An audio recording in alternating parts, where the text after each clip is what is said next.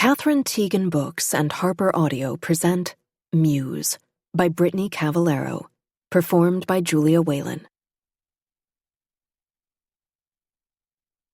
In the dusk of the evening, as I stroked Machak's back, I saw a miracle which made me speechless with amazement. Machak's back was a sheet of light, and my hand produced a shower of crackling sparks loud enough to be heard all over the house. My mother seemed charmed. "Stop playing with the cat," she said. "He might start a fire." But I was thinking abstractly. Is nature a gigantic cat? If so, who strokes its back? I cannot exaggerate the effect of this marvelous night on my childish imagination. Day after day I have asked myself, what is electricity? Nikola Tesla. You who have existed to resist me as I made you up. Stephen Dunn. Loves. Preamble. May 1782. He had heard the rumors for weeks before the letter reached Mount Vernon, but when it finally arrived, he found himself unprepared to answer. The envelope sat on his desk where he'd left it, leaning against a tallow candle. It was before dawn, perhaps 4 or 5 in the morning, and he'd passed an uneasy night considering the implications. He was so seldom home in Virginia, and at first he allowed himself to think that was the reason for his restlessness. At the presidential mansion in Philadelphia, he was often woken up by little sputterings of noise, a carriage rattling down the brick road, a tomcat howling at the night sky. At Mount Vernon, all was quiet, like a heavy blanket over the mouth. And now he was awake. He made his customary rounds, lighting the fire, quickly bathing, buttoning his shirt as daylight stole in. The letter slept on his desk. Before he turned to face it, he took a breath and considered the fields outside his window. He had left this place when the country had been founded. He had hired workers to tend his fields while he went north to tend to his country instead. But he was here now, overseeing the last of spring planting. Well, looking in on the planting at least. Virginia didn't need him anymore. He didn't miss it, Virginia, not in the way he thought he should. Instead, it stole over him in strange moments. Midnight, ink-stained, reworking a letter with Monroe's notes in mind, and suddenly he was 14 again, copying out the rules of civility and decent behavior, his quill nib leaking all over his palms. Mount Vernon's spring breathing in through the window. A cockerel crowed outside, and he knew he must open the envelope. He had to do it now, before his household was awake. But first, he let himself do the thing he'd been avoiding. He let himself imagine what it might say. One thing he knew for certain, the American army was afraid. They had just won a decisive battle against the British and the French, and they were justifiably proud, and now they were afraid, because soldiers who were paid only through the goodwill of individual states, and not through, say, taxes imposed by Congress, were soldiers who didn't rightly know where their next meal came from. They were soldiers who didn't believe in their Congress, in any Congress at all. And say that, rather than passing laws to pay the army, Congress refused. Say that perhaps those generals who were tired of waiting met one night under cover of darkness. That they each swore an oath to secrecy before beginning to speak. Together, they would write their president a letter. They would remind him how their country loved him, how a benevolent monarchy had ruled Britain well and for years. Why shouldn't America improve on their idea? Why, they could even imagine a country without something as inconvenient as a parliament or, say, a Congress. What was the purpose of elected officials? None that they could see. Only partisanship, infighting, disunity. He was reading the letter now, He had it in his shaking hands, and though he wanted to throw it in the fire, this letter that asked him to destroy all he'd built, he told himself to stop first and think, to consider fully the question. He trusted his own judgment. He knew those who among his men would make good leaders, James Monroe, perhaps, and Thomas Jefferson.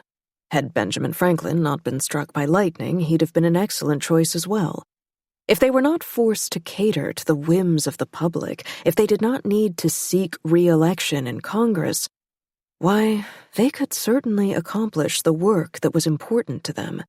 Give them each a territory, the way the British did with their colonial governors.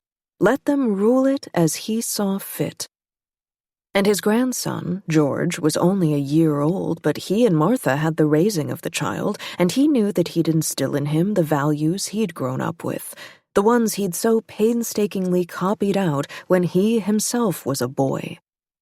Little George would make a good king someday, he was certain. When you considered the idea, considered it, mind you, not yet acting on that consideration, it made a certain kind of sense. Oh, it was absurd. He would answer the letter quickly and put on his workman's boots and ride Nelson out through the morning fog until he forgot this notion altogether. George Washington set himself down at his desk.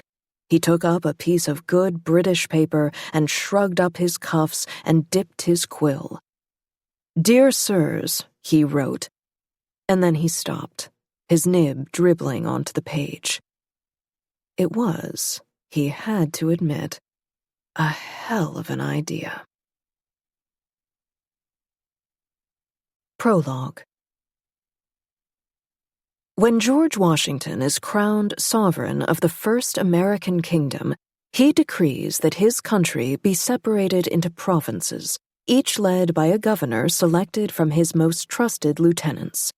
As new territories are claimed for the kingdom throughout the 19th century, King Washington and his heirs, the King Washingtons that follow, draw new borders and appoint new white men to lead.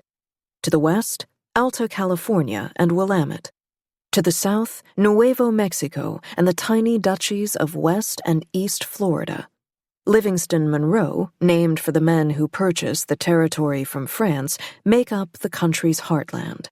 St. Cloud stretches down the Mississippi River, while the seat of the king, New Columbia, extends along the eastern seaboard.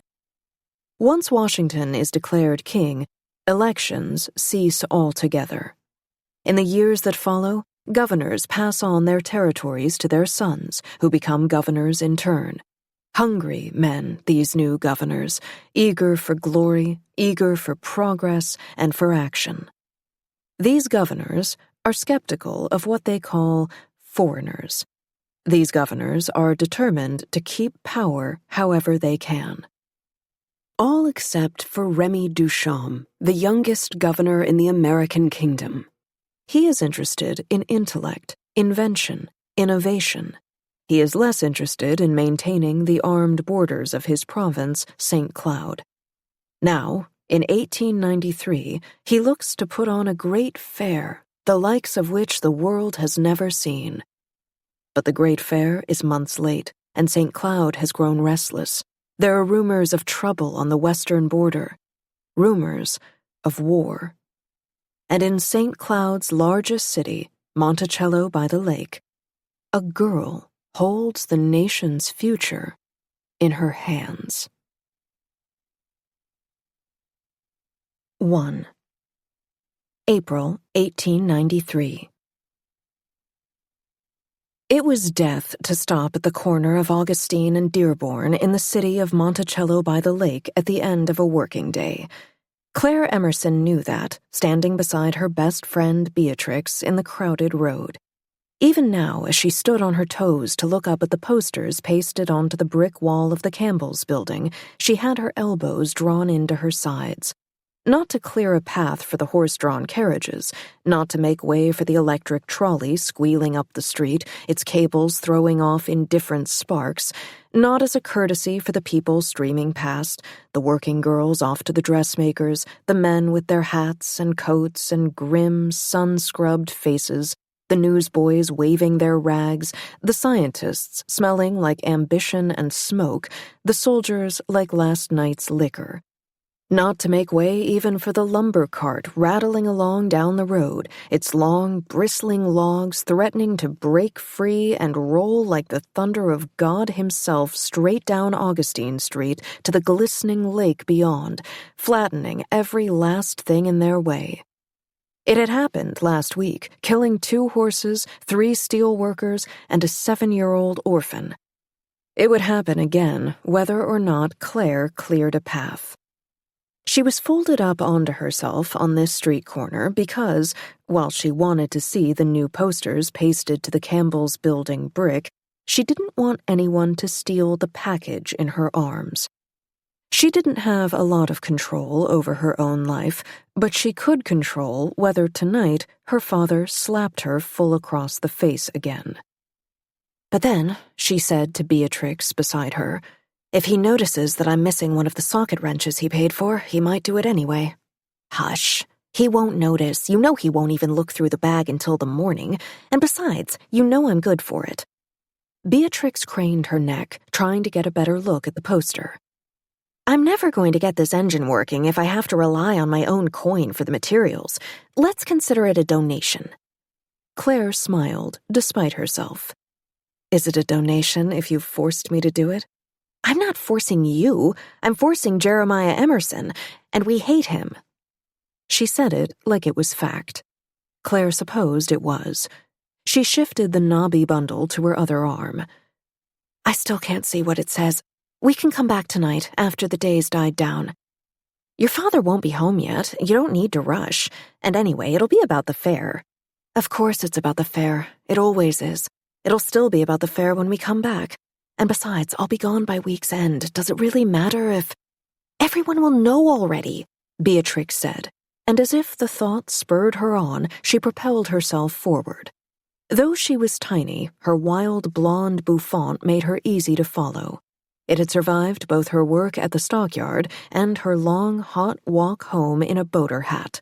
Now her hair survived the crowd, sure and steady as a halo above her pale face. She was back in moments, face grim, and she took Claire by the arm to pull her away, careful, as always, to make sure she didn't touch Claire's skin with her bare hand. "What did it say?" Claire asked, but Beatrix was 2 steps ahead and affected not to hear. Down Augustine Street, past the orphans from the Home for the Friendless marching in their long gray lines, their lunch pails hanging from their grubby hands. The little girl who had died had been one of them, Claire knew. She dropped a coin into one of their buckets. Through it all, Beatrix moved like a dancer, and Claire her poorly practiced partner. You'd never think she was the one who was half blind, Claire thought, but she supposed it made a certain kind of sense. One only had to look at the cloth of gold eye patch her best friend wore to know that Beatrix had to watch her steps. The watchfulness made her graceful, and that grace carried them through the congested streets. Beatrix stopped at the foot of the stairs up to the L railway station, at the end of a very long line of men. She adjusted her skirts, and then, discreetly, her corset. Claire gave her a sympathetic look. She was struggling, too, to catch her breath under her laces. "It's going up tomorrow," she said. "The fair. That's what the poster said. It's going on, as scheduled." "You were expecting another delay," Claire said. Beatrix hesitated. "I was hoping for one, for you. We've had so many and so close to the scheduled start. I was just hoping that if you'd have some good news for him tonight—" Claire hardly heard her. She wasn't sure why it was such a surprise that the fair would go on. But then, when it had been delayed for so long, who could blame her? "I can tell your father for you," Beatrix was offering. At that, she snorted. "That would make it worse, and you know it." Sunday just needs to come and go without him suspecting anything. The two of them climbed the metal stairs, slowly, as the crowd boarded the train. It waited, sleepy as a cat, painted as always in the governor's midnight blue livery. He wants to be paid for his work.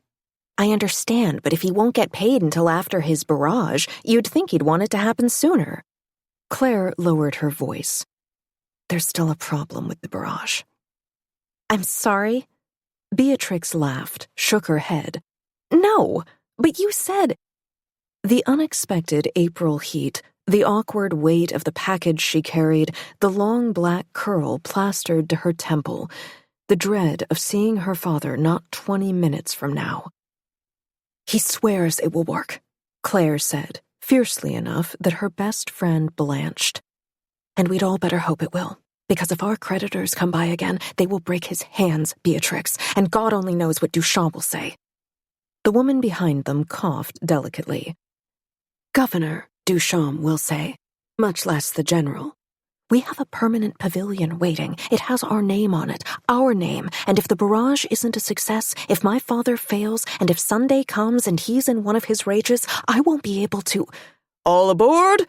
The conductor's voice was a trumpet. This is a Monticello train calling at Lordview, Woodlawn, Delaware, and Almondale. The crowd surged forward, taking the two girls along with it, and as she clutched her package to her chest, Claire seethed. She had never seen anything like this in her 17 years. So many bodies. People from all over the first American kingdom there to gawk at the city Claire lived her life in, like it was an amusement or an oddity.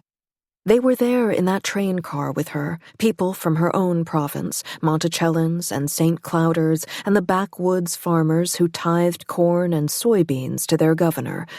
Livmonians, those settlers from the province of Livingston Monroe, weathered in their muslin shirts.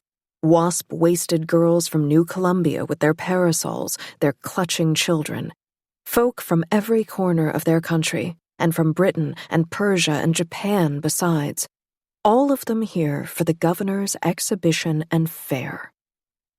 They had been here for a month now, clogging up Monticello's dusty roads, lunching by Monticello's glimmering lake, making Claire's life louder and harder and just all around worse, and tomorrow the fair they waited on would actually open. The axe would finally fall. All aboard! The conductor shouted again, and Beatrix yanked her skirts away from the closing doors, and all at once the train fell silent as it rattled away from the station. I'm sorry I was cross, Claire said. She was horribly aware of the man next to her, of the 2 inches of skin between her gloves and the long sleeves of her dress, how close he was to touching her. I know, Beatrix replied. They had said it to each other before. They would say it again. Come by at 8 tonight. One last hurrah. 8, Beatrix murmured back. Don't forget my tales. The train had emptied out before pulling into the station at Lordview. The neighborhood had originally been called Lakeview for its sweeping view of Lake Michigan until one of Governor Duchamp's courtiers had been granted the bluff overlooking the bathing beach to build his own mansion. Now, instead of the lake, the neighborhood gazed upon the high walls that surrounded Lord Anderson's gardens. Some wag had started calling it Lordview, and that was that. As Claire walked down her neighborhood's dusty streets, she brooded over the package in her arms. The fair. The fair, a grand show of American ingenuity, of wonders the public had never even dreamed of. A fair that St. Cloud had won the rights to host against every other province in the first American kingdom. A fair that had stood half completed, its great Ferris wheel still just bones and timber when the governor was laid to rest in the mausoleum overlooking the Jefferson River, when his young son took the reins. It would be years late, and the bane of Claire's existence. She mulled all this over as she walked the road back to her house, her lumpy package clutched to her chest. The sky was fading from its milky yellow to the milkier red of sunset, and all along Belmont Avenue, the streetlights were turning on. The suburb stretched out in all directions, a plan more than a place. So much of it was still just mud and churned-up dirt. It had been built to grow into. Here and there, a house stood like a tooth in an empty mouth. If she walked more slowly than she usually did, if she let her mind wander, it was because she knew what waited for her at home. Her father, in their too-expensive house, sequestered in his study. Their young maid slaving over the wood-burning stove, trying to turn out a dinner that would make Jeremiah Emerson smile. Nothing made him smile, and the maid resented it, resented that she alone was left to deal with the household while Claire was sent off on special errands. Genius girl, she called her, because when Claire returned home, she was ushered into her father's study, and there she often stayed until dark. The house came into view through the ever-present smog. It was pretty, she supposed, gabled and painted blue, though as she approached, she saw that the glass in their sitting-room window was cracked. She stopped for a moment to stare. Who had done such a thing? A creditor, surely. Still, it had been expensive to buy a pane of glass so large, and it would be expensive, too, to replace it. She walked through the wooden door and right through the kitchen, where the maid, hair hidden under a kerchief, was frying up rashers of bacon. "Have a good day?" Margaret asked. It wasn't a friendly question. "No," Claire said shortly, because she hadn't, and though the other girl would never believe her, she would have traded their places in an instant. It wouldn't be a problem if Jeremiah Emerson didn't heap the work of 3 servants on his housekeeper's small shoulders. "Any callers?" Margaret correctly heard callers as creditor thugs. "Only the one," she said, her accent lingering at the edges of her words. "We hid. He went away. It wasn't so bad. After breaking the window to send a message. As you saw?" Margaret turned back to the stove. For a girl 14 years old, she had a surprising gravity to her manner. "He's in his study, talking to someone from the governor. Waiting for his genius girl, I'm sure." "Of course," Claire said, staring up at the staircase, and then heard what she'd just said. "Margaret, you know that I'm not. You know that it's a punishment, don't you?" "A punishment?" Slowly, she held up her ash-blackened hands, her skin white beneath. "Let's talk about punishments, then, the next time I'm to do the laundry. Maybe you can haul the water or work the press." Few maids would have spoken that way to their employer's daughter, but few maids were girls adopted as a sister and then treated as a servant. Claire set her jaw. It was fair for Margaret to say it, but that didn't mean it didn't hurt. "I'll be in his study." "Tell him I'll have supper in 30 minutes, Margaret called as Claire climbed the stairs. Though their house was lavish-looking from the outside, on the inside it was spare. The walls were unpainted, the floors unpolished. The Emerson house was one meant to be tended by an army of servants and decorated with an expert's touch, but there wasn't any gilt on the trim or paintings on the walls. It looked like what it was, a house purchased with the promise of wealth, left bare when that wealth never arrived. Jeremiah Emerson wouldn't be paid again for his barrage until it exploded its terrifying fireworks across the Monticello sky. Claire lingered in the empty hallway outside her father's study door. He would have spent his day down at Jefferson Park, in the pavilion that had been built to house his inventions. When Governor Duchamp had first ordered the pavilions built, they had been little more than wood painted to look like marble. Then the fair was delayed again, and eventually it was clear that the pavilions needed to be reinforced if they were to survive the harsh Monticellan winters. They became, in fact, the things they had been only meant to reference. Buildings of gleaming white marble, speckled and veined like something out of ancient Rome. Jeremiah Emerson would have arrived with the dawn at the building that wore his name. He would have spent the day inside with his workmen, tearing down and rebuilding his mighty gun, the gun that only fired for its inventor on those days that his daughter had blessed him. And on the days it failed, Emerson would come home and take those failures out on his daughter. At least today she had a moment to compose herself out here on the landing. The housekeeper hadn't said who was in with her father, but she knew who it was. The General. He had a name, but no one ever used it. Why would they need to? We can't countenance another delay. We need a show, and an impressive one. That boy may very well think that this fair is about our kingdom's ingenuity. I suppose leaders need to have ideals. His tone was acid when he spoke of his young governor. What I need is an assurance that our borders aren't invaded while we're congratulating ourselves on our smarts. The Livmonians need to be afraid of us, properly afraid. Then give me another day to get it right, her father said. Let the barrage go on the second day, or the third, or next month. If the fair's to run until fall, we can build anticipation. The General snorted. You've had enough time.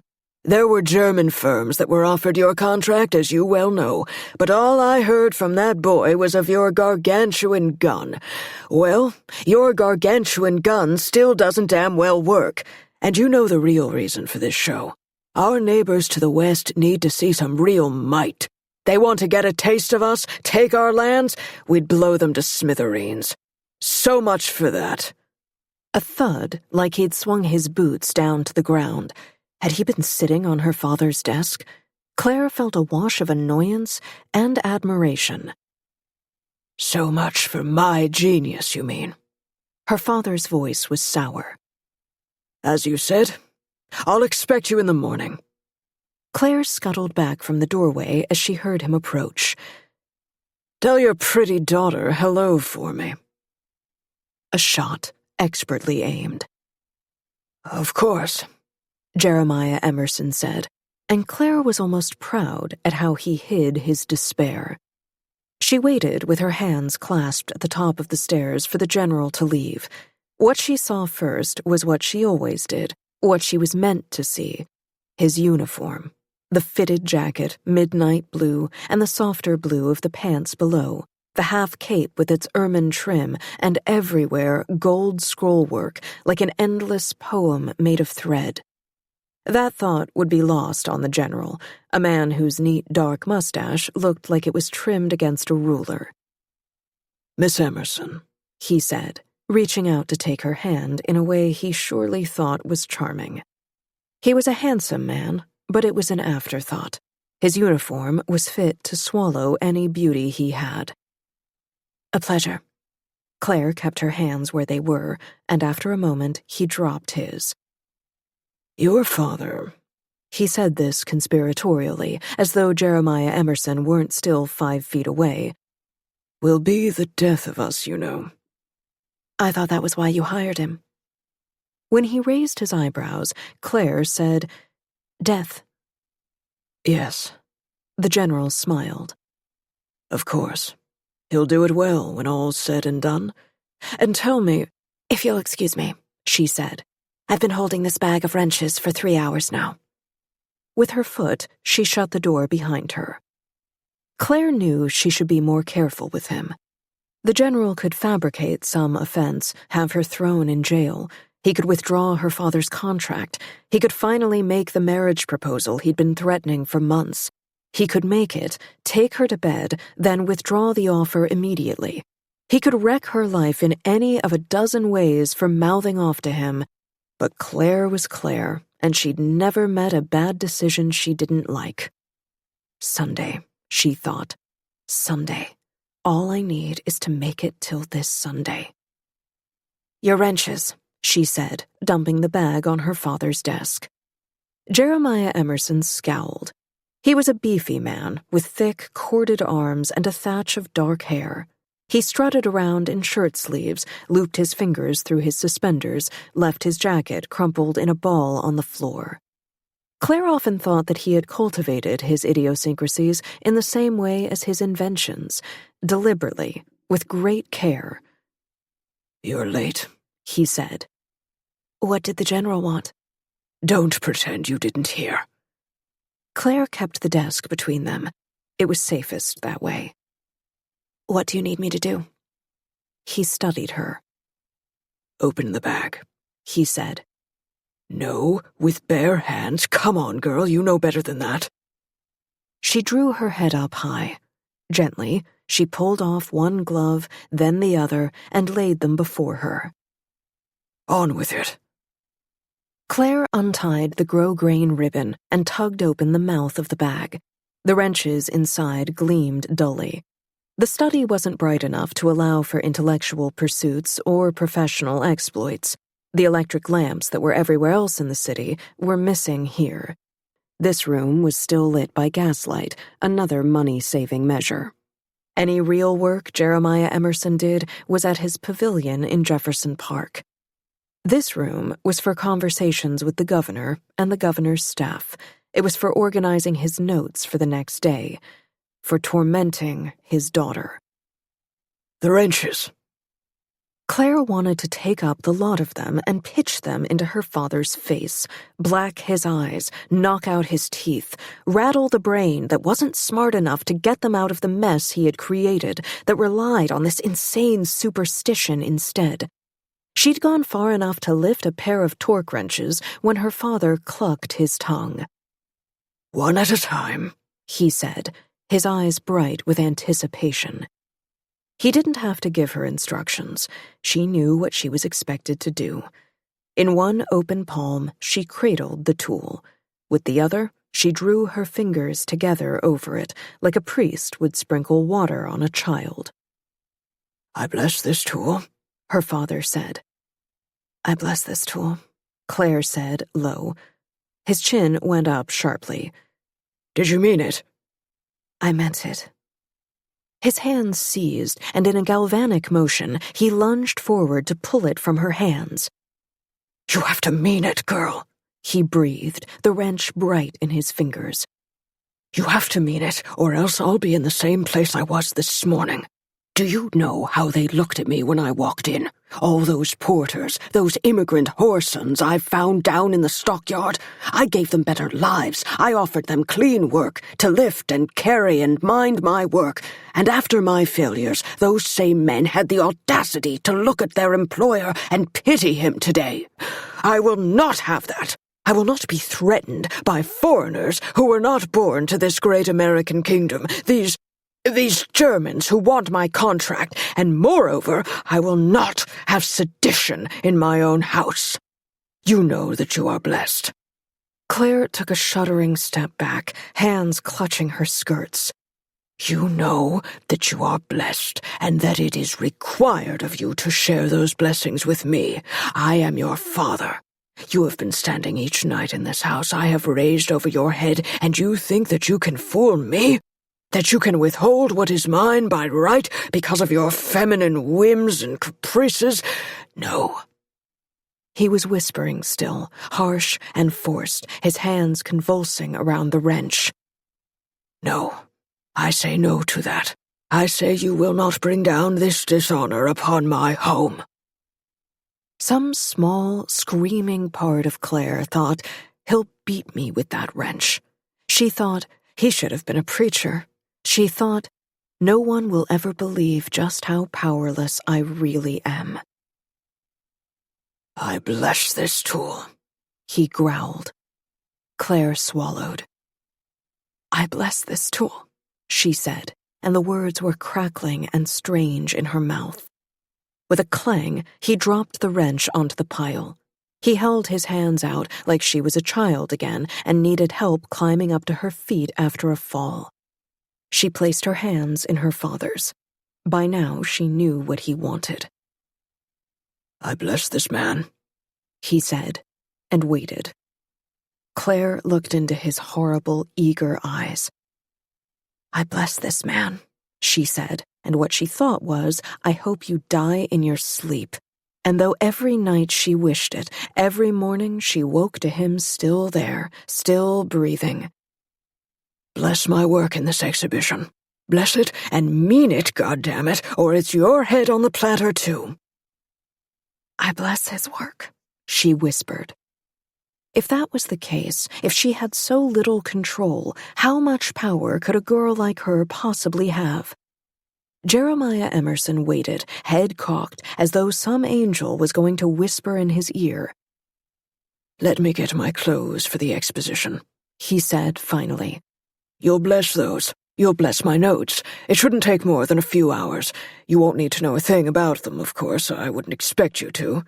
He sighed. "I only wish that I could take you to the pavilion tonight, but I can't risk it. Not until tomorrow. A man shouldn't show his weakness that way." "In what way?" she asked into the waiting silence. "No one should take his heart out with him in public. No one," he said, and swept off to his bedroom, leaving Claire to stare disbelievingly after him. 2.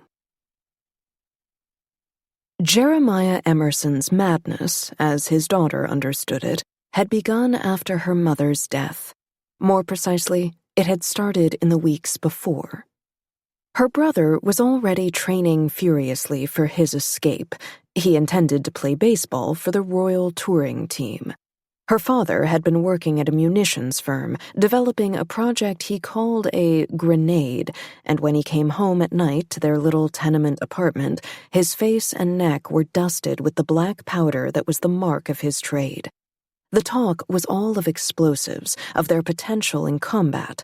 He tinkered and tinkered, but he could make nothing explode. Claire had been 8 years old. Her father was her own private king. The last governor, Duchamp, Leonard, the current governor's father, hadn't ever put too much stock in women, and though reformers put on men's trousers and stomped through the streets howling for work and respect and autonomy, they were eventually rounded up and put into asylums, where they could get the help they needed. One had to appreciate one's place in society. Everyone knew that women were the angels in the house. They inspired men to do good works out in the evil world. They made their homes a place of comfort for those men to return to. Claire's father might have been her king, but her mother only paid lip service to his rule. Every morning, Susanna Emerson kissed her husband at the door, and when it shut, she took Claire into the kitchen, pulled food from the larder, and began quizzing her on mathematics as she mixed up the dough for her buttermilk biscuits. While the two of them pressed the clothes they'd spent hours scouring, Susanna taught her daughter Milton and Donne. She sewed their clothes while teaching her geography and the history of the American kingdom, and Claire threaded her mother's needles while she listened. Sometimes the little neighbor girl with the eye patch would come by with apples or new-made cheese or a cloth of her own to sew, and Susanna would set her a place for her to listen too. But Beatrix wasn't there on the day that Claire remembered best. That day, while making a dress for her daughter, a gray poplin with billowing sleeves, the last of her mother's dresses Claire would ever wear, she asked what Claire thought of their young governor. Claire shrugged. "He's French. I don't like him much." Susanna Emerson had pursed her lips as she laid a half-finished sleeve out on the table. "Do you know the story?" she began. This was how all her mother's history lessons began, a story. She smiled down at the length of poplin before her. "The Duchamps have been woven into the fabric of St. Cloud for nearly 100 years. The original governor, Montague Duchamp, had been a Frenchman who had helped the young American kingdom win the War of 1812. He'd been a spy master. His agents embedded themselves into the British units up in frigid Canada, fed them lies about their American enemy. 15 cannons became 12, 500 troops became 50. The British underestimated their enemy's resources, and because of it, their American enemy won. In thanks, King George Washington carved out a province for Duchamp. The long stretch of land that swaddled the Mississippi was given into his keeping. At that time, it was the farthest west the American kingdom stretched. Duchamp, in an attempt to maintain the peace, named his new province St. Cloud, after the town in Ile-de-France where he had lived as a boy. and if by chance his new subjects found their ruler unpatriotic, they would be appeased by his ruling seat, Monticello by the Lake, a city perched on Lake Michigan, a city named for Thomas Jefferson's estate that he'd so admired on his visit to the country's capital to meet the king. By all accounts, Duchamp ruled his own province fairly and well. His grandson Leonard hadn't. When the neighboring province Livingston Monroe began to nibble away at their western border, establishing military outposts on the Mississippi's western banks, Leonard Duchamp shrugged at them. Let them have what they would. His focus turned ever back to Monticello. This Duchamp patronized artists, built skyscrapers, paved the roads, had his guard ignore the brothels and the dance halls if they looked respectable enough from the street. All the lines between looks nice and is nice began to blur. When the first European prince deigned to visit the city, he disdained a soiree at the governor's mansion for a night in the city's sordid levee district, where, in a gilded pool hall, he played roulette with thieves and sipped his champagne from a courtesan's shoe. The city grew ever wilder, ever lusher, ever hungrier to rage out beyond its borders. And when Leonard Duchamp died suddenly a year before his great exposition was to be staged, his young son Remy was thrust into his role and told to make the marvel happen. "It's a complicated place, our city," her mother had said, holding her piecework up to the light. Claire had abandoned her work to listen, her chin resting on her hands. "But I don't think it's a bad place to live." "Father thinks it's evil," Claire said. "Not evil. Alive." She shook her head. "Father doesn't want me to go out into it alone, not without someone to keep watch over me." At that, her mother paused, then set the unfinished sleeve onto the table. "Never be afraid of being alone, Claire. I've taught you well enough, and why? For you to be your own best company. You can mind yourself." It was the closest her mother ever came in words to defying her father. And when the typhus swept through their tenement 2 weeks later like a wave and took her beautiful mother with it, down and out the front door in a pinewood box, Claire held on to that one moment of rebellion. Her brother left only 2 months later. Though Ambrose had always been a fine athlete, he had been so anxious the morning of his tryout for the King's baseball team that he'd snuck out to vomit in a flower bed. Ambrose had always told her she could be whatever she wanted, a queen or a mathematician, and so she took both her brother's hands in hers and told him he was the best shortstop in the world. When he didn't seem to believe her, she took his baseball bat and blessed him, touching each of his shoulders the way a queen might, and he went off into the morning and came back with the news he'd made it through to the next round.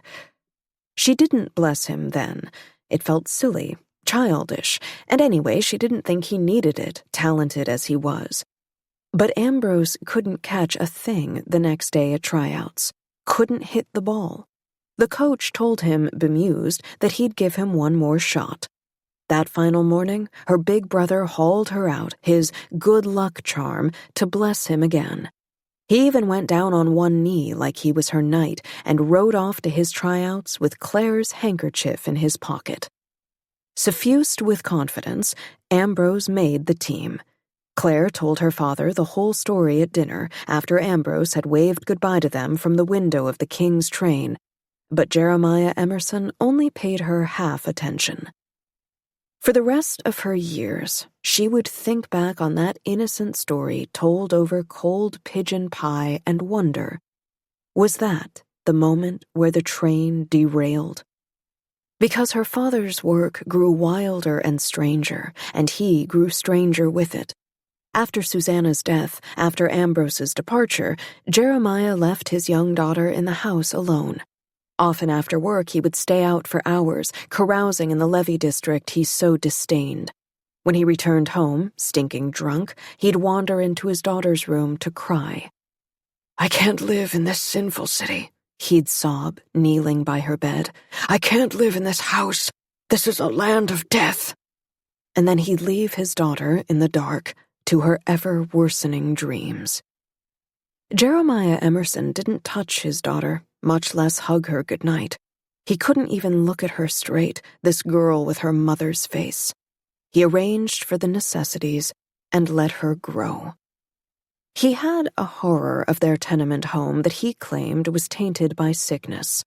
But he didn't air the place out or move his family. He didn't do anything.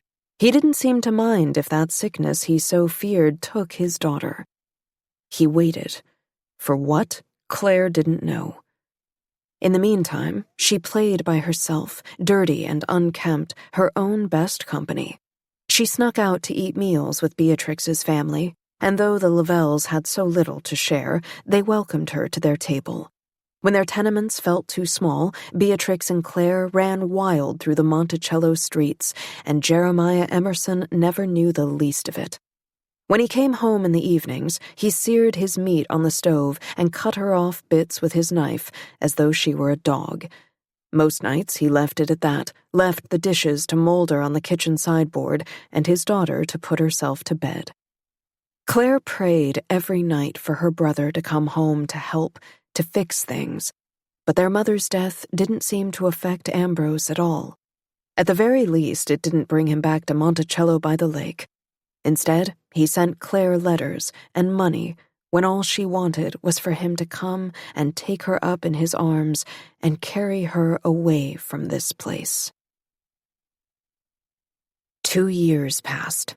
Then her father brought a girl home. A German orphan from the home of the friendless, meant to cook for them and do their chores.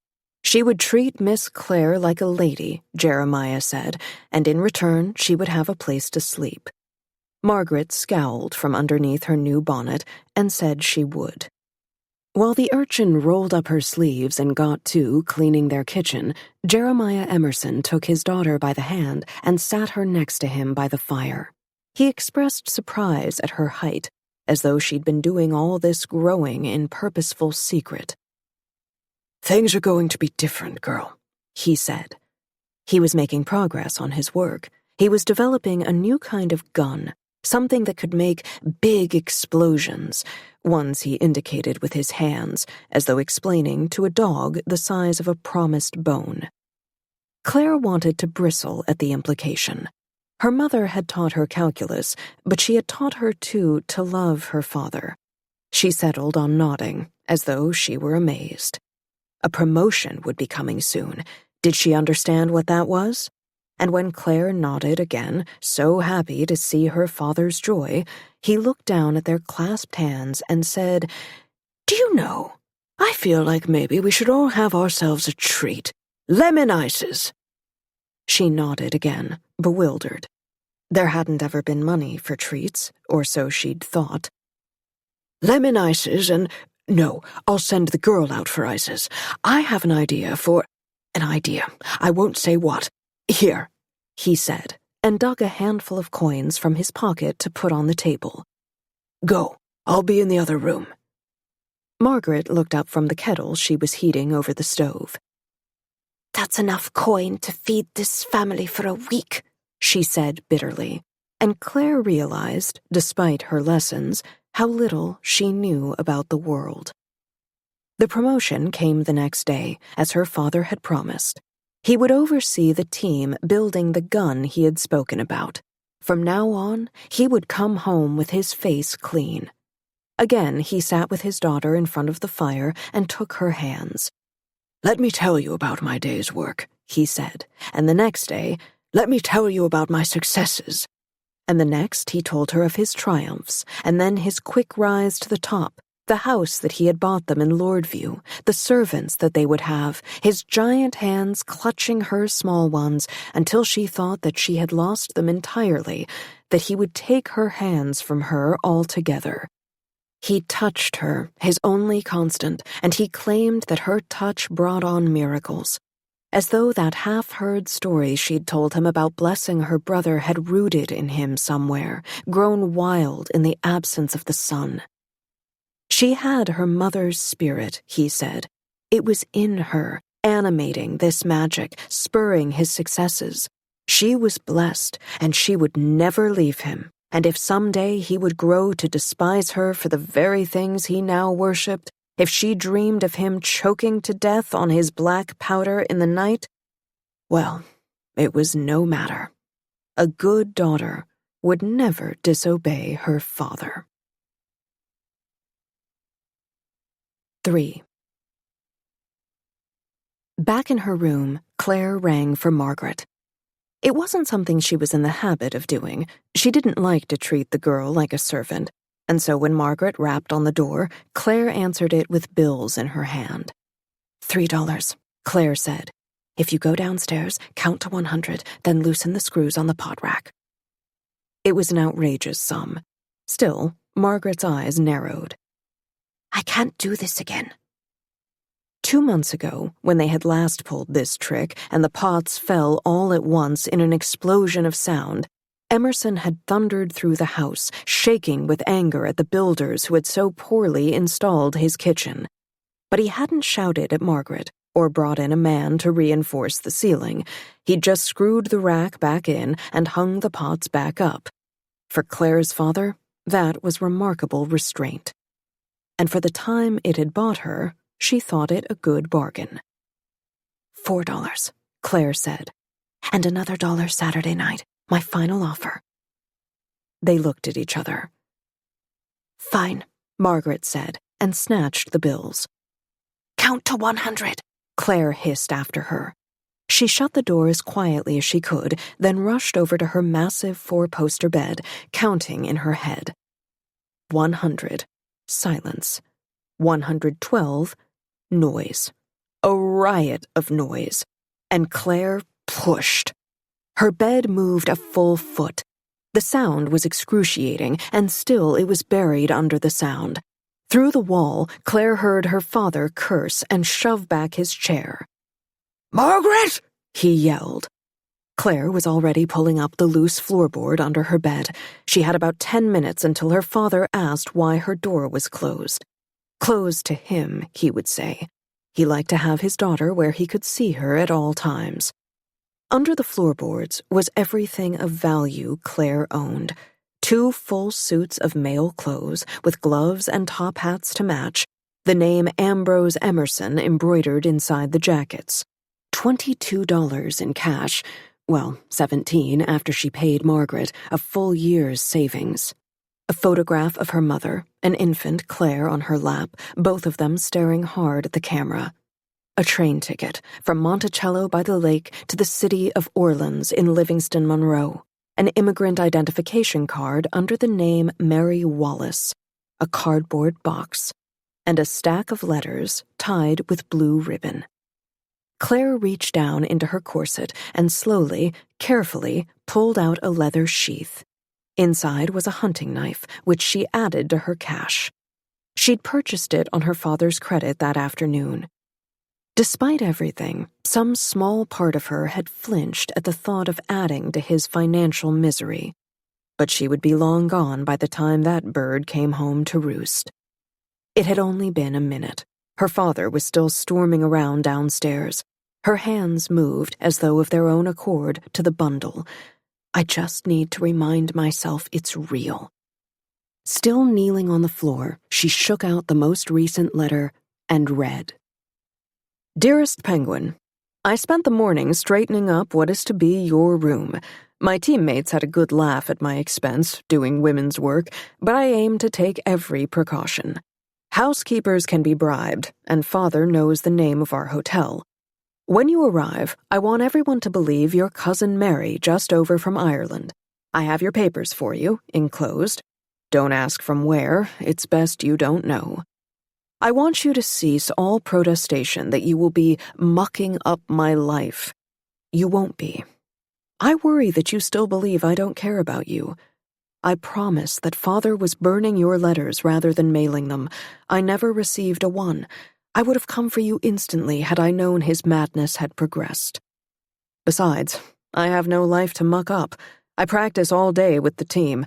I go to banquets on the weekend. I shake hands with children. I sleep. And since I don't have a mistress, I have plenty of room in my suite. Being the king's shortstop comes with some perks.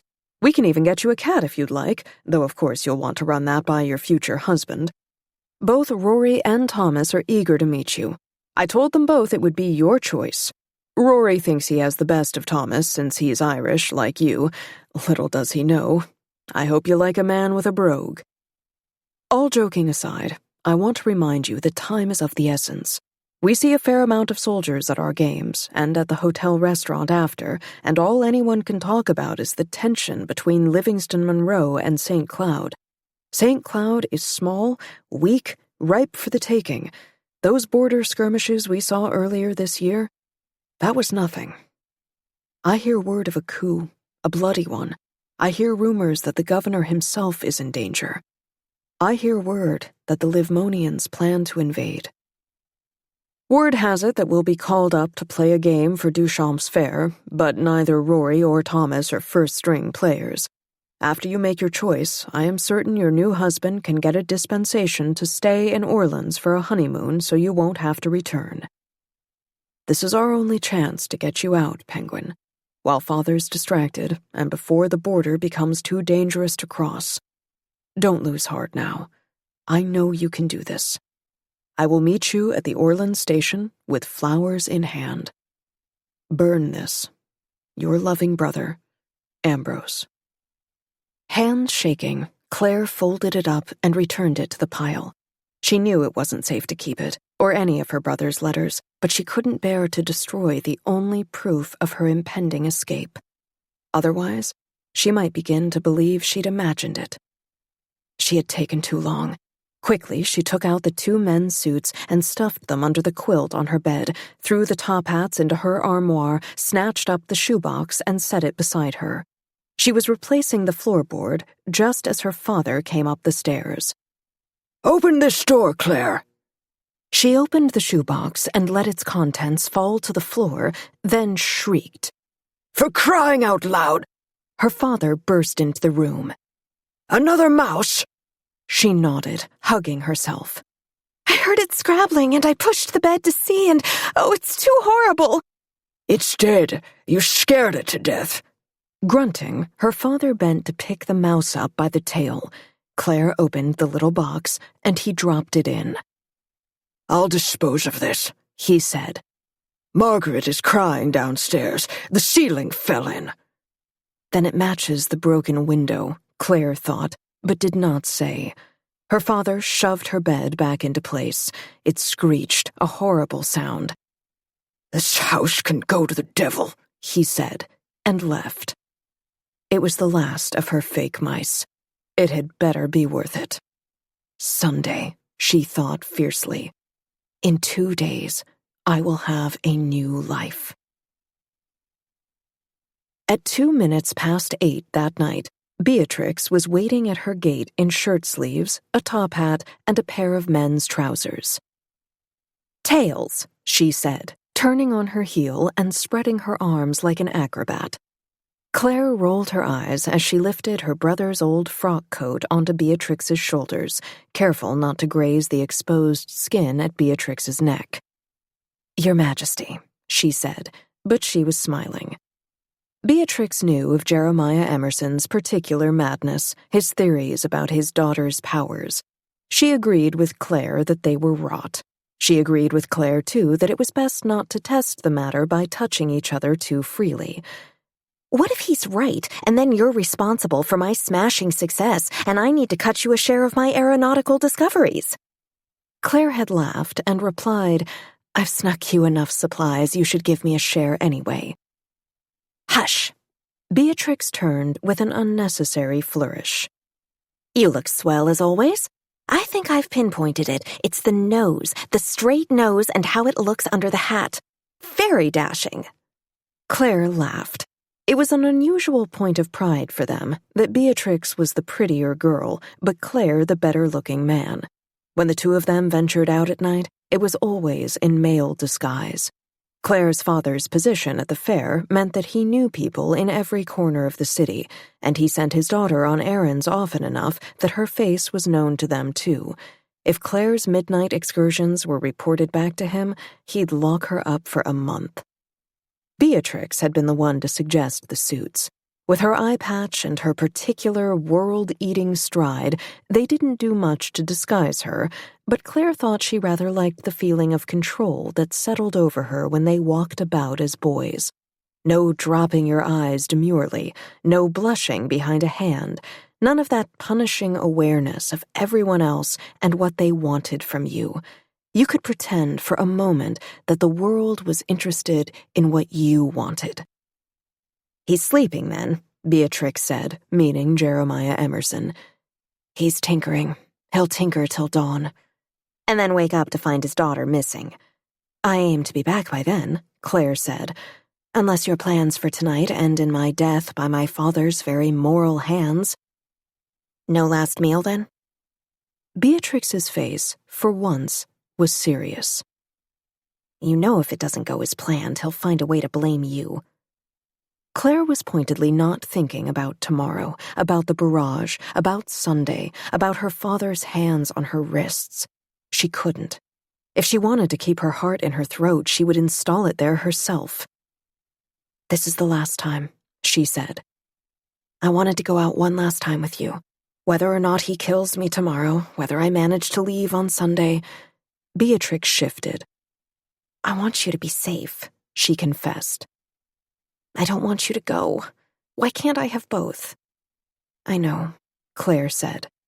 They clasped hands for a long minute. "Well, how many offers do you think you'll get tonight?" Claire asked, blinking against her tears. Beatrix knew a change of subject when she heard one. "At least 3. She tossed her cane and caught it, then slipped her free hand into the crook of Claire's elbow. "Offers aren't the point of tonight, though. Revolution is." They took off down the road, a pair of jaunty gentlemen with the world at their feet. "I maintain that revolution is a strange word for what you all are doing," Claire said. This was a well-worn topic for the two of them, and Beatrix tended to take Claire's criticism the way she took everything else, with a salty smile and a shake of her head. Not tonight. Beatrix's shoulders stiffened under her jacket. "I maintain," she said slowly, "that you would better understand our project if you deigned to attend any of our meetings instead of guzzling champagne at the bar." "I support you in all your endeavors," Claire said.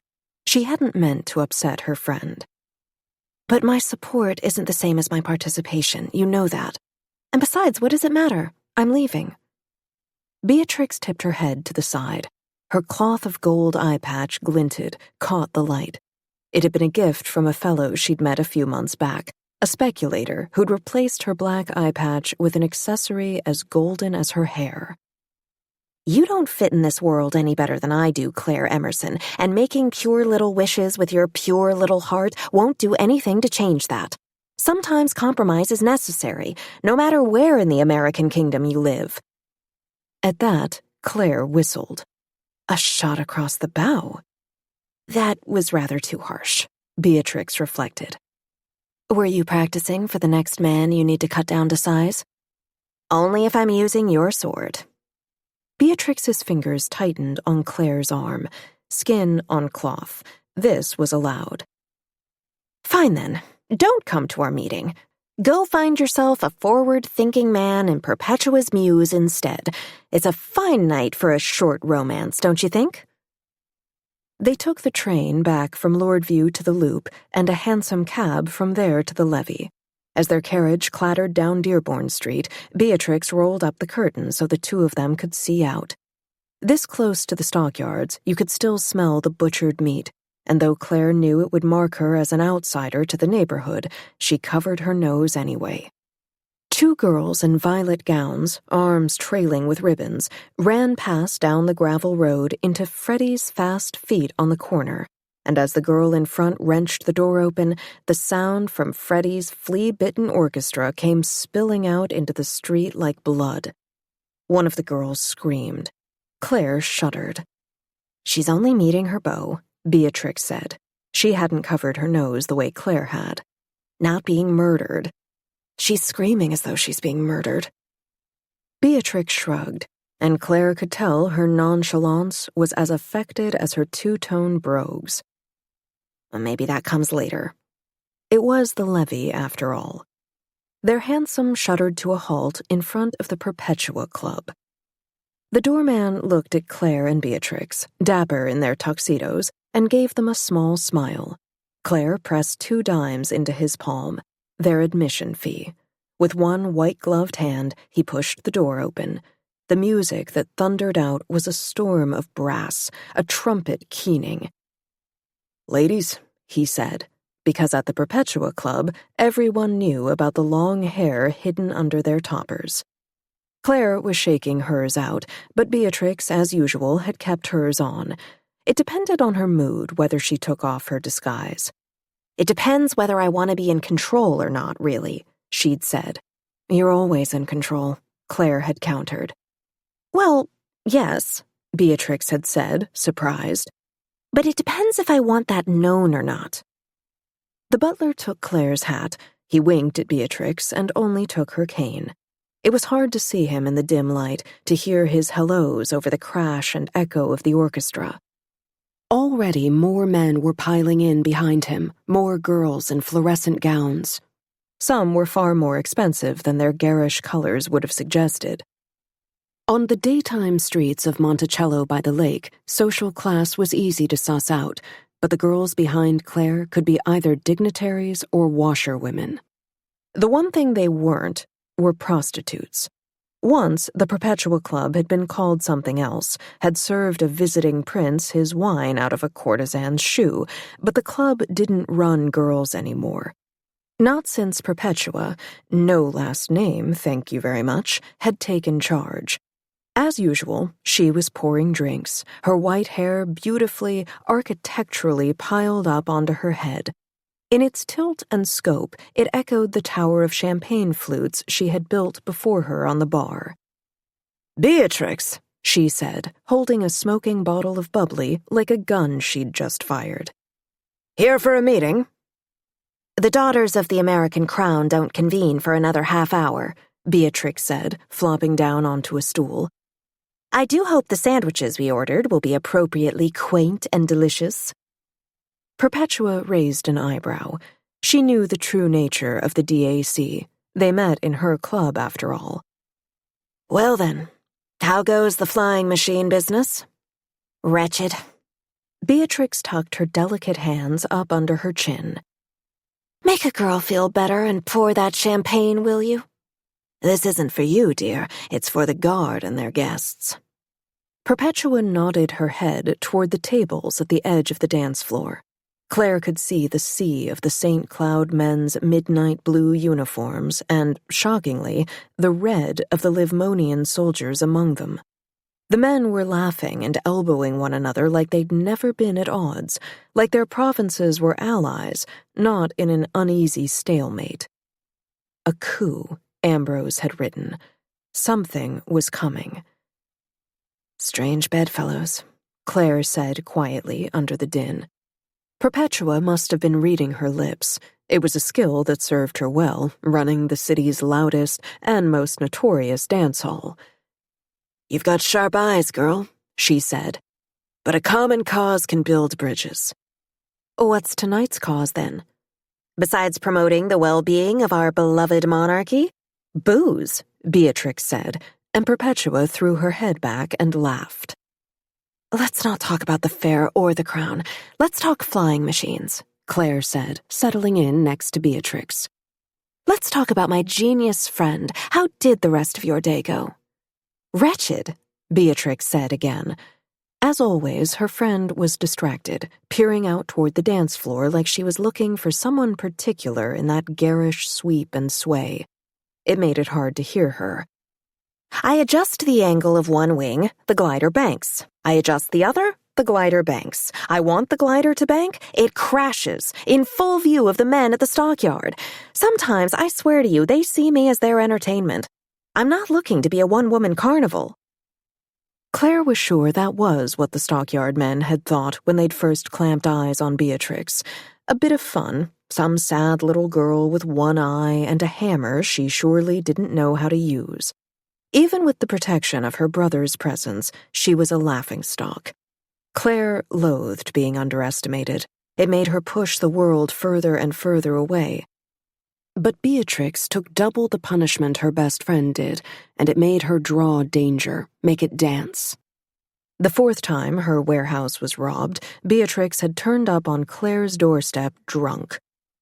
"I hate them so much," she'd said, "that I want to celebrate it."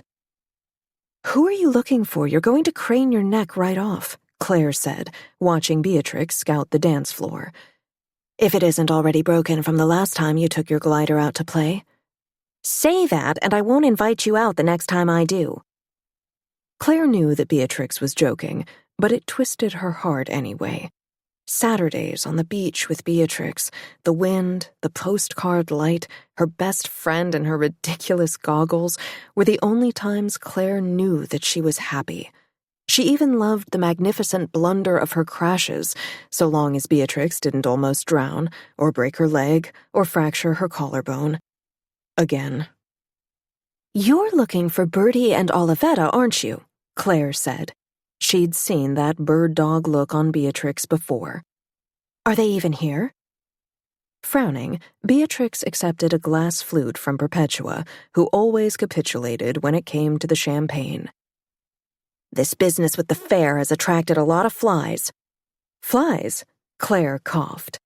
"The Wright sisters are flies now." "Flies.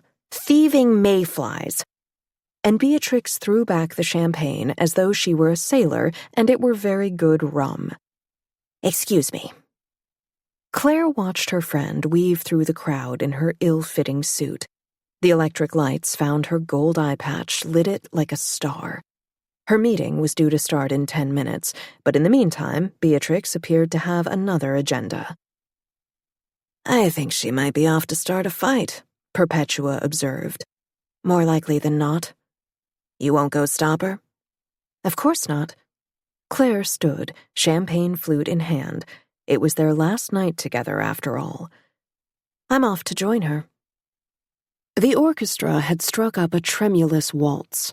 Claire sidestepped a box-stepping soldier, then another, her drink cradled to her chest. The room was hot, the lights low, the music loud. She craned her neck to see Beatrix slip off the dance floor and past a table of dicing men to a doorway beyond. With a glance over her shoulder, Beatrix slipped inside.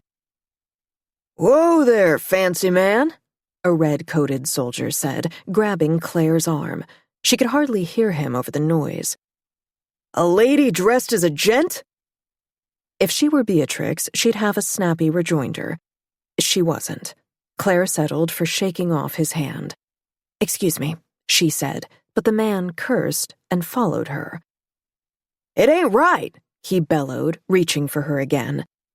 "You ladies shouldn't be in a den of sin in the first place, much less masquerading as your betters." Claire sped up, past the dice table, the men screaming for sevens, past the waiter with his tray full of empty glasses, into the small hallway that led, she knew, to Beatrix's meeting and safety. "Slow down," the man huffed like a child. Past the tall leafy plants, the statuary and the elegant vases, the portraits of Perpetua all in a line, Perpetua as the English queen, Perpetua as Demeter, bow hunting in a glade. Claire could see the shapes of women slipping into a doorway, her friend with her hand on the knob. "You're coming?" Beatrix called. "I didn't think you were coming." "One moment," Claire said, and turned neatly on her heel. The soldier behind her had slowed, blinking. He was, she noticed, very drunk. "This is not a place for you," she said, enunciating in the quiet of the hall. "Do you understand?" "The powder room?" He looked down again at her trousers. "But you aren't in skirts." "Every other place," Claire said, pulling off a glove with her teeth. "In this god-awful world might be for you and you alone, but this one isn't." She drained her champagne, then thrust the flute into his hands, making sure to brush her fingers against his. Get me another, will you?" But no matter how she wanted it to be true, Claire didn't grant her own wishes. Claire perhaps didn't grant any wishes at all. The man fetched her no champagne. He stood and stared, and Claire stared back, right into his eyes. And who knows what would have happened if Beatrix had not returned to drag her through the doors of the Daughters of the American Crown headquarters. 4. It was, in fact, a powder room. The man had been right about that. Perpetua's boasted quite a nice one. Tufted, overstuffed divans, sinks with golden swan-necked spouts. Mirrors everywhere for her clients to admire themselves in. The toilets were in the room beyond, an afterthought. This was first and foremost a lush little sanctuary, funded in no small part by the Daughters of the American Crown. Claire didn't know how many members there were altogether, but the opening of the fair at long last had brought in daughters from all over the country. A good 20 of them were here already, draped over chaise longues, adjusting a stocking by the cosmetics table, checking their faces in the mirror. They were all in skirts, all immaculately turned out. All of them but Claire and Beatrix. "What on earth were you doing out there?" Beatrix asked as they perched on a pair of gilt chairs. "Testing a theory." She would have said more, but a thin, angular woman in a green-striped dress leaned over her as though she were a piece of furniture. Claire knew her face. She braced herself for impact. "Beatrix," the woman said pleasantly, "you look absurd. What ridiculous point are you trying to make wearing trousers like that?" "Hello, you old weasel," Beatrix said. "Still flying your glider in a hoop skirt? Tell me, what does that do to your aerodynamics? Have you ever caught a stray gust and gone airborne yourself? Become a rather unbecoming balloon?" "Please," Olivetta Wright said. "I'm the brains. Bertie does the flying." "Ah." Beatrix smiled. "I wouldn't dare fly one of your gliders either." "You mannerless child." Claire rolled her eyes. This was clearly the most fun either of them had had in ages. They kept on bickering merrily as the final members trickled through the door. "I should go," Claire said in Beatrix's ear, and stood. "I imagine that lurker is gone by now, and if he isn't, I'll just leave through the window." Beatrix tugged her back down. "Sit. Learn something. What are you going to do out there anyway, brood into a glass of bubbles at the bar?" Claire had, in fact, planned on doing exactly that. "Stay," Beatrix said, then grinned wickedly. "If you hate it, you can always excuse yourself to the powder room." "Beatrix." A matronly woman had arranged herself in front of the only exit. Her hair was piled high, nearly as high as Perpetua's, but her face was solemn as the Bible. Claire was trapped. She might as well listen. "Ladies," she said, "it's so good to see you all here.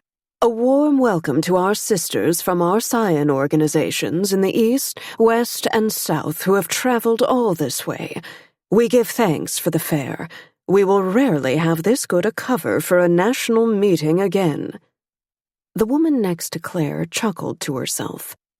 "My husband thinks I came all the way from Carolina to ride the Ferris wheel," she murmured, "like I would set foot on that 1,000-foot death trap." "As some of you know, my name is Rosa Morgenstern." The woman at the front clasped her hands before her. "I have the honor of leading this chapter of the Daughters of the American Crown. Let's begin with news from our scion organizations. Ladies, if you'll join me." They stood. Claire had never seen people from every corner of their kingdom before, not all in one place. The rain-lush valleys of Willamette, Alta California and its cliffs, its palm trees, its fruit hanging heavy on the branch. The mountains of Livingston Monroe that gave way to plains that tumbled sweet and low and hot into the waters of the Gulf. Nuevo Mexico, its deserts, its horses. The tiny, hostile duchies of West and East Florida, ruled by a pair of Washington cousins in perpetual war, and New Columbia, the grande dame of them all, the seat of their king. Claire had heard that its residents still spoke an English that had the pricked-up consonants of their British forebears. St. Cloud was the last, the smallest, save for the Floridas. It was the only province of all of them that Claire had ever seen. These 8 provinces made up the great American kingdom, a land that was wider tip to tip than the great continent of Europe. King Washington oversaw it all from his jewel box estate in Mount Vernon, the estate where his rule had been breathed into being, and their country was a glorious beacon of hope. This is what Claire had been taught, what she had read.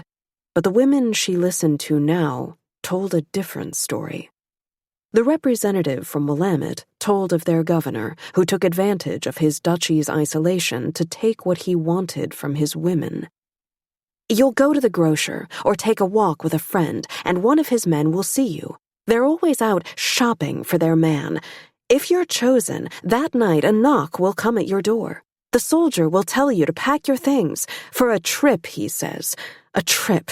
When the governor's finished with you, a few days later, maybe a week, he returns you, gives your husband some money for his trouble. Her eyes went cold, unfocused. Finally, she said, Mine spent it on drink. In Alta California, there was news of a woman mayor, the first of her kind. Don't cheer yet, the representative said. She had been appointed by their governor for special services to the crown. Some said she was his former mistress, with a cache of exquisite blackmail. Others that she had been a clerk in his offices and helped him skim off a pretty sum from his province's coppers. She was doing the same now to the town, levying taxes that left her citizens high and dry. Her detractors were legion, and all said the same thing. This is what happens when you put a woman in charge. The Floridas had erected a wall between them that needed papers and visas to be crossed.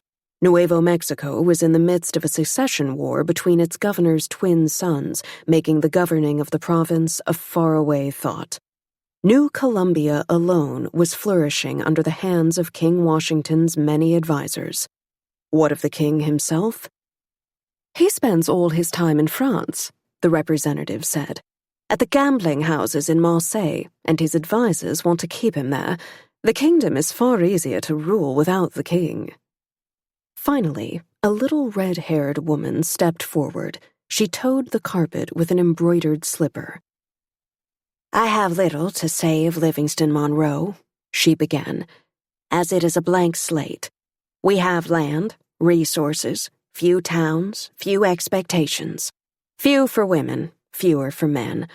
In my town, as far as I can tell, men treat their wives with some respect.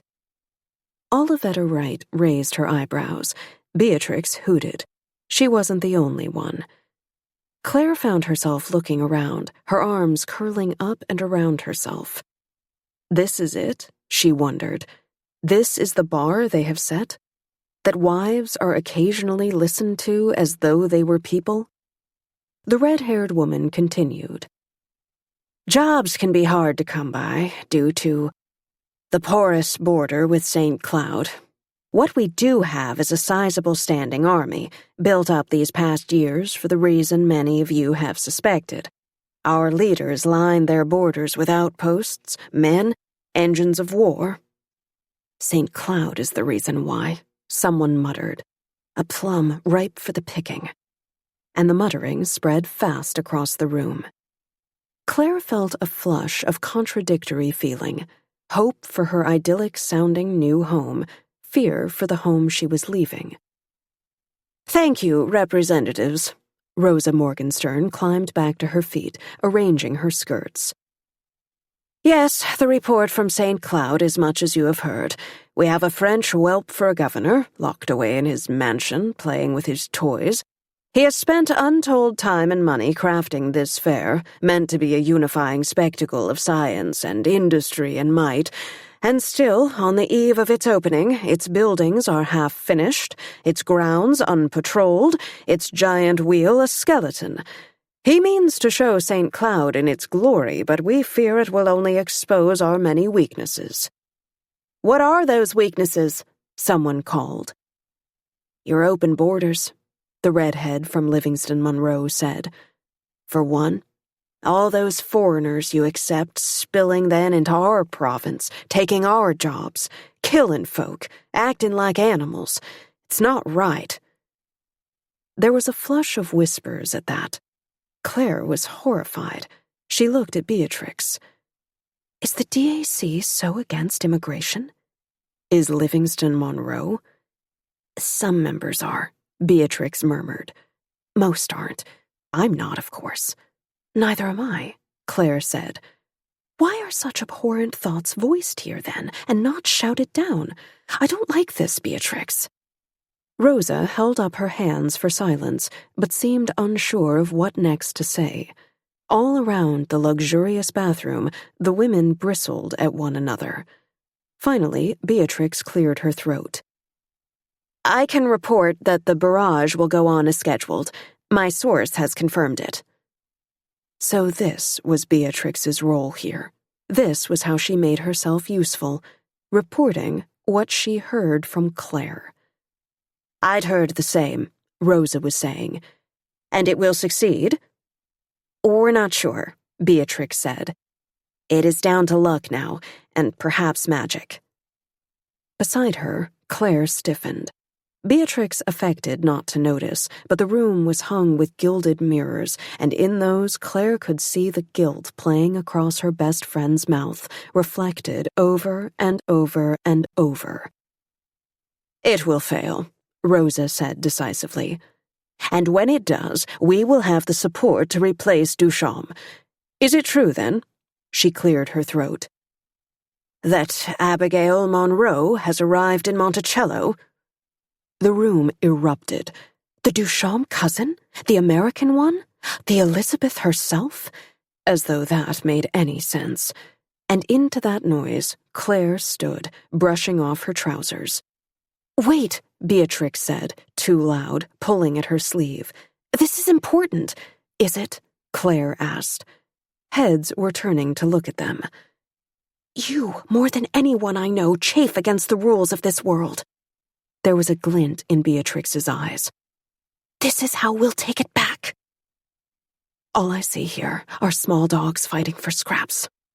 Claire tugged her arm away from Beatrix and walked, unhurried, out the powder room door, a legion of eyes on her back.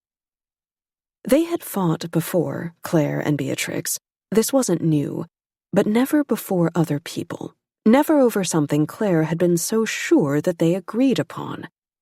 Lost in thought, she threaded her way through the dance floor, discarded flowers, soldiers waltzing with their women, a dark pool of something on the floor. She came to herself at the bar. For once it was quiet, no men clamoring for whiskey. How was your meeting? Perpetua asked. Her giant hair wobbled a bit as she cleaned a glass. There were fake butterflies in that hairdo, violets and peonies and little shining moons. Claire touched her own loose curls. I didn't mean to go. I was followed by a man who wouldn't take no for an answer. Found myself powdering my nose. Perpetua stopped polishing. Is he still here? Does it matter? Claire sighed. I don't know. Those meetings, are they always like that?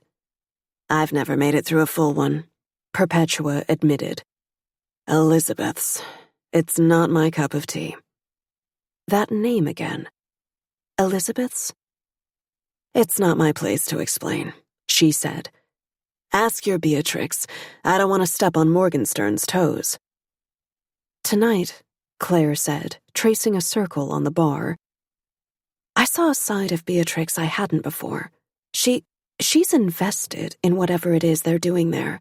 And I suppose I knew that, but I hadn't realized that she was telling them things she knew about me. I don't know if I want to be involved in their business. Some of it is nasty, Perpetua. Though I suppose it doesn't matter. I'll be gone soon enough. Perpetua tipped her head to the side, thinking. Her wedding cake of a wig tottered, but stayed put. "I'll need to go greet guests in a moment," she said. "May I make an observation first?" Claire tensed. "I won't stop you." "That might be the issue." "Pardon?" Perpetua sighed. "I don't know what you're afraid of, girl. Or I don't know why your courage shies back at the precise line that it does. All I know is that you and that hoyden show up here week after week, which is risky enough, the two of you being respectable ladies and all, and then you watch her throw a punch, find a man or two, and then slip off to foment treason, all while you brood here at this bar." Claire opened her mouth, then shut it. She didn't have a response ready. "Think on that," Perpetua said, and left her the champagne bottle. "I'm running away from under my father's nose," she thought, "to marry a man I've never met, all so that I can be safe. Isn't that bravery? Besides, anyone would look like a coward next to Beatrix. She loved her best friend with a loyalty she hadn't felt for anyone since her mother died.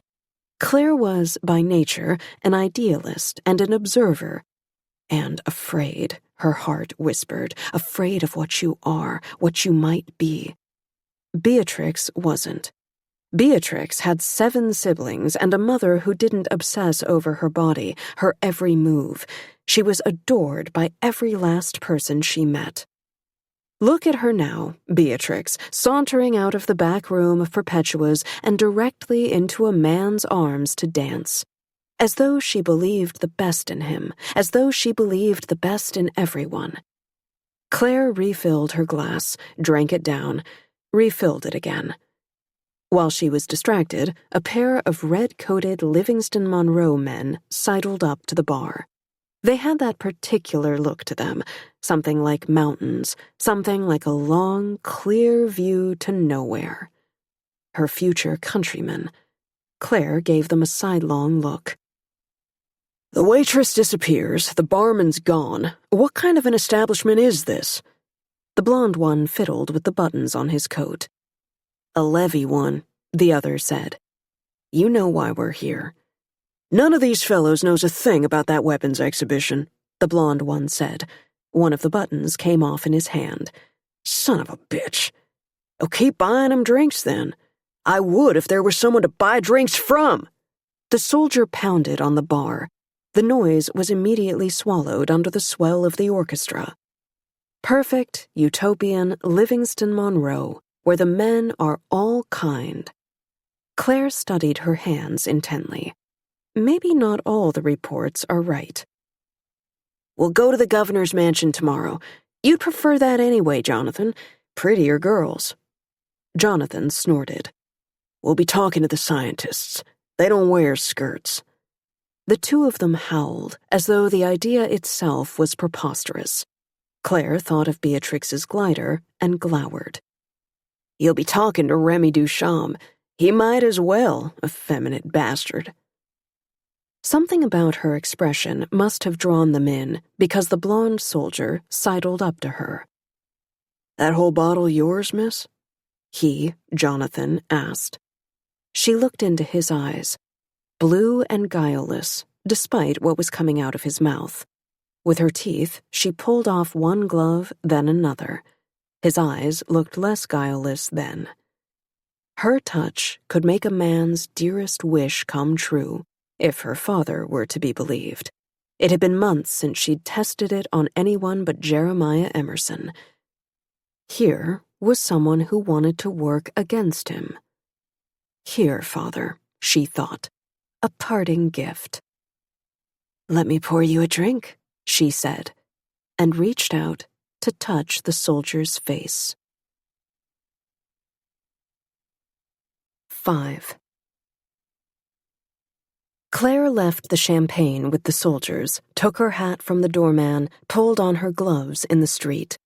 In front of Perpetua's, a knot of wide-eyed travelers had paused, and now they watched Claire reassemble herself as though she was one of the fair's storied exhibits. Is this a brothel?" the man in front asked. Claire squinted at his collar. A priest. "You won't find any butterflies here, Reverend," she said, tucking an escaped curl under her top hat. "Pardon me, butterflies?" Claire sighed. "Prostitutes, Reverend. None at Perpetua's, not anymore. No one for you all to save." This was faddish now, the reformers walking the levee at night in frightened clusters, as though they might be set upon at any moment by bandits. Judging by the crowd on tonight's streets, those bandits would have to be can-can dancers or Alta California men with fat pockets. The levee wasn't the safest place in Monticello, to be sure, but in the days leading up to the fair, there was less trouble on these streets than people out rubbernecking for it. Somehow, her day had begun with her supplicating herself to her father and wound its circuitous way here. Claire couldn't help the words coming out of her mouth. "Is this part of your itinerary, then? Dinner at Angles, then a brief spin through the slums? Have you thought instead of taking time to visit the orphans at the Home for the Friendless instead, or is it part of your calling to gawk at girls in dire straits?" The beak-nosed woman behind him crossed her arms. "All I see is one girl who doesn't know her place. You adventuresses, light skirts, all of you." Claire opened her mouth to unleash another stream of invective. Who was she tonight, this girl furious and useless in equal measure? But the priest said, "Peace, child," cutting his eyes over to the woman beside him, a warning. "We're here to save you," he said earnestly to Claire. "You and your brethren. We're here to show you a path back to the sanctity of the home, where you belong, where you'll be safe." It was against the common thinking, which held that the city needed its pockets of vice, needed its beer gardens and dance halls, since the sinners would go ahead and sin anyway. There wasn't any saving those people. And how inconvenient would it be for the general to shake down his madams for protection fees all over town? Better keep them in the 1/2 mile of the levee. Even Perpetua paid a monthly sum to the crown. That's what they called it, paying the crown, though Claire rather doubted any of the taxes got to the official coffers. "If you were here to save me," Claire said with a tight smile, "you're about 10 years too late." She ran her hands down the lapels of her brother's dinner jacket. "My house was never the safest place, Father." The priest looked at her with something like pity. Pity, the province of the lazily superior. "Have a very moral evening," she bid out, and she fled before she could hear any other reply. Through the streets of the levee, past the boarding houses and hotels full to bursting even now, even this late, windows open and ablaze, Livingston Monroe soldiers dicing outside a shuttered restaurant. A coup, she thought, and thought again of the 2 men at Perpetua's, their interest in her father's barrage. Right under our noses. She watched them for a moment more, the longest she could stand there without attracting their attention. Her face was in shadow under her top hat. What would King Washington say if his kingdom went to war? West and East Florida had been toying with the idea for decades, but this would be something else. One of the soldiers leaned forward over his dice, looking under her hat, and Claire took off down the street. At the steps to the train platform, she hesitated. Though it was nearing dawn, the L would be running all night, a benefit of the fair. She should go home, she knew.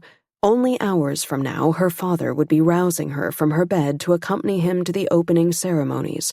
The mayor would speak, and then Governor Duchamp would speak, and then Jeremiah Emerson would have his moment, a display of might the likes of which St. Cloud had never seen. Progress and war-making hand in hand. And Claire would be an ornament on that hand.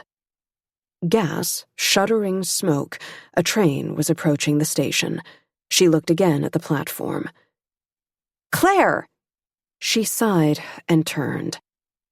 Beatrix. Her friend was flushed, her mouth a smear in the gaslight. Aren't you going to ask how many?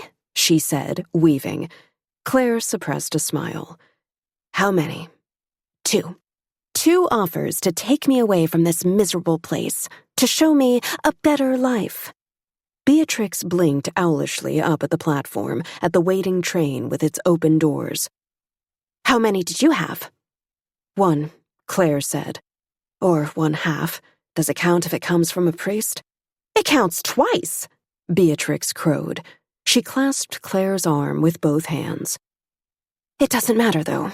You are leaving this miserable place. You aren't going home now, are you? Above their heads, the train doors rushed shut. Not on this train, Claire said dryly. No, of course not. Come to my workshop. Stay the night there. The night before the fair, my father would skin me alive. Beatrix smiled, tipsily. He could charge for it. Might make a nice exhibit. Don't give him ideas. Claire was tired, so very tired, but Beatrix, as always, fairly burned with energy. When the two of them were out at Perpetua's, drinking and dancing, one often wilted, while the other bloomed. What is so important that I risk my father's wrath? Beatrix stepped out onto the street to hail a hansom cab. You haven't forgiven me yet, she said, arm up in the air like a flag. Hours later, and Claire was clawing herself out from the grip of a dream. She'd been leaning over the starboard prow of a ship, looking for something glimmering in the deep. The salt whip of the air, the low scraping groan of the anchor hauled from the water, a hoarse shout that land had been spied in the distance. A strange dream, she thought, stretching, and then opened her eyes to find herself in the stockyard, the smell of blood rich and salty in the air. In the distance, shouting, the terrified lowing of cattle. Claire had much preferred the ship. Hello, little bird, a voice said. Claire struggled up to her elbows. She'd fallen asleep in her dress jacket. One of the brass buttons had come off in her fingers in the night, and she held it up confusedly like a coin. "Bea," she said, fighting a rising wave of panic. "What time is it?" There was light outside the window. Her father would have looked for her and found her missing. He'll kill me, she thought. He'll kill me, he'll think me dead, and when he finds me, he'll kill me for certain. But below that voice, another, a new one. He can't kill what's gone, the voice said, and you'll be gone tomorrow. Claire forced her muscles to relax, stretched her hands above her head. The idea still felt good. Let him wait, she decided. She distracted herself by taking one last good look at her favorite place in the world. Beatrix's workshop in the morning was not unlike the girl herself, eccentric, bright, unexpectedly beautiful. It wasn't any bigger than a garden shed, though it had a high ceiling that was ringed with small square windows that caught the eastern light. One could only work here before noon if one hoped to see anything at all. This morning, the light was coming down in ribbons, across the tools mounted above her small wooden workbench, across the jars of nuts and bolts, the lengths of chain, a leaning stack of stiff, heavy paper, the supply of soft red leather Claire had spirited away from her father's study. Blueprints were tacked up above her makeshift drafting table, variations on Beatrix's glider that she had drawn out herself, alongside diagrams torn from books of pelicans and red-tailed hawks, a crumpled pencil copy of Da Vinci's Vitruvian Man, and, of course, the patent diagram of the first glider model from the much-maligned Wright sisters. Claire had been sleeping on Beatrix's cot, a sheet thrown over a pile of hay for those nights Beatrix wanted to begin her work with the dawn. The place smelled of sawdust and spilled ink. It was cramped, drafty, hot in the summer, and teeth-grindingly cold in the winter. No matter the season, it smelled like death, of hogs, of cows, of the men with the sharp little knives who slaughtered them. It was also irrevocably Beatrix's. which was more than Claire could say of anything of hers. When Beatrix's father had died, her mother had tasked Beatrix to sort through his papers, as Mrs. Lavelle couldn't read. Mr. Lavelle had been a spendthrift and a gambler, a man who'd win and lose a fortnight's pay in the back room of the bars he frequented, and so Beatrix hadn't been surprised to find, among his papers, the deed for a little outbuilding in the stockyard. It had belonged to one Thompson Gummit of Darling and Company before a disastrous round of catch-the-10 whist. Beatrix had pocketed the deed to show to Claire, and the girls had decided, huddled together on the street outside the Emerson house, to keep it a secret from all but Beatrix's older brother. Women couldn't inherit property. The place would never be hers. So when she visited her workshop, she told the stockyard workers, startled by the sight of a girl who wasn't somebody's wife, that she was the inventor Barnaby Lavelle's assistant, undertaking his more dangerous private experiments while he busied himself running his Edison-esque empire. And the real Barnaby Lavelle, a 20-year-old freight handler at T&E Fertilizer Works, who, like the rest of the known world, had an all-consuming fondness for his kid sister, made an appearance every few weeks to hover in the doorway of the outbuilding, hemming and hawing loudly over Beatrix's latest prototype, while the bemused hog butchers watched from a distance. Such was Beatrix's world, and the means she was making to escape it. "I'm going to give that fancy man Tesla a run for his money," she'd say, bent over a blueprint with a pencil in her teeth. "That boy Edison will beg to come work for me." And when Claire wasn't hatching her own escape plan, all she wanted to do was to be there to watch Beatrix soar. "The time?" Beatrix was considering, head cocked to one side. Her goggles were perched on her forehead, giving her the look of some blonde-haired, many-eyed fly. "Judging by the sun—" "Please, let's not judge by the sun," Claire said, rubbing her face. "Then remember to bring your watch," Beatrix said, laughing, and bent her head to continue tracing out a line. "What happened with that redcoat, the one you were fondling at Perpetua's? Wasn't like you. Thought you didn't want romance." "Who says?" Claire asked, basking in the banter. She would miss this. "My fun's a bit more subtle, that's all." "I say so," Beatrix said. "And you do, too. Remember that poor stockyard boy who kept leaving you candies at the door? He was handsome as hell, and you kept turning him down." Claire shrugged. She'd never been much for love. "I'm meant for marriage," she said. "And romance has nothing to do with marriage." She didn't know if she believed that, but she also didn't have the luxury to debate it further. Her family was in debt. Her mother was dead. Her father was, at best, unpredictable, and at worst, the kind of man who'd slit a suitor ear to ear. No one would carry away his blessing, even as a bridegroom. "I've done it correctly," she reminded herself. "Arranged a marriage by mail, and by the time my father knows, I'll be someone else's property. And if he's Ambrose's friend, he'll hopefully at least be my friend, too." "Don't go all tough on me," Beatrix was saying. "I was happy to see you flirting. Well, I didn't quite see it. Perpetua told me." "Jonathan," she said, plucking the name from the recesses of her brain.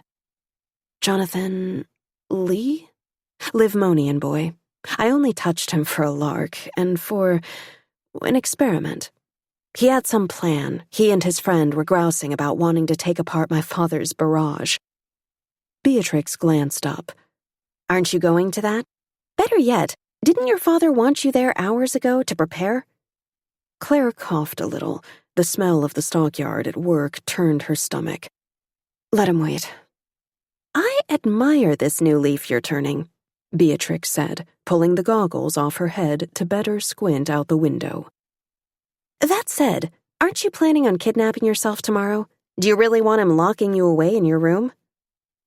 Somehow, Claire hadn't thought of that. She swore. "Oh, I really have to go." "Yes," Beatrix said. "You really have to go." "Why did I follow you home last night?" Claire moaned as she clambered to her feet. Her trousers were wrinkled. One foot was bare, the other in a delicate sock. "A dress! I need a dress. Do you have one?" "I do," Beatrix said. "But I don't know if it will pass Jeremiah Emerson's muster." "Nothing does," Claire said. "So let's have it, or my head on a platter." Beatrix stood and stretched. "You haven't forgiven me yet," she said, leaning to pull a trunk out from under her desk. With a creak of its hinges, it eased open. "Forgiven you? For the DAC meeting?" Claire shifted her weight. "Is that terribly urgent? Can we do that later?" "What later? Tomorrow you'll be gone." Beatrix was tossing things over her shoulder, a feather boa, a slide rule, a stack of tissue-thin pamphlets that fluttered and spun. Claire plucked one from the air. "Stop French tyranny. We want Monroe." A woman in a long white dress, white ribbon in her hair, delicately holding her husband's arm. "You didn't know that I was reporting on your father's activities," Beatrix pointed out. Without looking, she shoved a wad of yellowed cloth into Claire's arms. Claire unfolded it and held it up. "Bedsheet?" "Bedsheet." Beatrix grinned over her shoulder. "Early glider wings. See the stitching?" "Good God, no wonder you crash." "Psh! What were we talking about?" "I was forgiving you for spying, and you were fetching me a dress," Claire said.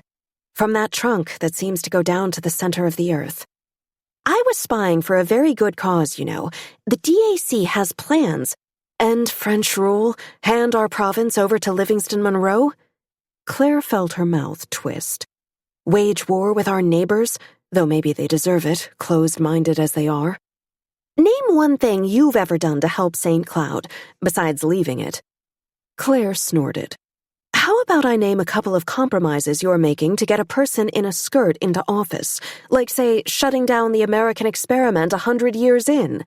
"I am not against immigration. When I'm a bit older, I'll run for a position in the DAC, changing things from the inside, but I'm not abandoning the movement to rot." Beatrix passed her up a box of cigars, then a second. "That's how you do it, you know, change it from the inside. And for now, we'll drag that whelp Duchamp out of office. We'll put a woman in charge of St. Cloud. A woman, Claire. How can you not want that?" "This woman?" Claire asked, juggling her armload to pull out the flyer. She thrust it out between them. "We want Monroe." "Looks here like she's standing next to a man." "How else would we have her rule? Charles Monroe is a milksop, and Abigail uses his money to further her causes. She'd be the true power behind the throne. It's opportunity like none I've ever seen." Claire looked at the blueprints tacked up along the workshop wall. She let the flyer fall to the floor. "I didn't know you to dream so small," she said. "Claire, another shadow government. All these meetings, this skullduggery, these machinations to put up another figurehead, one who doesn't believe what you believe." "As for the strength behind the throne, do you think the general would go quietly after you deposed Duchamp?" "Trust that we have a plan," Beatrix said grimly. "I don't understand why you do it when it's nothing close to what you actually want. What about a woman governor? What about a woman king?" Beatrix stopped digging through the trunk. She sat back on her heels. "Well, I reckon you have a plan then." "What?" "What are you doing to get us all the way to a woman king?" Spots of color rose in her cheeks. "Other than complain, other than run away from your problems. My father—" "You're of age!" Beatrix spat. "Stay! Don't run off to marry some stranger in a strange town away from everything you know just to be with a brother who couldn't be bothered to help you stand against your father. Stay here. Find a job, rent a room, help your fellow Elizabeths. Work for the betterment of others who have suffered like you and those who have suffered far worse. You think you can tell me I'm wrong for making compromises? At least I'm making something." If the arrow hit dangerously close to the bullseye in Claire's chest, she affected not to show it. "What do you want?" Beatrix was saying. "I want—" Claire swallowed. I want to go a day without someone looking at me and wanting things I can't give them. Impossible things. Things that would break me. And marriage would give that to you. Marriage to a stranger? It can't be worse. And there's more than one way to disappear. I hate your saying that. Claire, I hate that so much. You wanted me to come back here to forgive you, she said, trying to keep an even tone. Doesn't feel like it. Beatrix shrugged. She turned her head to dash away a frustrated tear. Feels like, Claire said. You badly wanted to make that speech. It was a good speech, Beatrix said miserably. Yes, Claire said. It was. And she'd already forgiven her by the time she finished speaking. With a sigh, Beatrix plucked something from the bottom of her trunk. She stood, a bundle of white in her arms. Is this the last time I'll see you before you go? Of course not. The train station. I still need you to see me off tomorrow. Claire took the bundle and shook it out. A waterfall of white crêpe de chine, a dress with narrow waist and narrow sleeves. Far nicer than anything else Beatrix owned. Were you saving this for something? Beatrix ignored the question. It'll be lovely on you, she said, pulling out a pair of matching shoes. Perfect. Just the smallest whiff of sacrificial virgin.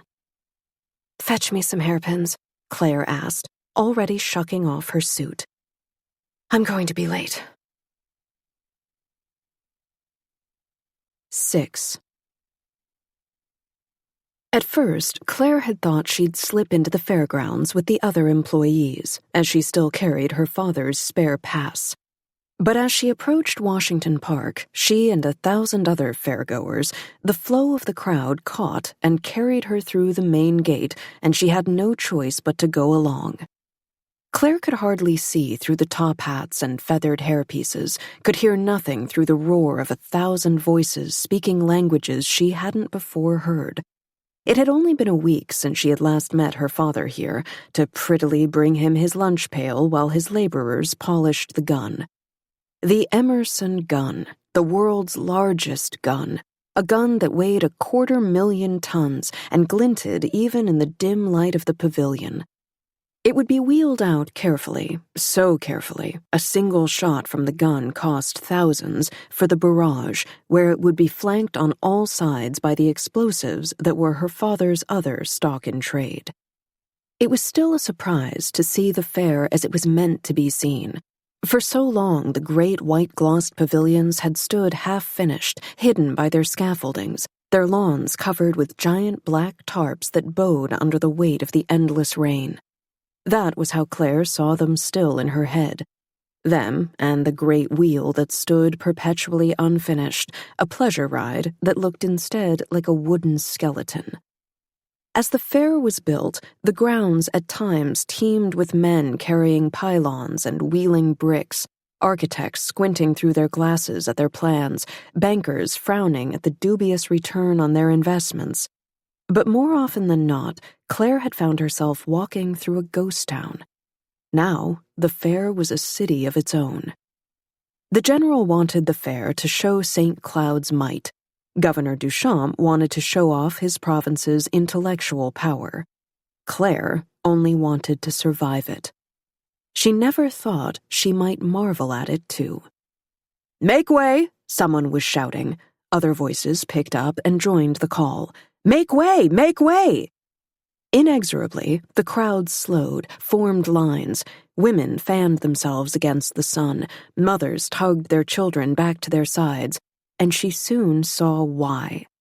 Soldiers, lines of them in their best midnight blue, as though they were presenting themselves to their general for inspection. It wasn't clear if they were here for a show of military might or for the more mundane reason of crowd control. Maybe both, Claire thought, as she shuffled out of the path of a soldier's bayonet, threatening even in its ornamental scabbard. "Make way!" he bellowed, words that were picked up down the line and repeated, terminating in a broad-shouldered man in an ermine half-cape, his mustache a vicious line across his lip. The general. Claire wished, not for the first time, that Beatrix had also found her a hat in that trunk, anything to hide her face. Or her hands. My God, she thought, panic rising. I'm out here without gloves. It was the first time in months that she'd forgotten. As the shuffle of her line approached the general, she ducked her face and shaded her eyes as if against the sun. Not for the first time, she was keenly aware of her body, her waist held tight by her dress like a pair of clutching hands. Her dark curls teased up into a bouffant and tied with ribbons. The wrinkles in the crepe de chine had already fallen out in the heat, and the dress swished against her hips, her bottom, her ankles in a way that suggested, that whispered. She didn't know how she felt about it. This knowing feeling that she was moving in a crowd made up of so many kinds of bodies, that hers was one of them, that it was maybe beautiful. Knowing that this dress, more than anything she owned, would draw her father's ire. But here she could pretend to be a tourist. Here she could be anyone, just another girl from New Columbia or East Florida on an adventure, an attempt to see the world. At that thought, at the brush of silk against her legs, she found herself lifting her chin, pulling her hand down to her neck. I wonder how I'd move through the world if left to my own devices. And in that moment, a white-gloved hand clamped itself on her elbow. Miss Emerson, the general said, his mouth a moo of distaste. He pulled her up against him. She could feel the buttons of his coat pressing into her chest, but when she tried to draw back, he clutched her tighter. General, she said, and if she kept her tone even, it was because the man wore a pistol at his side. He smiled thinly. Your father, he said in a voice low and tender, is half mad with worry about you, and if a slattern in a silk dress is the reason why this barrage fails... Claire struggled back, sweat pricking up on her temples. I will see to it that you are never seen again. Do you understand? His fingers would leave purple marks on her arm. Later, she would touch them in a dark, unfamiliar room after so many awful things had happened that a soldier abusing her in front of the whole of the city of Monticello would be an afterthought. I understand. Good, he said. Then he raised his voice. An escort! I need an escort for Miss Emerson. The general may have issued his orders urgently, but there was no fast way to maneuver through the fair. The guards muscled her along, inch by painful inch, and she had nothing to do but look. The grounds had been transformed overnight. These lush lawns were like nothing she'd ever seen, and everywhere there were soldiers keeping order, keeping people from dropping litter on the grounds or from walking across the newly manicured grass. The skies were pale blue above them, the rain clouds of the past days swept away as though by a great hand. The guards were directing her toward a giant stage. The crowd before it had been pressed into two gatherings, like the arrangement of pews in a church, and the aisle running between them had been decorated with streamers and velvet ropes. It was littered with flower petals. Someone had beheaded 100 roses for this purpose. For a horrible moment, Claire thought she would be marched down that flowered aisle like a girl in a parade, but the guards holding took her around to the side. At the front of the stage, at a flower-bedecked podium, the mayor of the city was bloviating on, giving a speech that he had assuredly not written. The mayor of Monticello was a ceremonial position more than anything, as everyone knew that Remy Duchamp's general dealt with the workings of the city, taking insurance payments in exchange for letting Monticello govern itself.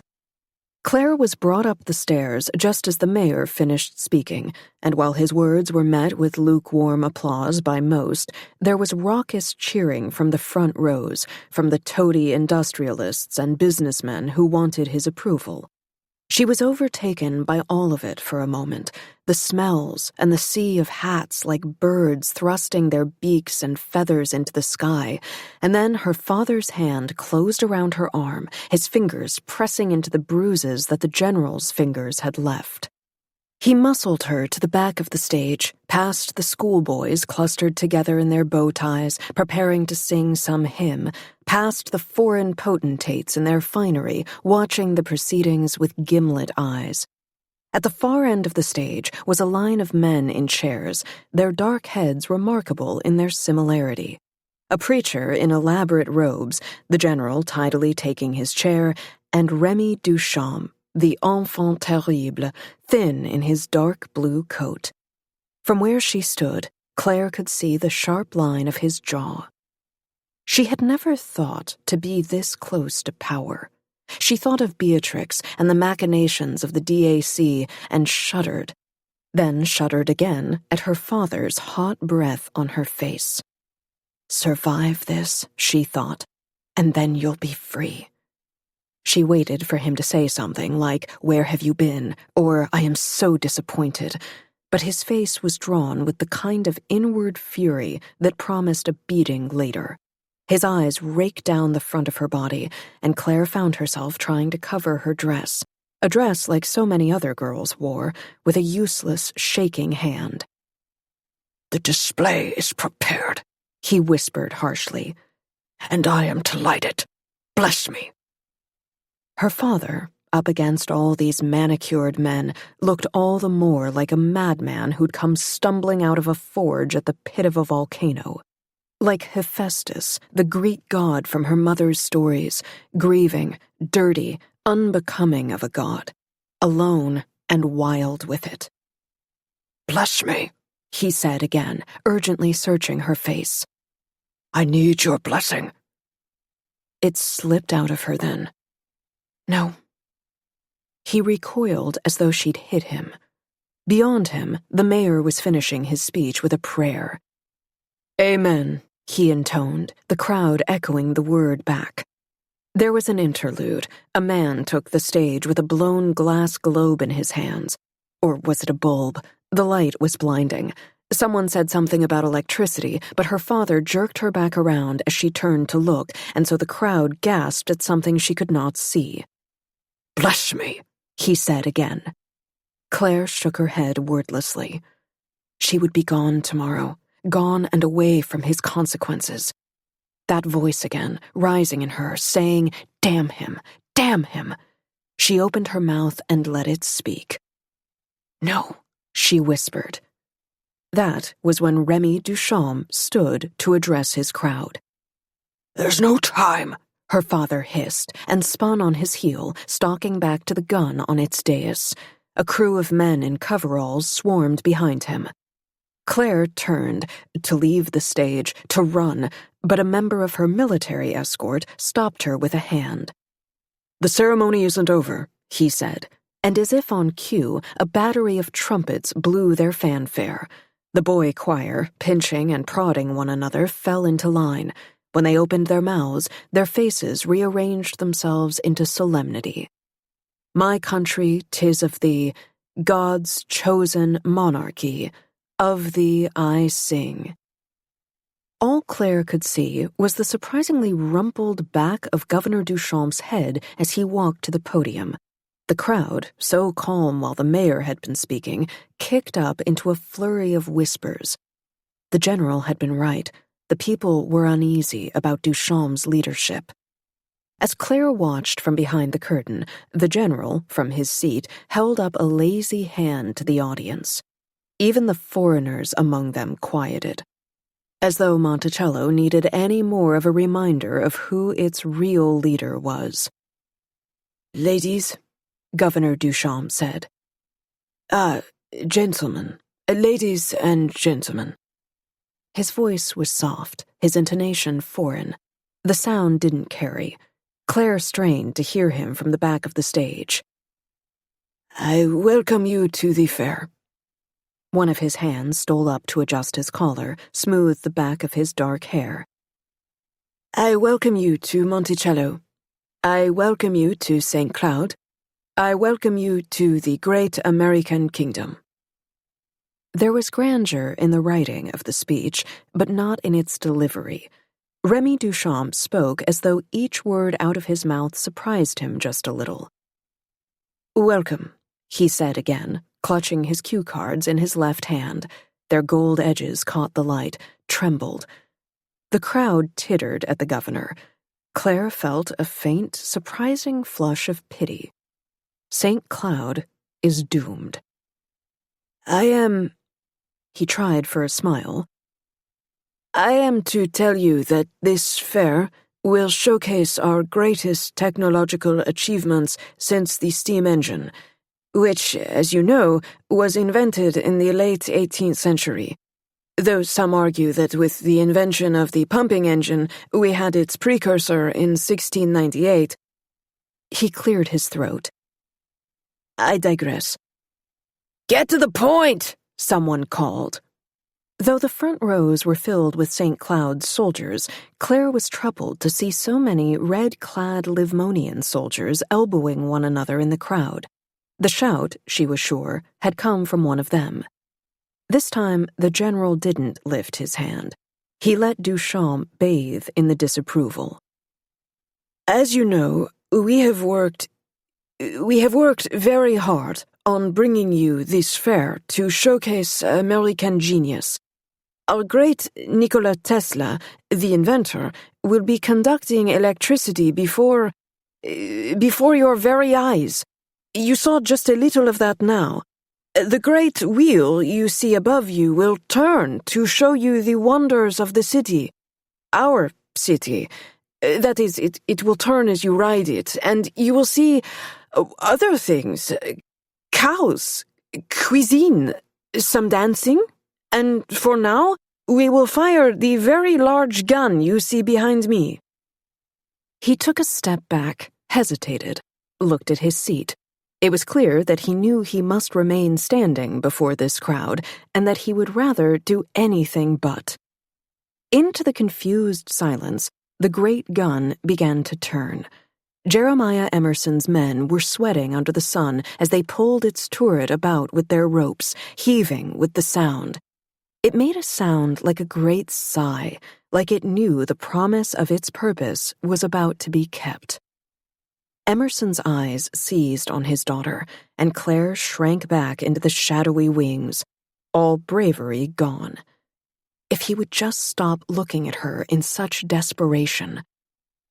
On your signal, Emerson called to the governor. Duchamp looked faintly ill. He nodded. For the first time since he'd taken the stage, the crowd began to cheer. Emerson stepped up behind his gun and laid his hands on it expectantly. It had already been loaded with a 1-ton shell. The shell would fire out above the crowd and fall into the Great Lake, where it would explode. Emerson turned his sweat-glossed face to the crowd, and for a brief moment, in that heavy, expectant silence, he beamed like a man who had been touched by his God's own hands. The silence continued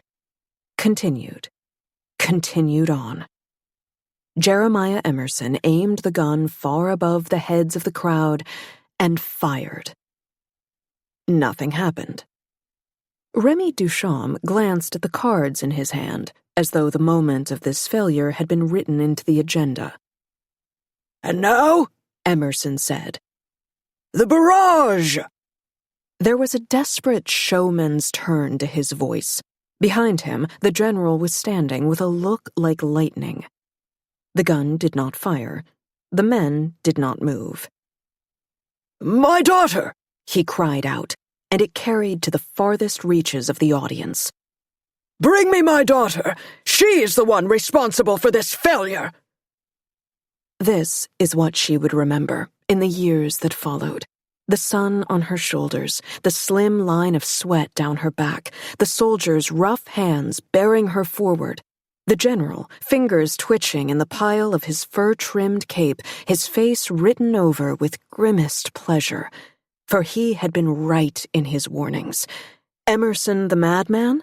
Emerson had failed, and his willful daughter would be now made to pay in the most public way possible, as daughters were made to pay for the crimes of their fathers. Remy Duchamp set his jaw and said nothing. Claire was pushed from one man's hands to another, shoved roughly up the steps to the gun, and though she struggled to pull herself away, though where would she go, how could she escape the entire city, her father caught a fistful of her crepe de chine dress and drew her close. The crowd howled like hungry dogs. They had come here for spectacle. This was spectacle. "Bless me," her father said, and in his desperate grip, Beatrix's lovely dress wrinkled and stained. "Bless me, you devil!" She was at the top of the known world here, higher than any point than the great untiring wheel, and the smallest part of her wondered what the swell of faces before her thought. Who here would imagine that the girl in the white dress had built this great machine? Easier, somehow, to imagine that it was her failure without it ever having been her triumph. What else could she say? "I bless this man," she whispered.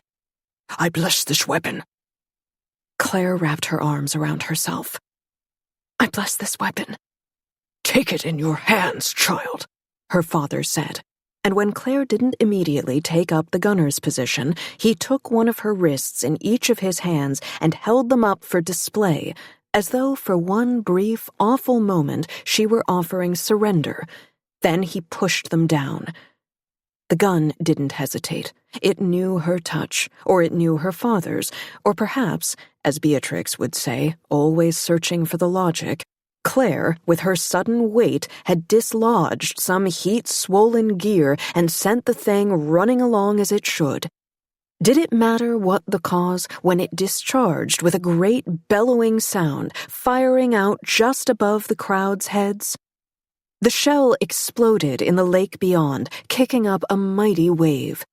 There was screaming, shoving. There was wonder in the voices, fear, the collective wail of boys taking refuge in their mother's arms. Despite their governor's warning, no one had expected the gun to fire, for the barrage to prove something about St. Cloud's might, that it was uncontrolled, erratic, nothing you could count on, that it came at the hands of a girl.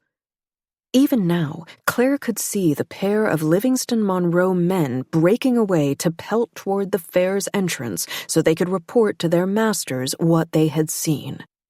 Below the blue, white, and red bunting that snapped in the wind, the general gazed up at her, a smile playing at his lips, plans in his eyes.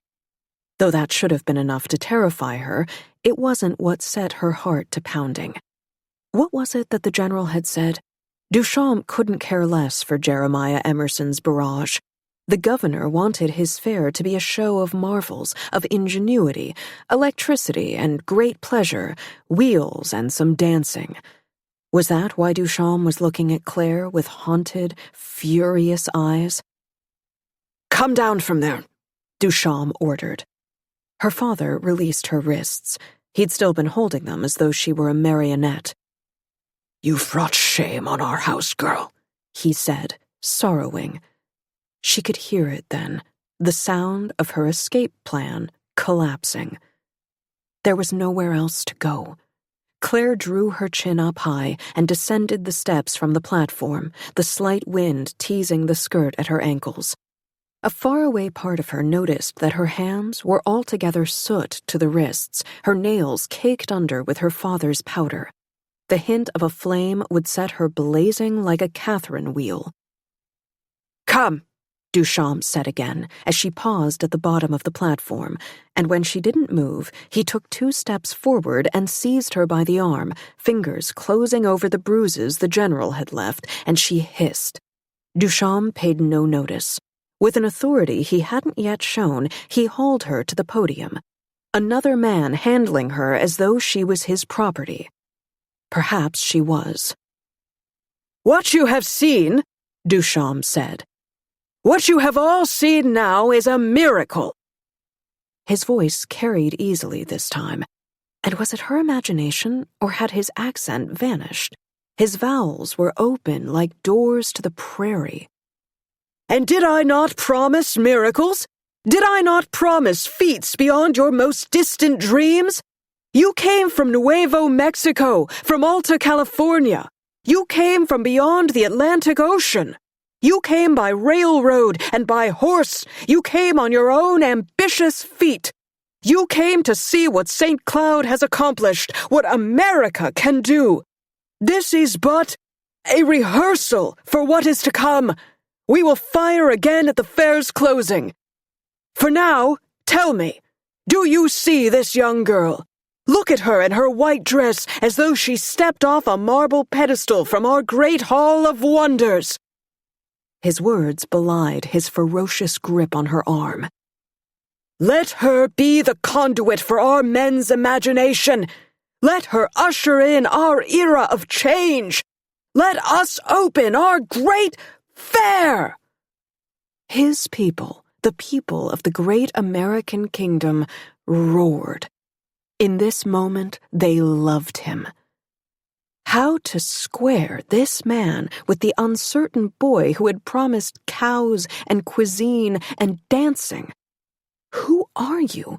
Who did you just become? Claire stood, shuddering, stripped bare by the crowd's eyes, and when she tipped up her head to look at Duchamp, she saw his eyes were fixed on her with wonder. "I will take her to my mansion," he said, wrenching his head back to the crowd. "She will sit in St. Cloud's great room as our angel. She will remain there until the last fairgoer leaves this place, filled with our spirit of ingenuity, off to go into the world changed. Now go! Go and find your own delights!" Duchamp sliced his free arm through the air, and a brass band stumbled out from the wings. Under the roar of the music, the crowd began to dissipate. Claire shook herself free from Duchamp's grip, but he reached for her again. "Let me go," she said, sidestepping, as he passed a hand over his face and said roughly, "God, who are you?" "I am not your captive," she said. "I am not your spirit, nor your angel." Tomorrow, she thought. I was supposed to leave tomorrow. "You..." His eyes were as cold as water. "You are someone who knows something I do not." In her fury, she stumbled through her words. "You've laid claim on me like I was a cow, like I was a thing." "I didn't plan to do it," he said quietly, "until I spoke the words. And still it doesn't matter what you think, does it?" Her father, the general, Remy Duchamp. "I will not go," she said, and already she was planning it. She and Beatrix would ransack her workshop, they would take up their bindles and ride the railroad all the way to West Florida and disembark down into the swamplands. They would build a little wooden house in the wilderness and bolt the door. No one would ever see them again. "You will," Duchamp said. If it wouldn't have ended in her death, she would have hit him full in the face. "I won't be your ornament." "All you are is responsible," he said, his hand against the bare skin of her arm. "For the Emerson gun. Or was it mere luck that it fired and in the way it did? Tell me truly, was it your doing?" "It was not." "It was her doing," her father rumbled from behind her. Claire stiffened. "All I have laid claim to, it is her doing, and she is my child, and you will not have her." "Oh," the general said, joining them. "I rather think he will. Wouldn't it be fascinating, boy, to learn what Mr. Emerson has been keeping from us all this time?" He raised his hand again, crooked his fingers. A pair of soldiers surged past him and seized her father by the shoulders. "You cannot do this!" he yelled. "You cannot take me from my girl! Claire! Claire! My girl! I am coming for you!" Claire flinched, but she did not turn to look. The general canted his head as he watched his men pull Emerson away. And Remy Duchamp, slim-shouldered, straight-backed, every inch now the prince he hadn't been before, paid them no attention. He studied Claire's face as though she were his muse. Ambrose, she thought, mourning. Orleans, an escape. Today, of all days, she had forgotten her gloves. Why had she forgotten her gloves? Claire, is it? The governor asked in a voice like silk. I have so very many questions for you. 7. It wasn't until the next morning that Claire fully understood the complexities of her situation. The process of transporting her to the governor's mansion had been achingly slow, as Duchamp and the general had duties to attend at the fair for the rest of the day. And yet the general, in particular, didn't want to let Claire out of his sight. With a nervous sergeant in tow, he'd marched her to a pavilion at the far side of the fair, an icebox of a building devoted to St. Cloud's dairy industry. Past the display of mechanical churns, past the electric lights beaming down on the show Holsteins tended by pink-cheeked, picture-perfect farmhands, past the clusters of tourists sipping new cream from glass pitchers. Up a side set of stairs into a little office. The general gestured brusquely for Claire to sit at the desk, and he and the guard stepped outside onto the platform overlooking the pavilion. There's nothing uncanny about that girl, he heard the general mutter. But her father's gone and lost his mind, and he'd stop at nothing to get her back. Pardon my asking, but why do you bother with Jeremiah Emerson, sir? Claire leaned forward to peer through the cracked door. The general was adjusting his cape, thinking. Fanatics work long hours for little pay, and this one is smarter than most, he said finally. The trick is in knowing when to cut him loose, son. But won't taking his daughter just enrage him? The general sighed. Tell that to the infant. Duchamp's grown himself a set of iron balls overnight. With that, he shut the door, and Claire watched, horrified, as the lock turned behind him.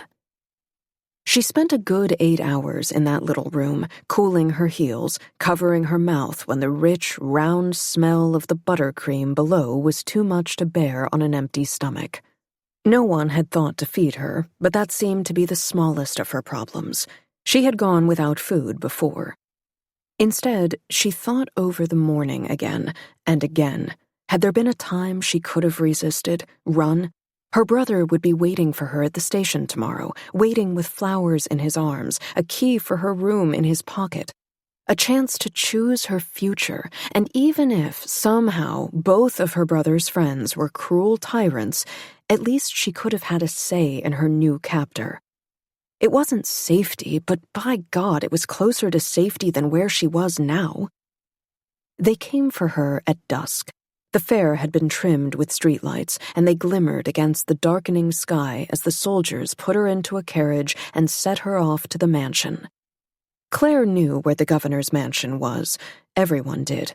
A few years before Claire had been born, the city of Monticello by the lake had been decimated by a fire. 3 square miles of the city had been taken, including the old residence, home to Remy Duchamp's father that had overlooked the great sparkling lake that the city's name had laid claim to. The Duchamps had taken the fire as an opportunity to move their home inward to a more defensible position, and now the mansion sprawled down Prairie Street.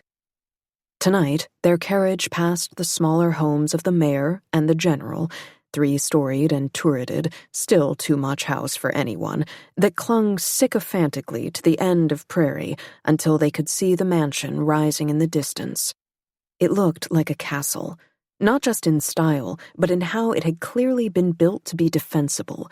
Small windows, small doors, great swaths of undecorated stone.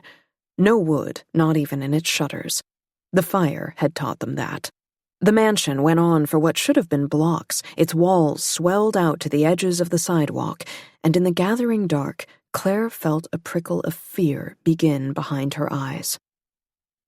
"I don't have any of my things," she whispered as the carriage pulled up out front. It was an idiotic thing to say, but maybe, just maybe, they would let her go home first, and as she packed her bag, someone would turn their head for a moment and she could change her ticket, take a train to Orleans tonight. The soldier snorted as he hopped out the door. "You won't need your things," he said, and hauled her down to the ground. Soldiers everywhere, Soldiers opening the mansion's doors, soldiers milling about in the hall inside. She only had a brief, confused impression of the mansion's foyer, polished pale marble floors, a white-armed statue of Hera, all the ceilings inlaid with a mosaic tile that gleamed like blackfish below the water, before she was ushered upstairs and into a room at the end of a long hall of doors. "I don't have any of my things," she said again, as the soldier produced a set of keys and fumbled with the lock. The lock. They could lock her in there. At that, he looked her full in the face. Dark eyes, dark hair, a generous mouth that right now was turned down at its edges. His skin was brown from the sun. "Sir," she said again, and he frowned. "My lady," he said with exaggerated courtesy, "my name is Sergeant Miller, and you are a guest here. We will give you what you need." The door clicked open. Miller waited until she took a step inside, and then he shut it firmly behind her. She was a guest. The room was beautiful. In the achingly graceful mirror, Claire counted the bruises on her arms, and then she cried herself to sleep. When she awoke to the clawing of her stomach, it was scarcely hours later. The sun hadn't yet risen. As she looked around, remembering where she was tempted to fling the covers over her face and weep. No, enough of this. I'm not without 2 hands and a will. She forced herself to stand, and then when she was on her feet, she found she couldn't stop moving, pacing the length of her room, looking for something she could use as a weapon.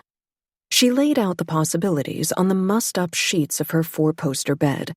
A fireplace poker, a planter, 2 decorative swans with pointy beaks and of a surprising heft. But there was no one to use her weapons on, and after a minute she put them all back.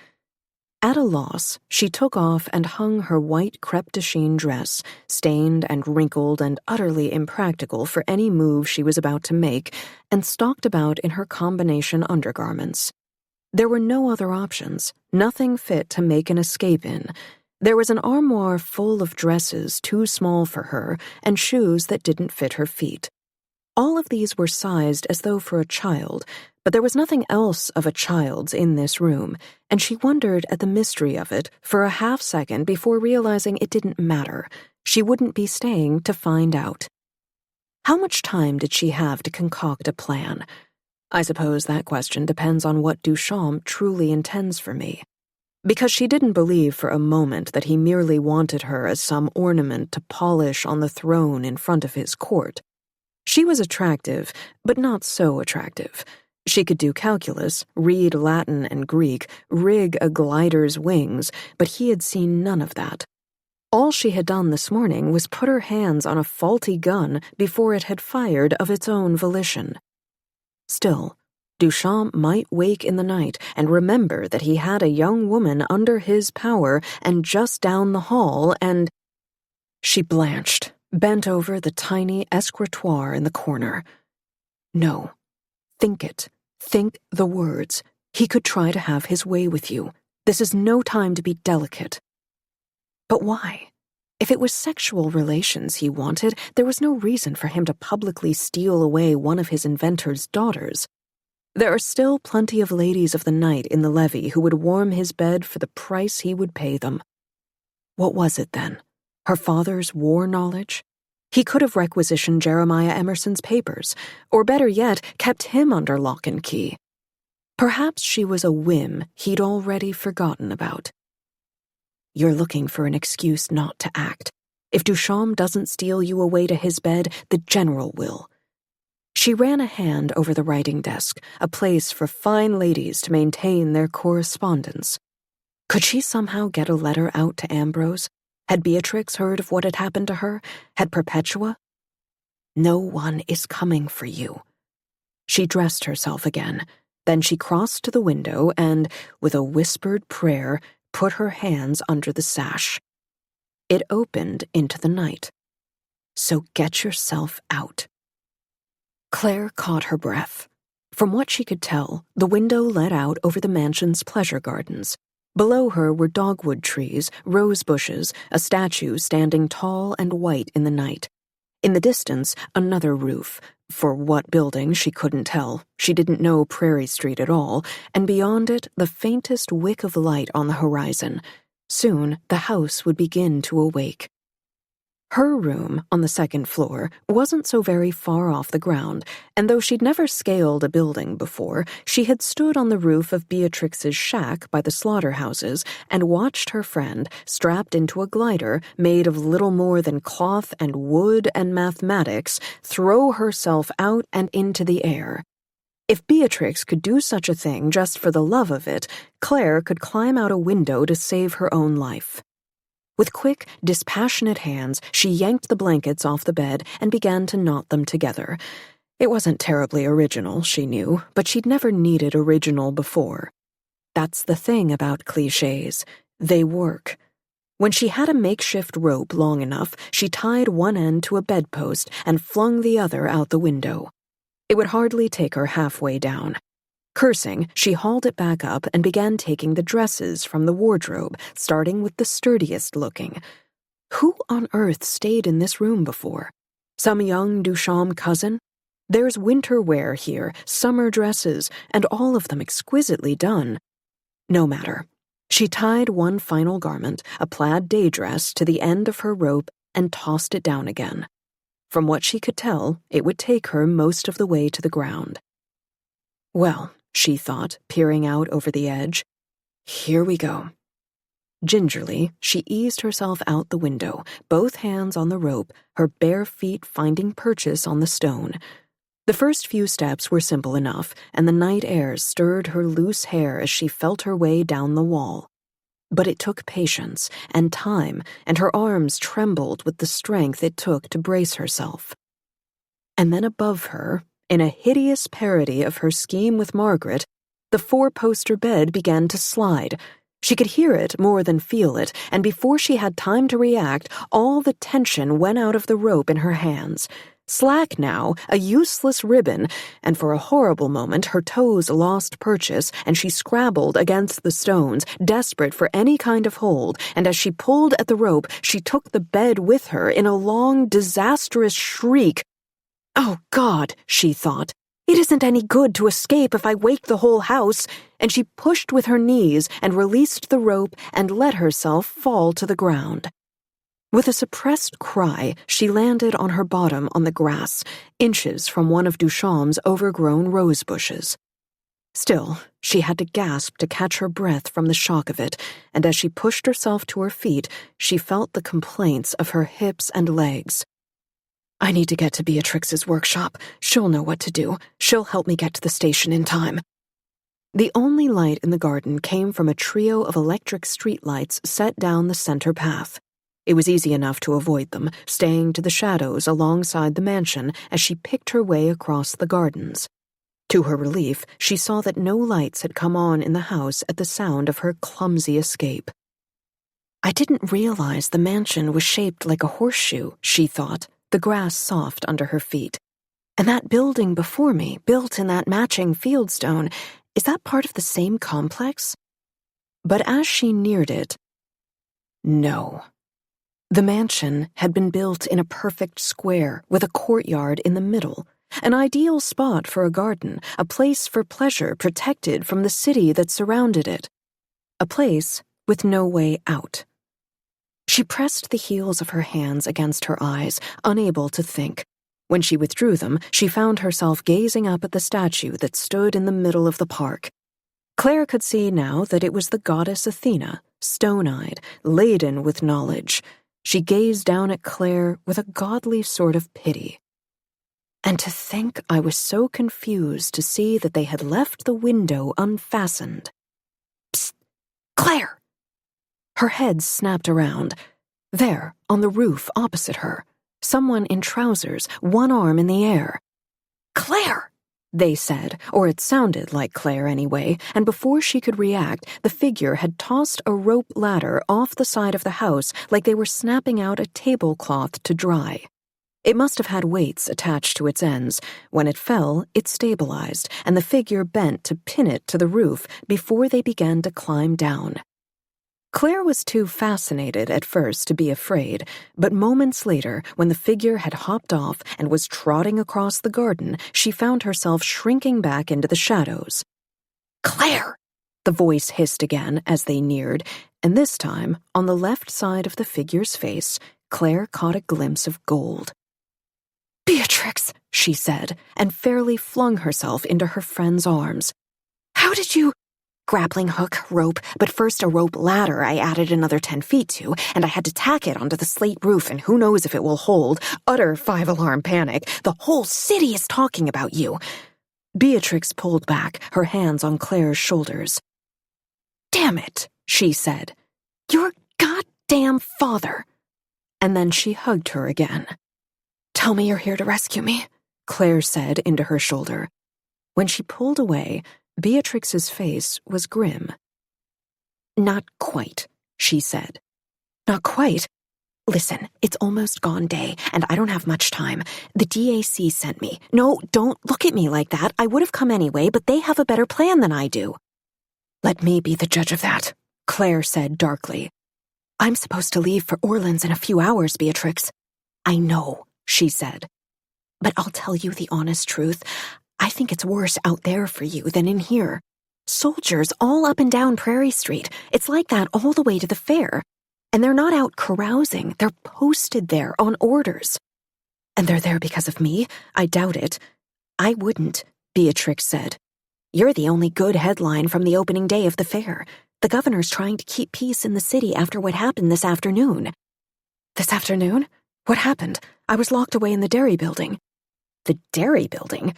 Did he tie you to a cow? Did he—" "Beatrix, focus." "Fine," she said, and sobered. "Official story.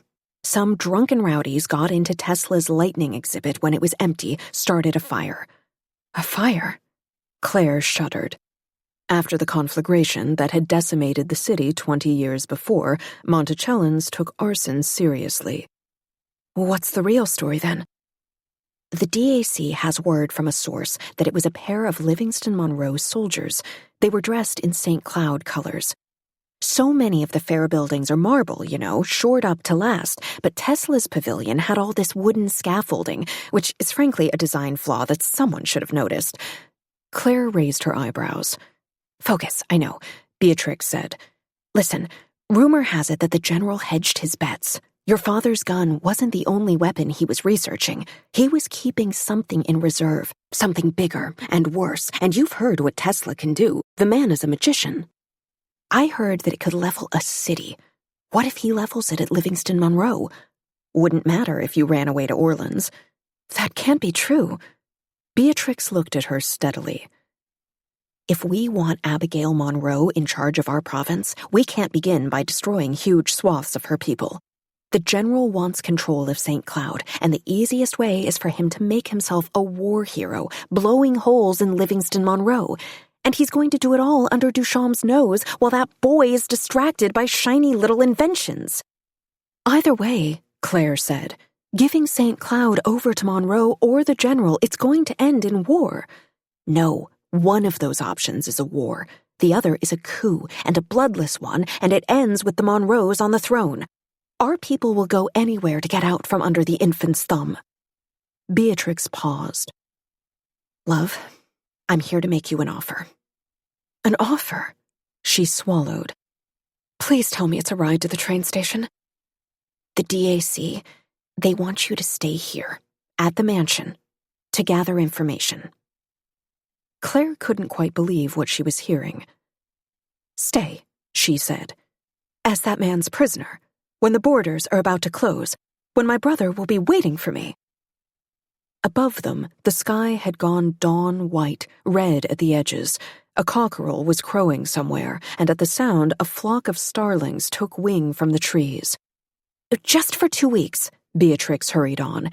"It's enough time to find out exactly what Tesla's building, to get some intelligence on the general, to gain Duchamp's trust." "For your cause," Claire said, edging forward. "For your cause. And what happens if I refuse? When I refuse? Beatrix, you know full well this is my last shot to leave." Beatrix wiped the sweat from her brow. lifted her eye patch, and dashed away the sweat there, too. Or maybe it wasn't sweat. Maybe Claire wasn't giving her enough credit. But she also hadn't ever thought that her only friend would betray her. Her good eye fixed on Claire, but the other was milk white, and when she finally spoke, she said, "Willie Legrand." "No," Claire said. "No." Something rising in her chest until it was choking her. "Willie Legrand," Beatrix said hoarsely. "I'm calling it in. I would do it again, Claire. I would go back 10 years and I would get between you and him. I would lose the eye all over again.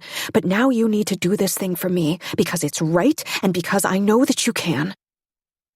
Claire shut her eyes briefly. It had been such a simple thing. She and Beatrix had been children, playing cards on the floor in the Emersons' kitchen in the tenements. Claire's father had been working, her mother asleep in the next room. Neither of them had heard the cat screaming in the next flat over. But Beatrix had, and she'd run out the door, Claire hot on her heels, to find the neighbor boy thrashing the stray with a switch he'd made from a branch. At 12 years old, Willie Legrand was already thick-necked and evil, but Claire and Beatrix had been fearless then, the both of them. At least when they were together. They hadn't made any kind of plan. There hadn't been time. Beatrix had rushed the boy while Claire threw herself down on top of the cat, protecting it, and in the midst of all the yelling, the boy had raised the switch and taken it to Claire's back. She'd screamed, then choked on it, the fear and panic and the all-consuming pain, and the cat below her screamed too and scrabbled its nails against her skin. He had only whipped her once. When he lifted his arm again, Beatrix had put herself between them. It was a simple gesture. It hadn't been simple at all. Willie Legrand brought the switch down across her face.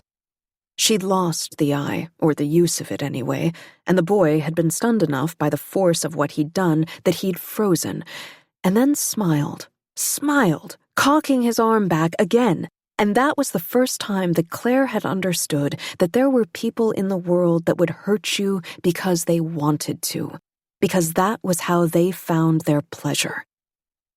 Their screaming had woken Claire's mother, who burst into the flat before Willie Legrand could land another blow. By month's end, the boy was sent away, to Australia, they had heard, on work detail, or maybe off to the home for the friendless. In the years after, Claire had wondered sometimes how Legrand had come to be cruel. Was he born rotten, or had he learned it the usual way, at his father's knee? She never decided. The Legrands left for West Florida not 2 weeks after their son disappeared. As for the cat, the old tabby had spent the rest of its life trailing Beatrix around, meowing for scraps and purring on her lap. When it died 2 years later in its sleep, Beatrix was already wearing the black velvet eye patch that Claire had sewn for her from an evening dress of her mother's. "I won't wear it again," Susanna Emerson had said, thrusting the fabric at Claire. "Make that girl something pretty." That was that. It wasn't a day they relived or even mentioned. It was a fault line in their friendship, and still it was the ground that friendship was built on. And now it all rushed over Claire in a second. The terror, Claire's shame at being unable to stop it, and they were speaking of it. They were speaking of it now. "I want you to do it for me," Beatrix was saying. Because if you don't, I don't know if I can get you out. The DAC sent me here. They'll hunt you until they find you, and they'll lock you up themselves until they decide what to do with you, and we'll be here again having this conversation, only I imagine you'd be in a cell. These are your allies. These are the women you call friends. Friends, no, more like bedfellows. The bed being our eventual liberation." Claire made a face. "Fine, it's not a perfect metaphor, but listen to me. Love, if you can't make yourself stay, I understand. I truly do.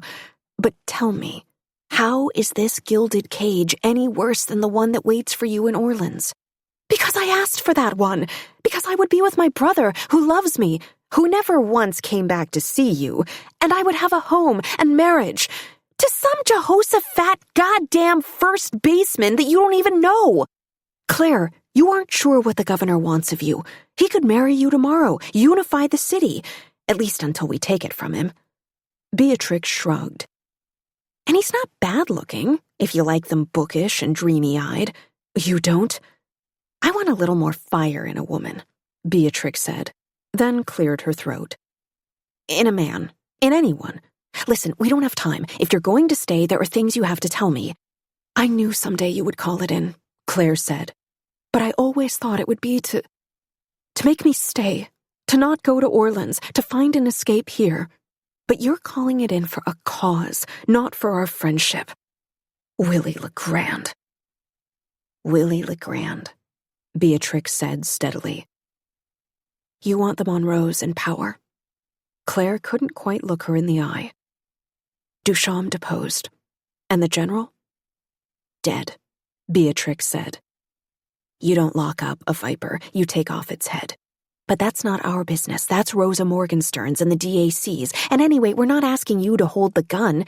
If you're sitting at Duchamp's side, you'll hear things. That's all the DAC wants. That's it, Claire said. You say that's it.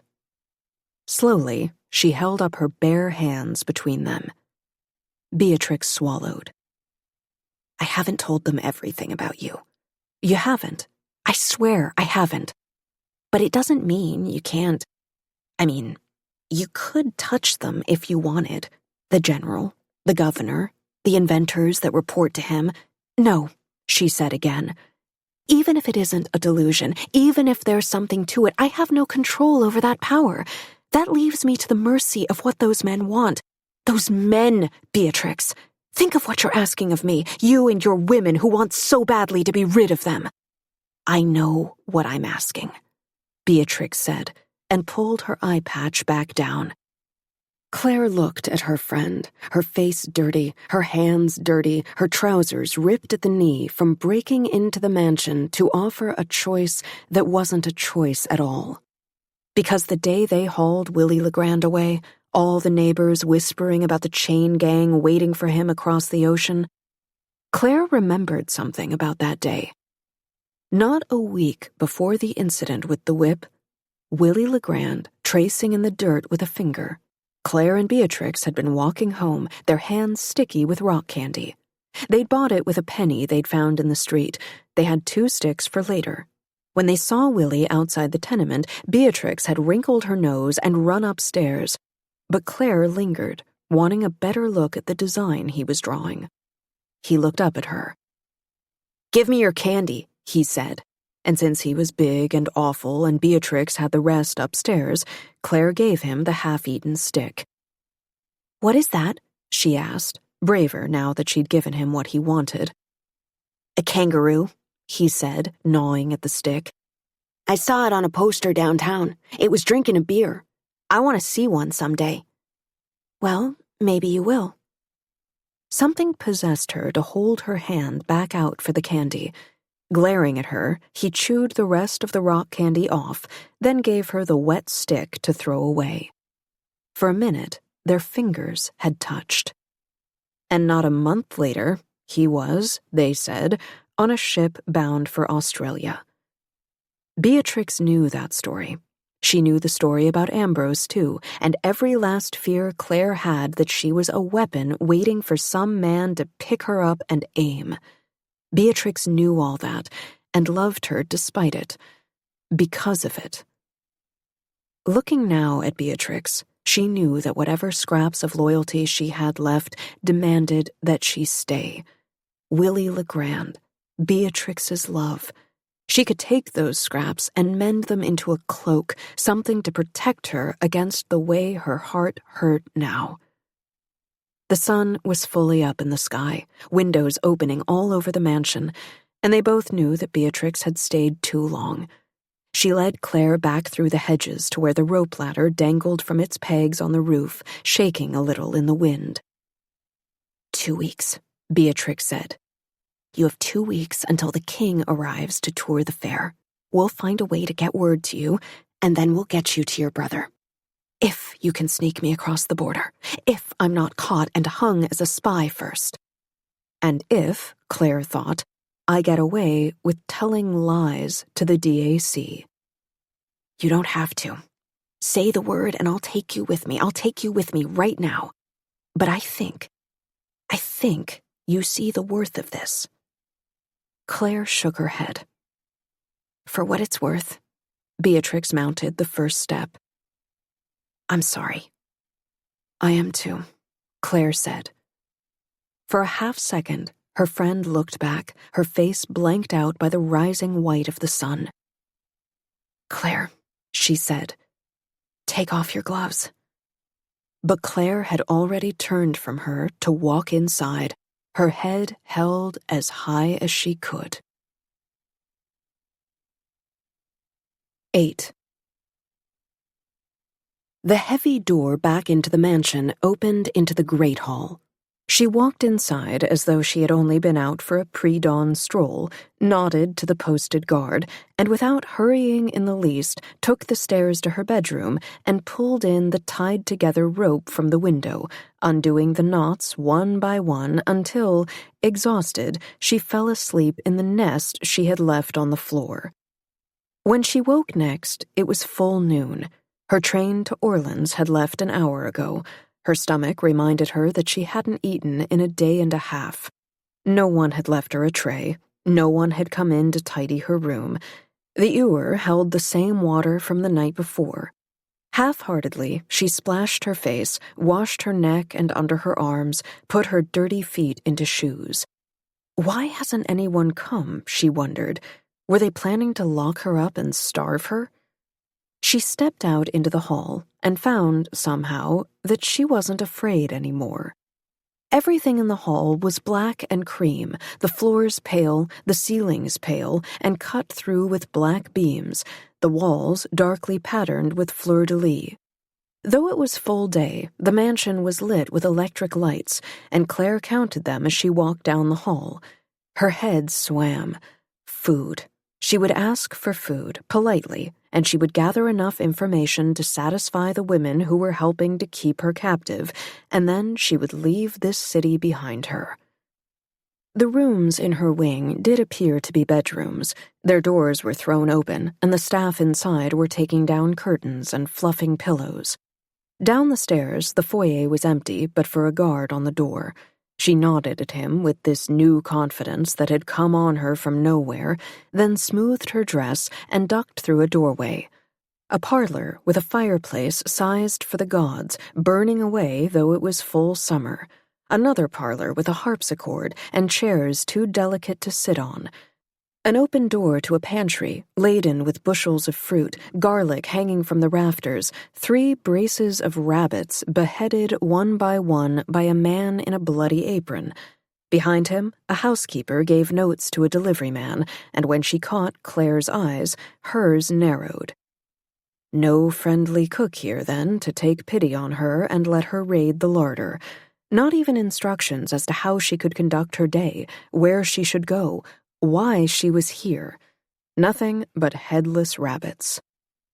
The domestic wing of the mansion gave way to the public areas, a great cavernous dining room, a salon with a piano inlaid with tile, 2 giant doors that led into the great hall, and then past that, a wing whose use she couldn't quite suss out, not at first.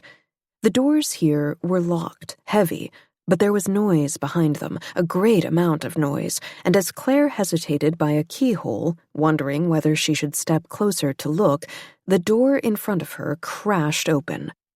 A group of liveried workmen appeared, carrying a ladder between them, and beyond them the darkened room crackled with something bright and dangerous. She could see that the ceiling inside was far higher than those in the other parts of the house. Here, up into that emptiness, stretched a pair of giant metal poles. They were ridged like beehives, and between the finials at their tops, they tossed small sparks back and forth. As Claire watched, transfixed, the workmen pushed past her, muttering among themselves. Duchamp brings a sorcerer into his house, one was saying, who arrives with a hankering for fig salads. Eats better than the general. Nobody says boo. Can't fathom it. You all find that odder than that witchery in there? Another laughed. Or that basket of animals he totes around? We're going to be overrun with Livmonian men by Christmas, mark my words. They rounded the corner and disappeared. Claire's stomach seized with hunger, but she crept back to the doorframe and peered into that darkness once more, trying to make sense of what she saw. The Poles were quiet now, waiting. "Girl," a voice said, amused. "Young girl, perhaps you'd like to stop lurking there in the hall like a sad little cat? Come and help me with this bulb." Claire stepped through the door. Past the Poles was a pair of long work tables laden with books and charts and maps, and standing behind one of those tables was a man.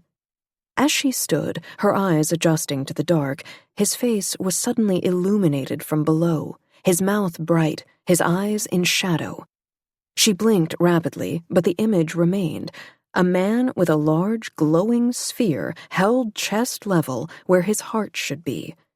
Rising up beneath it was a metal coil mounted to the floor, vibrating merrily away. "Come," he said with greater impatience. "I had asked for a hand." She looked up at the poles between the two of them, at his hands holding a bushel of light. "Is it safe?" "It's quite safe." She squared her shoulders and obeyed, stepping over the giant snaking wires on the ground. Above her, one pole sent a shower of sparks to the other. All the hair on Claire's arms stood at attention, and she swallowed a cry.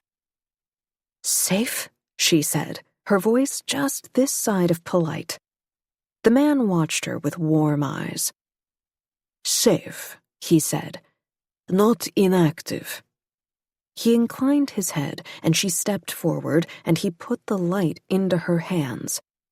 "Stand there. Don't move." With a brisk hand, he reached over to turn up the gaslight, but Claire couldn't stop looking at the bulb she held. It trailed no cords, no wires. Its light was generated from her own body, from the warmth of her hands. Her skin prickled, and as she watched, sparks began to fly from her dress as though she herself was a kind of filament. The man saw her looking and smiled. He had dark hair parted in the middle, an elegant mustache. On the table before him, a map curled in on itself in a leather case. "You are surprised by the means by which I light my laboratory? I want nothing to interfere with my greater project."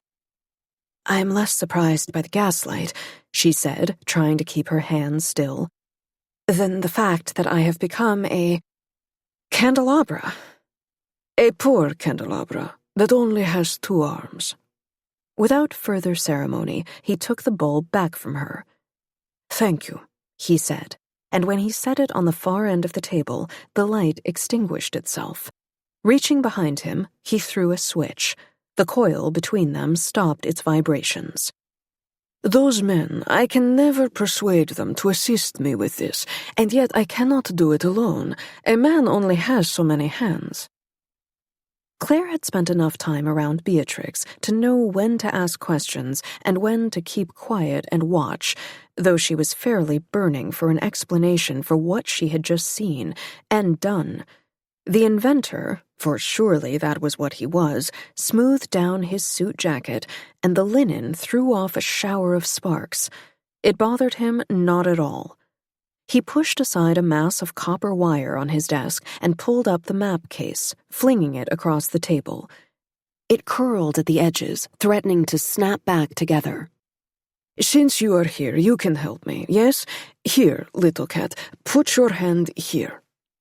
He took up a pen from a cup on his table and leaned forward, squinting in the dim light. It was a map of the fair, such that Claire hadn't seen before, illustrated in a hand that looked quite similar to the one making notes on it now. Voltage, he wrote, and a series of numbers, and then drew a dotted line between 2 buildings, between another and the lake. He put the end of the pen in his mouth and chewed. As he thought, a tiny calico cat jumped up onto the table and strode across the markings he had just made, smearing the ink. He didn't seem to notice. Claire bit her lip against her questions. She could still feel the energy in the room, could sense it crawling down her arms.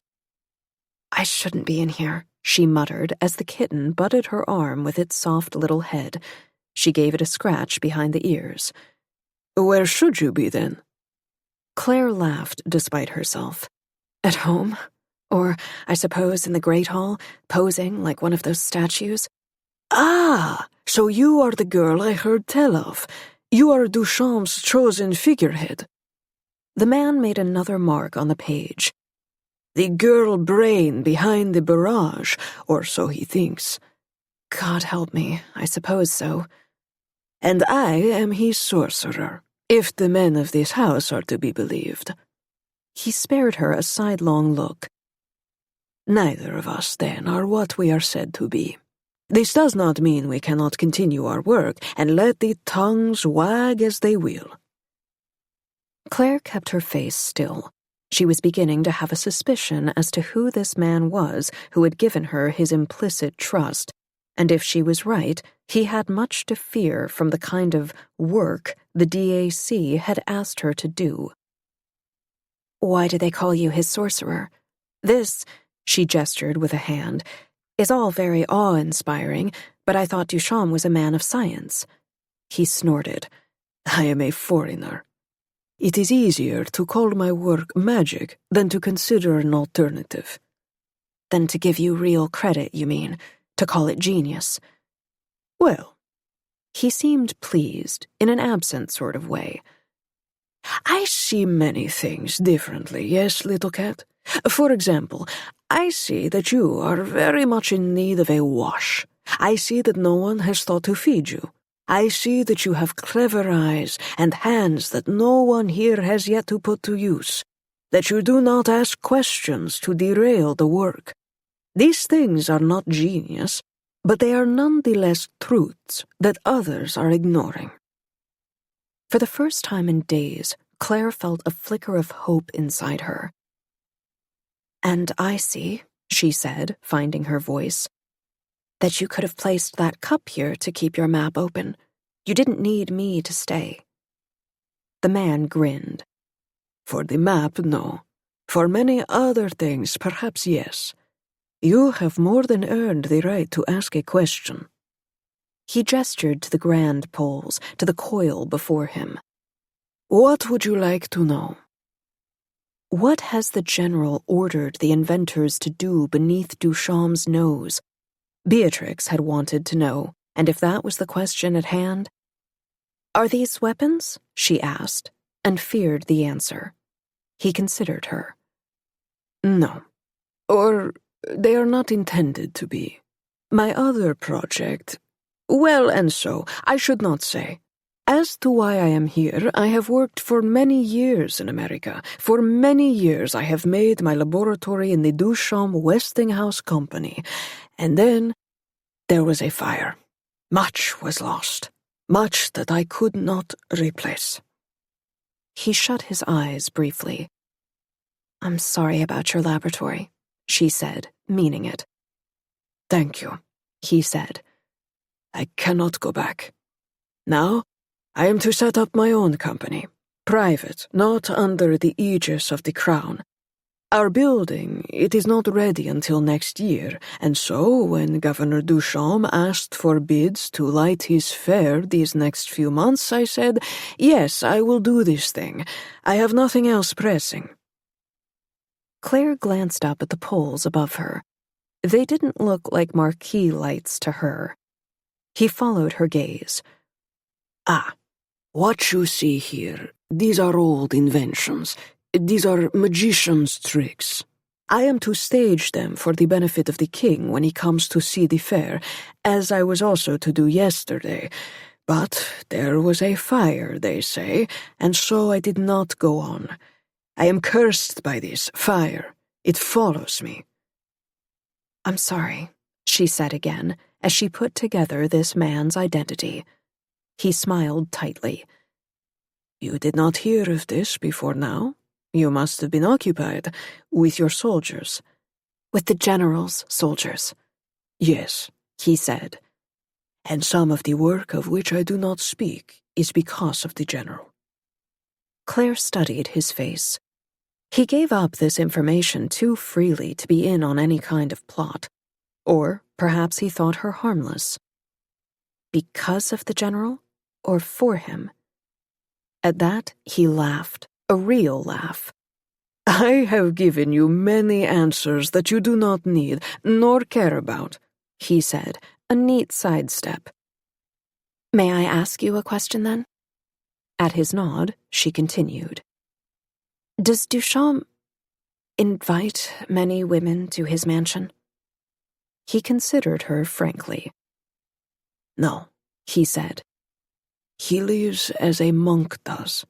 I think sometimes our governor might have enjoyed keeping bees on a faraway hillside, solving mathematical equations with the great minds in Mount Vernon. But he has been called to rule, so rule he does. Ah, she said. Some small comfort. Duchamp doesn't sound like a man with plans to ravish me. He frowned. Do not suppose he is not dangerous. For all that I admire him and his ambitions, he is not safe. Him and your general and the man who may bring you your meals. We are in a state of war. You have been brought here for a reason. I would like you, please, to be wary.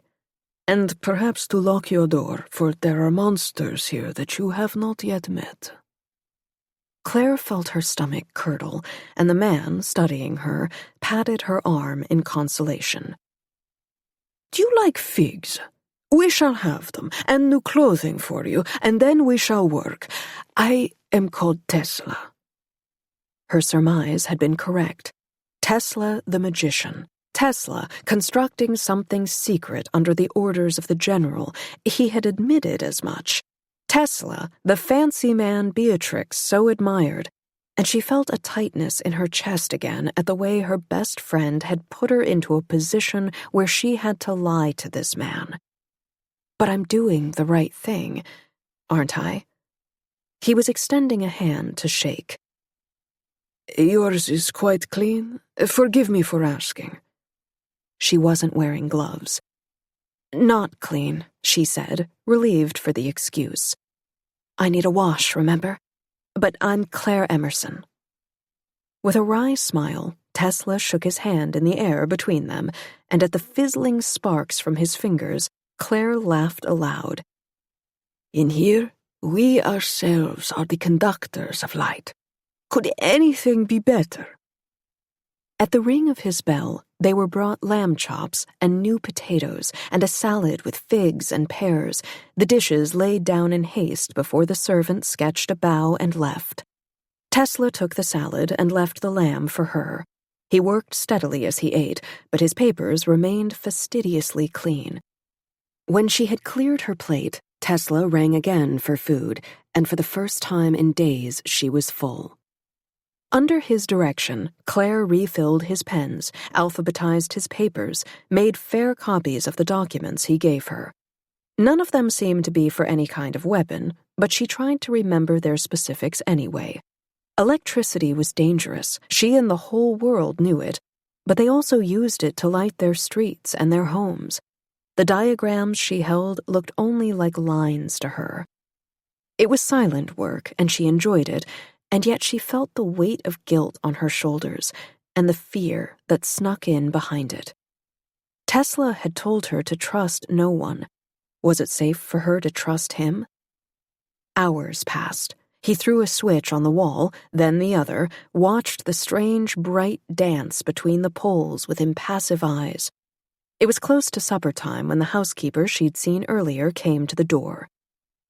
Your wash is here, Tesla said, sparing her a smile. Come back later if you so wish. The housekeeper took Claire away to the wing of the house where the bedrooms were, down a hall she hadn't yet seen. There, she opened a door to a pearl-bright bathing room with golden fixtures that put Perpetuas to shame. In the center of the room, a bath had been drawn, and beside it, a selection of oils and ointments had been laid out on a tray. Claire needed no prompting. She shucked off her dress and hung it to let the heat press out the wrinkles, and then she eased into the water with a sigh. "I have sent for a bath attendant," the housekeeper said, lifting a white hand in shock. Perhaps she wasn't used to women doing for themselves. "Oh, I'm perfectly fine," Claire assured her, stretching out her toes. It was a long bathtub. The housekeeper went to a closet in the corner and began pulling out large, fluffy towels. "Mr. Tesla was very upset to hear you had no maid. He, of course, didn't know that we didn't know of your arrival until the governor decreed it." Claire sat up, sending water over the sides of the bath. It had been easy for these few minutes to forget that she was a prisoner. "As you would have preferred notice of my captivity, I would have preferred not to be a captive. I apologize that my kidnapping has inconvenienced you, but I assure you that I do not need a girl to wash my hair." The housekeeper continued as though Claire had not spoken. "Well, I've just gone and gotten my instructions from the governor as to you." She set the towels down beside the tub. "He has visitors today, some ambassadors of some kind, not sure from where, but we're to fancy you up and make you beautiful for display." Claire opened her mouth, then shut it. She stared at her toes through the water. "For now, we'll make do with our own staff, but we've sent for a maid for your daily needs, and that bath attendant— Ah, yes, here's the girl." A girl of Asian descent, no older than 12, slipped in and curtsied. Her face was a perfect blank. Looking at her, Claire thought again of Margaret, taken by her father from the orphanage with the promise that he would give her a home. And then he put her to work. "Go on, child," the housekeeper said, taking Claire's dress off the hanger with a small frown. "Get a pitcher of water and do Milady's hair. I'll find something to fit her. This isn't much good but for rags now." The woman took Beatrix's dress away then, but the girl stayed. Her hands were gentle in Claire's hair, and Claire took a breath and let her do her job. 9. Despite her discomfort with being waited on, Claire watched the maid's progress in the mirror. She'd never been served like this before. Who had in the tenements where she was raised? Maybe from time to time a family hired a charwoman, but more like than not it was the neighbors of Claire's childhood who had taken in the laundry of the better off. Her mother would have considered it an insult to have someone else cook their family's meals. After her death, when their fortunes had changed and her father had taken little Margaret from the home for the friendless, he had thought that the girl would tend to Claire like a lady's maid, in addition to doing the cooking and the washing and all the other chores about the house. This would have been difficult enough, but Jeremiah Emerson had refused to pay the girl, insisting instead that she was a part of the family. Claire had tried to take that at face value, sharing Margaret's chores until her father had caught her sweeping out the kitchen and thrashed Claire, then Margaret, with the broom. After that, the girls kept their distance from each other. During the hour each morning that Margaret was to tend to Claire's toilette, Margaret slipped in and slept on Claire's bed while Claire put up her own hair. They had, over the years, reached a sort of détente, though Claire could still feel Margaret's seething resentment under every word the girl said. And why shouldn't Margaret despise her? Though Claire had desperately wished for a sister, for any ally in her strange, lonely home, the gulf her father had created between the two of them was wide and seemingly uncrossable unless Claire had the means to pay Margaret for her help. "Are you paid well?" Claire asked the maid abruptly. She started at that, her hands full of Claire's hair, a clutch of hairpins between her lips. "Yes, milady." "I am no one's lady," Claire said, with a smile to soften the words. "In point of fact, I might want to take a job such as yours when I finally leave this place." "A job is a job, milady." She began twisting Claire's curls into a bun, pinning as she went. I make $3.50 a week and room and board to help with the governor's lady guests when they come. My sister doesn't make half that. She's a knitter for silk stockings, still lives at home with Ma. Going bat blind she is, while I sit here and paint ladies' faces. Lots of faces now, with the fair on and all. I suppose that isn't bad. The girl laughed. Bad? It's good is what it is, and I aim to hold on to it. I got 3 brothers, milady, and all 3 lost their work to machines. The oldest, he runs a factory floor now, but the other 2 left for Livingston Monroe and the railroad. Plenty of work out that way for a person with 2 hands. Though they're a lot less friendly to those that look like us, and now they're saying the borders will... She bit her lip. Well, I shouldn't say more, only that I'm lucky that the governor hasn't found some man to invent a machine that does hair. He wouldn't see it as important enough, Claire muttered. The girls shared an amused look in the mirror. Well, and so, no one knows what'll happen next. War? Machines that think and eat and talk? But whatever comes, I'm hanging on to this position tooth and claw. I'll keep that in mind. Claire dropped the maid's gaze. My father hasn't let me take a job. The girl snorted good-naturedly. Then you are a lady, milady, whether you think so or not. 'Tis a privilege to choose not to work. It was hard to take the step back to see her upbringing as a privilege, but Claire knew the girl had the right of it. She chewed on the thought as, in the mirror, the maid's clever hands arranged the curls at the front of Claire's bouffant so that they framed her face. It was a fine thing, that mirror, a spread of silvered glass that had surely cost a fortune, and it was supported on either side by golden statuettes, angels by their wings and harps and by the gold leaf wreaths they wore. The young maid caught her studying them. There's an idea, she said with a touch of glee. An idea? An idea. She scurried over to the wardrobe. Nothing in there will fit me. We'll make it fit. Claire looked down at her figure, more generous than any of those dresses allowed, then looked up again at the metal angels. Were they smirking at her? You're not planning on making me carry around a harp, are you? The maid re-emerged with an armful of fabric, satins, and silks piled up to her chin. You seen that statue at the edge of the Great Basin at the fair? The girl all in gold? Oh, no. No, don't tell me. From what I've heard, Duchamp wants a show, milady. The maid sounded much, much older than her face suggested. So let's give him a show. In the great hall, in the carved throne at Governor Duchamp's right hand, sat a creature that was not, precisely, Claire Emerson. This creature was the height of Gibson girl fashion, with her halo of teased dark hair, the touch of color on her lips. Her dress was a shot of gold against the black and white backdrop of the room.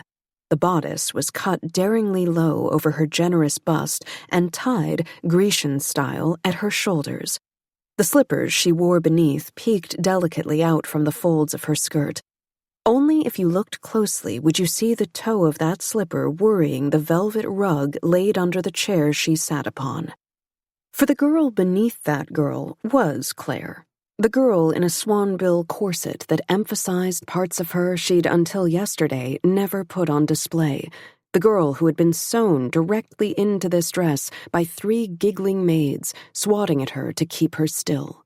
The girl wearing rubies at her ears, bangles at her wrists, more wealth than she'd ever seen, and all of it hung about her body. The girl who didn't like the eyes on her now. Not at all. Why, boy, The general had boomed to the governor as a soldier escorted Claire into the hall. she looks like the bloody statue of the Republic. The conversation in the hall quieted, then ceased. I'll remind you that you are speaking before the angel of this house, Duchamp had said mildly from his chair in the middle of the dais. Then he had turned to look at her. Had she imagined it, the brief flash of terror on his face? And what on earth could have put it there? But he raised an eyebrow, and the moment broke. She couldn't tell with him what was meant to be satirical and what wasn't. There was an insouciance written in the lines of his body, his dark hair tousled, his suit of clothes starkly tailored, that gave his words an edge they wouldn't have otherwise. Maybe it was how he sat, long-limbed and careless, on his throne. Perhaps it wasn't quite right to call it a throne, but it wasn't not a throne either, not by Claire's reckoning. It was flanked by a pair of chairs less grand in size, but not in construction. At the moment, the left held an ordinary-looking man who sat so gingerly, Claire thought he might bolt at any moment. Ah, yes, an angel. From the floor below the dais, the general had made a mocking bow.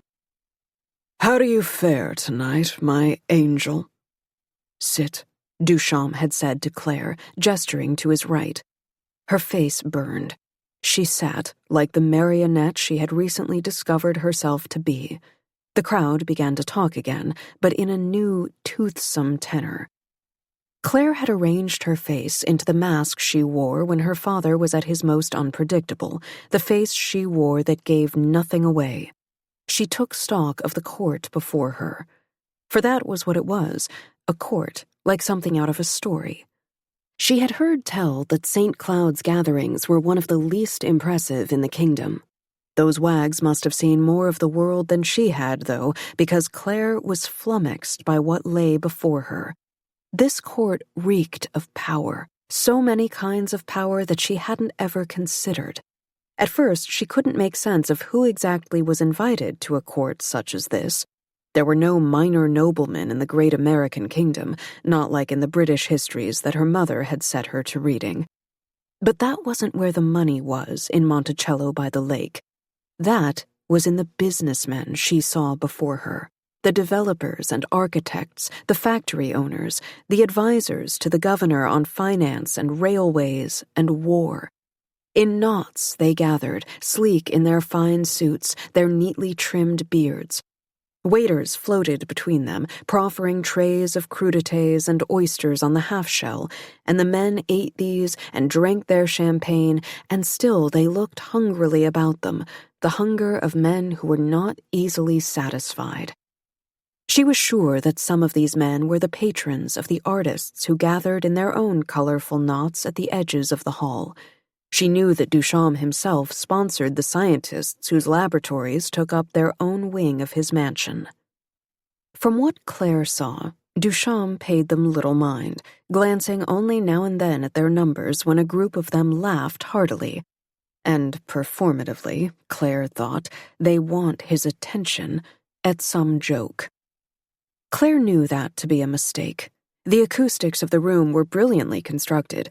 They threw the words of the milling crowd up to the dais while keeping the conversations of the leaders who sat there at a whisper. Within the first few minutes, Claire had heard weakling and foreigners and the largest standing army, and it didn't take a brilliant mind to know that they were speaking of war. Duchamp didn't blink an eye at them, or at the women, peacocked and plumaged, who hovered in their own circles. Jewels glinted at wrists, at throats, at all the delicate parts of a woman's body, as if to outline them for a weapon's blade. Some would seem to be the wives of the men in suits, some seemed to be their daughters. As I'm Jeremiah Emerson's daughter to the outside eye, she thought, tugging subtly at her dress, and nothing else. These women have their own lives, their own agendas. If I don't remember that, I'm doing myself no favors. A fair few of the women kept an eye on the dais, on the governor, or Claire, or both. Some of those glances were pointedly jealous, a tossed head, a drawn mouth, but most were simply assessing. There was a new power here. Little did they know I'm more of a puppet. And if Claire read them right, a few of those looks were longing ones, directed at the young governor by girls her age and younger. He wasn't an ugly young man by any means. He was tall and slim, and he didn't have a wife, or a mistress, at least not that she'd heard tell of. He didn't seem to have eyes for anyone, honestly, and there were some beautiful people in this room. Duchamp paid less attention still to the soldiers. Not only the pair standing at attention on the dais, rifles strapped to their backs, but those in the crowd who clustered around the general like baby birds awaiting their supper. Almost all were bluecoats, St. Cloud's men, but to the general's left she saw a pair of red uniformed soldiers. Livingston Monroe men, wearing enough expensive trim on their uniforms to put them at a rank equivalent to that of the general. And the one with the blonde hair, fiddling with the buttons on his coat, leaning over to say something in the general's ear. Is that the soldier I touched 2 nights ago at Perpetua's? Jonathan Lee? As though he'd felt her looking, the soldier's head swiveled slowly up toward her. Before he could catch her gaze, Claire turned away, to the governor and the man he spoke to. I'm not saying it is wrong, the man was saying diffidently, just that I can't personally imagine myself participating. Or maybe it's my spirit. I worry what my mother would say about this, what she would say Jesus would say about this. You know what I mean. Though Duchamp had his back to her, she could see him incline his head, thinking. But you carry a gun, do you not? No, sir, Governor, sir. The man shifted in his seat. Never saw the use for one, being protected here and all. More soldiers here than I ever saw in my life. But surely, before you came to work in the laboratories in the mansion, begging your pardon, sir, but before I came to work for you, I was just copying designs out for Thomas Edison and his boys. Every now and then I'd get a word in edgewise, maybe someone who'd put down my idea, test it out, but it wasn't till I came to St. Cloud that I got a fair shake. Developing this project is the first time I've been put in charge of something, and, sir, I've enjoyed myself mightily, but the thought of turning that thing westward— The governor tensed. Claire watched his fingers tighten on the armrest of his throne. Keep your voice down unless you very badly want to muck out my stables. The scientist, for that's what he is, Claire thought, an inventor like Tesla, blanched. Sorry, sir, begging your pardon, sir, he said, beginning to rise from his chair. Sit, Duchamp said. I did not ask you here to discuss strategy in earshot of the most dangerous men of my province. Oh, yes, sir. Of course, sir. The groveling was beginning to turn Claire's stomach. She would look away, but she was too afraid to see Jonathan, the Livingston Monroe soldier, staring her full in the face. Even now, a part of her mind was spinning out the problem. Nothing too terrible could have happened after I touched him, even if I granted his wish to make something bad happen to the fair or to Duchamp. The governor's still alive, and the mansion's still standing, and that scientist might be a chowderhead, but he's certainly alive at least, and— I invited you here to celebrate your accomplishments. Now you stand. Duchamp climbed to his feet, and the man followed suit. The conversation in the hall grew quiet, all but for the general, who kept gassing on some story about a runaway horse until he came to the end of his thought. A waiter hurried over with a tray of champagne flutes, and Duchamp took 3 in his hands, shuffling from side to side to offer drinks to Claire and to the scientist. She wasn't sure if she should stand as well. Duchamp hadn't introduced her, had said nothing to her, in fact, since she'd been placed beside him. She ended up crouching over her seat, not standing, not sitting, until she gave up entirely and flopped back down onto it like an ungainly animal. Someone in the crowd snickered. Fuming, Claire took a long drag of her champagne. Friends, Duchamp said. Soldiers, everyone else. This man beside me is brilliant, and as it is Sunday, I will be telling you of his accomplishments. Please put up your hands if you are familiar with direct current. One of the blue-coated soldiers looked around and then pushed his hand halfway into the air. No one else moved. Good! Excellent! Duchamp's expression sharpened, as though he were stepping into his body for the first time that night. Many more of you should be reading the newspapers, for when we talk of electricity, more specifically, I think, we are talking of direct and alternating current. Mr. Tesla of this court is the pioneer of alternating current, and this man here, Franklin Michaels—" Michaels nodded his head. He clutched his glass in both hands, like he was a royal cupbearer. "I have brought him here to work with Mr. Tesla. We are working on something very exciting, very dangerous." A few of the glazed-over faces in the crowd blinked back to attention. "But today I am telling you about direct current, which Thomas Edison would have you know is better than alternating current. Yes, he is even going about killing dogs and cats and sometimes even horses on stage at his demonstrations. The horrors of it. His audience watches the animal foam horribly at the mouth and then fall over dead." At that, a man took himself discreetly out of the hall, presumably to empty his stomach. Duchamp brightened momentarily. "But though it can do that, alternating current is far safer than direct. Here, let me tell you why." And the governor rattled off a series of facts and figures with the confidence that they would be met with rapt attention. Claire might have found the lecture interesting had she been sitting across a table with him, able to refer to notes, diagrams, able to focus her attention entirely. But then, Claire liked nothing more than to sit down with a complicated problem, and not everyone felt the same way. Especially on a night like tonight, the hall heavy with summer heat and the jasmine-scented candles lit in every windowsill. In this, the hour after the court had dined, people could not pay attention to a lecture like this, not without a pressing reason for that attention. Even Michaels, the scientist, could feel their boredom. He was beginning to dance a bit from side to side, almost as though he needed to relieve himself. "Of course," Duchamp was saying, slowly, "your understanding the importance of this distinction assumes you have an interest in science, which is not a given." "Oh, come now, sir," a voice called out. Heads turned, and Claire sat up in her chair to see better. Michaels took the opportunity to absent himself from the dais. At the back of the room, one hand still on the giant doors to the hall, stood a woman shaking her head. "You speak to us as though we are children," she said as she strode up to the dais, "when you are no more than a stripling yourself." "May I assume," Duchamp said coolly, "that you are one Abigail Monroe, late to join her fellows who arrived this afternoon?" The woman's eyes flickered from Duchamp to Claire and back again. She was wearing a suit jacket of unadorned black over a skirt of the same.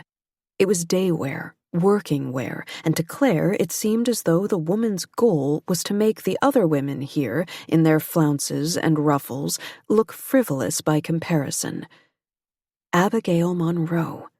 Claire smoothed her face into a smile. He invited her here?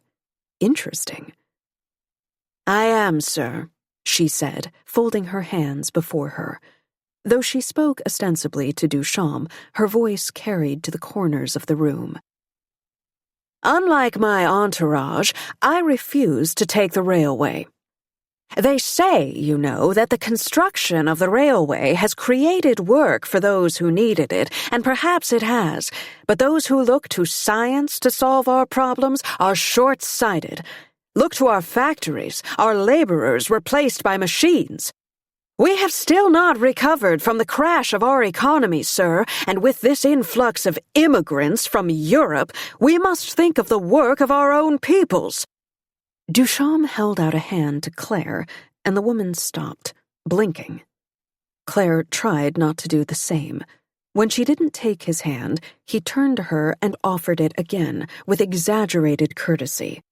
She put her gloved fingers in his, and he pulled her to her feet. Then he took his hand, his bare hand, and placed it just below the nape of her neck, on her flushed, prickling skin. "I suppose you want to introduce me to your lady," Abigail Monroe said. "Forgive me." Before Claire could spit out, "I am not his," Duchamp said the words for her. "This," he said, in a French accent that deepened as he spoke, "is not my lady. Though I suppose she is, in a sense, all Our Lady. See how she is dressed as the muse of our great fair? She is both a person and an idea.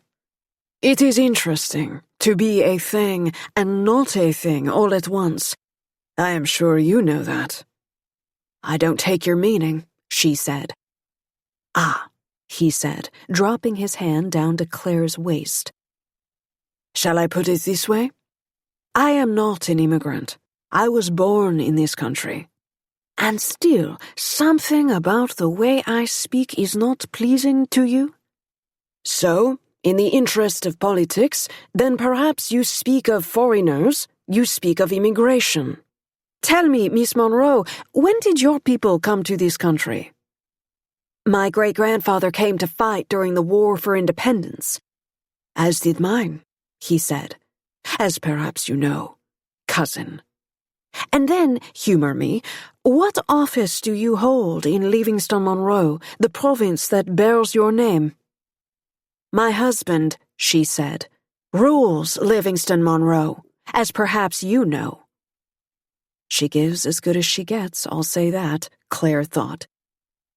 Which makes you both a politician and not a politician, he said. Yes, it is good, you see, when we are clear with one another. Clarity, Abigail Monroe mused, tilting her head to the side. Interesting.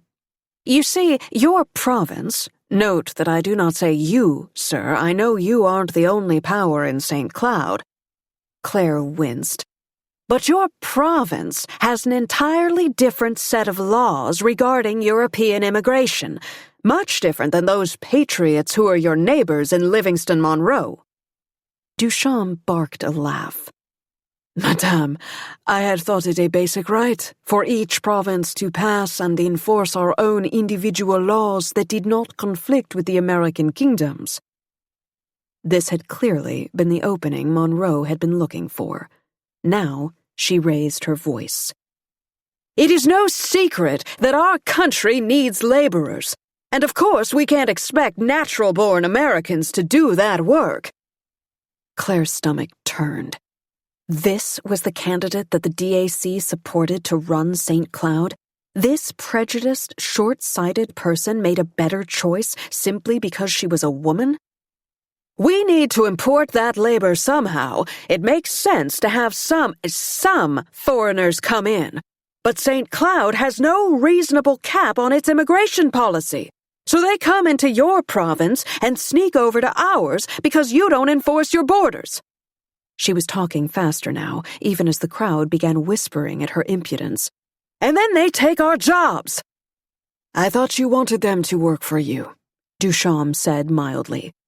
Not as skilled workers or as tradesmen, not running businesses, just working to do the things you yourself wouldn't deign to do. No, I see your point quite clearly. He stood. I wish I could say well met, Mrs. Monroe, but indeed I can only say we've met. I assume your husband is here as well? He's just freshening up, someone said in a carrying whisper, and the court tittered. They love their governor again, Claire thought, just like that. He is seeing personally to the stabling of our horses, Abigail Monroe said, anger striping her words. I came straight here. She's trying to shame this man in his own court, and he's shaming her for the fact of who she is, a woman with ambition. Claire bit her tongue.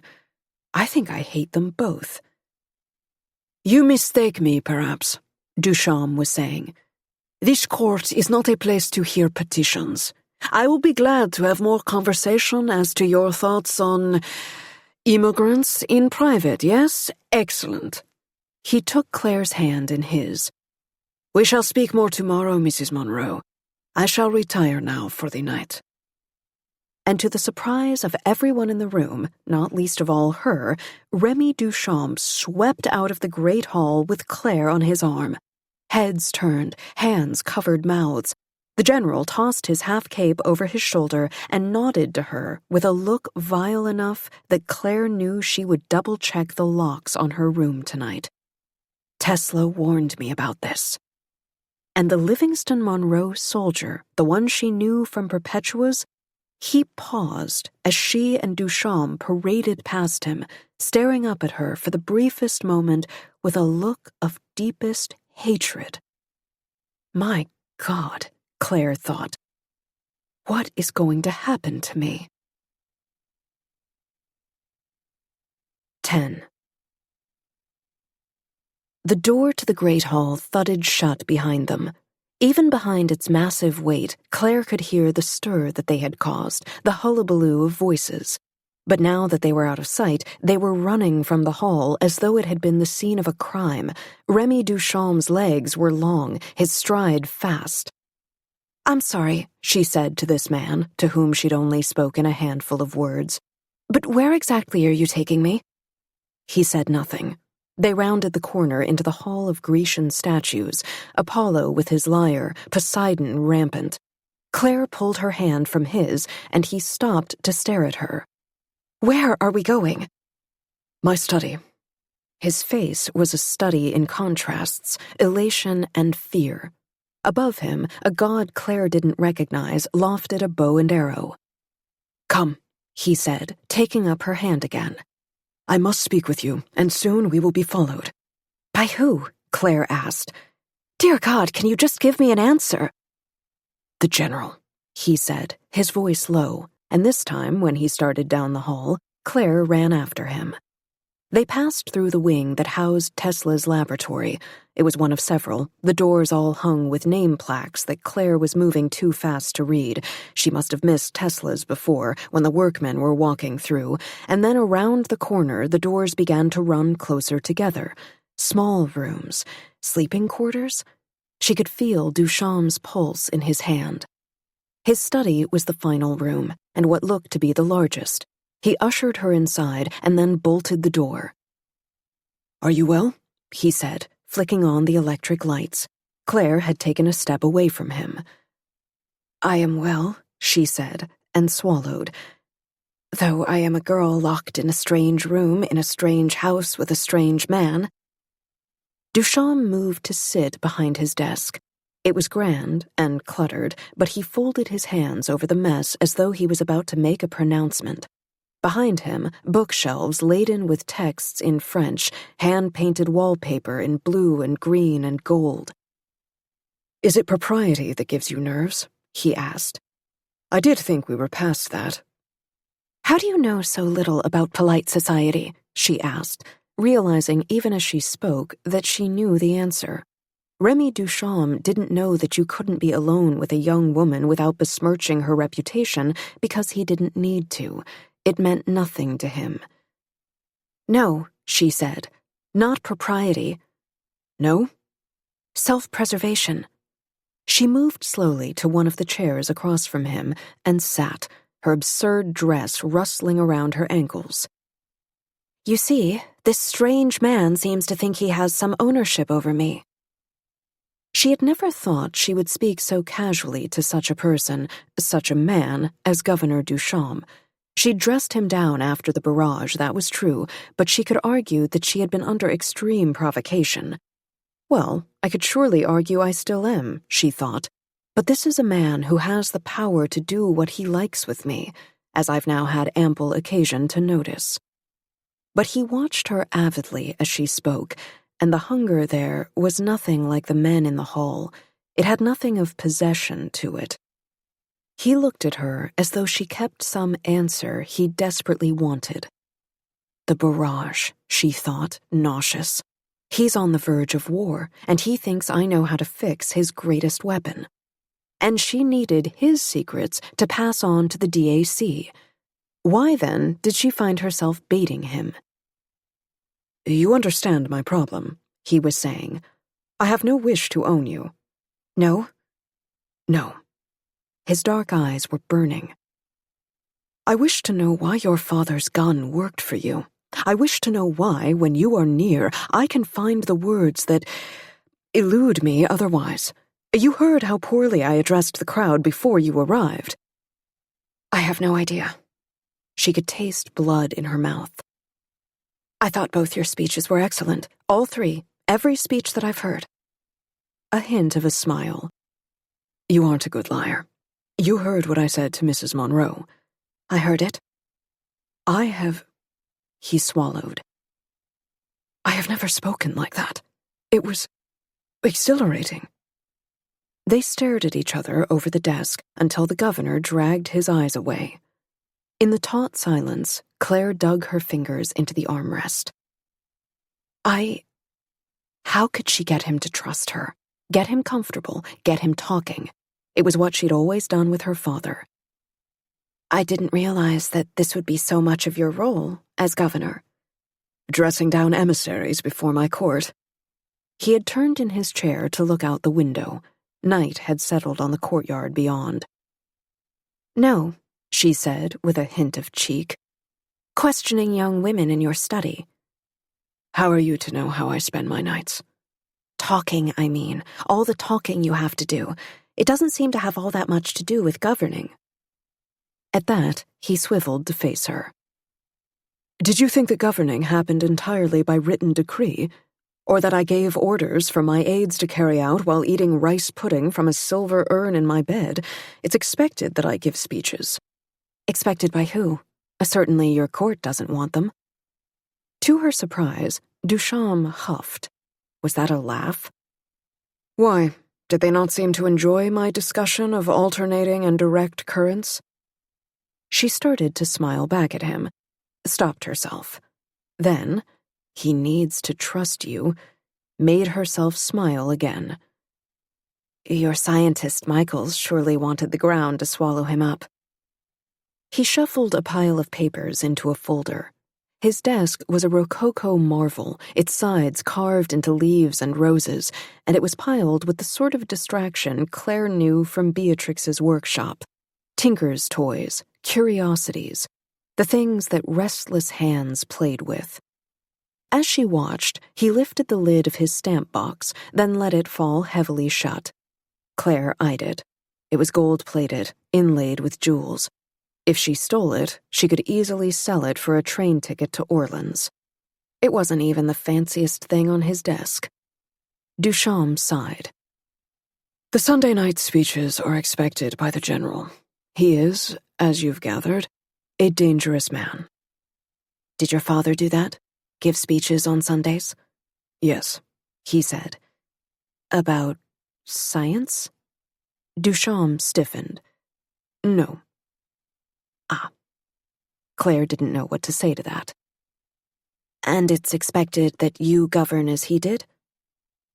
His dark hair spilled onto his forehead as he leaned forward, spreading his hands across the desk. I give speeches. I draw up the budgets. I protect our borders. I tend to my people. I do not swan about from chair to chair in a dress as a woman does, waiting to be plucked and placed in someone's parlor and kept there for the rest of my life. I can't sit with a book in the gardens without being bothered. I have duties. Poor you, Claire said with asperity, and watched his face redden.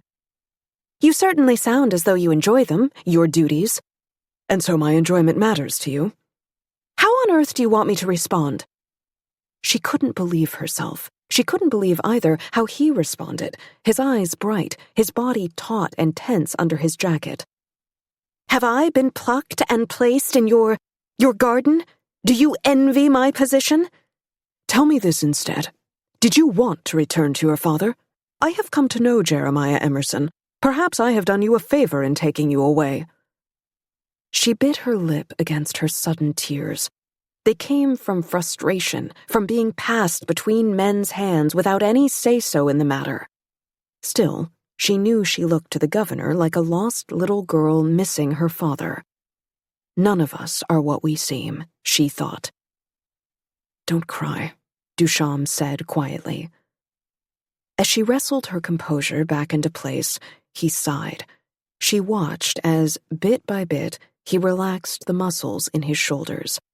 It was a minute or more before he spoke again. There have been philosopher kings throughout history.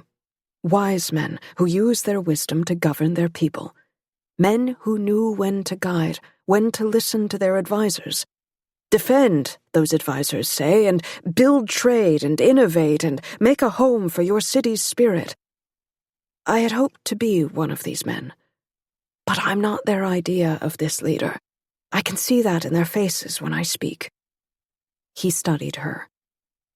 I can see it in your face when I speak. And then Abigail Monroe walked in tonight, and I was a different man.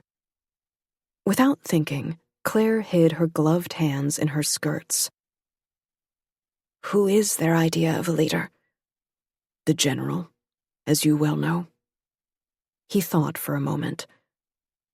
Abigail Monroe, or so my advisors say. And I...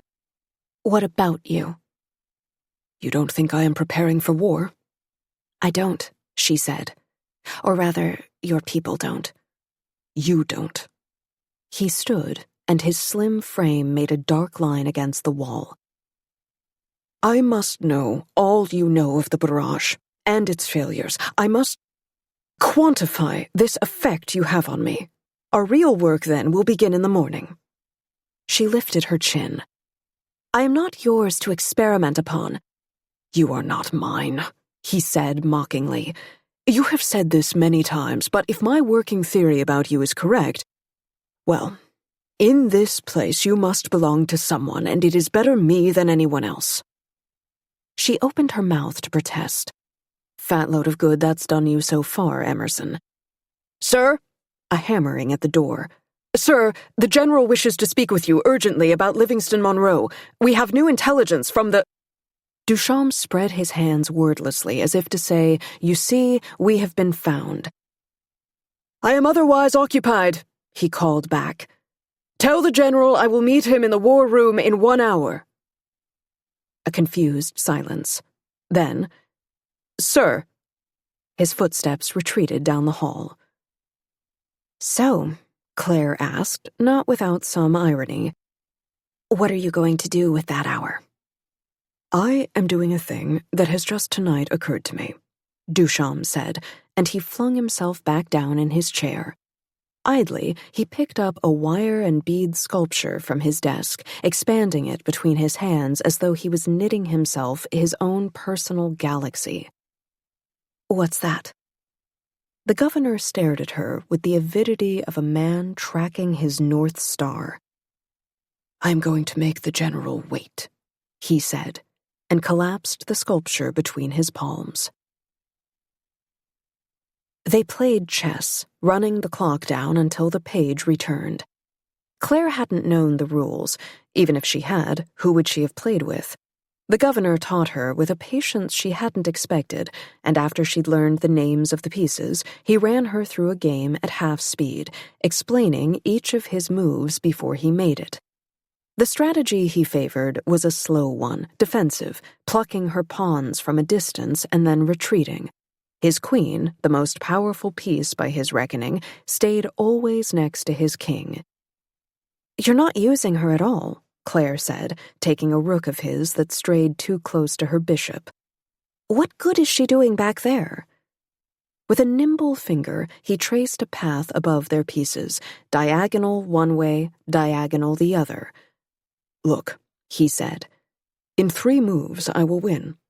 The queen comes out at the end, and the end only. I reserve her for that moment. You only win if I make the moves you predict I will, she said, offended. Isn't there a chance I could surprise you? And then what? Your queen has gone to waste. Duchamp spared her a dry smile. It's very difficult, he said, to work against he who taught you how to play. And in 3 moves, he had her in checkmate. The page came as they were putting away the pieces. You will come, Duchamp said. It wasn't a question. Claire shut the box, and he took it from her and tucked it under his arm. She said, I'm about as much use beside you in a strategy meeting as I am next to you on a dais. Precisely, he said. You're of tremendous use. And since Claire didn't want to be dragged through the halls again like a small, uncooperative dog, she lifted her chin and followed. In the crowded war room, the general swept an arm from under his ermine half-cape and said, "I see you brought your plaything." "Miss Emerson," Duchamp said, "stays." He put the chess box under his chair. Then he waved a hand. Another chair was pushed in beside him for Claire. After the governor sat, the other men did as well, and a pair of footmen placed an enormous sandbox in the center of the table. It had a line of white stones that ran down its middle like a river. After a moment, Claire saw it for what it was, the border between St. Cloud and Livingston Monroe. One of the advisers looked unhappily at Claire. "We will be discussing sensitive information." "The girl stays. If I must say it again, this meeting will become much smaller."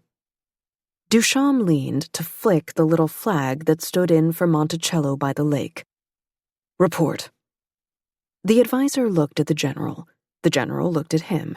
This was, Claire surmised, not the way these meetings usually ran. "You will meet with Abigail Monroe tomorrow," a weedy-looking man said, consulting his notes. "You had asked to combine that meeting with the delegates from the Society of Women, being Madame Isabelle Beaugelot, Treasurer of the International Council of Women, Mrs. Fredrickson of Denmark, Contessa de Dubernatis of Italy, Signorita Esmeralda Cervantes of Spain, and Dr. Marie Popelin of Belgium." "A lady doctor," the general huffed. Claire hardly heard him. She knew those names, delegates from the DAC meeting. "I assume now," the man said, "given the Livmonian threat, that you will choose to meet with Lady and Mr. Monroe separately. You have rather more pressing things to discuss than how the Women's Society arranges their parasols." Another cleared his throat. "If I can draw your attention to the sandbox, you'll see that the Livmonian soldiers have made significant gains in the Gateway region," he said, indicating with a hand. "It's good farmland. They've taken it peacefully, 10 miles worth, and claimed it as their own.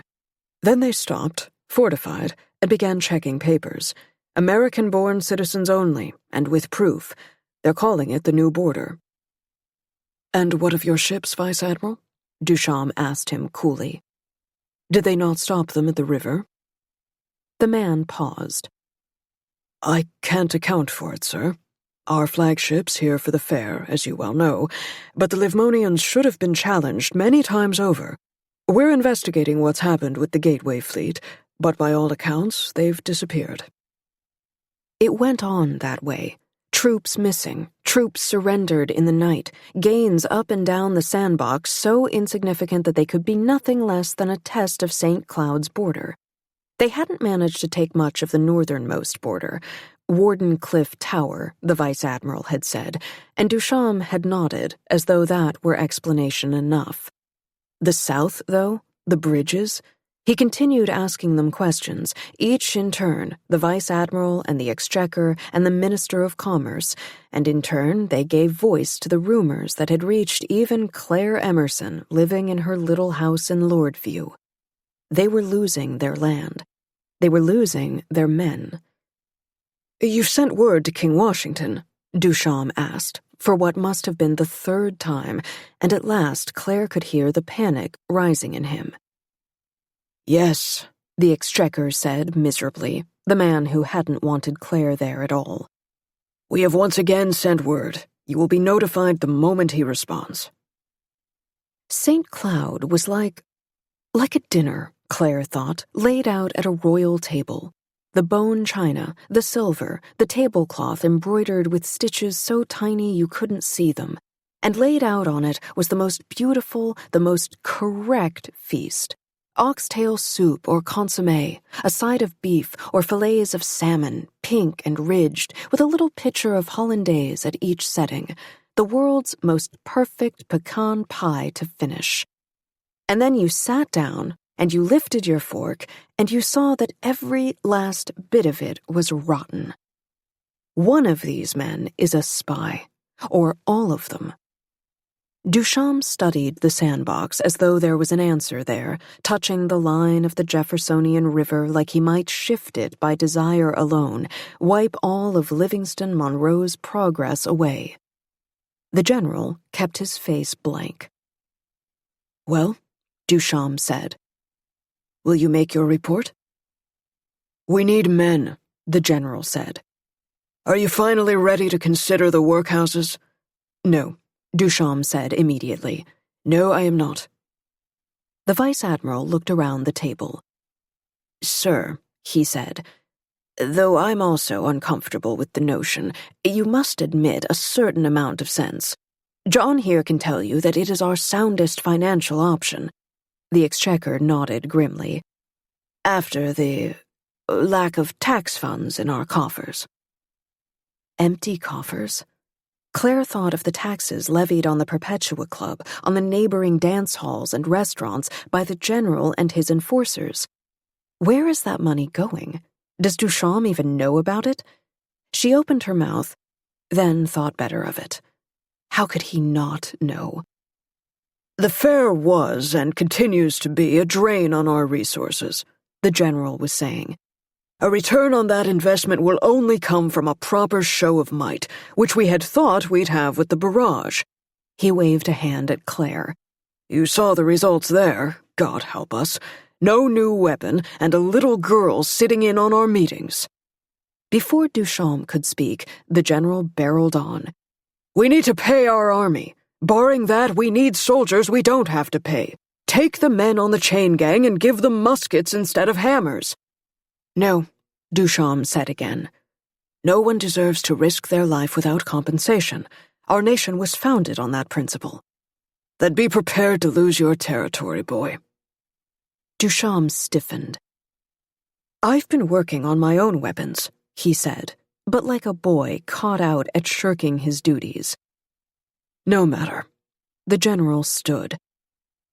"You come in and demand answers like you give a damn, or like you want to make a show of it. This girl worth all that talk?" He looked at Claire, quiet in her golden dress, and his lip curled.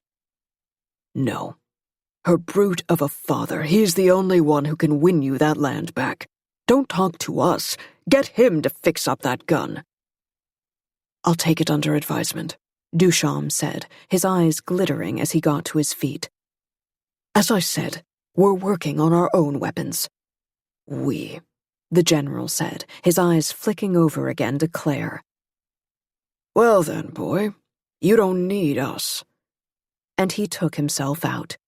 The other men stood, and only the vice admiral had the decency to nod to his governor as they scurried out the door.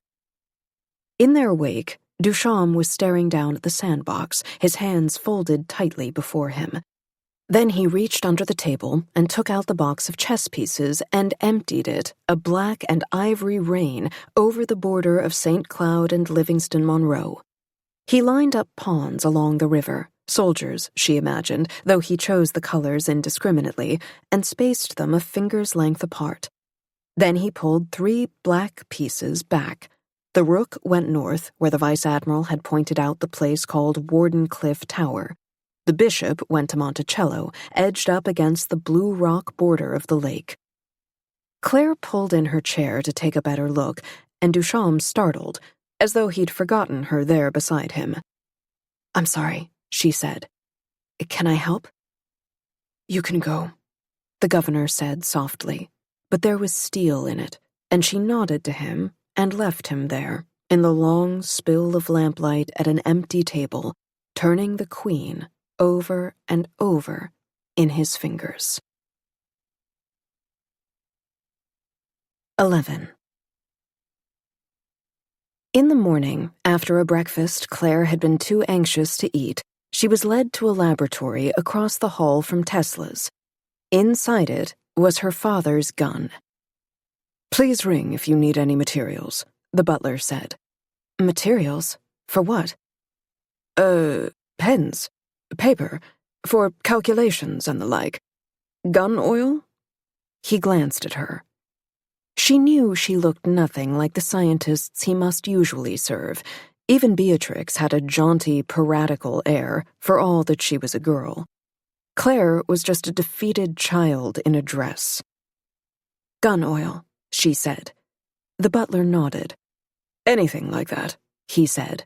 and dismissed himself when Claire didn't do it for him. She stared it down for a long while, the monstrous Emerson gun. Someone, or more likely many, many someones, had hauled it from the pavilion where it had spent so many months half-built. Its mouth was a long telescope, its body a box on wheels. Her father had labored over it for years, and now she was meant to fix it in the span of a morning. And how on earth was she to test it? Was she to fire a half-ton shell into the walls of the mansion? The door clicked open behind her. "Hello, little cat," Tesla said. "So this, then, is my competition." "What competition?" she asked unkindly. "I thought you only made light bulbs." He looked at her sidelong. "Then you are very stupid," he told her, and reached up to the gun's muzzle. Tesla stood above 6 feet, but his hand hardly grazed the barrel. "I'm sorry," she said. "I've been given an impossible task. Rumpelstiltskins locked me in here, and all this needs to be turned to gold." "Ha! Well, what do you know of this dross, then?" She sighed, rubbing the back of her neck. "Only what I've overheard. I haven't been trusted with the details. It's called a gun, but it isn't. It's a cannon, really. A howitzer, if you're German. It costs more than $1,000 to fire a single shot. It could tear a hole in the wall of the universe if you listen to my father, and if you keep listening, he'll tell you that the king is going to buy about 1 million of these from him and make the two of us rich. At least, that's what the general's been making him think." "And what do you think?" Tesla asked, crossing his arms. "I'm not often asked that." "Well, and so?" "I think," Claire squinted up at it, "I think it took 4 wagons and 16 horses, or maybe a magician's railroad car to bring this thing here. I think it's oversized, finicky, and too expensive for what it is. I think it's odd to order these up for a country that's supposedly peaceable. What would St. Cloud do with 1 million of these, other than line them up at the border between us and someone—" She cut herself off. What kind of awful spy was she if she spilled everything the first time someone flattered her for her opinion? But Tesla's mouth was grim. "Someone we are not yet at war with." She nodded tightly. "Ah," he said. "So you, then, are in a pickle? This is the expression? For the general speaks often of this gun. It was meant to be a deterrent to those who would harm St. Cloud. But to be a deterrent, it must be famous. A showpiece, yes?" "But they saw it at the fair," Claire said, following his logic. "And it did fire, eventually." "So perhaps we put the lie about. You are the only one who may make it fire. You whispered to it in its own language." Tesla stroked his chin. "It will do for now." "It means the governor has reason to keep me here," she said, "if I'm so talented. Which is the last thing I need." He circled the cannon, studying it, his shoes clicking on the floorboards. Finally, he said, "It is a behemoth, and unnecessarily so. Nothing elegant here." "No," she said, tired now. "My father is not an elegant man." Tesla gave her an unreadable look. "Perhaps you would do well to have the governor keep you, as you say." From one man's hands to another's, marriage without its protections. Claire set her jaw. "And what shall I do for the governor? What use am I if I can't fix this gun? Without it, he doesn't have the mighty weapon he thinks he needs." Tesla smiled thinly. "Anything can be a weapon, Miss Emerson," he said. Back in her room, Claire spent an anxious, empty few hours waiting again to be summoned. Like a dog, she thought. She kicked off her shoes and wrapped herself in an afghan on the bed, stewing. What next? More chess? More theatrics in front of the court? It could be worse, she found herself thinking. You could be married to a stranger by now. When the knock came, she startled. "Miss," said the boy at the door. maybe 8 years old, with a missing front tooth. He wasn't wearing the governor's livery. "Do you have a message for me?"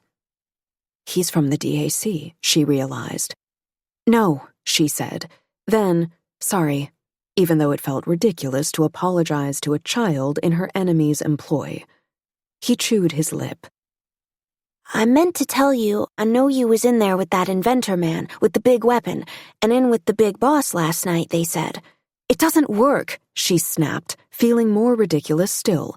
"That's the message. The gun doesn't work, and the governor beat me in chess. Go away." "Miss," he said, eyes lowered, and Claire swore and found a nickel that she could tuck into his pocket. She hesitated, then rumpled his hair with a bare hand. "Now get," she said. "Those aren't nice people you're working for. You shouldn't want to help them." "He's a man, even if he's a little one. Maybe I can bless him. What meager power I'm allowed." "Miss Emerson!" Sergeant Miller's voice carried down the hall. "Who is this child?" he asked, striding toward her. The boy ducked under his outstretched arm and tore off down the hall, the unglued sole of one shoe slapping the carpet as he ran. "Wanted money. Thought someone was supposed to be guarding this place." Claire was aware she sounded surly. It felt good. Still, her attitude meant nothing to Miller. "Governor Duchamp requests your presence," he said. His eyes drifted down her rumpled dress, settling on her bare feet sticking out under its hem. "When?" He was still looking at her toes. "1 hour," he said. "Perhaps that will give you time to change." Claire shut the door. It was satisfying. It also meant she knew nothing of what Duchamp wanted. She'd hardly stepped away when Miller rapped again. "For pity's sake," she snarled, but when she wrenched it open, she saw Margaret instead. "Oh." "Oh," Margaret echoed and pushed into the room, a bucket in her hands. Claire swallowed. "Margaret?" Over her cotton frock, she was wearing a starched white pinafore, and her hair was pulled back severely and pinned into a mob cap. A little frill bounced when she walked. "Margaret," Claire said carefully, "why are you dressed like a maid?" "Because Duchamp's housekeeper didn't believe you when you said you didn't have one." Margaret poured water into the ewer, then balanced the empty bucket against her hip. "She sent an errand boy to Lordview. He found me." "Why?" "I'm to tell you there is a shower bath for your usage if you would like. They're all a titter below stairs. You don't want bath attendants?" I never thought you to be so modest, Claire." Surely she imagined the twitch at the corner of Margaret's mouth. "Please tell me they didn't force you to come," Claire said. "They're paying me," the girl said. "Your father never paid me, as you know. And he just let you come?" Margaret shrugged, one-shouldered, and shifted the bucket to her other hip. "I'm here, aren't I?" Her sister and not her sister. In the absence of her father, Claire could see a glimmer of a truce forming between them, but she knew the wrong word would dispel it for good. "I can dress myself," Claire said. "You don't have to do that." Margaret's face reddened. "Will you please just sit down at your vanity table like someone who wants me to keep my job?" She took the bucket into the hall and returned, wiping at her forehead. "The air in this room isn't moving at all," she said, crossing to the window. She stopped. With her hands under the sash, she pushed up again, then bent to peer at the wood. "Claire," the girl asked, "has this window always been nailed shut?" Claire went white. It was the window she'd climbed out of 2 nights before. "I see. No matter," Margaret said, straightening. "We don't have time. That child maid is going over your gowns I brought with me. I need to take stock, make a few things over. What's in that wardrobe there? Anything useful? Come on, we don't have all day." Before the soldier returned, Margaret had done Claire up in the way she recognized: a neat dress, a workaday hairstyle, a clean, bare face to greet the world. She took care to cover every last inch of her body with fabric, the nape of her neck, her wrists. No one would be able to touch her, not even Duchamp. Claire hardly noticed. All she could do was stare into the mirror, her hands gripping the arms of her chair, wondering who had seen her with Beatrix. Who had seen her with Beatrix and nailed shut her escape? When the soldier returned to rap at the door, Margaret was pinning Claire's last curl into place. "Come," the voice said, knocking again, and with shaking hands, Claire took up her jacket from where it hung and turned to Margaret to thank her. The girl had a peculiar look on her face, stricken almost. Claire had only ever seen her composed or furious. "I should tell you," Margaret said, the words dragging out. "Your Jeremiah has left home. I was alone in the house when they found me." "Left?" Claire said, her stomach curdling. "Left for where? How long ago? What are you—" "Miss Emerson!"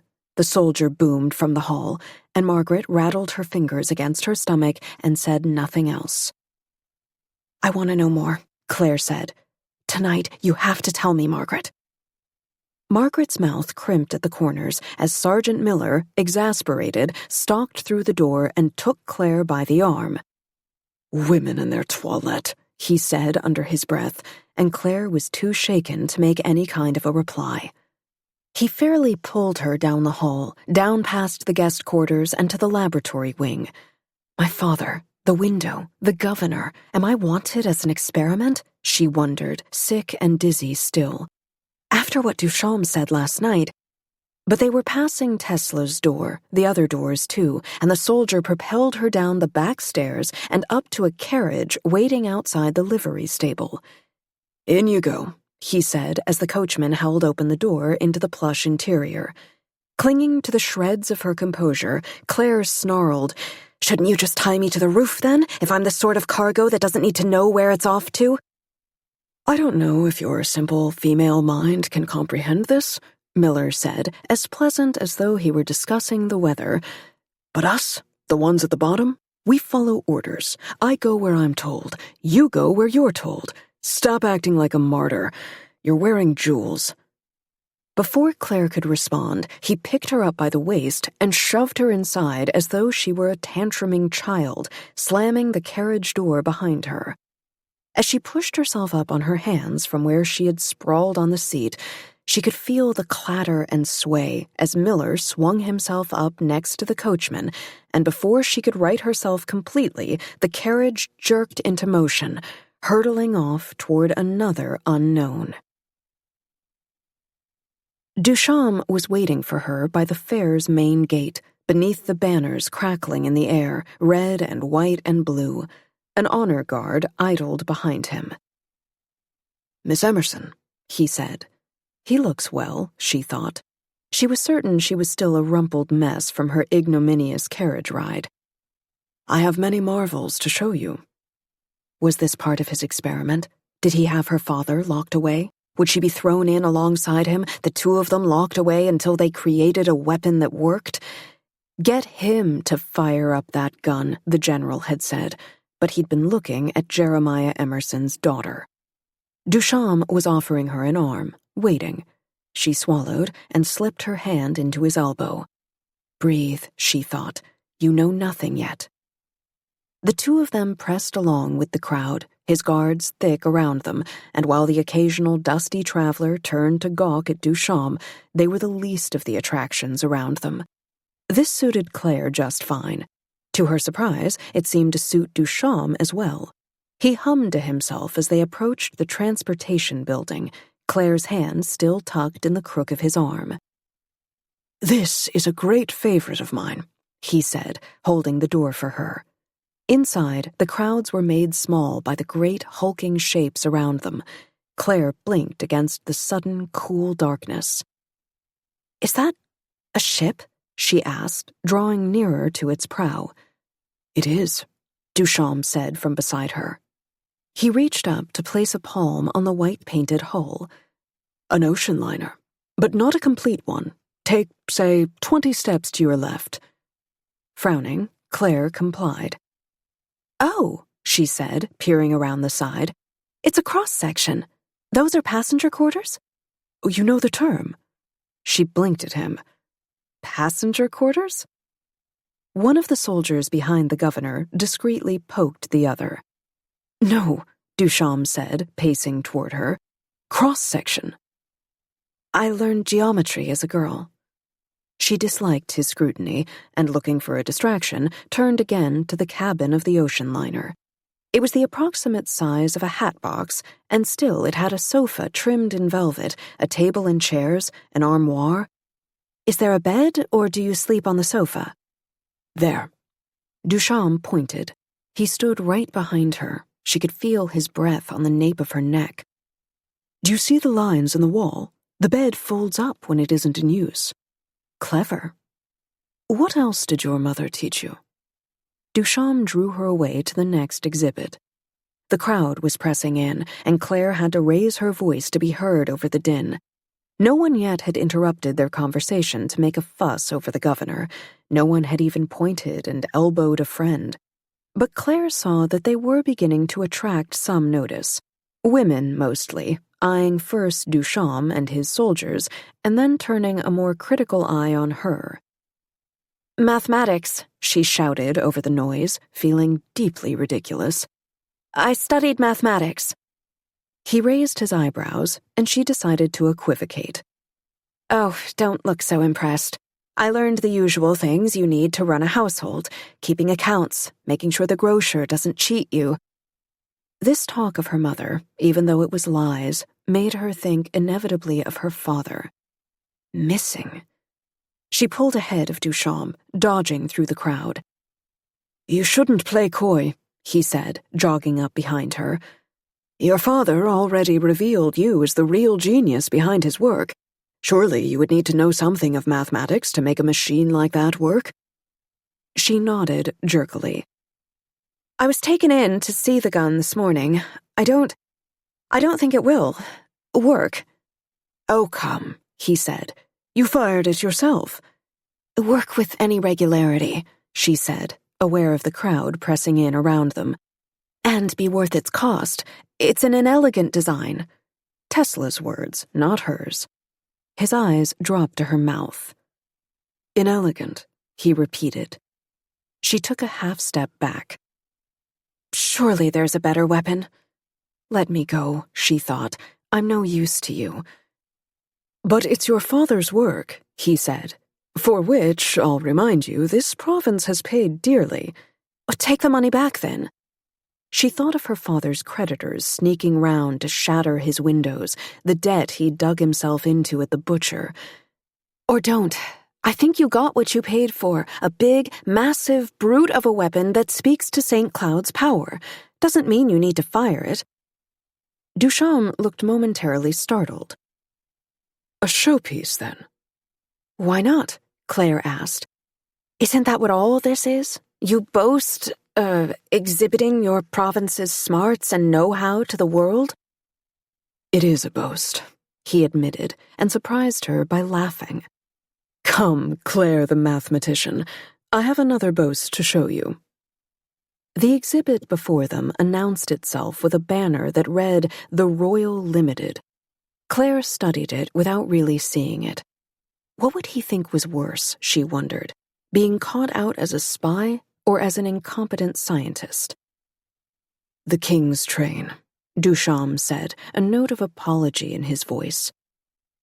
It was a bargaining chip of my father's to win the fare to Monticello. She took a breath and made herself look. It was beautiful, that train, navy blue with gold gilt touches, King Augustus Washington and the Royal Limited written in fancy script over and over.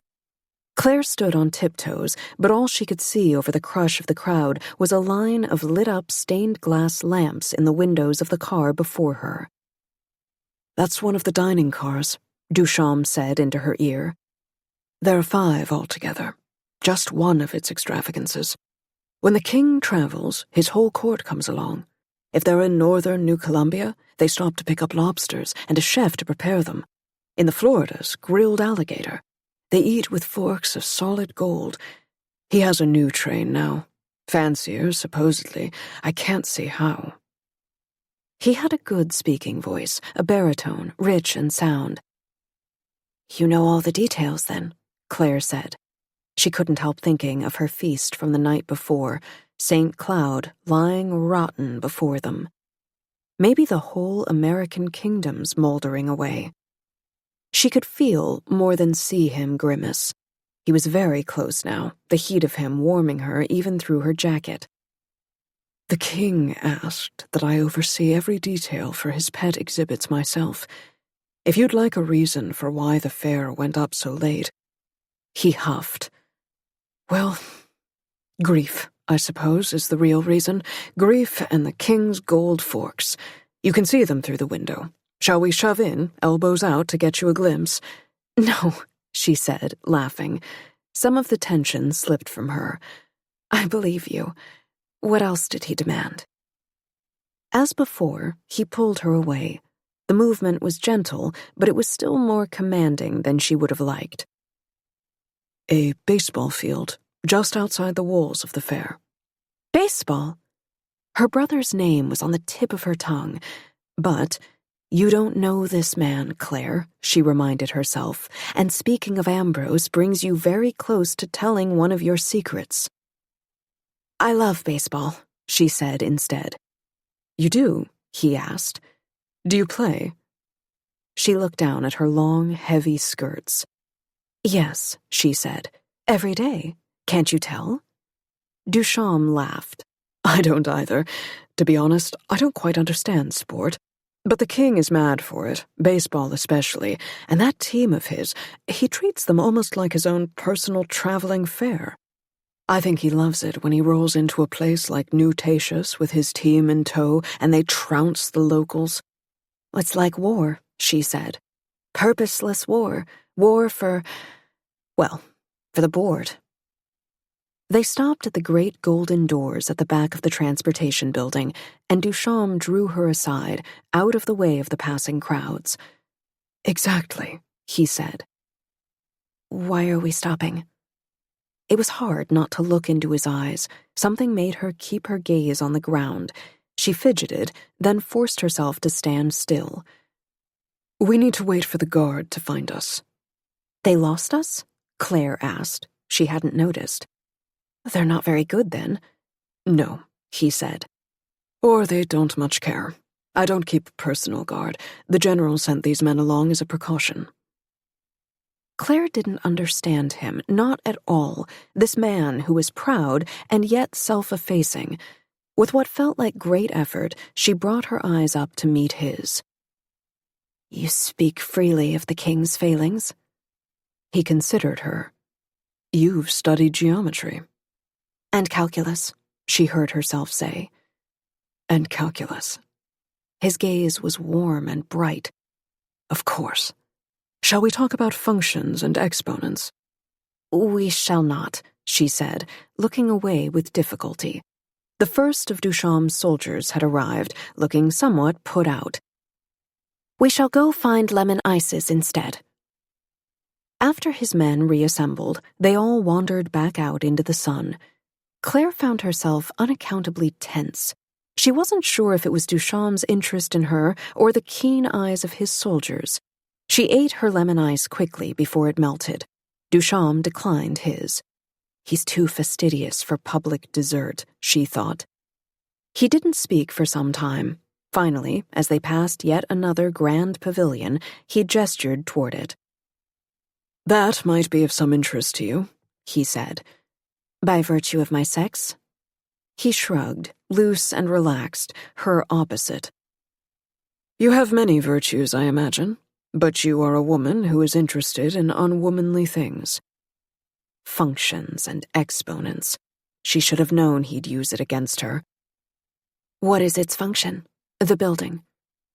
"The board of lady managers, those other women who look beyond their station, they have convened a congress that will meet soon in that building." He spoke without judgment, as though a woman's place was determined by the universe itself, and he were simply acknowledging it. On the steps of the women's building, Claire watched a woman with a grim face and a clipboard soliciting signatures from the passers-by. None stopped. "I haven't heard of the Board of Lady Managers," she said, choosing her words with care. "Were these the women mentioned last night? Who is their leader?" "A woman named Rosa Morgenstern," he said. "You two don't know each other." Through sheer force of will, Claire kept herself from startling. "No. Why would I?" He shrugged. Had Claire not been watching him closely, she would have taken the question at face value. "You seem to have many interests in common. You can speak with her if you'd like. After I declined her meeting, she requested an audience with Abigail Monroe this afternoon." The DAC has a long, long reach, she thought, and many names. "I would enjoy that," she lied. Morgenstern would surely find a way to ask again about her progress, and she had no progress to share.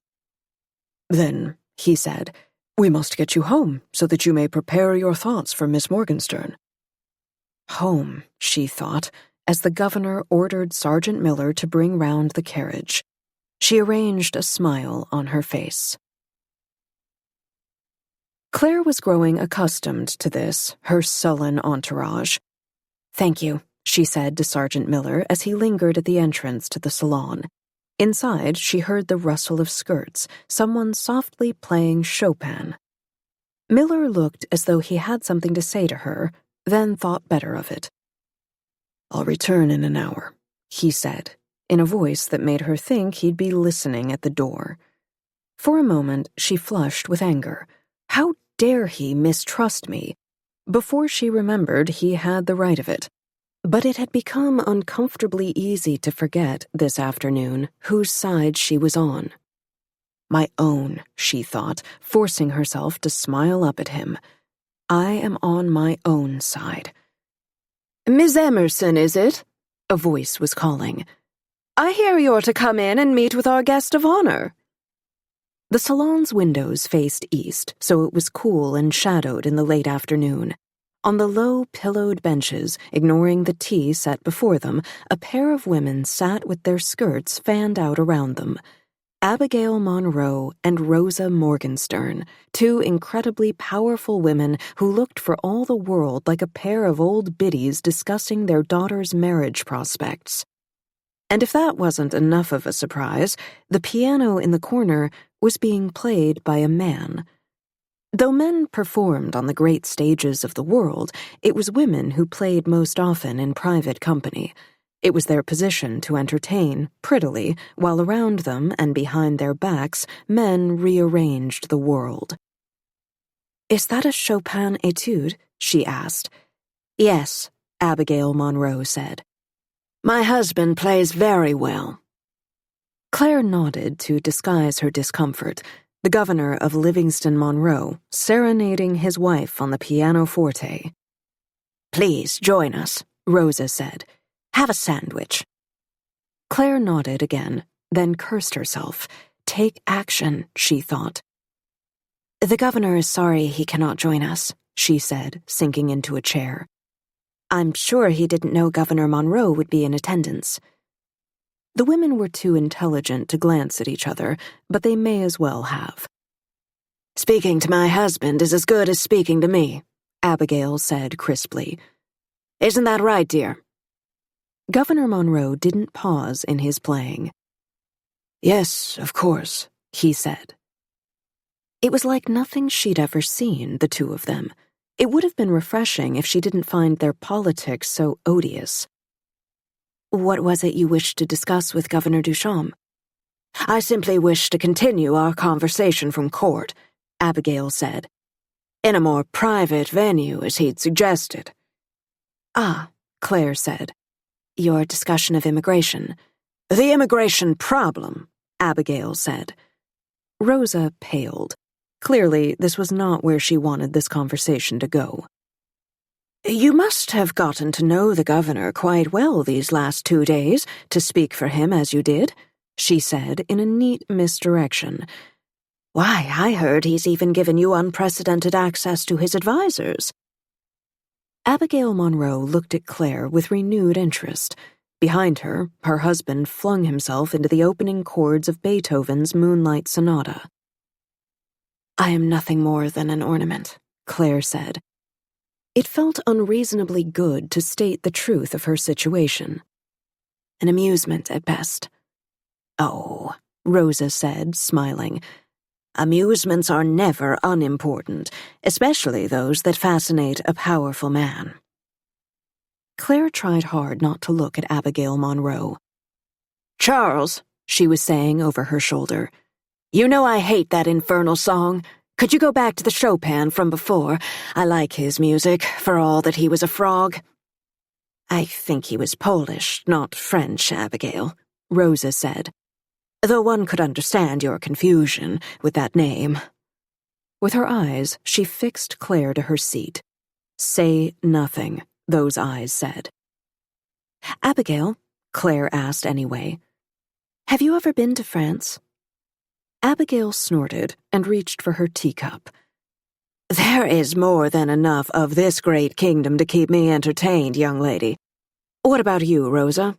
Have you gone and eaten their snails and stared at their pictures in that old chateau?" "I went to the Louvre," Rosa said. It was to be expected, studying at the Sorbonne. Abigail stopped sugaring her tea. "The Sorbonne?" "I made pictures, as you say." Her hands were delicate on her lap. "Paintings. Rather good ones, if I may toot my own horn. I had studied for a very long time." "What made you give it up?" Claire asked, forgetting herself. It was easy, somehow, to imagine Rosa's determination refocused, her scraping a failed painting from a canvas, her furious hands cleaning brushes. "Who said I gave it up?" Claire raised her eyebrows. "I had no openings," Rosa said evenly. "In galleries. I had my technique copied by the men in my mentor's atelier, and those mentors would not claim me in public. I was very alone in France. For a time, though I made things to look at, I found myself invisible. And so I returned and saw my project change." Abigail looked at her sidelong. "What's that project?" Rosa smiled. "Visibility," she said. "Of course, I still paint in the evenings, only for myself, you understand. Though I have heard that one or two of my works may find their way to the Palace of Fine Arts before this fair is over." "I would like that," Claire found herself saying. With her painter's hands, Rosa refilled her teacup. "We will have further correspondence about that," she said. "And other matters, through our usual channels. I expect to find it useful." "Do you?" Claire said. Her sympathy only stretched so far. "Charles," Abigail called, clearly bored. "Play something fun. These songs are going to make us weep." Claire left the salon feeling considerably worse than when she'd arrived. "It's as though I'm being asked to lug a giant block of ice," she thought, "in a rainstorm, only I don't know where I'm supposed to drag it to. Like I'm being tested, but I haven't been given the rules." The feeling didn't wane, not the next day or the day after that, not even as a week slipped into a second week. She woke to Margaret drawing back the curtains. She breakfasted alone, not with the court. She sat abed until she was summoned.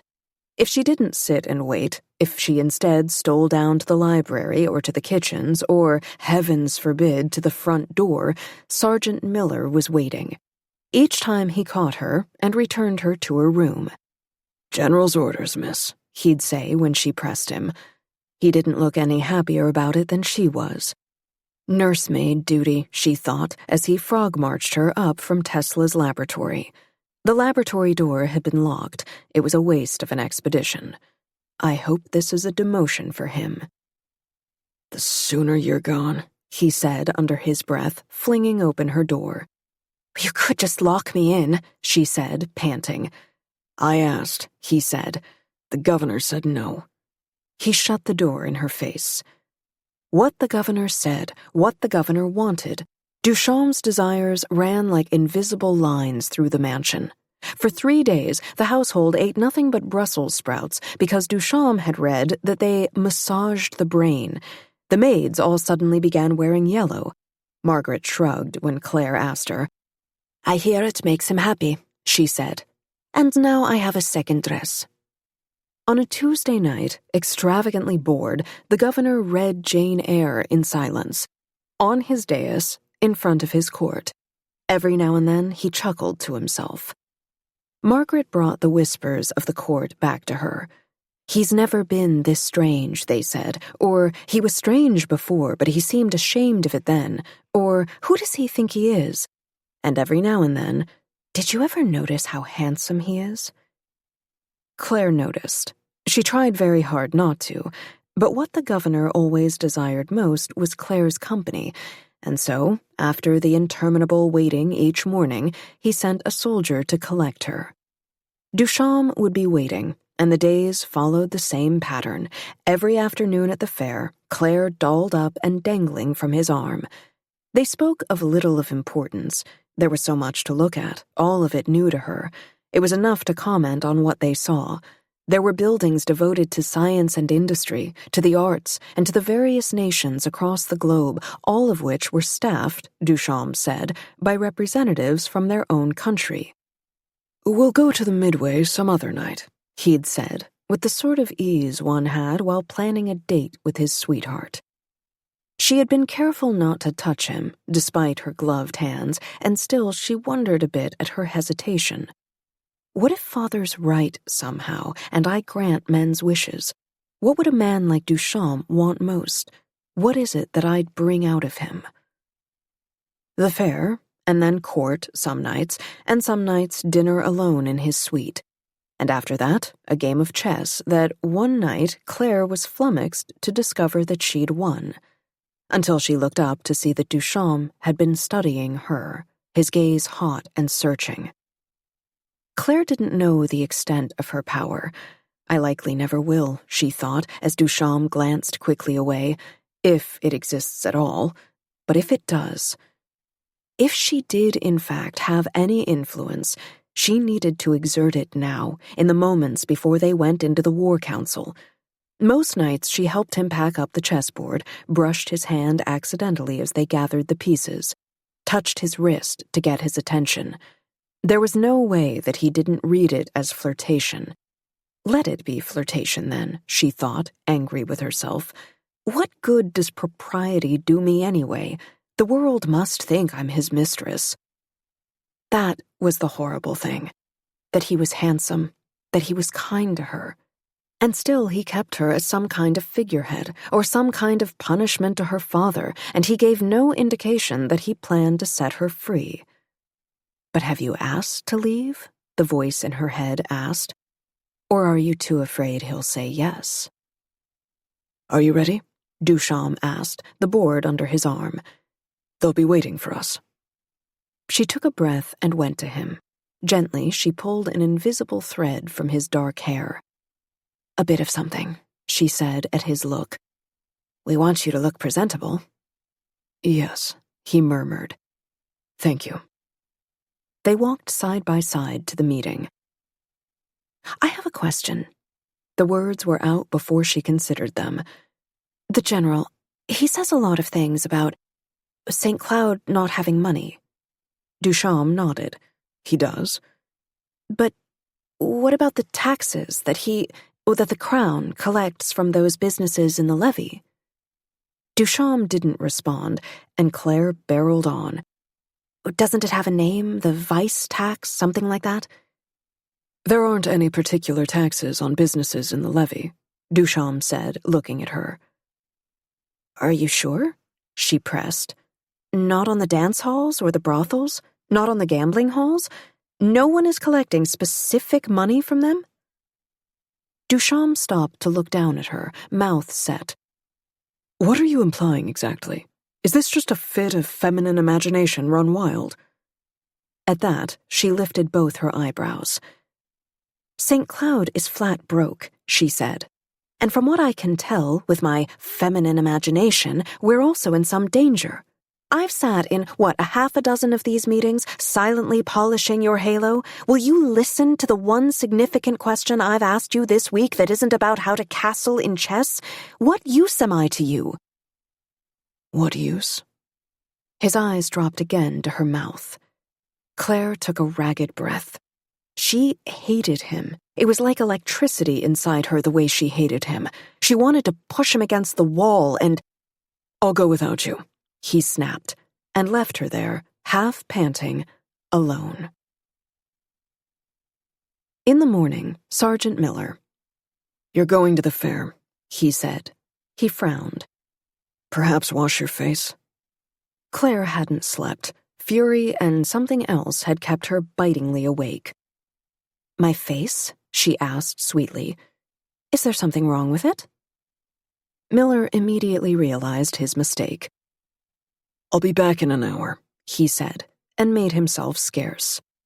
This was the boy's appointed hour to show up, demanding news for the DAC, whereupon Claire would give him a penny and some misinformation and send him on his way. Today, though, he didn't show. Claire found herself missing his company. At least he knows our talks are transactional, she thought. She was still stung by Duchamp's dismissal the night before.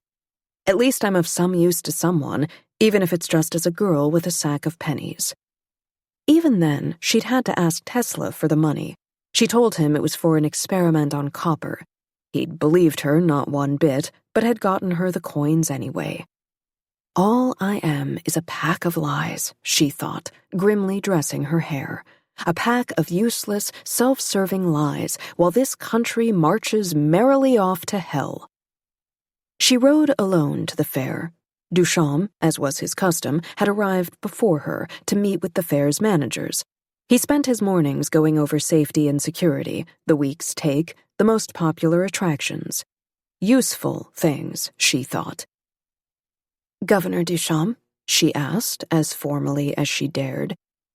May I ask why we're here? They were walking the path that led to the Palace of Fine Arts. It had rained that morning, and the fair was quiet, though the sky had begun to clear. The usual soldiers ambled behind them, a few steps out of earshot. Here? At the fair? He glanced down at her. Yes, she said, as evenly as she could. There were redcoats on the path, Livmonian men. More than usual. Claire tried not to make eye contact. Do you think, then, that we have seen everything there is to see? We are pretending, then, that conversation didn't happen. I don't, sir. Sir, he said. That's terrible. Don't say that. Instead, tell me a thing you wish to see. The women's building, she said. I would be happy to see that. Ah, you do not wish to see a model of King Washington made entirely out of plums? She couldn't help it. She choked on a laugh. Plums? Yes, as he is a plum genius leader. No, Claire said, lifting her skirts with her free hand. Someone had spilled a carton of spiced nuts across the path. Even as they passed, a janitor was hurrying over with a push broom. You're joking. I'm quite serious, he said, enjoying himself. Though if that isn't to your liking, we can visit the dairy pavilion. I hear they have made spectacular things out of butter. She felt her face harden. I've been there already. The general kept me there after my father's barrage. Ah. Duchamp's pace quickened. How well do you know the general? This is something we have not discussed. She looked sharply up at him, but his eyes were guileless. What happened in that meeting last night? Claire was aware, again, of their honor guard behind them, all those individuals in uniform pretending to be of one mind, devoted to their governor. Even if the crowd wasn't paying attention to Duchamp, his soldiers certainly were, and Claire had an inkling of who they actually reported to. She caught Duchamp's eye, inclined her head, hoped he'd understand. I don't wish to speak of the general, she said, giving her best impression of a silly society girl. I wish to know why you were just now telling jokes. I thought you an entirely serious man. Had the penny dropped? She couldn't tell. He glanced down at her but didn't slow his pace. "Perhaps I wanted to impress a lady," he said in the same jocular tone. "I see no ladies here." "Pity," he said. "Let's go find some." And he led her up the grand staircase to the women's building. Here, at last, the crowd recognized their governor, stepping aside for the man and his honor guard. "Will you be allowed in?" Claire teased him, still in character. "It's the women's building." "Not if I bring all 50 of these louts along with me," he told her. Then, over his shoulder, "Boys, wait on the steps. The worst that could happen to me in here is that I'm bludgeoned by someone's parasol." Some of them grinned at each other. "Thank you, sir," said Sergeant Miller, unsmiling. "We'll send a pair along behind you, at a discreet distance." "They think I'm taking you here to ravish you," Duchamp murmured. They had ascended to a terrace straight from the Italian Renaissance, trees and hedges designed in sweeping patterns, and he led her to a stone bench beneath an arbor. Claire blushed as he sat. As any silly society girl would do, she told herself. "I believe we're safe now," she said, smoothing her skirts as she sat beside him. "You don't have to act anymore." "Ah," Duchamp said, studying her. "Well, and so, if we are not acting, tell me, how did you know of that extortion?" She stared back, unashamed. "Is that an apology?" "It might be," he said. "I have my exchequer looking for the money." "But the way he looks at the general—" She stopped. "You really don't see it?" "See what?" "He admires him, and not in a way that can be used. It's not envy. He looks at the general like he's a god. You asked the exchequer?" Claire groaned. "You'll never find the money." Duchamp frowned. "I don't see any of that." "I know you don't," Claire said miserably. "But the exchequer admitted to knowing about the extortion." "Everyone knows. He doesn't want to lose his position after you ask any other person in Monticello." Duchamp snorted. "I should have let you handle it then." "Yes," Claire said. "You should have." To her surprise, he laughed. "Miss Emerson," he said, "all this time I thought you weren't paying attention." "Yes, I just wander behind you with cotton stuffed between my ears." "Where did it go, then, the money?" "The general's buying himself a skyscraper. Just you watch." Or a country, she thought, but did not say. "Tell me," Duchamp said, "what you did not before. How well do you know the general?" "He kept a close eye on my father as he developed the barrage," she said after a moment. "Coming to our house all day and night, surprising me around corners. He told my father he wanted my hand in marriage." "Your hand?" Duchamp's eyes narrowed. Claire bristled at his disdain. "I may be low-born, but it is hardly a ridiculous notion," she snapped. "My father was an asset to the crown." "I see." The sun came striped through the arbor, drew patterns on Duchamp's suit, on his clasped hands. Claire felt hot with humiliation. This should be the least of my worries, she thought, and yet... It scarcely matters what he said. She avoided Duchamp's gaze. He would have proposed in secret, then ravished me, as you say, and broken off the engagement, having gotten what he wanted. A man like that does not honor his word. "You would have accepted him, then?" "I wouldn't have had a choice," she reminded him. "He's a powerful man, who my father, another powerful man, is indebted to. If it eases your mind, I don't think he has any such designs on me now." Her father who had disappeared. Was he working himself to the bone to fix what was broken? Had he fled St. Cloud in fear of the general's revenge? Was he even still living? What did she even want to be true? "Absurd," Duchamp was saying. "You are only more attractive to the general now, having gained my ear." His eyes went far away. "Listen to me. Absurd. All of it is absurd." "What is?" she asked, trying to catch up, but he shook his head. The air hung hot around them. Claire resisted the urge to strip off her gloves. Her palms were beginning to sweat. When did this antipathy begin between you and the General? When I returned from France, Duchamp said, kicking out his long legs like a schoolboy. My father had sent me to Paris for an education. Monticello is often likened to Paris, you know. That was the excuse he used to justify my absence. I would learn Parisian ways, and I would return with them to the Paris of the American kingdom. Did you like it there? Did I? He halted. I went with my mother and with my younger sister. She had always been delicate, and so she was meant to take the sea air in Biarritz for her lungs. Sometimes I wonder, I know I could have had a fine enough education here in St. Cloud, but Clotilde didn't want to be alone.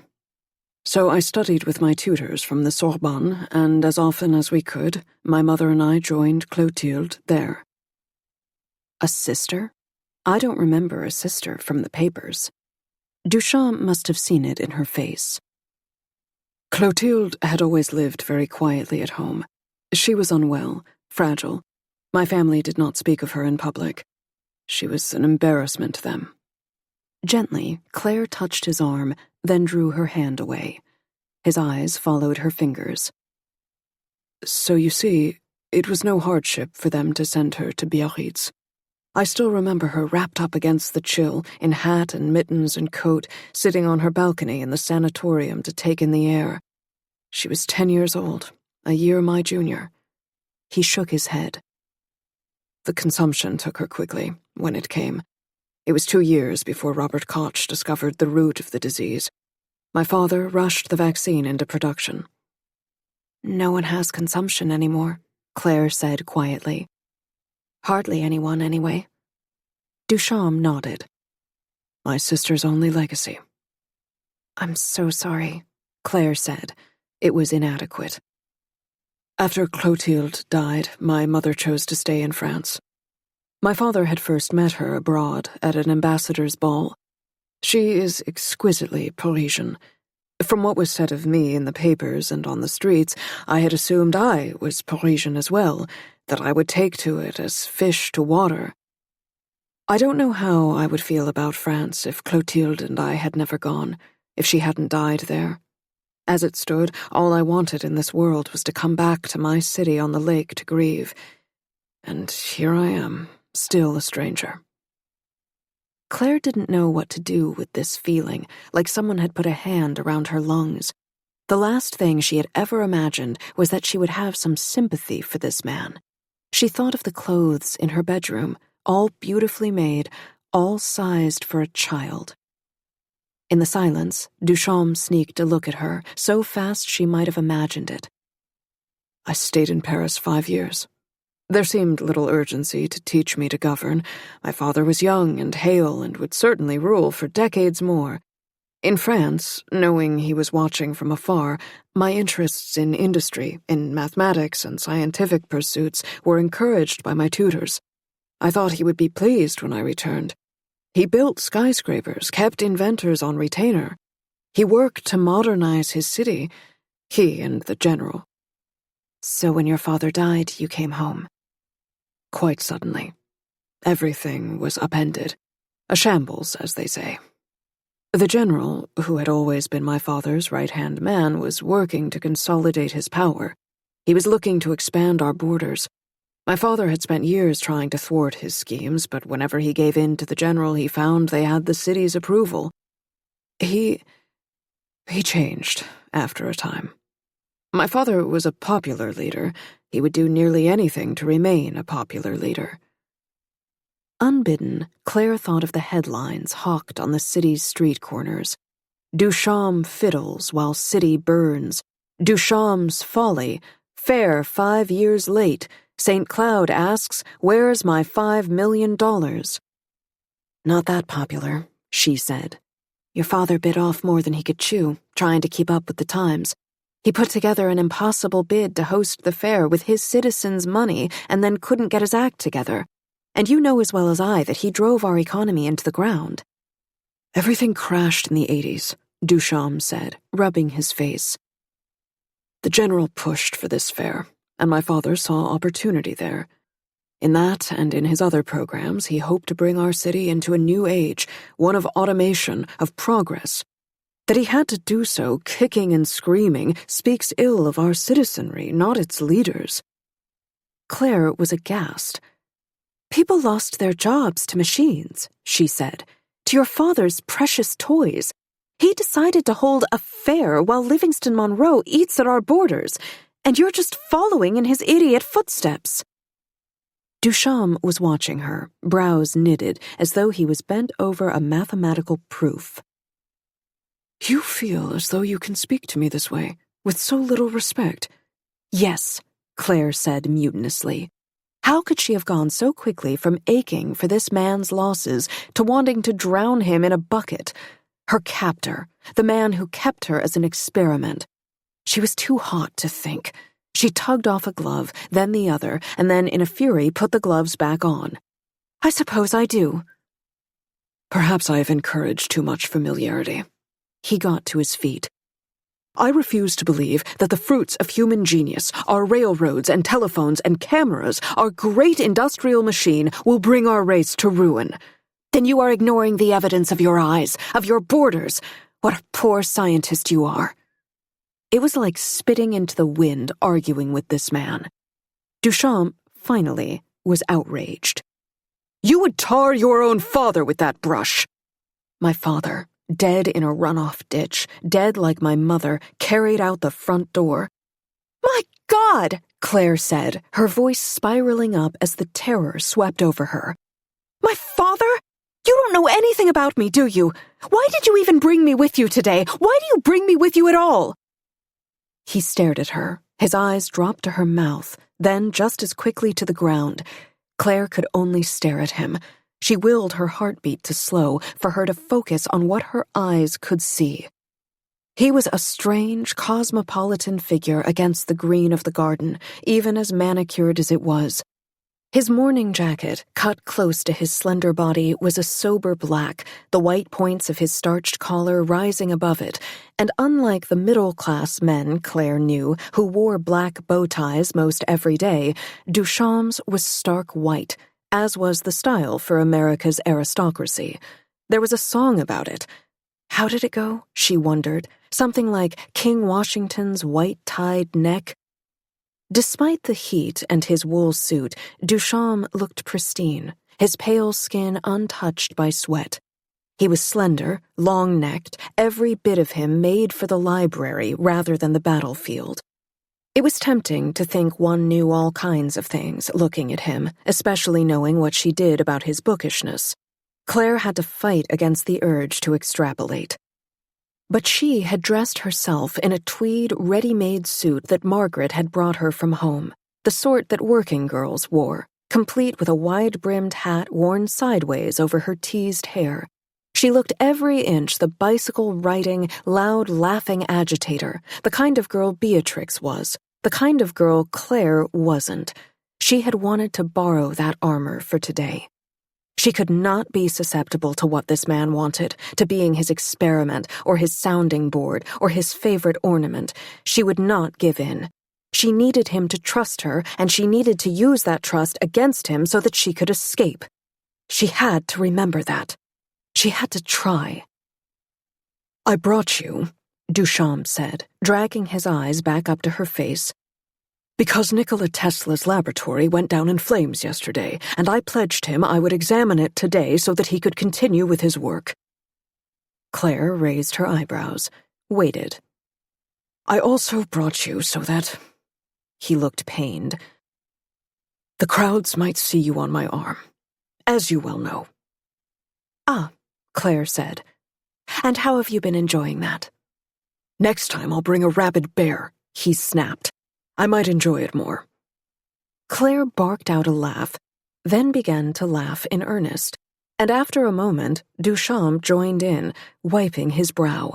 The heat had finally gotten to him. Well, I've been enjoying it immensely, she said. And then she realized that she meant it. Armor, she thought. She needed better armor. 12.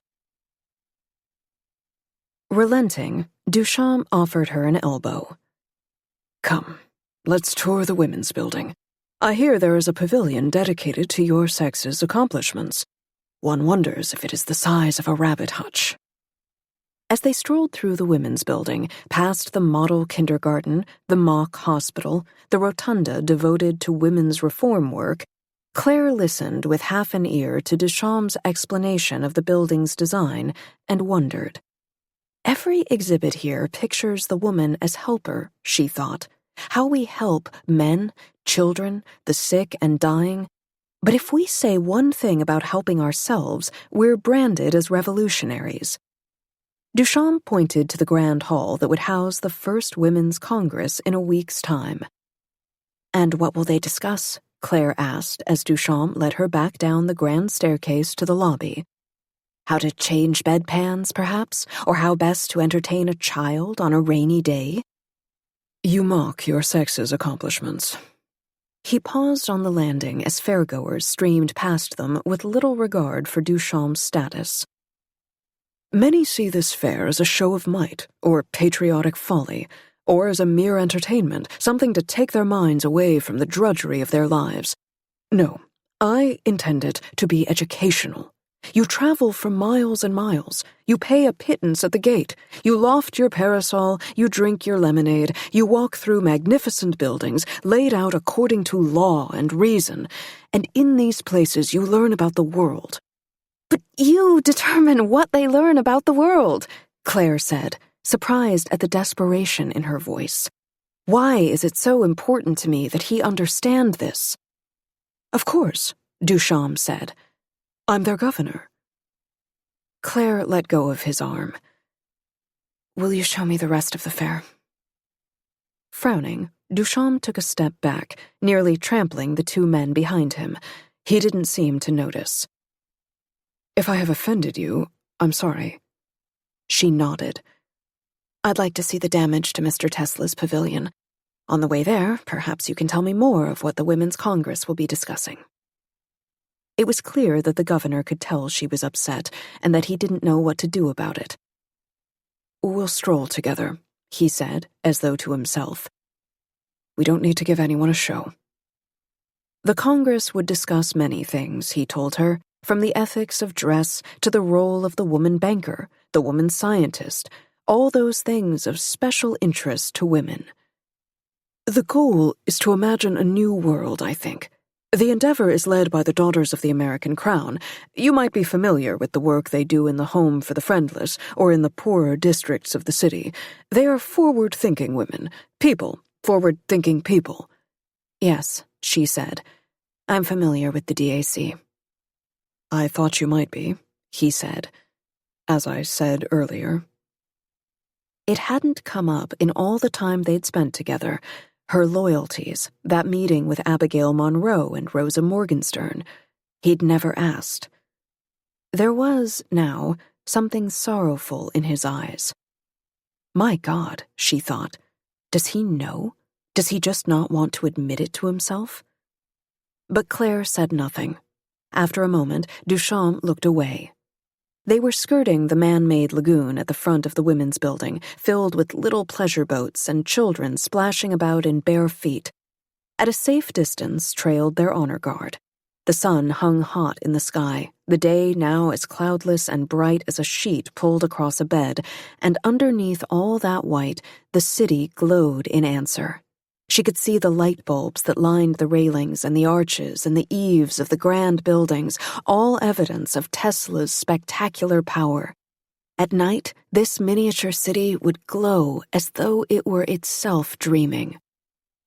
With all the wonder around her, Claire was surprised to see what little crowd there was thinning out so close to midday.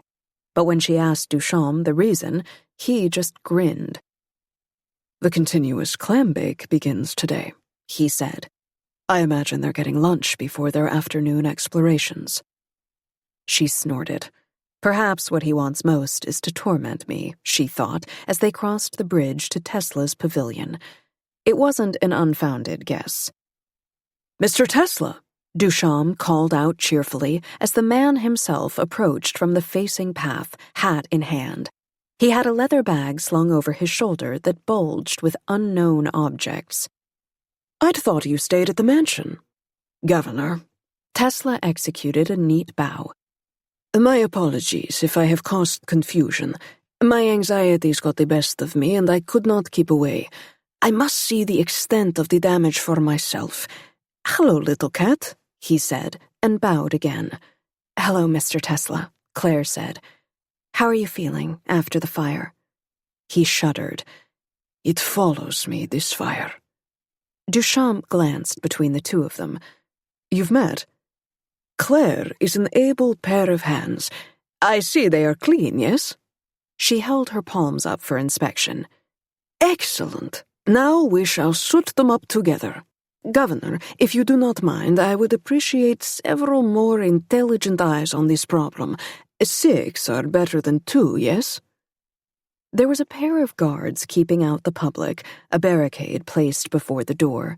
Beyond those, past the lobby, Tesla's pavilion was set up in the manner of a magician's stage, with drawn curtains and a curved proscenium and a wealth of wooden chairs in rows.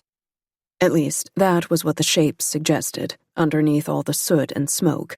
The place was a shambles, the walls licked black, the curtains in tatters. A small army of boys with buckets and rags worked furiously, scrubbing at the floors.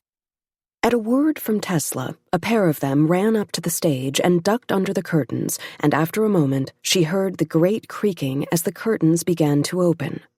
Beside her, Duchamp crossed his arms.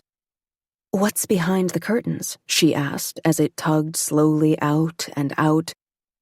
What was there was a generator, a great beast of a generator, its wheels and gears gleaming. It must have weighed several tons, and Claire turned to Duchamp with a question on her lips. Tesla shook his head. "Thank God." "Tesla's polyphase alternating current 500 generator," Duchamp said, as though in prayer. "The engine that lights the fair." Tesla watched him with a casual pride that seemed to Claire both familiar and unfamiliar. "That's correct." "I wish—" Duchamp stopped. "I wish there was world enough and time for me to learn from you while I still have you here, instead of these distractions. If I could only look over your shoulder for an hour or two each day." Tesla gripped his shoulder. "My doors are open for you," he said. "Always." And Duchamp smiled at the ground. There was a real affection between the two men, the inventor and his unlikely protégé. "Today, we will look over the generator together, yes?" Tesla asked. "Perhaps you can lend me your little cat to help? Many hands, light work." Duchamp pulled his watch from his waistcoat. "I wish we could," he said. "It is growing late. Have one of your many fine men there bring us sandwiches," Tesla said, nodding to the soldiers behind them. "You hardly have need of an army. And, Remy, dear boy, I would always like your help. I only know you have many demands on your time." It was clear that Duchamp wanted nothing more than to escape those demands. "I was meant to meet with Abigail Monroe, but surely I can ask the general to do so," he said. "I don't think putting those two in a room together is a good idea," Claire thought, but said nothing. "Yes," the governor said. "We will assist however we can." The two of them looked the generator over as, around them, the boys continued to clean with their cloths and push brooms. Claire leaned against a wooden chair in the audience. She felt a wave of déjà vu pass over her. Here she was in a dark, cool pavilion waiting for someone's orders while men did the real work. Sighing, she turned to the honor guard that had followed them inside and was surprised to see that only 2 remained, standing at ease at the end of the aisle. One was Sergeant Miller. The other she didn't recognize, but that was the thing about soldiers. The uniforms rendered them faceless. "Can I ask one of you to find the governor and his scientist a picnic basket? Bring enough for 3. Miller muttered something to himself. "I'm sorry?" Claire asked, her temper fraying. "Did I interrupt you in the middle of an important matter?" They glanced at each other. Miller set his jaw. "Right away, miss," he said, and smartly exited. To her surprise, the other soldier followed. Now that she had found a way to feed the men, she was made entirely superfluous. She tried picking up a cloth to assist the boys in cleaning the walls. After all, the largest of them was scarcely 4 feet, and so even with a ladder he couldn't begin to reach all the tall places where the plaster was stained. But after a moment, the eldest of the boys rushed over. "Begging your pardon, ma'am," he said, clutching his cap to his chest. "I meant miss. Ma'am, you see, us boys are paid the amount of time that it takes us, and while we appreciate your help, we need the money," she finished. "Yes, I understand. I apologize." He bobbled an awkward bow. Which was how Claire found herself in the 3rd row of the theater for quite a long time. She was used to the quiet, with little to do, long afternoons sitting while her father worked, or while Margaret cooked dinner, or while Beatrix launched another glider in the air, but rarely did she feel as ornamental as she did now. And then she realized that Tesla and Duchamp had already inspected the generator and were talking about something quite different.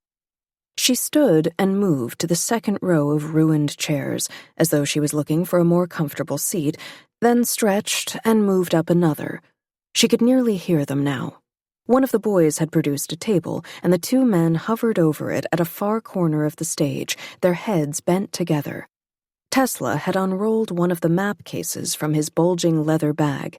Duchamp, pencil in hand, made annotations, and Tesla made vehement counterpoints, gesturing with his elegant, vehement hands. Then Duchamp glanced over his shoulder at her in the front row, and the 2 of them dropped their voices. What she could hear, power, certainly, and maybe aiming and ray, though it could also have been the word named, or less likely, amiable. A gun? Were they the designs for the barrage? Hardly enough to report to Rosa Morgenstern when she came for her rescheduled meeting with Duchamp. Claire was certain that Morgenstern would find a time to pull her aside to report. Strange, she thought, watching Duchamp through the heavy haze of uselessness.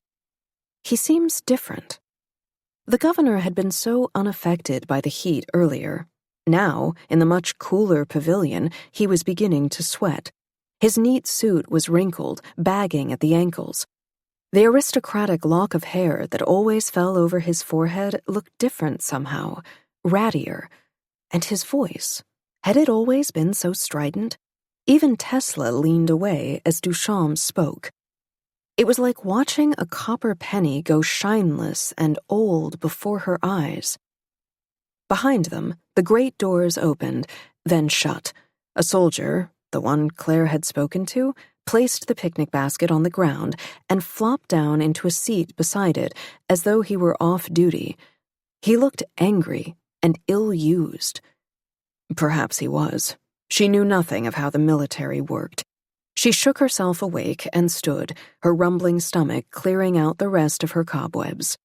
Still, the soldier's behavior was odd enough that, as Claire approached him, she could feel her scalp begin to prickle. He sat with his hands clutched in his lap, his lips moving without any sound. She couldn't see his face beneath the shadow of his cap. "Thank you," she said, hanging back a bit, and when the soldier didn't look up, she snatched the basket and trotted back up the aisle and onto the stage. This time, neither of the men noticed her. "It is a ridiculous exercise," Tesla was saying, "and quite beneath you. How on earth could you hope to study this effect? No, I am happy when my cats are near. I am less happy when they are not. This is not a hypothesis." "It isn't happiness," Duchamp snarled, this man who not an hour before was desperate for Tesla's attention. Claire inched forward. This close, it was clear she hadn't imagined the governor's disintegration. He listened impatiently, mopping his brow with a crumpled handkerchief. He looked like a molting bird, nothing like the elegant gentleman of this morning. It was as though he read her mind. "Look at me," Duchamp was demanding. "Have you ever seen me in such a state?" Small sounds from back by the entrance, a man muttering to himself, wanting to be appeased. Compulsively, Claire whirled to look back to the door. The soldier was rocking slowly back and forth, his head in his hands. It sounded as though he was crying. The boys were staring now, too. A few of them edged nervously toward the stage. "Something's wrong," she said, loud enough for the men to hear, but not loud enough for her voice to carry. "Something is very wrong." Duchamp turned, and Claire drew in a breath at the sight of him. His face was sallow, drawn, his hands shaking. "There's a problem with your lunch?" he said, mocking. "No," she said, setting the basket on the floor. "Look." But before she could speak, she heard the unmistakable sound of something smashing. The soldier raised the chair above his head again and slammed it against the floor. Wood splintered, broke. At the foot of the stage, the boys exchanged panicked glances, and a number of them climbed up and dashed past the two men into the rooms behind the stage. "Soldier, stop what you're doing!" Duchamp yelled, his voice breaking at its ends. There was no authority in it. He sounded petulant, childlike. The soldier ignored him. With a heave of his shoulders, he pushed one of the broken chair legs between the handles of the great doors, barring it. Duchamp looked outraged. Behind her, Tesla hurriedly wrapped up his materials and stuffed them into his bag. Claire felt herself begin to back away into the wings. She knew better than to trifle with the anger of men. "What is the meaning of this?" Duchamp said, clambering down from the stage. "Soldier, where is the rest of the guard? I demand that you call them at once." The soldier turned and stepped forward into the light. Claire swallowed. Jonathan Lee, the Livingston Monroe soldier from Perpetua's, the man who had stared her down at court, holding a gun pointed directly at Duchamp's chest. "You useless child," he said. "You traitor. You foreigner. I have wanted to do this for so long." His chest rose as he drew a steadying breath, and he fired. 13. The soldier had stumbled backward through a mess of chairs, his rifle clutched in both hands. Before Claire could speak, before she could move, Sergeant Miller shouted through the doors, "Apprehend him!" And the boys swarmed the soldier like hornets shaken from a nest. My fault, the voice in Claire's head chanted.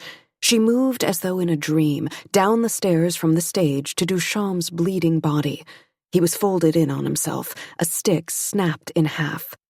Claire got to her knees, took off one glove, the other, her hands shaking with the effort. Where had he been shot? There was so much blood.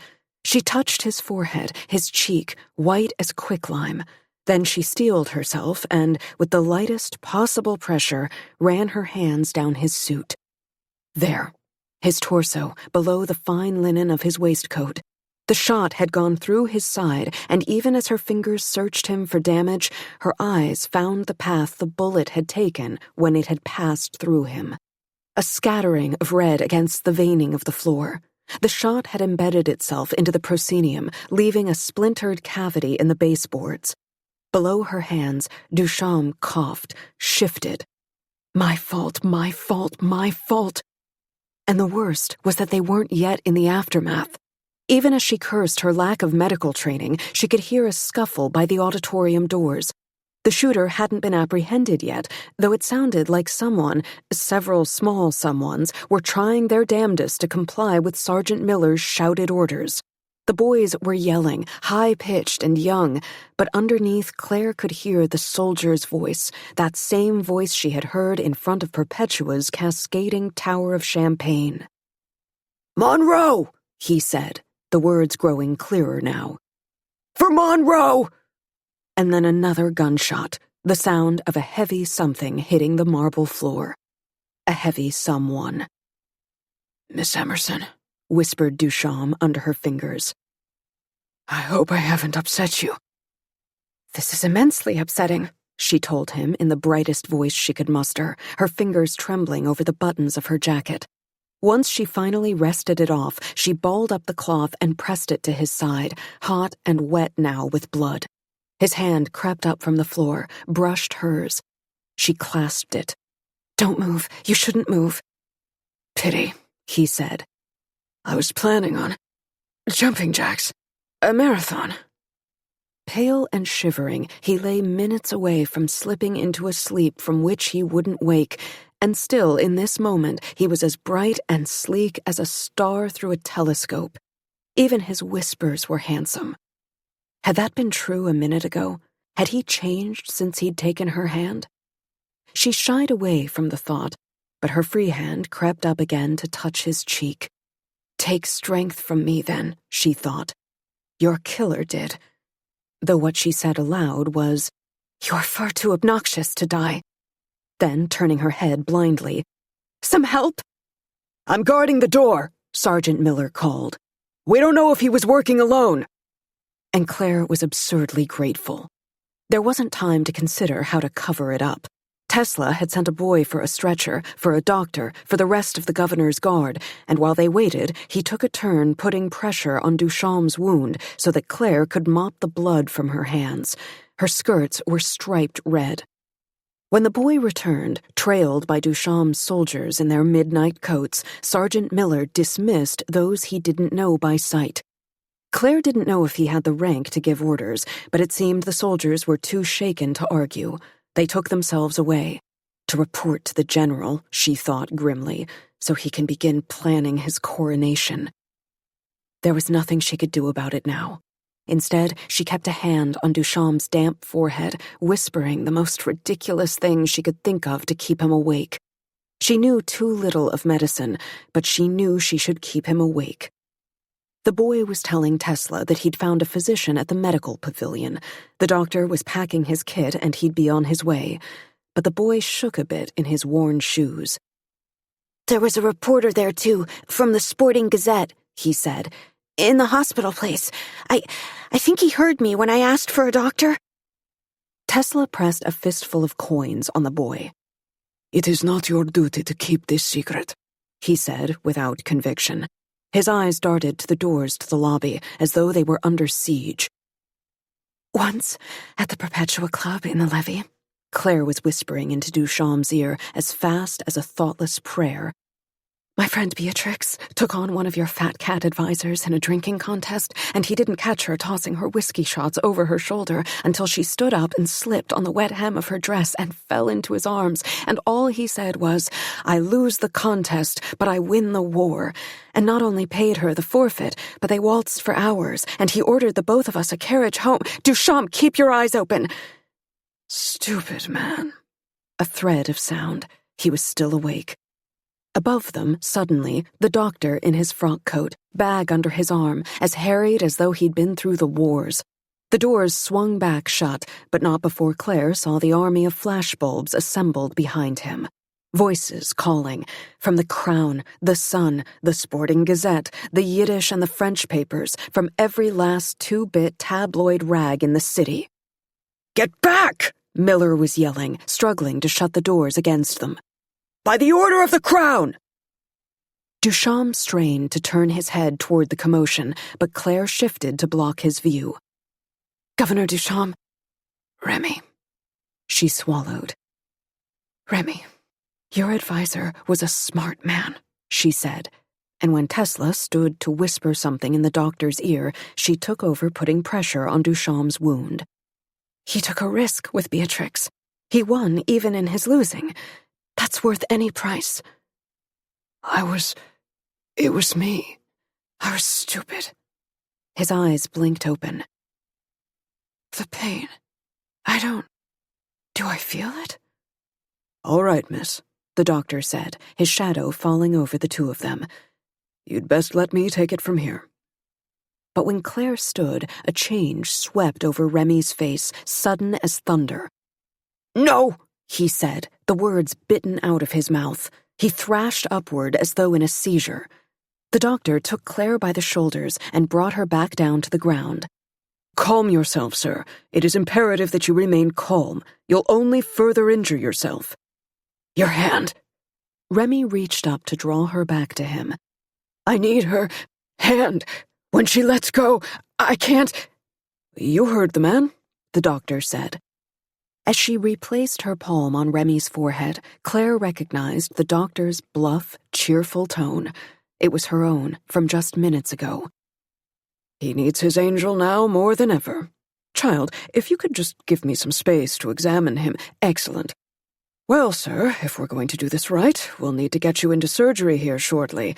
They're pulling up your carriage now. Feel like driving us back to your palace? Not a palace, Remy said with difficulty. He didn't take his eyes away from Claire's. Too European. She doesn't like that. Yes, well, mansion really does have quite the democratic ring, doesn't it? Said Claire as the doctor dispatched a pair of boys to lift him to the stretcher and then to take that stretcher to the carriage. As she trotted alongside, her hand in Remy's, she tried not to stare at his contorted face, at the tears running freely down his cheeks. It was all she could do to stay present, what with the rolling heat, the shouting for their attention, the lights. All around them, the photographer's flashbulbs were firing off like 100 exploding stars. Where was Tesla? She'd lost him in the crush. Call it what you want, he whispered after they wedged his stretcher into the waiting carriage, after she slammed the door on the shouting reporters, after the doctor called for the driver to run his horses. Call it a hovel. Better yet, he said, his eyes searching her face. Call it your home. Keep him talking, Missy, the doctor said as he mopped his brow. You certainly have a gift for it. At this rate, Duchamp would be dead soon enough. Claire stared down into the beautiful, besotted eyes of her captor, the man she planned to betray. Then she pressed a kiss to his forehead and said, "Anything, Remy. I'll do anything you need." The carriage rattled down the cobblestone walkways of the fair, and though Claire and the physician tried to keep their patient steady, he groaned with every judder and jolt of the wheels. It was hardly midday, plenty of time for the story to circulate, and Claire knew that the news of his assassination would be called from every street corner tomorrow, that her photograph would be beneath the headline for the second time in weeks.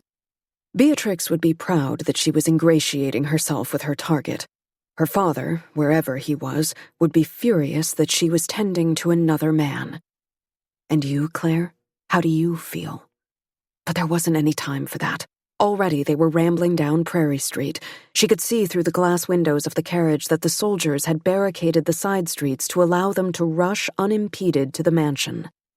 Even while she let Remy clutch her hand as she murmured to him that he would be all right, a part of her was far away, in the tenement home of her childhood, her mother in the throes of typhus, her mother sweating, feverish, her arms reaching up from the bedclothes for an angel that wasn't there, while her 8-year-old daughter watched, sobbing from the doorway.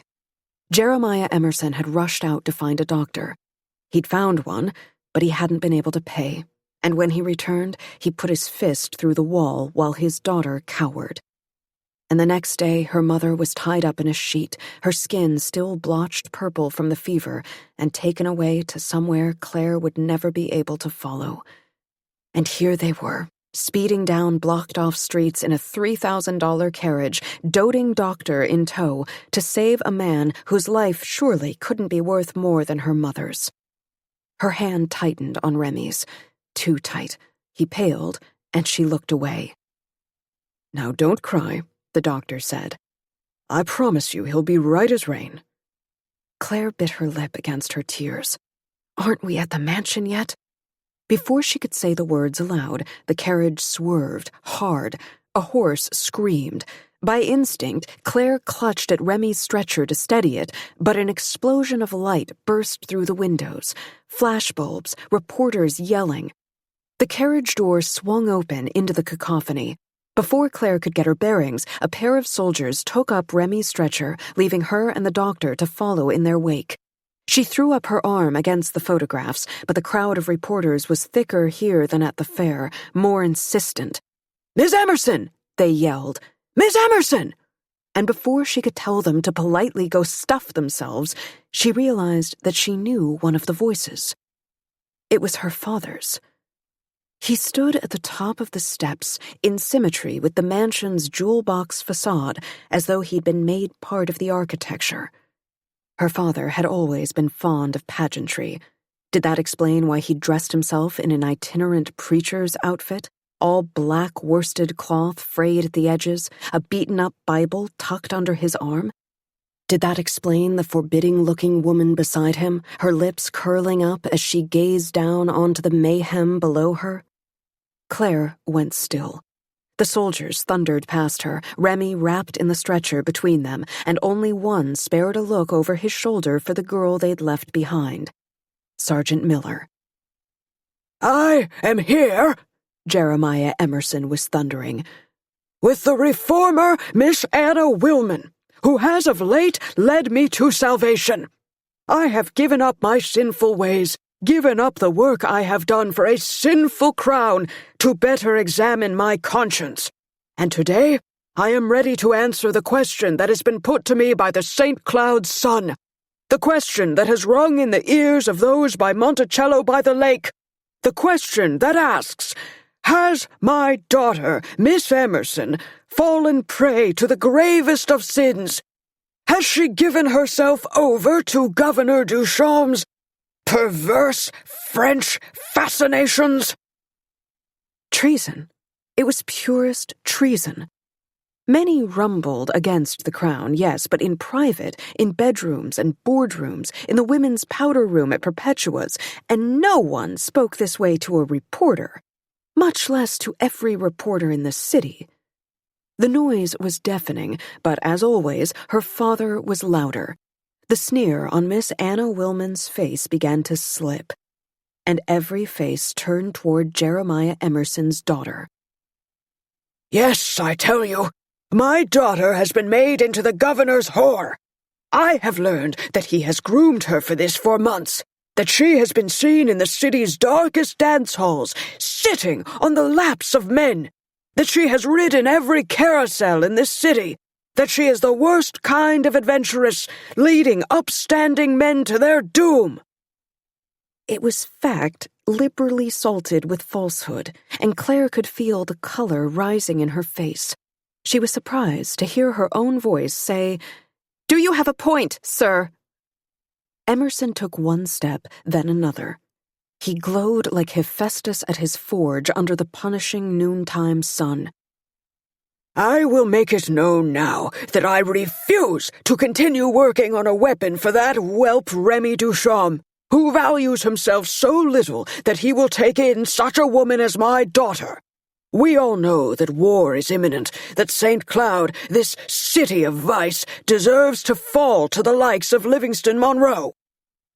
The speech was rehearsed. It clearly did not account for that whelp being at death's door. "And what if the governor dies, sir?" a reporter called, his white bill tucked into his hat. "Then I will take my daughter back," Emerson thundered, "if she will repent and cleave again to her family." A hush fell over the crowd. The crush around Claire eased. People were giving her room to speak. Before she could retort, her father flew down the steps between them and grasped her face in both his hands. "Repent, child," he said hoarsely, his breath hot on her face. "Tell me I haven't sold my only treasure to that whoremonger." He had touched her skin. She knew after today that his wild supposition of her divinity had been true. Any moment now, he would achieve whatever it was he most wished for. What agency did she even have against such a power? What move could she make that wouldn't play into his hands? His treasure, his family, Remy Duchamp's gleaming eyes. "In this place," he had said, "you must belong to someone, and it is better me than anyone else." Claire straightened her shoulders. She pulled her father's hands from her face gently, as though she cared dearly for this poor, misguided man. More than ever before, she was aware of the picture she presented, the pale, shivering girl in her blood-stained skirts following a stretcher up into her home. Claire let her lower lip quiver.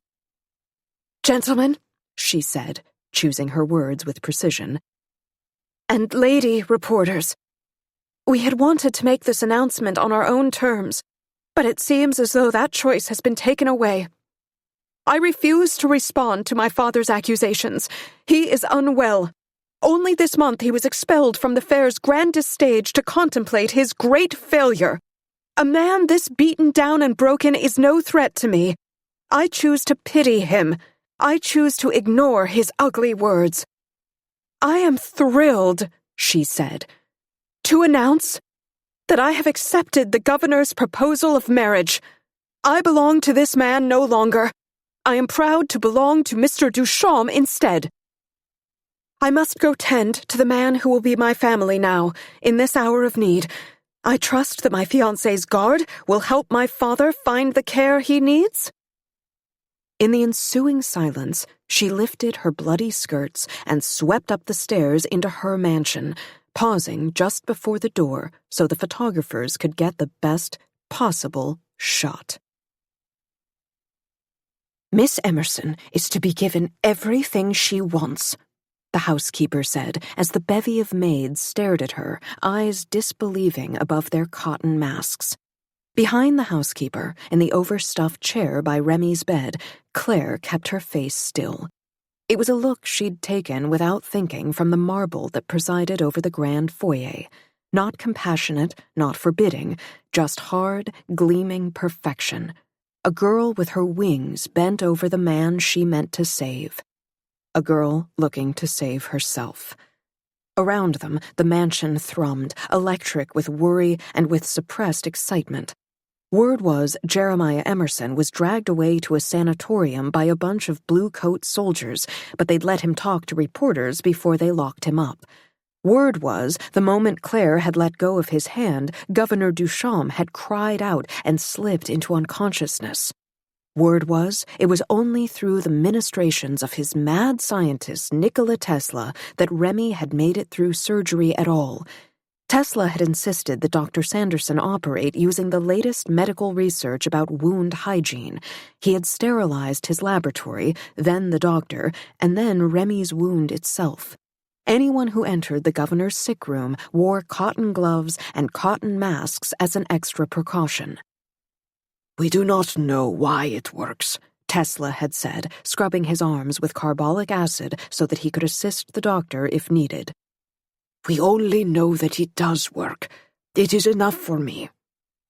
Word was, now Remy Duchamp was resting in his bed after his operation, still very much alive, and the common girl who no one had known he'd intended to marry was at his bedside. Come to think of it, though, he had been acting strangely, sneaking her into the mansion, parading out of the hall with her on his arm, and the poor thing did seem beside herself. She wouldn't leave his side, had her hand bound up in his. No one had seen the general, except for one wag who claimed he'd been spotted riding hell for leather for the military barracks on the west side of town. That was the gossip, but it didn't quite get at the truth of the matter. If Claire was to get out of this alive, she only had a matter of hours, if not minutes, to consolidate her power. For all she knew, the general was just outside the door with a pistol and 24 men. If he was at all intelligent, he would be. Claire smiled at the maids with an exhaustion she didn't have to fabricate. She kept Remy's hand clasped in hers. He was still unconscious underneath the pile of blankets, and the maids all assiduously avoided looking at him. "Tell me again your names." They glanced at each other. "Ellen, miss," the first said, then Sarah, Bess, and of course Margaret. The latter narrowed her eyes at her over her cotton mask, but the rest seemed pleased to be asked.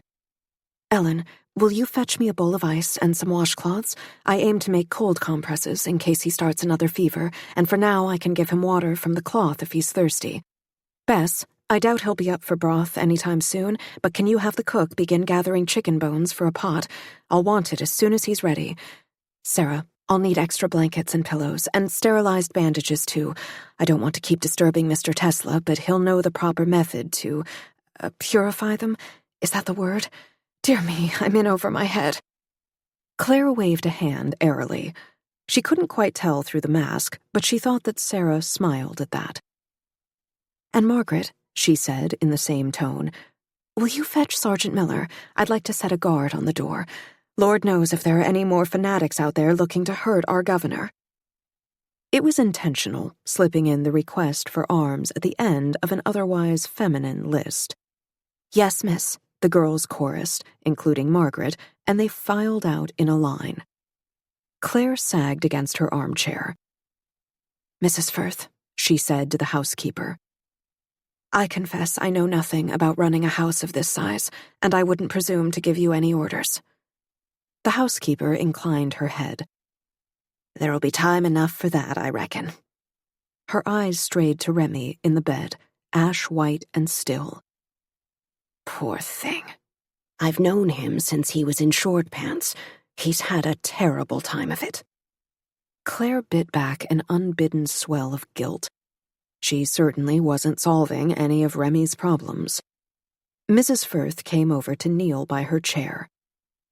It'll be all right, dearie. You're his inspiration.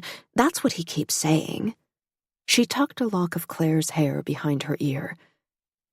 All this for him and nothing for yourself. I'll send a girl with sandwiches and a change of clothes. Thank you, Claire said with real gratitude. Thank you. Of course. Mrs. Firth stood. You'll want to have all your freshness and energy for when he wakes. For now, think of happier times so you can have a smile ready. Tell me, how did he propose? She felt all at once the heat of Remy's sick room, the curtains drawn against the glare, the smell of blood and carbolic acid, and the dampness of her skirts. Below her, Remy half-whispered something in his sleep. Claire fought back the urge to retch. In the women's building, she said, swallowing.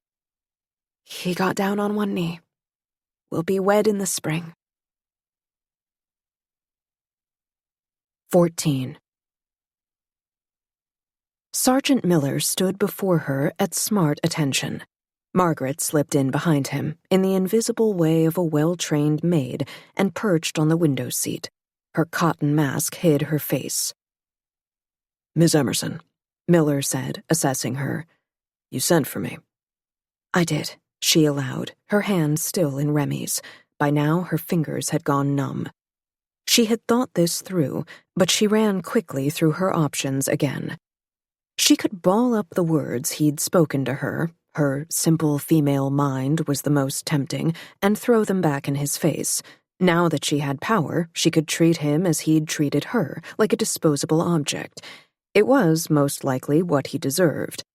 A more innocent girl might think that a man would quail under such aggression, might respect her authority.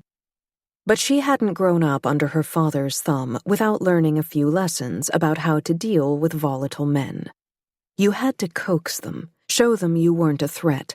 You had to smile and tell them what they wanted to hear.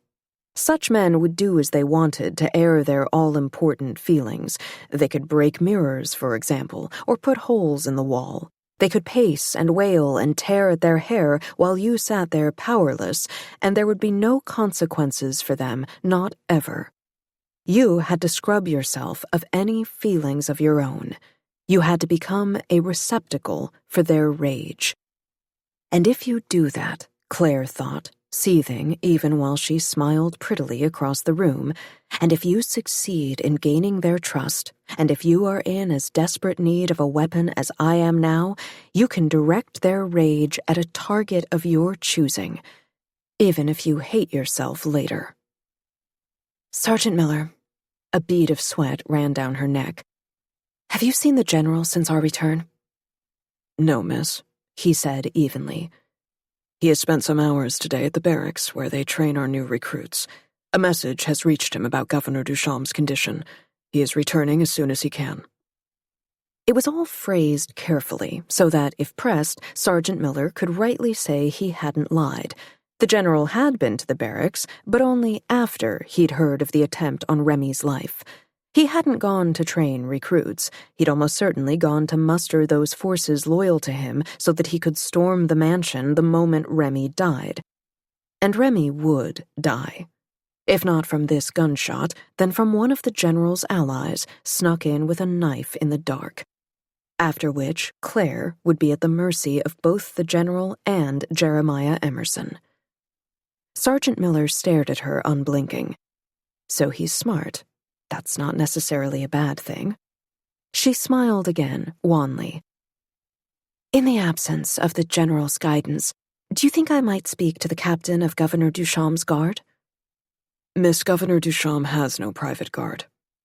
Oh, her hand flew to her mouth. I hadn't expected that. She let the silence hang a long moment as, below her, Remy muttered and shifted in the bedclothes. Sergeant Miller's eyes flitted to him, then back up. He had turned to seek her face as the other soldiers carried Remy's stretcher into the mansion. Did he find her attractive? Had he grown fond of his unruly charge? Or had he simply been tasked by the general to always keep her in his sights? She needed to know every small advantage she had.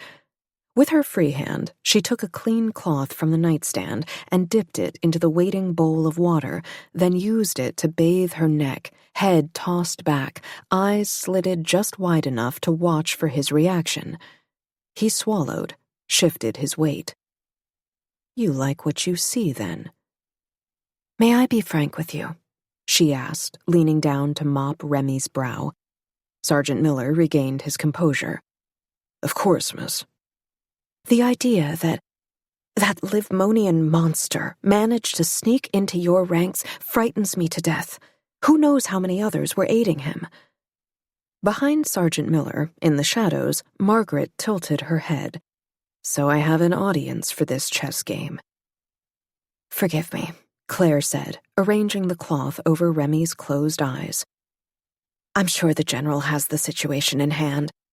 Only, the general is so very busy and has so very many responsibilities, especially now with Remy. She let herself blush. I'm sorry, with Governor Duchamp being so ill. I only wish... You wish what, miss? I wish that we had a few hand-picked soldiers we could trust, men who could guard this door day and night while Governor Duchamp recovers, the way you protected him at the theater after he was shot. It's such an oversight for him not to have a personal guard. I can't believe the general hasn't thought of it.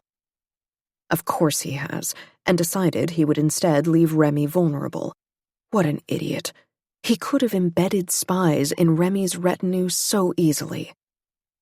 I can't say, miss, Sergeant Miller said. He hesitated. His father, the former Governor Duchamp, had a personal guard. My father spoke of it.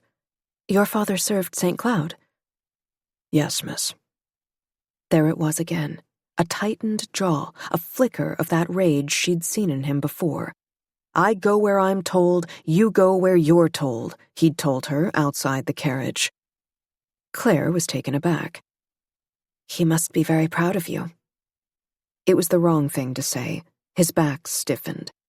Beatrix, she thought, channel Beatrix, and she looked up at him through her lashes. Enough with the past. We need men of vision, especially now. Tell me, she said, how long would it take you to advance through the ranks? She'd surprised him. I'm only 21, miss, he said after a moment. It will be some time before I earn myself a command. The general is very short-sighted then. She laughed. Forgive me, you must know how I adore him, but sometimes I think he must be like a father who cannot see when his children are full-grown and capable, whose talents are so desperately needed. Miller's dark eyes were fixed on her as though she was a burning star. Yes, miss, he said quietly. Here, fishy. Sergeant Miller, she said, I'd like for you to take up the leadership of Governor Duchamp's guard. Choose 2 men to support you, young men like you, not old codgers like the General. You'll report directly to Remy Duchamp." Claire ducked her head, as though nervous. "Until then, I suppose you'll report to me." He stood a little straighter and said nothing. "Margaret," she called, and the maid stood to brush off her skirts. "Run and tell the Exchequer that we'll be doubling Sergeant Miller's salary, effective immediately. You live in the mansion, of course, Sergeant?" No, miss, I'm in the barracks with the other men. I can stay." "Nonsense. The captain of the guard will live across the hall from the man he guards, and will empty the rest of the hall of guests. Margaret, see to it that they're moved. Captain, we need you there." She leaned forward. "I need you there." He flushed. He had still not said yes. Am I laying it on too thick? "Take the suite. I think it's meant for me as Duchamp's wife, but I'll of course be staying here until Duchamp recovers." "Fiancé," he murmured. "What?"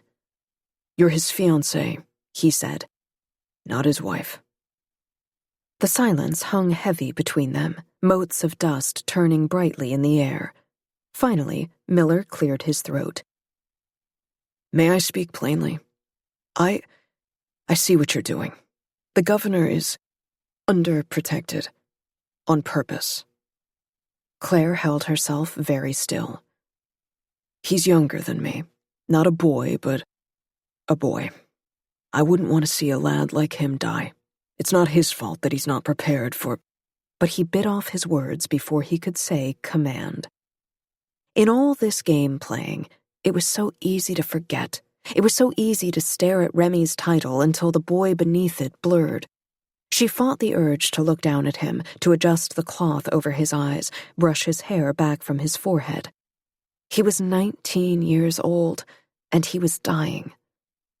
5 men, Miller said decisively. "Give me 5 men. Bonuses for them all when the governor's back on his feet. And I will be proud to report to you." "The General won't like it." "No," Miller said. "He won't." That silence again, heavy with promise. "Take the names of Captain Miller's selections," she said to Margaret, who stood with her hand on the doorknob. "And see that his things are moved to his suite by nightfall." "Yes, miss," Margaret said through her mask, a hard light in her eyes. She moved to show Captain Miller out. "Oh, and Margaret," Claire called. "Abigail Monroe and that representative from the Board of Lady Managers, Rosa Morgenstern, can you see to it that they are well entertained tonight? Perhaps invite a lady novelist to come and give a reading from her work. Ralstona Saxtetter, perhaps." "I need to keep them where I can see them." Margaret nodded. "Miss, should I also invite Morgenstern's young assistant, the young woman with the infirmity, with the eye patch?" It was a kindness on Margaret's part, and still it was clumsily done to say such a thing in front of Miller. She could feel the weight of his gaze. Why would the governor's fiancé care about the plans of some young, half-blind bluestocking? "Yes, of course, and any others at the court who might like to attend." Claire said it carelessly. The door swung shut. It was only then that she let herself cry. Beatrix would be there tonight, and she wouldn't be so alone. The day passed with aching slowness. The maids delivered linens, basins of cool water, sandwiches that Claire did not eat. Every half hour, she brought a glass of water to Remy's lips to wet them, but he was not awake enough to drink. She took to soaking a cloth and squeezing out what she could into his mouth, then coaxing him to swallow. Whether he heard her, she didn't know. Every now and then he would mumble a word. Once she thought she heard him say cloth, and she brought it again to his mouth. But when he repeated it, she realized he was asking for his sister. Clotilde. Within hours, he was burning with fever. Tesla had warned that such a thing could happen, even with the precautions they had taken, and still she was shocked by the rapidity with which it came. Remy shivered violently, and she fought to keep him still. She was terrified he'd reopen his wound. When she called for the housekeeper, Mrs. Firth took one look and left. She returned with a pair of strong men to hold Remy's shoulders while the maids packed in cold compresses around him, blocks of ice wrapped in soft cotton. As the maids ran in and out, Claire caught a glimpse of Captain Miller standing at attention outside the door. Remy's brutal chills subsided, but the fever did not. The doctor came and went at intervals.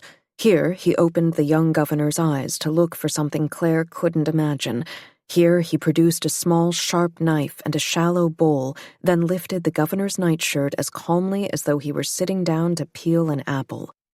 Claire couldn't see what he was doing, could only hold Remy's hand as he cried out and thrashed against the doctor's ministrations. The smell was awful, something like the slaughterhouse, something like a larder of food gone off all at once. "I'm draining the wound," the doctor said. She must have been staring daggers at him. "It must be done." Mostly, though, it was quiet, as Remy whispered things into the still air that only he knew. She kept a hand on him at all times. If he was leeching strength from her, let him. If he dies, I'm the next to go, she thought, forcing herself to stay unsentimental. Once, twice, 3 times, she heard a man's voice raised at the door, asking for entry, and Captain Miller's low reply. It wasn't the general, she'd heard him speak often enough, but instead his lackeys. The voices didn't spiral up into confrontation. They sounded more like inquiries as to Remy's health. Vultures, circling. When she asked Captain Miller, he confirmed her suspicions.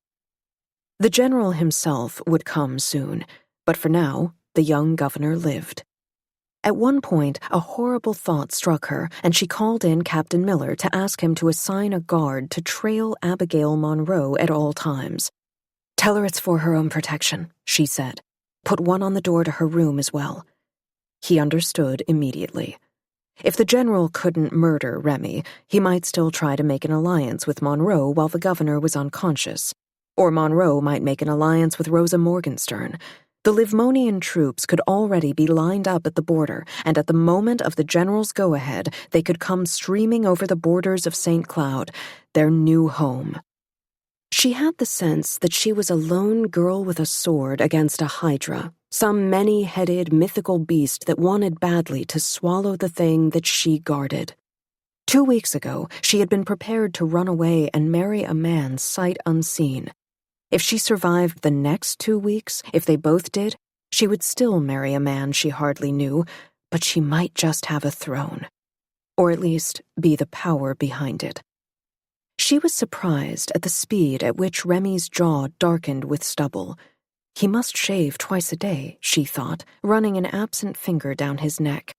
If she stopped to consider the intimacy with which she touched him, this man who was not her lover, she would be shocked at herself.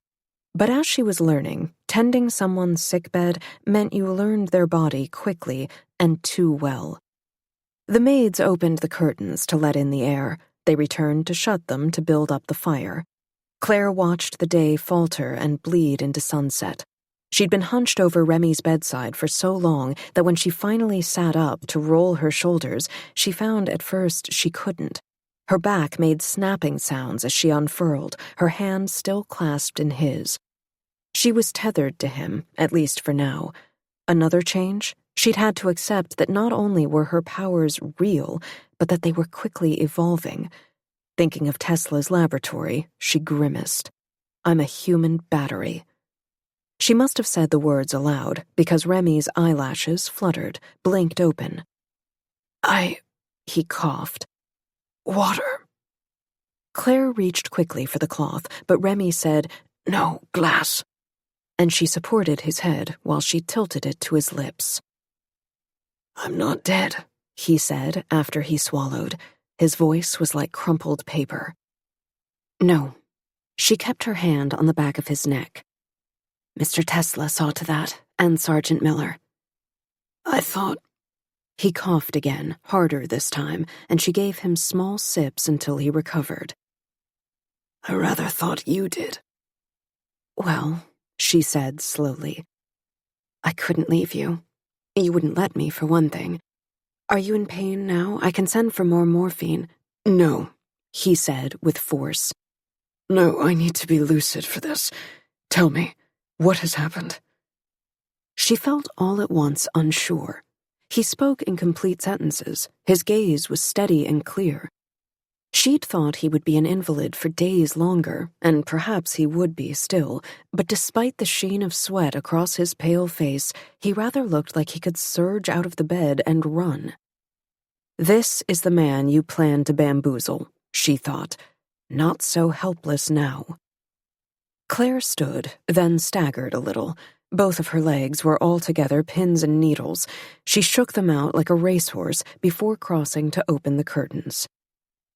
How long have you been sitting here? He asked. It's night. Is it still the same day? It's just gone 7, she said. Court will gather in an hour. How much do you remember? Nothing, she said to herself. Let it be nothing, and I can convince him that he was overtaken with some emotion and proposed to me in front of a cheering crowd. The women's building. Clotilde. Calculus. You, your dress, plaid, tight at the waist. Tesla. The fire. The boys everywhere with their brooms and... When she turned, she saw him studying the ceiling. His breathing was ragged, hollow. I was conducting an experiment. Touch you, and I was a man. Shun your touch, and I was something rather less. I was shot by one of my own soldiers. A Livmonian soldier snuck into the regiment. She said it as plainly as she could. He seemed to be unraveling, perhaps under the pressure of spying. Snuck into the regiment by who? He struggled to rise up on his elbows, and Claire rushed to his side to settle him back down. By who, damn it? I don't know. She wrung out the damp cloth and mopped at his face. Lie down. Lie down! You're going to reopen your wound, and I'll promise you if I have to sit by your bed for another 12 hours while you recover from a second surgery, I'm going to play the bagpipes the entire time. He huffed as he sunk back into the mattress. Yes, please, tell me more about how difficult my gunshot wound is for you. Gladly. I understand you're a romantic, but holding your hand for half a day makes for very sweaty, unromantic palms. She wet the washcloth again. I see, he said, watching her now with curious eyes. I'll take that into consideration. Why were you holding my hand for hours? Claire paused, the rag dripping from her hands into the basin. Because you were convinced you would die if I wasn't touching you. Remy's eyes flickered down her body, then back up to her face. Ah, he said. That's a ridiculous supposition. Especially from a man of science, she said lightly, and brought the cloth back to his forehead. Are you in pain? Yes. Is that surprising? Well, I have some terrible news, she said, and slowly, wincingly, he turned his head to face her. In the light filtering in from the courtyard, his eyes were a lambent blue. I'd wait until you were better, but... Tell me, he demanded. Claire tried to gather her courage around her. For some reason, her eyes traveled to the dressing table that the footman had shoved to the other side of the room. All of the ephemera that had cluttered Remy's bedside table had been dumped there unceremoniously so she could have bandages and clean water at hand. She'd been staring at that table all day, but she hadn't really looked until now. Books, mostly books, and some scientific journals, some scattered handkerchiefs, a thick notebook and a pen. And a photograph, just one, in a jeweled frame. A woman in furs, jewels glittering at her throat. The man beside her had the posture of a soldier. His hands rested on the shoulders of a young girl, her hands in a white muff, her face serious and shy. And the boy beside her, lanky, freckled, with the eyes of a young prince, his hair spilling over his forehead. He's someone's son. She was sick, finally, at what she had done. She had been waiting all day for this feeling, and it bore down on her now with a nauseous intensity. He wants things for himself, of course he does. Hasn't all of this been in the name of securing my freedom, and now... Tell me, he said, gentler this time. She shut her eyes like the coward she was. "You and I, we're to be married." A horrible, drawn-out pause. "Oh," Remy said. "Is that all? I rather thought you were going to say that the general tried to have me killed." "Well," she said, laughing. Why was she laughing? "That too." 15. Claire ran through it once, then again. Jeremiah Emerson on the front steps of the mansion, the reporters everywhere, even at the scene of the crime, the powder keg that was Rosa Morgenstern and Abigail Monroe and the general all under one roof, Captain Miller and the governor's new personal guard watching his door day and night. "My father had his own guard," Remy said under his breath. "I never thought it necessary." "The general has been consolidating power for years. You didn't think it was necessary?" "I had my own projects. I was confident in my rule." His strength was beginning to fail. Claire could see him struggling to stay awake. "And the general, no one wants to see a man like that in charge." Claire wanted to scream. "We've been in a recession for years now. Our next-door neighbors are chewing at our borders like rats, and they're using the economy as an excuse to invade. The fair that was supposed to prove our might is years late. It's a surprise that they want you off the throne?" "I'm a governor, not a king," he snapped. "Pedantry is not going to save you." "Oh, yes," he said, coughing. "Please, move up our wedding. I want to be shackled to you as soon as possible." Had he not just been about to die, I would kill him myself. "Why aren't you more upset about this?" "About what, exactly? That I was nearly murdered today? That the man I've always known was out for my blood has finally followed through? Or that my father is dead, and my sister is dead, and my land is about to be overrun by Livmonians, and my only allies are a half-mad inventor who could level the city with a thought, and a girl who hates me so incredibly much that she's decided to torment me with her presence for the rest of my life? You were the one who brought me here! And all the while, my fair is finally on, and I'm not there to see it." Remy fell into a coughing fit, and when he finally recovered, he was flat on his back again. "Did you know," he said up into the darkness, "that the Jefferson Park baseball diamond is serving molasses-coated popcorn? They're calling it Cracker Jack. Imagine." His voice had gone thinner, diaphanous, as though he was fading out into nothing. "Can you think of anything finer? When I was a boy, I loved popcorn, but my favorite thing in the world was sugared lime pies, custard with that small hint of sour. My mother used to order them up as a reward, especially when I did something I didn't want to do and without complaint, like lessons in anything other than mathematics and engineering. The worst of those was a course in tactics and command, supply lines, military strategy. I thought it all useless. I knew that when I one day became governor, King Washington would never come to me for martial advice. He had other men for that. He would come to me for my scientific expertise, or he would ignore me in my small province altogether. My father, of course, saw things differently. He'd always imagined St. Cloud to be far grander than it was. I was to have lessons, and with the general no less. Back then, of course, he was General Montgomery. He hadn't yet been made into a god. He was a terrible tutor, impatient and inarticulate, but my father insisted I work with him. I imagine he wanted the two of us to become familiar, to bond, as the general would serve as my advisor one day. He was in his late 30s then, the general. He had risen quickly through the ranks. And he could see that I hated the lessons. We used to joke about it a little while we set up our sand table and began laying out our troop counters. I would rather be mucking out latrines, I'd say. And he'd follow up with, I would rather be kissing frogs. I would rather be eating potato peels. I would rather be drowned in the lake. We were friendly enough that on my 10th birthday, I had no qualms sending him a note saying I was canceling our lesson.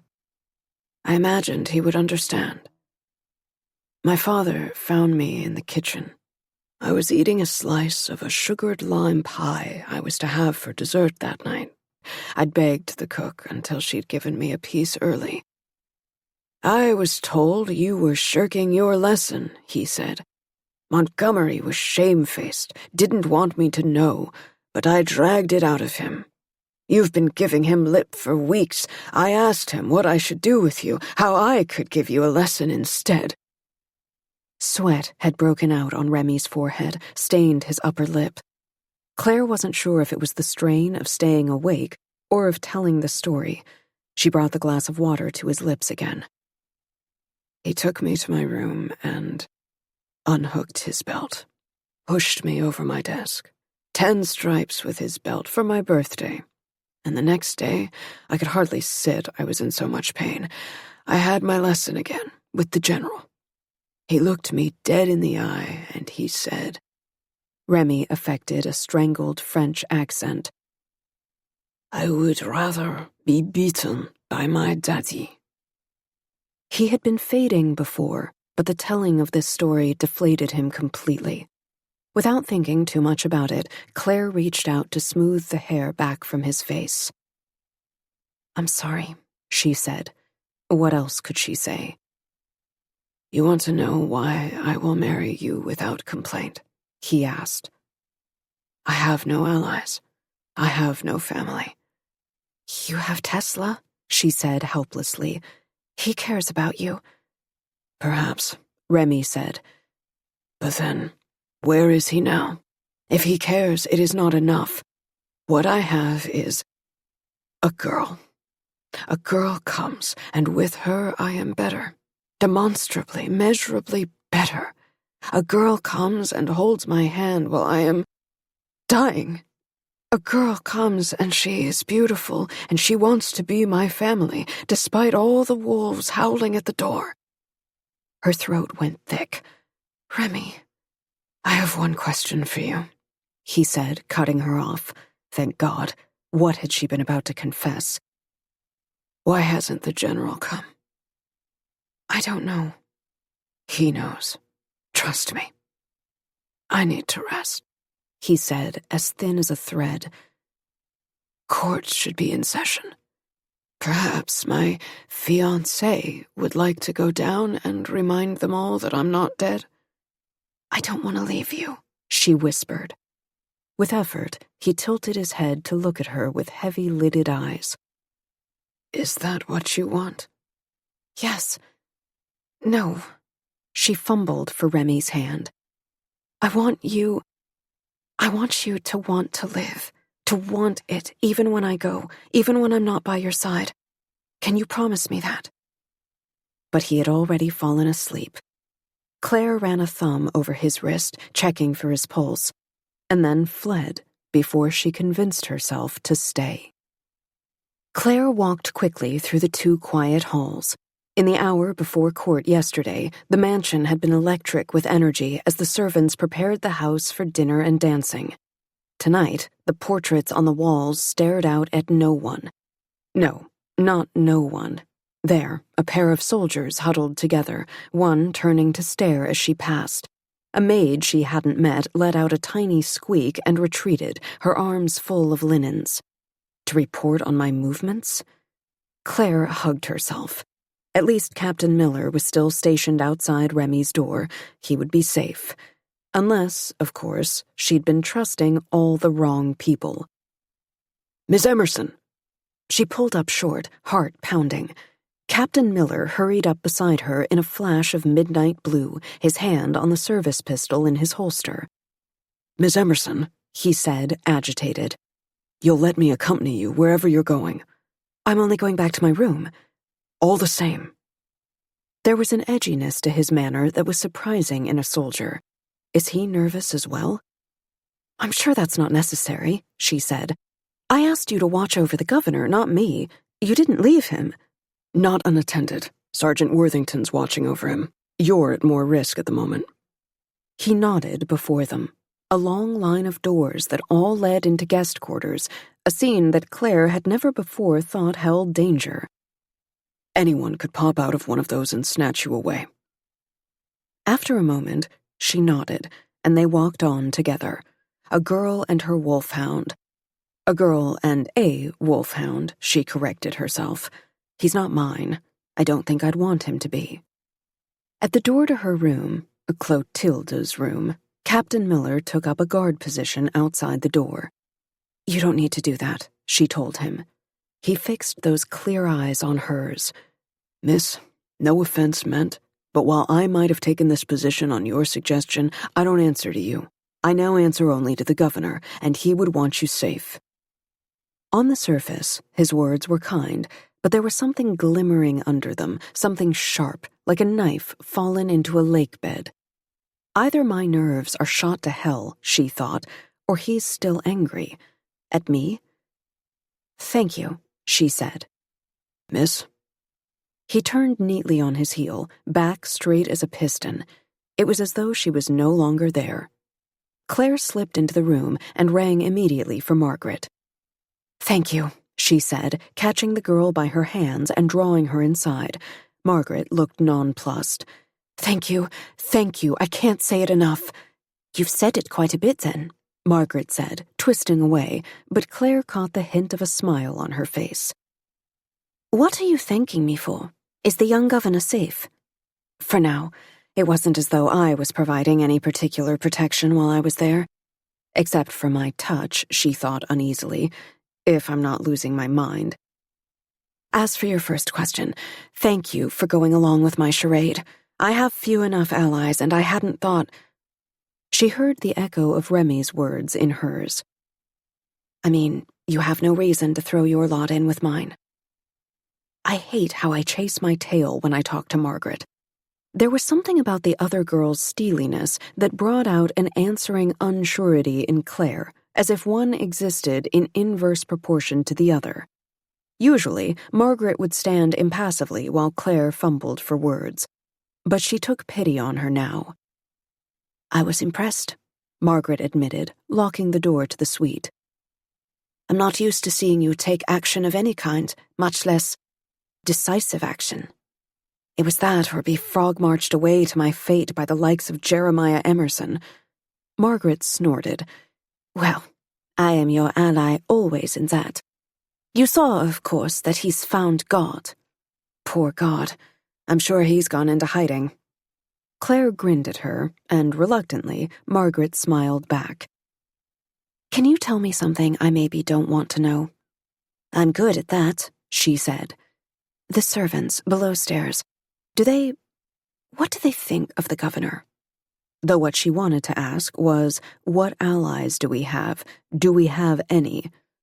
Margaret drifted over to the bed, smoothing the counterpane, fluffing the dozen pillows one by one.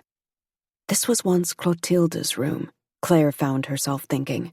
She and Remy must have played here as children, jumped on that bed, lost toys beneath it, fallen asleep together listening to their nanny reading them fairy stories.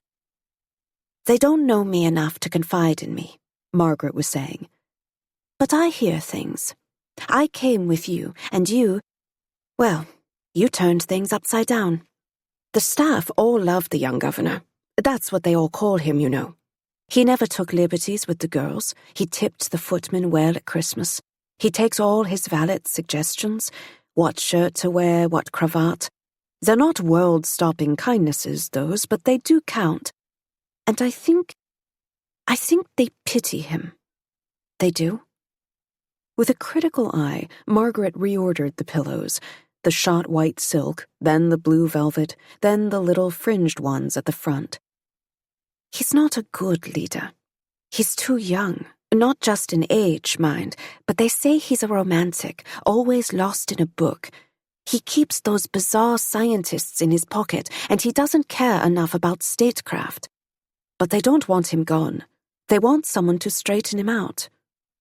She looked at Claire out of the corner of her eye. When you don't actually marry him, they'll be devastated. When I don't... Claire barked a laugh. Right. Margaret shrugged. It was nothing to her. As long as I keep my position here, she said, you may run off and marry a dog for all I care. After hours hunched by Remy's bedside, spinning her little gambits like plates in the air, Claire was overcome with the urge to move, to do something. She paced a tight circle on the carpet. Remy asked me to take the temperature of the court, and I agree. I want to know what we're up against. But mostly, I need to find Beatrix. I just wish that I wasn't so visible. The girl bit her lip, then grinned. Do you know, she said, I brought you a bundle that might help. 10 minutes later, Claire was gliding down the hall in her brother Ambrose's suit, her hair hidden rather more thoroughly than usual in a top hat. Margaret had delighted in smudging a hint of bootblack along Claire's jawline. There, the maid said, turning her to the mirror. You look like a proper oaf now. When she stepped into the hall, she saw that Captain Miller had vanished. After all that business about guarding me, something dropped low in her stomach. Maybe he was called away. Maybe he needed to piss. Maybe... Claire couldn't afford to stand there and wonder, not when, as Miller pointed out, she was such an obvious target. Thankfully, she saw no one on the short walk to the staircase that led down to the foyer. There, she paused on the landing in the guise of adjusting her gloves, head tipped low. Through her lashes, she watched the men and women of society streaming in through the front doors. An army of under-butlers stood to take gloves and hats, umbrellas, it must have been raining, and canes. After divesting themselves, the men offered their elbows to the ladies, and like partners in a waltz, they glided in pairs toward the great hall. And all the while, they talked. Their voices carried up the paneled walls and back down to Claire, clarion clear. I heard he's dead, Franklin. I heard one of his own men shot him. Crowded, so very crowded, that sorry excuse for a fair. And all those déclassé women lined up in the downpour, waiting to try that blue-ribbon beer I'd never in my life. Those redcoats in every hotel, how are they affording their board? I heard they're paid nearly nothing. Sounds like treason to me, and when the king comes tomorrow, he'll see that Monroe woman hanged. Yes, but did you try the DeCecco pasta? They were serving it with scrambled ostrich eggs, and you could see the ostriches lay the eggs if you wanted, gargantuan. And well, I didn't want to, but there they were, laying away. And let me tell you, there is just something not right about those eggs. Have you no pride? We've lived in St. Cloud for a century, Martha. We'll live in St. Cloud a century more. I have no desire to be under a woman's rule. But Charles Monroe... 2 of them Livmonian boys, guns at their sides, eating those hot dogs. And lions, 5 of them. They roared on command. A little boy wet himself right there, and could you blame him? Everyone knows he's dead, and that opportunistic little peasant is looking to ride his coffin to glory. Did you see the way she sneered at us last night from the dais? All I'm saying is that I need a man in charge, a real man, and if the general asks, lower your voice. All I wanted was to ride the Ferris wheel, but I don't know if it will ever be finished. Well, they might have the servants' sympathy, but if any part of her had hoped for the support of St. Cloud's makeshift aristocracy, that part was silent now. What would happen at court? Remy was so certain that the general had a plan. Would he announce that Remy was at death's door? And he might be, she thought grimly. I haven't touched him in an hour. Why was I so cavalier to leave? And where was Tesla? Why hadn't he come in to see Remy after surgery?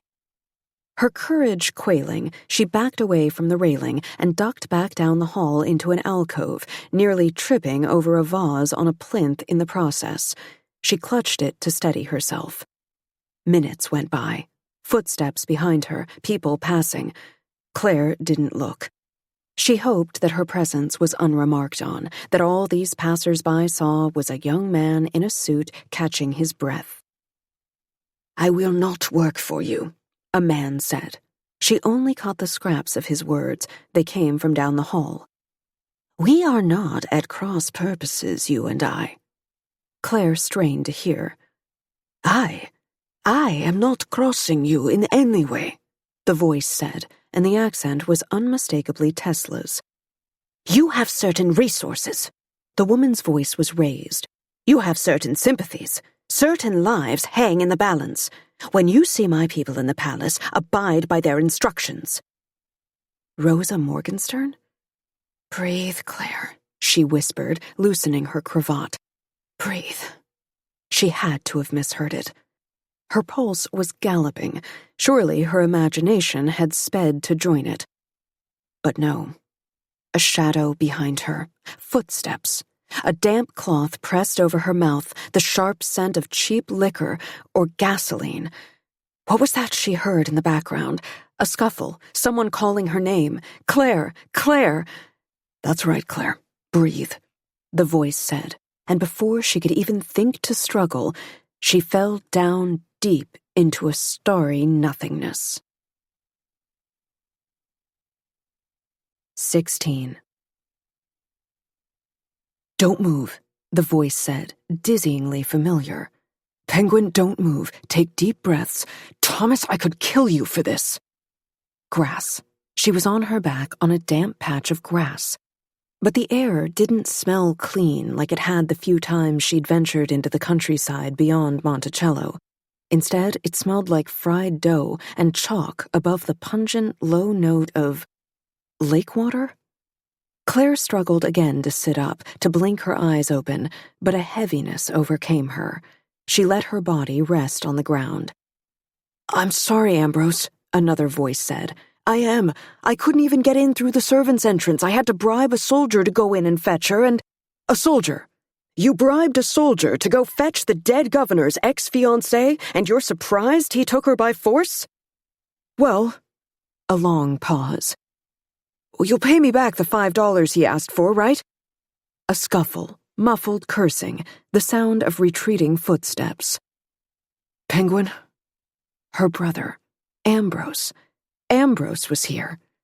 Claire sat up all at once and promptly threw up into the grass. Oh, honey, I'm so sorry, he said. Her eyes were beginning to focus, and she could see her brother's dark curly hair, the freckles across his nose, his concerned eyes. I never would have done it this way. I should have gone myself, but I was afraid they'd be on the lookout for me after the stir you caused. Where am I? Claire asked. He squatted beside her, and she fumbled for his hand. Her brother. She hadn't seen him in years. I missed you, she whispered. I missed you too, he said. I asked Thomas to fetch you and take you to the hotel, but he thought, rightly, it wouldn't look good to show up with an unconscious girl over his shoulder, so he brought you here to recover, then paid a boy to fetch me. That fool. At least he didn't leave you here alone. Thomas? The name sounded familiar. Was that one of my... suitors? Ambrose's smile was despairing. Unfortunately so. You'll forgive me, she said, if I take him out of the running? His face tightened. I don't know how much of a choice you have. Here, let's help you over to the stands. We need to talk. Claire let him lead her slowly across the field. The chalk she'd smelled had been used to mark out a diamond in the grass. The four sides of that diamond were studded with canvas bags painted white, and the whole thing was surrounded by a forest of electrical lights, unlit now. Still, the fair's home of Jefferson Park was next door, and it was lit up like its own small city. A soft white glow stole over the grass and pooled at Claire's feet. It was said that the only thing King Washington loved more than Chateaubriand or his musket collection was baseball. And this was a temple of baseball, a hushed place of worship. There was a mighty set of stands that surrounded the field, wooden and again painted white, and they stretched up so far that she thought the whole city of Monticello could watch the King's players slaughter the local team. Purposeless war, she thought again. War for sport. Ambrose settled her down on the players' bench behind first base, and together they gazed across the field. It's the largest ever built, he said. In the American kingdom, anyway. It'll stay up afterward as a place for the Monticello Whales to play. Originally, some man wanted to have his Wild West show here, but luckily for us, that was too violent for your young governor." The more she heard it, the more that phrase, young governor, felt like a shot at Remy. "I'm happy you came," she said instead. "Penguin," he said. "This is an odd question and might be beside the point, but is that my old suit?" She looked down, straightened her cuffs. "Oh, it is." "That soldier Thomas paid off must have dressed you in it after the ether." He plucked a blade of grass off her arm. "Maybe they thought it would be less odd, a man carrying his fellow home after a night of drinking. Thomas almost turned up his nose at wedding you, a girl wearing men's clothes, before I told him it wasn't your fault." Claire didn't know where to begin. "The man who drugged me had reservations about marrying me because I was wearing a suit?" It was as though she hadn't spoken. Ambrose was still brushing off her lapels, rearranging her hair as though she were a doll meant for a display stand. "I hadn't expected us to get called up to Monticello so soon," he said, "especially with the issues at the border, but I hear that's exactly what's bringing King Washington earlier than planned, which means his touring team comes with." He sighed. "Claire, we don't have much time." Maybe she was still recovering from the ether. Maybe she was just exhausted, but she couldn't follow the thread of his thoughts. This was Ambrose, her brother, the boy who stole apples to eat them on the fire escape of their tenement building, who played endless games of ball with a ragged pack of boys in the road, who spent his rainy days whittling her little tops that she could spin on the kitchen table. "I know," she said, purposely misunderstanding his words. "I need to get back to the mansion before they miss me." "You want to go back to the mansion?" He shot her an incredulous look. "Come now, all our preparations? All the work I had to do to convince Rory and Thomas to consider taking you on? I know it's not your fault you were kidnapped by that man, but he's dead now and—" It was the second time Ambrose had said it. They were saying it in the foyer, too. "The governor's not dead," Claire said, and before her brother could protest, she put up her hands. "No, honest to God, Ambrose, I left him an hour before your teammate kidnapped me. And speaking of kidnapping, I told you I didn't ask him to etherize you." "Stop." She put a hand on his shoulder, squeezed it. He was solid, real. Ambrose. Why was he behaving this way? "Where are you hearing all this?" He spread his hands. "Everywhere. It's in the newspapers, all of them. The King's Herald is even reporting it. The general's calling for the king to elect a new governor in the morning. Father's... Well, he's giving interviews with the press, and they don't make you look good. You aren't safe. Duchamp can't protect you now." "I have a guard." "Yes," he said. "Clearly a very effective guard. You know you're being unreasonable, Penguin. There's a long line of men out there to smear your name, and that's a fate worse than death for a girl like you. I can get you out. Our original plan can still work." She thought of Remy suddenly, curled up in his bed, alone in that vast expanse of sheets, alone now for hours. He might be dead, she thought, and it's your fault, your fault. Dizzily, she stood. "Ambrose," she said, "if I can just see this through, I promise—" "That you're going to end up dead, or a spoils of war wife to the general, and I promise that wedding night won't be the thing of your dreams." Something in her broke at that. Who was this craven man that Ambrose had become? "Oh, yes!" She was angry now, angry enough that her voice cracked like an oiled pan left long on the fire. "Tell me more about my dreams, about my wedding night, with the general, or some soldier, or your Jehoshaphat goddamn center fielder. This new owner of my soul, this man to whom I owe my allegiance, this stranger who gets to clip a leash to my collar. Oh, I'm certain he'll have a vested interest in making my maiden dreams come true. Why, he'll be so eager to press his horrible, fat, hairy body—" "Claire!" Her brother's horror wasn't at the situation she described. It was at the words her innocent female mouth was saying. To press his old man body on his new wife in the dark, just the way I've always been promised. I'm sure the general will be thrilled to beat me when he's finished for all the trouble I've caused. Leave me chained up in a closet. Is that what you're imagining? Tell me, is that better or worse than a man who thinks the most expedient way to get me to you is to give me a drug that kills people and then loses his temper when he sees me in a pair of trousers? What's happened to you? He whispered. Damn it, Ambrose! When did you turn into father? I'll do what I need to do to survive, she told him, the last of the ether's effects burning away in her rage. Tell the king hello for me. And she strode off into the darkness toward the white lights of the fair.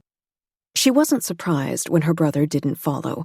She turned back to look just once at him sitting on that wooden bench, staring down at his hands as the rain again began to fall. A path had been poured that led from the King's baseball diamond back through Jefferson Park, and she walked it quickly, keeping to the shelter of the sycamore trees.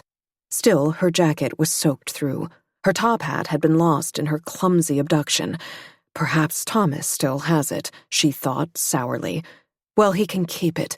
Call it a memento of our whirlwind romance. The electric indignation that had coursed through her body was fading now, leaving her scraped out and raw. Luckily, there was little reason for the fairgoers to walk this way. No one was there to see her stop to slump against a tree trunk, unbuttoning her collar as she sweated out the last effects of the ether. This is it, she thought, tipping back her head to stare up through the thick canopy. She couldn't make sense of it, of how the last few weeks had stripped away every last thing she'd known to be true. Her best friend had abandoned her, Tesla had disappeared, Captain Miller had most likely drugged her and delivered her to her brother, who wanted to sell her off to the highest bidder, and the most powerful man in this province was working to discredit, then murder, the man she loved. The man I love. She turned the thought over, swallowed. I might as well admit it. I love him, and it doesn't matter now. The only person who had remained exactly the same was her father. He was precisely as unpredictable as he had been since her mother died. Claire scrubbed at her face, thinking. As far as she could tell, she had two choices. She could march back to the mansion, her head held high, and wait by Remy's side for the knife to fall across both their necks. Or she could hitch a ride on a train headed west, change her name and change her story, and try her luck somewhere new. No friends, no family, not $1 to her name. And no one left who can leave you, a voice whispered in her ear. The rain came down harder, a proper downfall, and Claire coughed, then started to laugh. No matter what she chose, she couldn't stay here. There was only one place she could think to go. It was strange, moving through Monticello at night alone. For the entirety of her 2-mile walk, the rain came down in a continuous sheet, and perhaps that was the reason for the dreaminess of it, the sense of danger. No one was out in this weather who didn't have to be. Even the very poor appeared to have found a bolt hole to hide out in. And still, Claire could have sworn that she was seeing soldiers, knots of soldiers clustered on street corners 2 or 3 or 4 blocks from where she walked. Minutes later, when she'd reached them, they were gone. Perhaps it was the after effects of the ether still in her system. Perhaps it was a chill she'd caught from walking in the downpour, a fever. Perhaps she'd finally gone the way of her father, imagining things where none were. But it was unnerving all the same. Especially their uniforms. Their uniforms were all red. 17. The doorman at Perpetua's lifted his umbrella a little higher. "Miss," he said, "what's happened to you?" Claire wanted very much to die. Her hair plastered to her neck, the hems of her trousers muddy and ragged, and she wanted to vomit into the nearest basin. "Please, Harrison." It was surprising to her, momentarily, that she remembered how to speak, that the rain hadn't worn off her mouth with its power. "I know you know me. I do. Miss, you do know your face is on the front of every paper. Yes, she said. I had noticed that, and sneezed mightily into her arm. With a heavy sigh, Harrison said, "Come along." But rather than simply open the door, he led her inside, as he'd never done before. The smell that rolled toward her was something between spilled beer and wet dog, and noise was hard on its heels. Tonight, Perpetua's club was wall-to-wall with people, dancing to a song she'd never heard the orchestra play before, something lusty and loud, the horns feverish, and at the bar, men 5 deep, waving their arms for a drink. Claire watched them, swaying a little on her feet, her arm thrown out to brace herself against an unamused Harrison. "See," she thought, "everything's just splendid. Nobody's worried. Look at all these soldiers celebrating. They've had a good night. They've been to the fair. Nobody thinks their governor is dead. These soldiers in their red coats." She whirled to face the doorman, gripping his coat for balance. "No!" she said too loudly. "No, when did they come? How did they get in?" "Our guests are staring," Harrison said, and yanked her to the side, to a door she'd never seen before that had the word private etched across its beveled glass. Then he pushed her through it. Claire stood dumbly, the water pooling at her feet. "Up the stairs." He made a shooing motion like she was a dog. "I'll tell her that you're here. Go before you make more of a scene." She hadn't known Perpetua kept an office, much less one with windows down into the club. It was a small space, tidy, not much more than a desk and a stack of account books, and Claire staggered past a pair of armchairs to look out over what she thought she'd seen. But it wasn't a fever dream, wasn't a hallucination. Livmonian soldiers dicing at tables, grabbing eagerly at passing waitresses' sleeves. Livmonian soldiers dancing fast waltzes with breathless partners, skirts flying with their speed. Livmonian soldiers pounding on the bar, demanding service, soldiers sneaking into the orchestra to tweak the trombonist's hat. Livmonian soldiers so flush with victory that they knew themselves in their hearts to be gods. It had happened. While she was bathing Remy's brow, while she was oh so bravely quizzing Margaret about the servants, while she delivered her little self-righteous speech to her brother in a baseball field, while she acted like a girl like her had any real power to change the world, Livingston Monroe had invaded St. Cloud. She had gone to sleep in a meadow and woken up on the moon. Claire leaned her head heavily against the window sash. Perpetua would be in at any moment, and she still didn't have a plan. But what plan of yours has worked? What plans of yours have saved a single thing you loved? Money. Money and a train ticket. She'd go to Philadelphia. Surely the eastern border of St. Cloud was still open. She'd find work as a schoolteacher. She could teach at any girls' academy with what she knew of reading and figuring, and soon she'd have enough money to pay Perpetua back. All she needed was an advance, a loan, and she'd be out the door and on her way. She waited a good half hour at least, and so when the door swung open, Claire turned with the plea already on her lips. "Claire."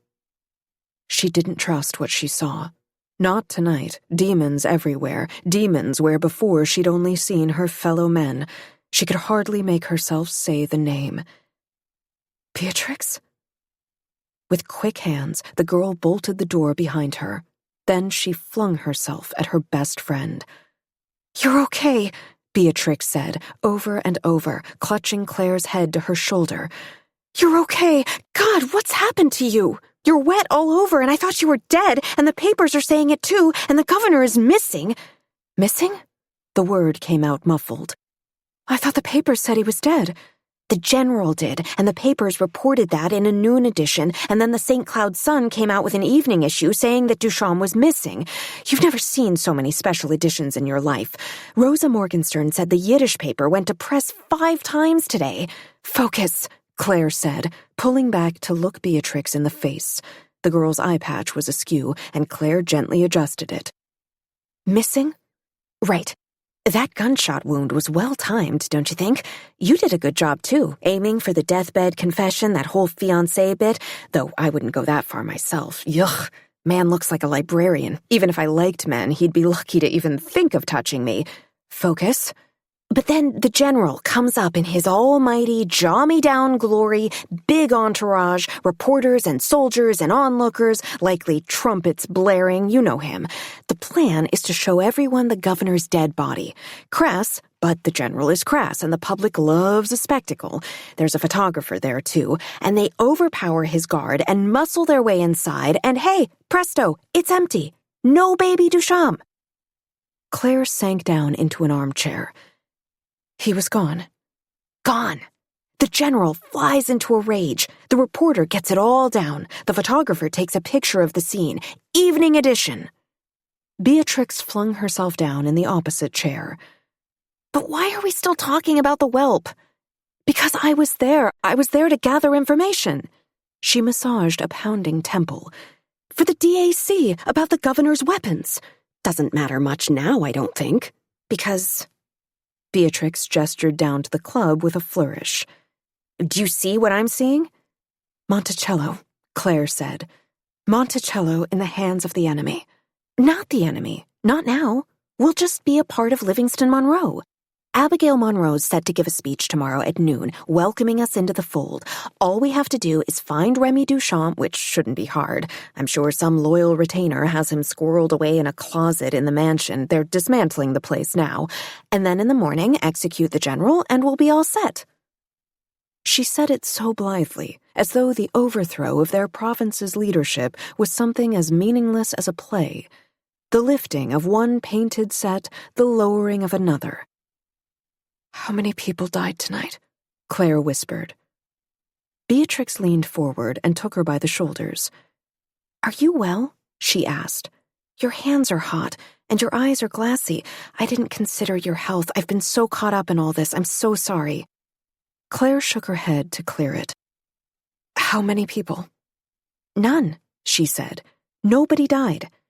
Then how... Beatrix clearly couldn't help the smile that crept over her lips. The Livmonian soldiers were all here already. I should have told you, love, I know it, but I was sworn to secrecy, and anyway, I wasn't sure it would work.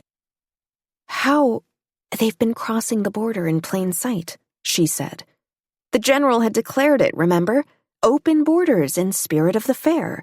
For weeks they've been coming in, disguised first as workmen, then as conductors on the railroad, and finally, in the last week, as fairgoers, dozens of them on every train. They're staying in every hotel. They're eating in every restaurant. The general's bankrolling them with some private fund he's been building. The extortion money that the exchequer couldn't find. Claire felt like she might pass out. And he snuck enough of them in as new recruits to the St. Cloud Army that tonight, at 9 o'clock, when they all unmasked themselves, they had enough men to overwhelm the St. Cloud troops without shedding any blood. If they joined the Livmonian forces, they would keep their positions and live. That was Abigail Monroe's idea, thank you very much. But about the ones who refused? She shrugged. None of them died, they were just thrown in jail. Anyway, there's not as many of them as you'd think. Most turned red. Not a lot of love lost for Duchamp, and a lot of loyalty to their general. There's to be a swearing-in ceremony at midnight that I'm to attend. They're having it on the fairgrounds, on the stage. Make it clear who's in charge now. The general? Well, for tonight. Beatrix bared her teeth. And then he served his purpose. The general thinks Abigail Monroe's going to roll over and show her belly. He's got another thing coming. I'm fine with his death. Can't make an omelet without cracking at least an egg. Beatrix, she said. But the girl jumped up to pace the room. I just can't believe it all turned out so perfectly. I know it's not done yet, not nearly, but I hardly thought we'd get this far. And to think, Claire, we'll have a woman leader in the morning. Of course, we'll have to take on both Charles and Abigail Monroe at first, but there's already some talk of sprinkling poison on his cornflakes. Beatrix? Not that I support that, mind. It's just a thought. Mostly, I'm focused on that scientist Tesla, the wizard, that fancy man. The DAC is calling him a collaborator of Duchamp's, but I'll tell you this, I'd love to meet him. Smuggle him out through the eastern border. Maybe he'd take me with him. A man like that needs an assistant, right? And I know what I'm about in a laboratory. Beatrix!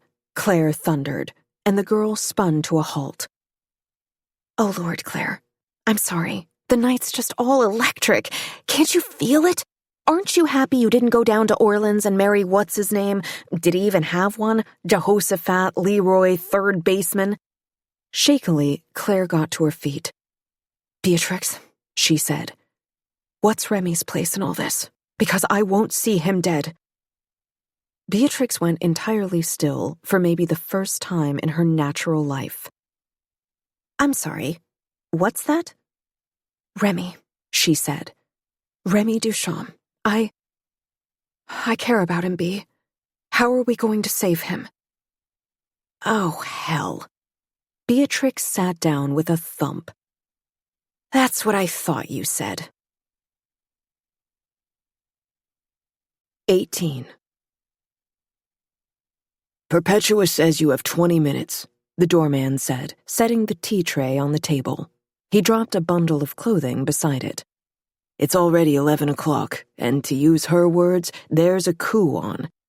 Thanks, Harrison, Beatrix said, popping a sugar cube into her mouth. Thanks for looking after Claire as well. Don't thank me, he said. If you're not finished by then, I'm to drag you both out by your ears. Wearily, Claire lifted her empty teacup in salute. Rolling his eyes, Harrison locked the door behind him. While the tea steeped, Beatrix turned to give her a modicum of privacy, and Claire dried off and changed into the dress the doorman had brought. It was warm and dry. Bless Perpetua. So tell me, is it like the fairy tale? Beatrix poured their tea and added a dollop of cream to each cup. Did the governor beast become a prince after you rubbed his belly the right way? Claire raised her eyebrows. You were the one who traded me to him for a heifer and 2 hens a-laying. And for Willie Legrand. And for that. Beatrix reached out to grab her arm. Please don't tell me he's a good man. Duchamp, Remy, however you call him. She sighed. He's a good man. He's not perfect, Beatrix, but he tries. He cares deeply. And not just about me or his family. I just think he's been alone a long time, without friends, without anyone he can trust, and that he's retreated into his books and his experiments as a way of hiding away. All he needs, I don't know this for sure, but I think all he needs is a person beside him who can call him back to the things of this world. The engagement wasn't a fake one. Well, it was at first, and then it wasn't. Or I don't think it wasn't. Or... Claire took a sip, then another, the tea warming her through. She kept her hands around her cup. I would marry him if he'd have me. Beatrix laughed a little, kicking back in her chair. I don't see what's so funny. Because it isn't funny, Beatrix said, and laughed again, and this time Claire heard the despairing note in it. If I ask you something, will you promise to consider it and not just storm out of the room? They're putting us on the street in... Claire eyed the clock in the corner. 16 minutes, so you'd better start asking. Humor me. Beatrix leaned forward, her eye patch reflecting the lamplight. You're maybe a little bit magic. We don't know for sure, but let's say you are. Let's say your power is to give men the one thing they want most in the world, the whole world. I've known you for long enough now that I feel certain in saying that you've never been in love. Claire shook her head mutely. And no one's ever been in love with you. She shook her head again. So let's follow this supposition to its logical conclusion. Say a man sees you. Beautiful girl, long black curls blowing in the wind, standing on top of a mighty machine, defying her father, gorgeous and brave like a summer's day. Thank you, Shakespeare, she said. 14 minutes.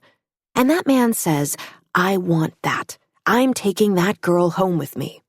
And then he gets to know you, the sailor's mouth, the bottomless desire for lemon ices, the inability to make a good decision even to save your life. 13. And he thinks, golly gee, I've never met a girl like this before, beautiful and deeply strange. What's this I'm feeling? Maybe it's love.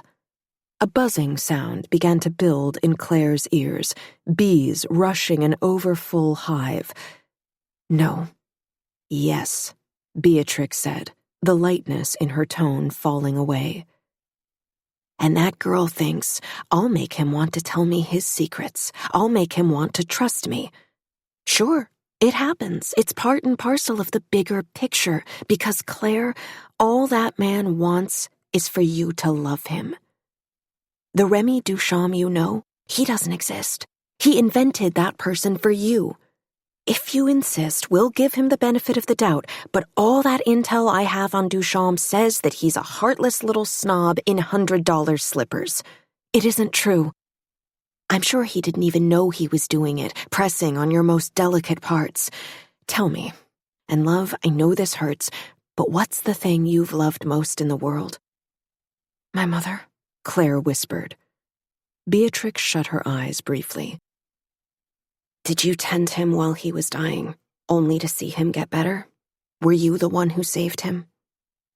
My mother, wasted from disease, her hand falling limply from the bed. Did he tell you about someone he loved very much, someone who he lost too soon? Clotilde, in her white muff, in the sanatorium at Biarritz. And unlike any man you'd ever known, did he understand your need for freedom?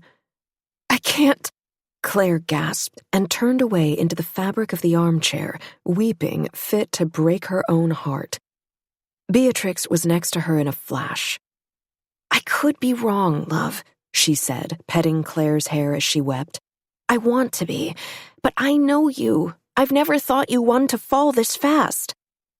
After a shuddering moment, Claire made herself lift her face. So what, then? Beatrix looked taken aback. So what? So he loves me. So he's made himself into some librarian Adonis just for me. So what? So I go and I find him and I marry him, and together we run this province the way that your Abigail Monroe could only dream of. And if he falls out of love with you? She steeled herself to say it. There are other ways to control a man. You realize, Beatrix muttered, that I've just helped orchestrate the takeover of a rather large swath of the American kingdom, and now you want me to help you take it back, based on your magical powers that your father might have invented in his delusions. Claire couldn't help it. She flung herself into her best friend's arms. Yes, she said, and pulled away. Yes, that's the only thing I want. I understand that part, the you wanting it part, but... At that, there was a hard knock at the door. It's Perpetua. 1 minute, Claire called, checking the clock. We still have 1 minute. Let me finish cleaning up. She stood and brushed off her skirts, feeling more like herself than she had in days. B, how did you know I'd be here anyway? I came here looking for Perpetua, and then you arrived. I got your note, Beatrix said. She was checking her jacket for smudges. My note? Beatrix stopped. Slowly, achingly slowly, she looked up. The note you sent. The one that said you were at Perpetua's and to come quick. I got here within minutes of receiving it. I took Rosa's carriage. The knocking again, harder this time. Girls? Claire could feel her face draining pale. Thud, thud, thud. You didn't send a note, Beatrix whispered. I didn't send a note, Claire whispered back. I'll just let myself in, the voice called. We can't be late. And the knob began to turn. 19. I hope your bindings aren't too uncomfortable, Abigail Monroe was saying. You do know, of course, that I do this under duress. The two of them jolted along across from Monroe in the carriage, struggling to keep their balance as it hurtled down the brick streets. It's almost as though she's chosen the worst possible way to take us to the fair. It was no kind of carriage Claire had ever ridden in. It was windowless, all wooden, with manacles bolted into its floor. Thankfully, Monroe hadn't seen fit to use those. "Not for ladies," she'd said. Steel wasn't for ladies, but a prison wagon was. She'd smiled as Captain Miller bound their feet with rope. Captain Miller. That was the other horrible part of this. So much for winning my chess game.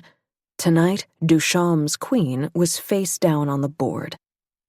Thank the doorman at that horrible club for knowing which side his bread is buttered on. Abigail looked Claire up and down. Though the dress was my idea, of course. We can't have you looking like some boy when we get you on that stage. I am sorry, Beatrix, Abigail said, and she sounded as though she meant it.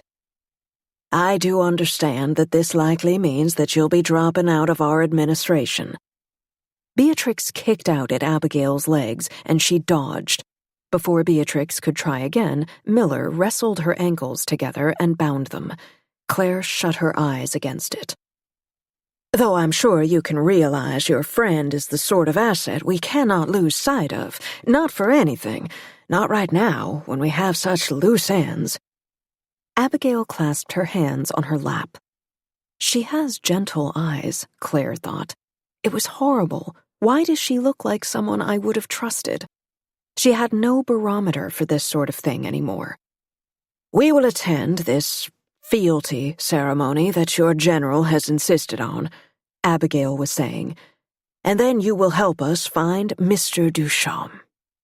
She said his title with some relish, as though she enjoyed stripping him of his governorship. Abigail spoke for some time longer, questions mostly, about Remy, about what his plans were, if he'd fled the country for France like the foreigner he was. It was all for show.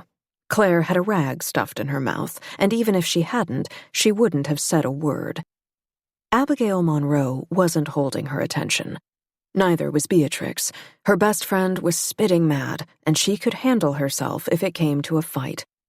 All Claire could focus on was the icy face of Captain Miller staring at her from across the carriage. She raised her eyebrows at him, a challenge. Someone else has harnessed that rage of yours, haven't they? After the night she'd had, another betrayal wasn't a surprise. It was just another small sting, a burr under her heel. Claire refused to drop his gaze. He pressed his lips together, then looked away. Monroe was still gassing on as the carriage bumped over a curb, throwing Claire into Beatrix's side. Beatrix didn't seem to notice. She was too busy trying to bore holes into Abigail Monroe's face with her eyes. "The workers' entrance?" Monroe asked Captain Miller. He nodded sharply, stayed silent. A few minutes later, they came to a shuddering halt, and Miller wasted no time in throwing the door open. He didn't wait for Monroe to alight. He reached in immediately and took hold of Beatrix and swung her, thrashing, from the carriage. "Certainly," Monroe said, bemused. "I take precedence." "Ma'am, I'm handing the prisoners off first, for your safety," he said. "It was drilled into me in training." She huffed. "Well, you must know best, then." "Come," he said to Claire, and she scrambled away from him. "Come," he said again, and in the reverse of how he'd stuffed her into the governor's carriage, he yanked her from it now and dropped her, beside Beatrix, on the ground. Then he shut the door to the prison wagon, locked it, and hit the door twice. It sped away into the night, with Abigail Monroe inside. Claire twisted her head to look at Beatrix. Beatrix stared back at her. "We only have a minute." Captain Miller knelt down and, with clever fingers, loosened Claire's bindings. After she slipped them off her wrists, he went to work on Beatrix's. Claire pulled the rag from her mouth, panting. "You're not working for Monroe?" "No," he said, and as Beatrix freed her hands and feet, he looked at Claire with bright eyes. "I'm still the governor's man." "Can we trust him?" Beatrix said, still mad as a spitting cat. "No," Claire said. Then, to Miller, "We'll follow you." "You need to put the bindings back on your arms," he said. With a groan, Beatrix massaged her wrists. Loosely this time. Enough so you can slip free, but it has to look right. And the gags, too. The girls exchanged a look, then followed orders. "Where is the wagon taking her?" Claire asked. "What's happening?" With a grimace, Miller helped Claire up by her elbow, then Beatrix. "There are a few men still loyal to me," he said. "And to a lesser extent the governor. They've rigged up a cell in the basement of the mansion. Should hold her until all of this is over. Quickly now. Someone will be looking for us soon." Only then did Claire see where the carriage had left them. The fair, of course, the northern end of the fair, in front of the first building built and the one built to last. Made of marble that gleamed in the moonlight, and in the light cast up from the lagoon that lapped lazily against its base. Gondolas rested there, bobbing up and down. They would be in use, but it was midnight, the grounds of the fair closed to the public. Street sweepers should be out, she knew, and sanitation workers, and soldiers patrolling the paths looking for anything out of place. I suppose the coup disrupted all that. Claire didn't know all there was to know about the Palace of Fine Arts, but she knew it was windowless to protect the art inside from damage from the sun. She knew it had a mighty rotunda, big enough to fit hundreds of men. And she knew that if the general wanted a defensible place in which to host his fealty ceremony, he'd have chosen this building above all others. What better place to humiliate the young governor than in the heart of his beloved fair? Miller pulled them along by their elbows, and the girls pretended to drag their feet. As they approached the grand entrance, he whispered instructions. "The ceremony begins in just a few minutes. Every single soldier for miles around is here, in this one building, because that pathetic old man can't resist his pageantry." Through her gag, Beatrix cackled. It was a terrifying sound. "Something is going to happen at 10 minutes past midnight. I haven't been given the details, so I can't tell you. All I know is that Tesla told me to get Claire to a broom closet on the upper rotunda." Tesla, who loved Remy like a son. Claire felt a wash of relief. In the meantime, Beatrix kicked at Captain Miller's ankles. "I wasn't supposed to have you," Captain Miller hissed, dodging. "I don't even know who you are." Through the gag, Beatrix said something very rude. Miller hauled the two of them to a halt. They were close enough to the entrance now to see the tall wooden doors, engraved like the lid of a fancy coffin. Two bored-looking soldiers in red coats stood outside, just out of earshot. "What did you say?" Captain Miller shouted as Beatrix slunk backward into herself. "No, I'm going to take out your gag so you can say it to my face." With a show of force, he tore it from Beatrix's mouth. Claire winced. "I said," Beatrix spat, "that I build flying machines, that I know more about engineering than any man you know has forgotten, and that your mother makes love to donkeys." "That's what I thought," Miller thundered. He stuffed the gag back into Beatrix's mouth. It was a fine performance. Claire wanted to applaud. Apparently the guards did as well. "That's right, officer. Show 'em who's in charge." The other one gave him a bit of bored applause. "Blonde one's with me," he told them, yanking Beatrix up to the doors. "Dark hair goes to a little cell we've made for her upstairs. You're to take her," he told the bored officer, nodding to Claire. "Touch a hair on her head and the general will have a fit. She's meant for him, see? Wants her innocent." Claire stumbled where she stood and struggled to right herself on shaking legs. She'd been shocked when she saw Captain Miller working for Abigail Monroe. It was much easier to imagine him serving the general. A slow, nasty smile spread over the soldier's face. "Yes, sir," he said, wrapping one thick hand around Claire's arm. This close, she could smell the meat on his breath. "I'll make sure the general's prize is waiting for him." 20. Redcoats. Redcoats everywhere, like a tide after a slaughter, and here and there a straight-backed member of the Daughters of the American Crown. Electric lights beamed down from the vaulted ceiling, erasing everyone's shadows with its noontime glare. She expected rows and rows of soldiers, standing with military precision, but there wasn't any such order here. These men had pulled off a months-long operation, taken over a territory, something never before done in the history of the American kingdom, and now they were loosed upon the crown jewel of that conquest. They were, in short, in the mood for a celebration. A giant stage had been set up, and it looked to Claire like a mockery of the stage for the barrage. In the center, a giant cannon, its mouth wider than the spread wings of a raptor.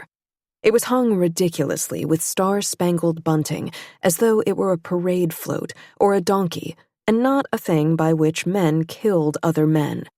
In mockery of Tesla's technology, a pair of gargantuan coils bookended the stage. All this she saw in an instant, as another man dragged her to another room in which she must wait. Up the stairs, past the balconies looking down onto the rotunda. Past statue after statue, painting after painting, men's musculature on display, their process with bow and with spear, their shields raised in battle. And here and there, a woman, nude, staring modestly up at her painter, another muse to a mighty man. The Livmonian soldier, for they all were now, hauled her up to a door that looked like all the others. As though she were a dog, he held her by the collar while he shook out a ring of keys. "This should do it," he said, catching one neat-handed and fitting it into the lock. "A little closet for you to hide in while the men sort out their business. Wish it was a nicer place for you to wait, Princess." And by the neck he pushed her inside. She stumbled to her hands and knees. "But it sounds as though the General will see that you're well tended to." His lip curled. "When he's ready." The door shut. The lock turned. She found herself in utter darkness. Breathe, Claire, she thought, and coughed at the unasked-for taste of ether that climbed up her throat. Breathe. Her hands were scraped, her knees too. The floor was the same marble as the outer walls, and she hadn't had a gentle landing.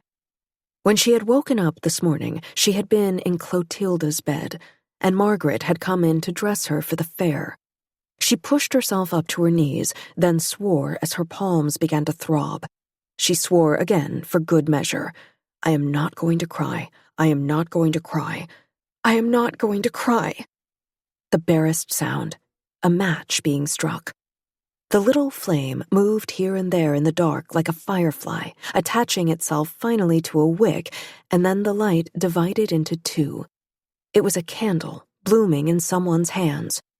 In the dim light, Claire found her bearings. She was in a little cabinet of a gallery. The light flickered over the walls, picking out paintings here and there. A meadow, a ship in harbor, 3 nymphs in a garden. And in the center, as though he was a sculpture himself, Remy Duchamp, ghostly on a mattress in the middle of the floor. "You're alive," he said, setting the candlestick down. "Miller told me you were, but I can't quite fathom it." He made no effort to sit up, and it became clear to Claire that he couldn't, that he was still in too much pain to move. She drew nearer. He wore a loose-fitting shirt and loose-fitting breeches, and she could see through the thin fabric that his torso was still bandaged, and that the bandages were edged red with dried blood. As gently as she could, she lowered herself down beside him. Still, he hissed in a breath as the mattress settled around her. "I should be saying the same to you," Claire said. "The newspapers, the General, everyone is saying you're dead. How did you escape?" Miller had an ally or two still outwardly serving the General. He heard of the plans to dispose of me and arranged to have me moved before it happened. It was very sudden. His mouth twisted. And I'm somewhat the worse for wear, but I am grateful to be alive. "I wouldn't have left you if I'd known." With one of his fine-boned hands, he reached out to touch her bound wrists. "Who bound you?" he asked, slipping off the rope. "Part of Miller's gambit to sneak us in here." "Us?" How could she begin to explain Beatrix? My best friend in the world, a member of the underground society trying for months now to unseat you, who, after you took me captive, convinced me to turn spy? "Miller and me," she said, a half-second too late. Remy watched her with shadowed eyes. She hurried on. We rode here with Abigail Monroe in a prison wagon. Miller trapped her in there, sent her off, I don't know where. The mansion? There's a cell in the basement? And after that, prison, he said succinctly, where she'll await her execution for treason. Something she'd once heard Perpetua say, it's only treason if you lose. You'll order it?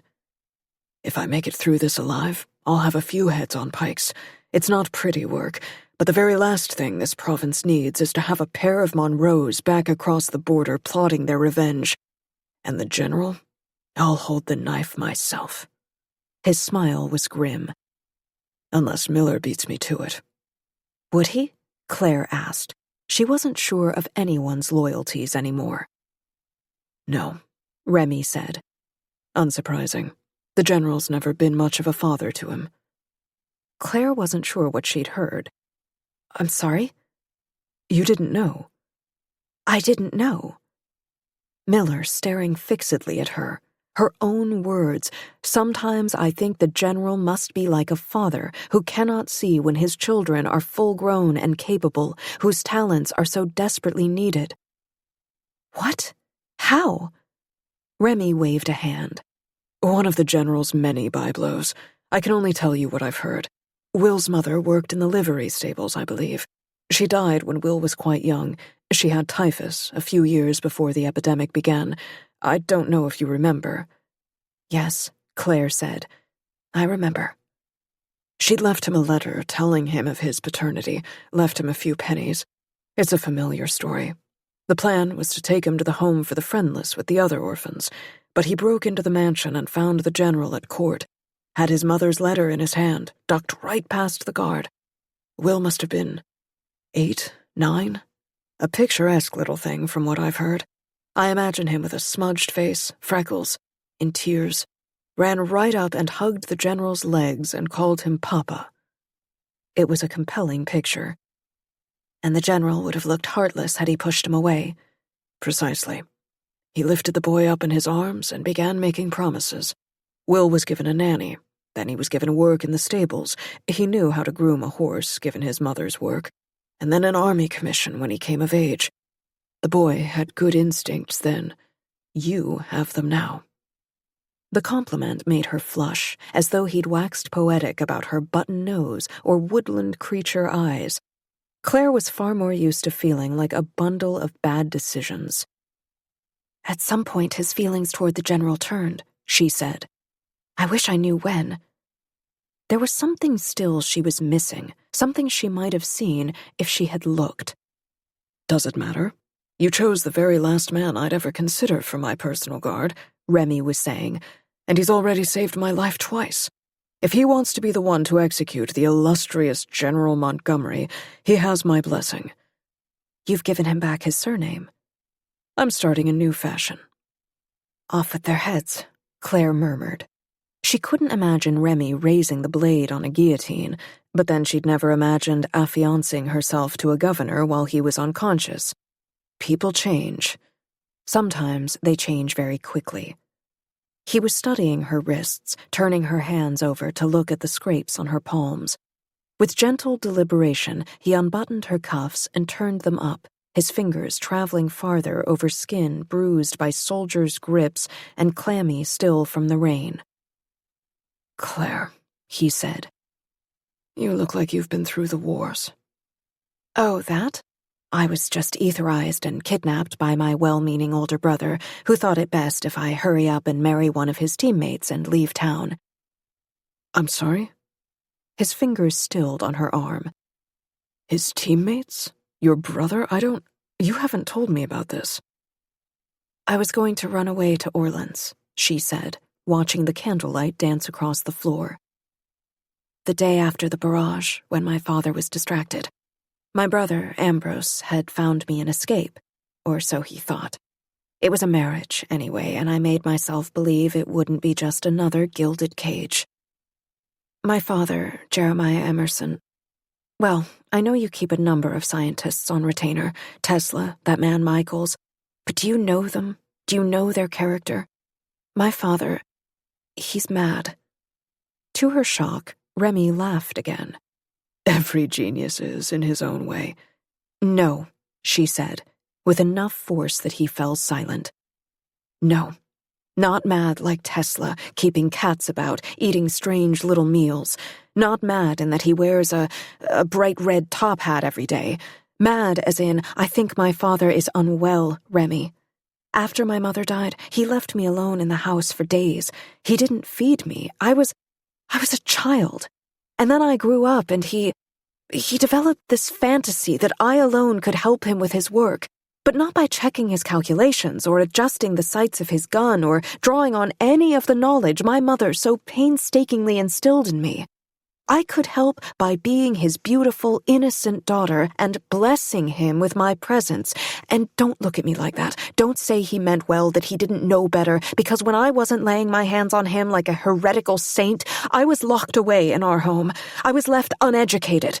I waited like a house cat for him to come home, or I was meant to anyway, in my little prison, waiting for my jailer to return. And because he was doing important work for the crown, everyone wrote it off as eccentricity, as genius, and it wasn't. I can tell you there was nothing intelligent about it. And what if I wasn't only born to prop up a man? She could hear her voice breaking. What if I was meant to do something genius of my own, and I've just been burning all that away for someone else? No. She shut her eyes. Is that what I'm doing now? Burning away for you? No, he said again, and tugged her down beside him in the dark. That's not what I want. I want you to know how sorry I am. I won't make you excuses. Knowing what I did of Emerson's cruelty, I should never have supported his work. His face was very close.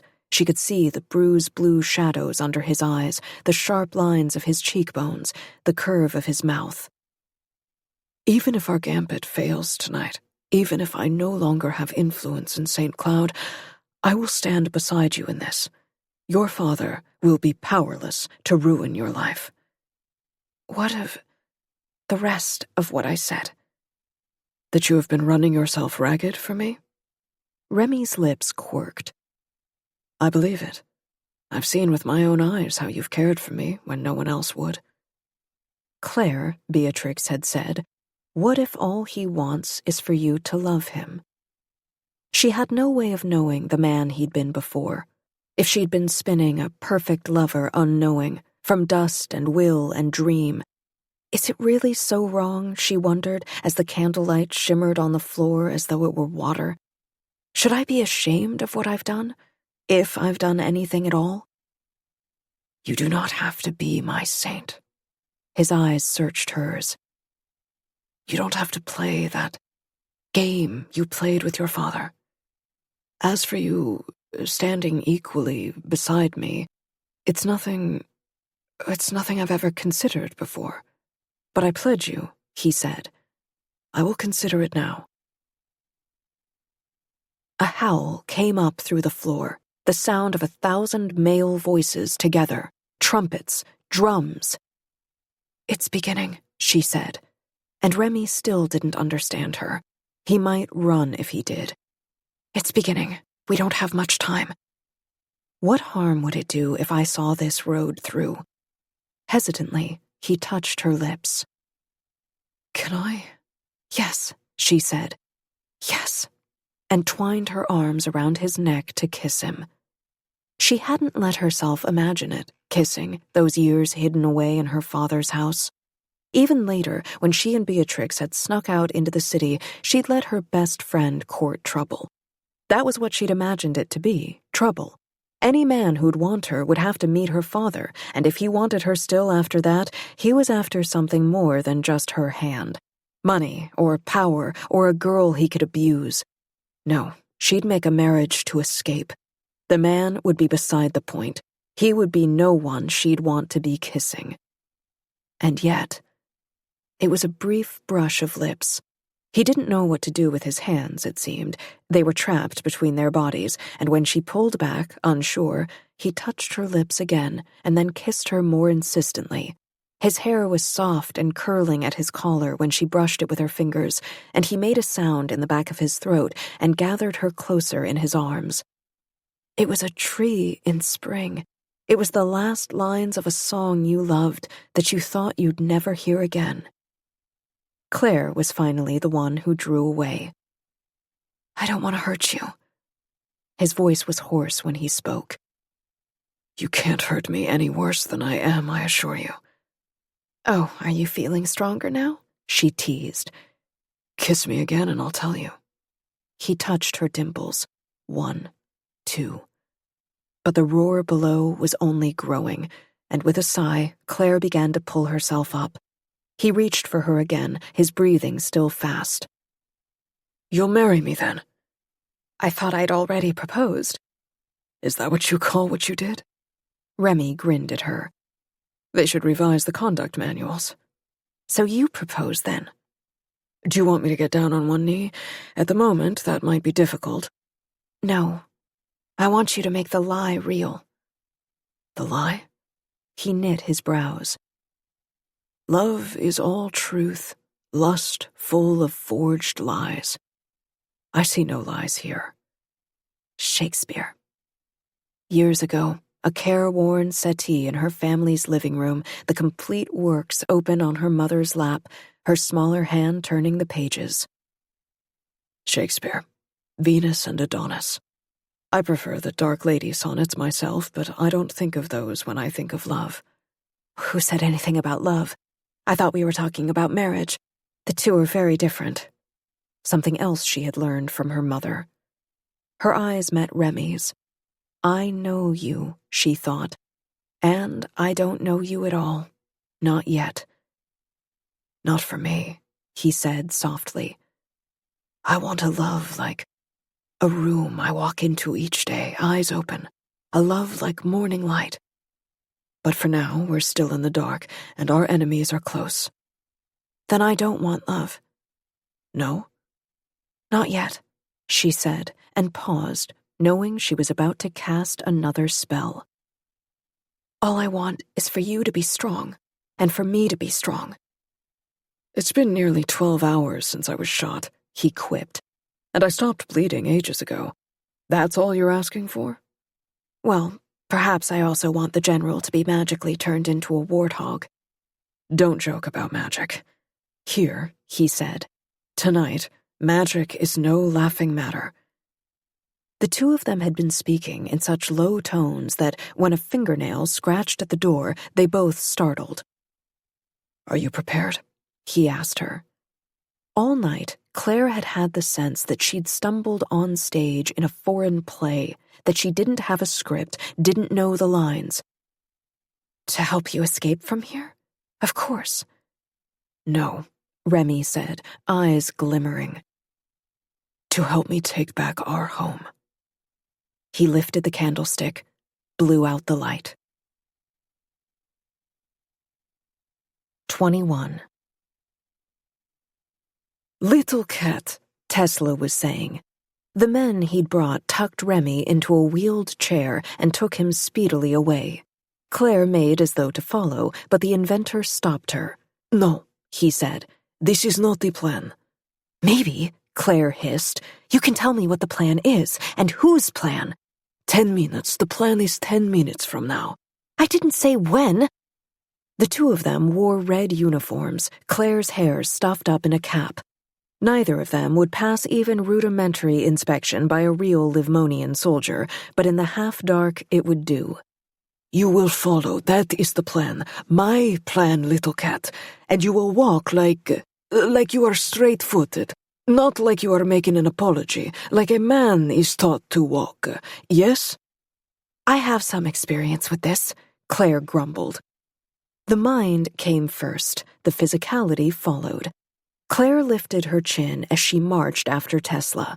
They passed another pair of patrolling soldiers, and Claire looked at the red-headed one and thought, I could take you in a duel.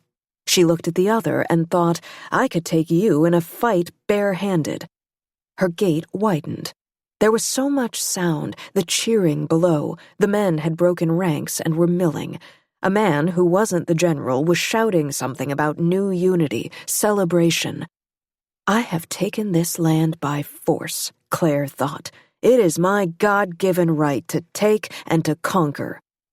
The balcony to their right looked down over the rotunda, and she dismissed the urge to look down. I will join them when I am ready, she thought. Nothing begins until I arrive. And she felt her eyes narrow, her shoulders square back.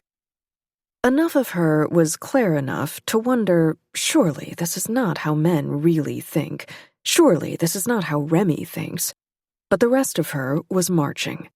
Down the stairs and, to her surprise and her horror, to the far side of the stage. An electrical box with a level and knobs, a nest of thick wires coiled below it. Tesla pulled up and turned as though he was on guard duty, and Claire mimicked his stance. I am half a head shorter than every man in this room, she thought, quaking inside, and all the turncoat soldiers know Tesla's face from carrying his equipment about. What on earth are we doing? A Livmonian soldier walked directly to them, his hand on his gun, and Claire fumbled at her belt for one that wasn't there. Mr. Tesla, the man was saying, I appreciate you giving your assistance to this ceremony. You didn't need to wear the uniform, sir. Tesla nodded. It is good, I think, to match one's surroundings and to confirm one's allegiances. I trust what I have been told, that there is a conveyance to take me directly after? To Wardenclyffe, aye. Where I will no longer be bothered with these politics. There was gold braid on his uniform, medals on his breast, and he stood like an important man. I could fight you barehanded, Claire thought, but she couldn't quite make herself believe it. That was our agreement, the officer was saying. We are all very grateful to you, sir, for all the work you've done for our cause. Who's this? He took a half-step forward to peer into Claire's face. Casually, Tesla palmed the back of her head as though she were his son. She took the cue and looked down, her heart racing. What work has Tesla been doing for them? Does Remy know? Is the plan to hand me over to them? My young apprentice. He will watch me use the machine. Someday he will do work of his own. Ah, well, best of luck, young lad. Claire bobbled her head, and from under the bill of her cap, she watched the officer's boots retreat. Tell me the plan, she said to Tesla. It's not to confirm our allegiances to Livingston Monroe. The plan is we wear these uniforms for when we leave. You will pull the lever when I ask it of you, and you will not scream when Captain Miller comes with his men. Oh, thank you. Really, that helps ever so much. But Tesla had turned to face the stage, and with a sigh, she followed suit, keeping herself tucked in next to the inventor like she really was a child overwhelmed by the action. After this, she thought, I could take roles on the stage. She felt the general before she saw him, or perhaps it was the heavy footfalls of his guard, or perhaps the crowd of men in the rotunda quieting, but still it was only moments between the prickle on the back of her neck and the man himself sweeping by her, so close that his cloak fluttered and brushed against her cheek as he mounted the stairs toward his glory, his guard, as always, close behind. He wore not blue or red, but a rich royal purple, and his ermine cape was clasped to his neck with a wolf's head brooch. On his head was a circlet of battened gold, winking here and there with rubies. It was an affectation she'd never seen a general make before. He looked, in short, like a king. The crowd of men loved it. "Livingston!" they chanted. "Monroe! Livingston! Monroe!" Their words snowballing louder and faster until they took off into an indiscriminate roar. The women among them chanted too, but with less gusto, these daughters of the American crown gazing upon a false king. They must be wondering where Abigail Monroe is, she thought, not without some satisfaction. He basked in it, the cheering, and then he finally put up his palms. "Citizens," he thundered, "of the first American kingdom!" shouting, the stomping of feet. I stand before you in the glory of what we have accomplished. We have joined the mighty province of Livingston Monroe to St. Cloud. We have done so with much cunning and without bloodshed. We have rid our kingdom of a noxious foreign influence, a governor who is not American, a boy who made you false promises, a child who wanted only to play with his toys." She gripped the electrical box before her. What is Remy, then, a baby or a threat? "Lock him away!" the crowd chanted. "Lock him away! Lock him away!" The general shook his head a little, pretending to dislike their words, and then he laughed and lifted his hands. "The boy Duchamp's fate is not mine to choose. What I would do is not important." He grinned. "I will remind you of the principles on which this nation was founded. Our first king, George Washington, knew that politics could only divide us. He did not want to leave such a legacy. He chose men to steward his country, cunning men, strong men, men who could keep us together. We join ourselves to Livingston Monroe in that spirit of our great American kingdom." He paused, and the crowd obliged him with more cheering. "Soon our King Augustus will come to bless this union. He will choose a man to lead our combined provinces, a man who embodies the same virtues as our founders, and I will serve that man gladly." "Monroe!" a cluster of DAC women shouted. "Monroe! Monroe! We want Monroe!" A few men added their voices to the chant, but the rest of the crowd fell silent around them, waiting for the general's reaction. His lips twitched. "Abigail and Charles Monroe are fine leaders," he said. "We will see which man the king chooses to lead us. I cannot presume to say." With that, he brushed his cape behind him so the fur rippled. "He's wearing a crown," Claire said out loud. "A crown! How can they not see it?" "They see it," Tesla said, low. "That is why they cheer."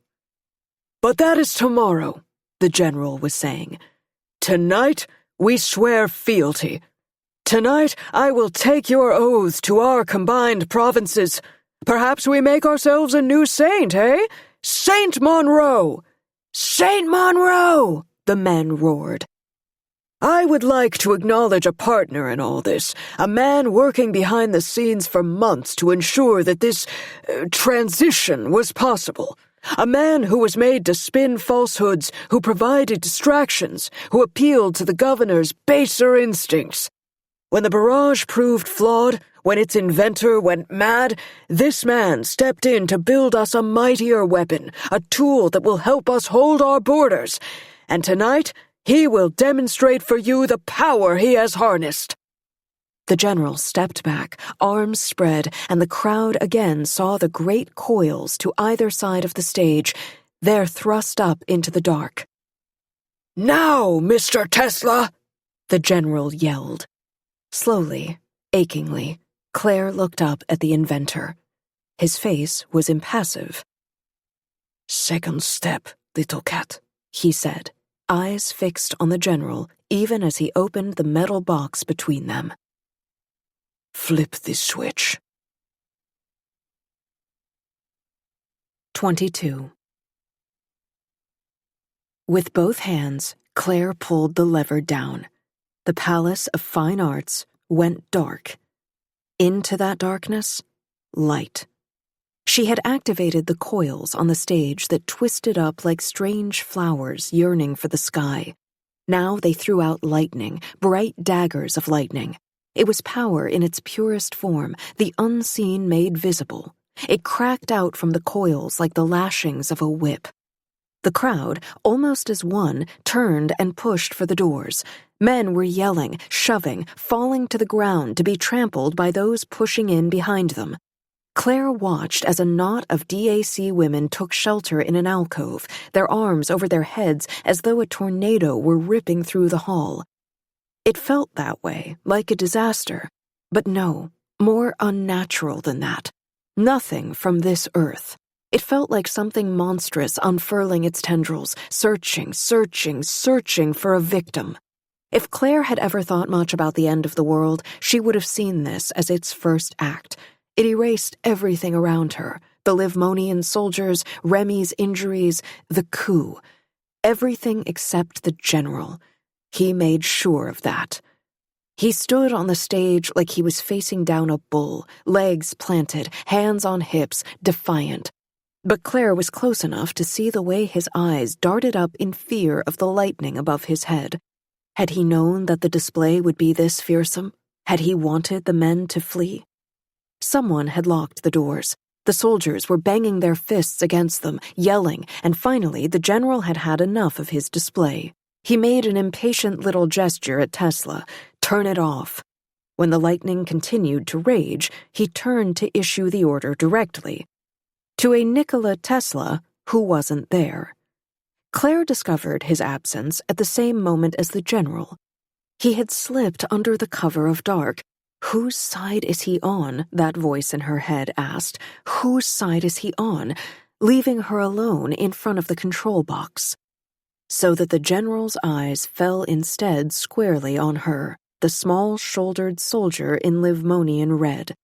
From the look on his face, it took him only a heartbeat to suss out who she really was. Even more than Remy, he was the man who knew the shape of her, in a dress, under a shawl, in a soldier's ill-fitting uniform.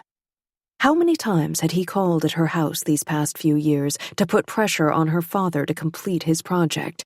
How many times had he stopped her outside her father's study, in the kitchen, in the sitting room, raked his eyes down her like she was a side of beef he was intending to buy? The general started toward her, his face like thunder, when a booming noise in the rafters startled him into stillness. A spotlight, arcing. The lighting crackling one final time before dying away. Another switch had been thrown. If that was the first act, Claire thought, shading her eyes, then this is the second, the show continuing on. The spotlight shone on an empty balcony before Remy Duchamp stepped neatly into that space as though he was about to perform a card trick. He looked hale, confident, his face flushed with excitement. Or with fever. If Claire was the only one who saw how fiercely he gripped the railing, it was because she knew to look. Flanking him were blue-coated soldiers, Captain Miller's men, the guard he had hand-selected for his governor. They had rifles strapped to their backs, pistols at their sides. The threat was imminent. "Traitors!" a man yelled. "You traitors!" "For those of you who haven't met me," Remy drawled, his voice echoing down through the dome, "I am your governor. As you can see, I am still very much alive. As you all know, the penalty for treason is death. The penalty for murder, or the attempted murder of a governor? Death. The penalty for levying false taxes on your populace and using that coin to fund your own schemes? Well, I'm sure our first King Washington would have something to say about that. He had some particular thoughts about taxes." Someone laughed. Others glanced at one another, whispering. As he spoke, the general's soldiers were forming ranks at the bottom of the staircases.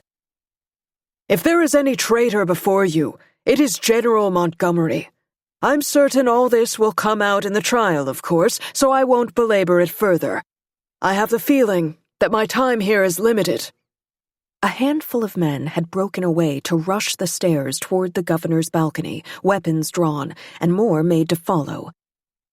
"Let me make one small correction." At Remy's signal, the man beside him stepped up, swinging his rifle into his hands. It didn't look like any rifle Claire had seen before, especially when he lifted it toward the stained glass windows at the top of the dome and fired. Lightning exploded from the coil at its end. The glass shattered and fell like ice shaken from a tree. The crowd screamed, covered their heads. Remy stretched his mouth into a grin. He looked, just then, like a death's head, and while Claire knew it was from illness, she knew, too, that to his citizens, Governor Duchamp looked like the Reaper.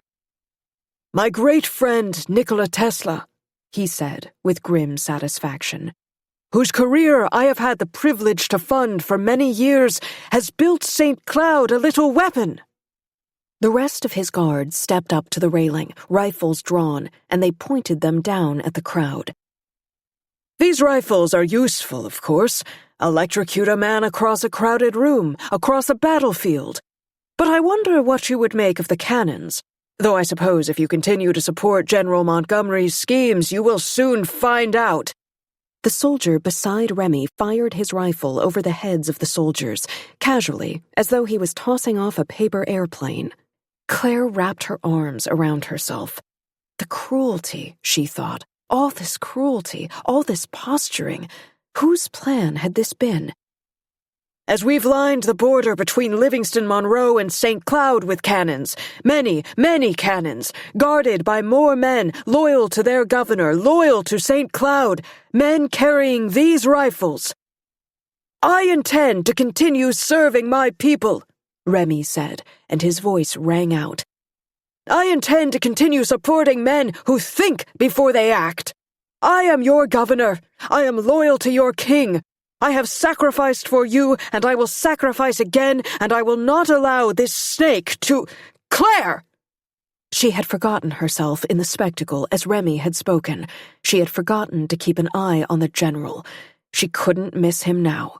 He had an arm around her middle. The cold muzzle of a gun was pressed into her throat. Tell me, the general shouted. What sacrifices you're willing to make, boy? Her chin was forced up by the pistol, and she watched as a swarm of redcoats pressed in around Remy's bodyguards. A standoff. The governor whirled to face them, and Claire watched him shudder on his shaky legs. The spotlight went out. There were screams and shoving, horrors in the dark. All she could feel were the general's brass buttons forced up against her spine. See how little he thinks of you, girl, he hissed, hot into her ear. When you're not warming his bed. How are you going to trade me for a way out of here, then? She was shocked by the steadiness of her own voice. He wasn't touching her skin to skin. He was letting the gun do that for him. Even now, he was pushing it harder into her throat, and she couldn't swallow, couldn't breathe, but let it be okay. Let it be okay, as long as I'm not granting his wishes.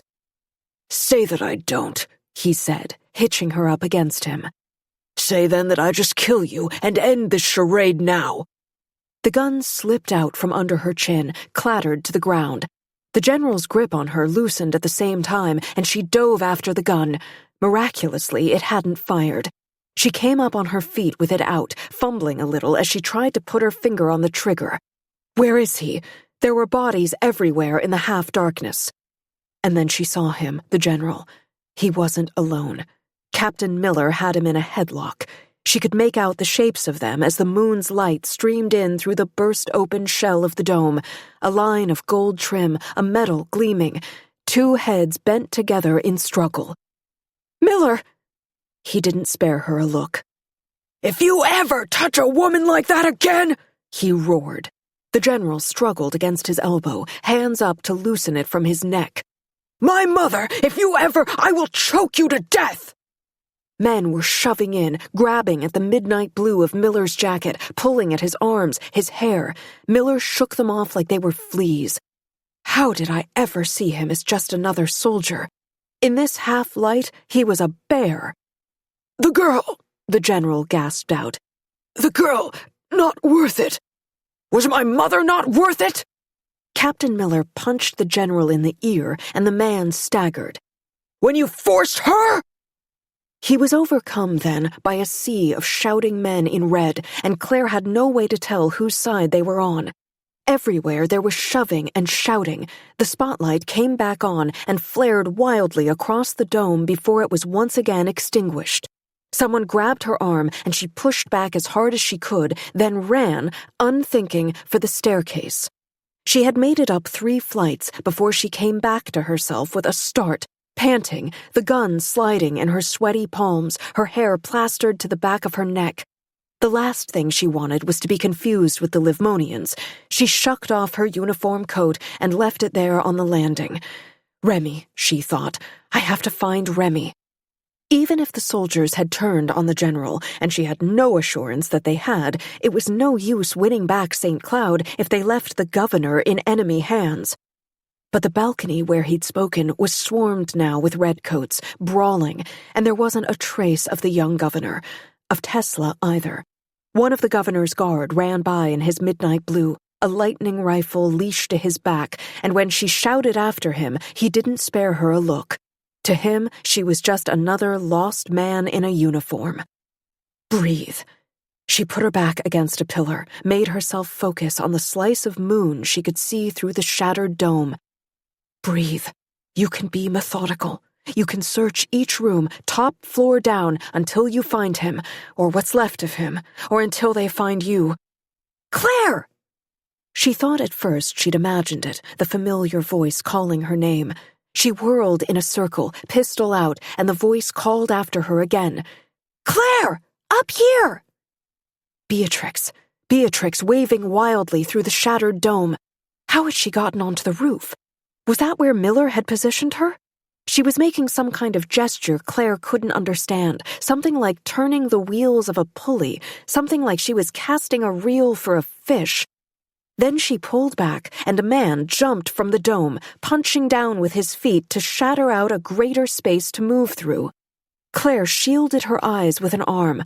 What is he doing, diving in like that? She thought wildly. He's going to die. When she dared to look again, it was up into the soles of his feet. He was strapped into a harness, and above him, Beatrix was expertly winching him the last few inches down to her balcony. Miss Emerson? He asked. It was quite polite for someone diving down into pandemonium. Yes? Claire asked stupidly. You're meant to. Somehow, the man had the grace to blush. Claire looked down. She was standing in men's trousers and an undershirt, her hair loose and crackling behind her. You're meant to grab onto me. Quickly? How Beatrix had jury-rigged this solution she didn't know. Are those the ropes from our bindings? A part of her wondered, as the man uncomfortably wrapped his arms around her and Beatrix began pulling them back up. For a moment, she let herself rest her head on his shoulder, this stranger. Her neck throbbed where the general had pushed in his gun. What will become of me? She wondered. It was a question that was beginning to live in her head.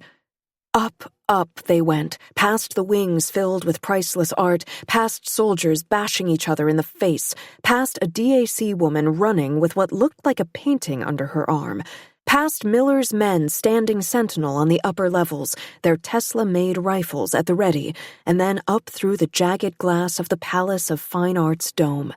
The stained glass had been fashioned to show the known world, continents and oceans, the work of a single artisan's last decade. It was in pieces now.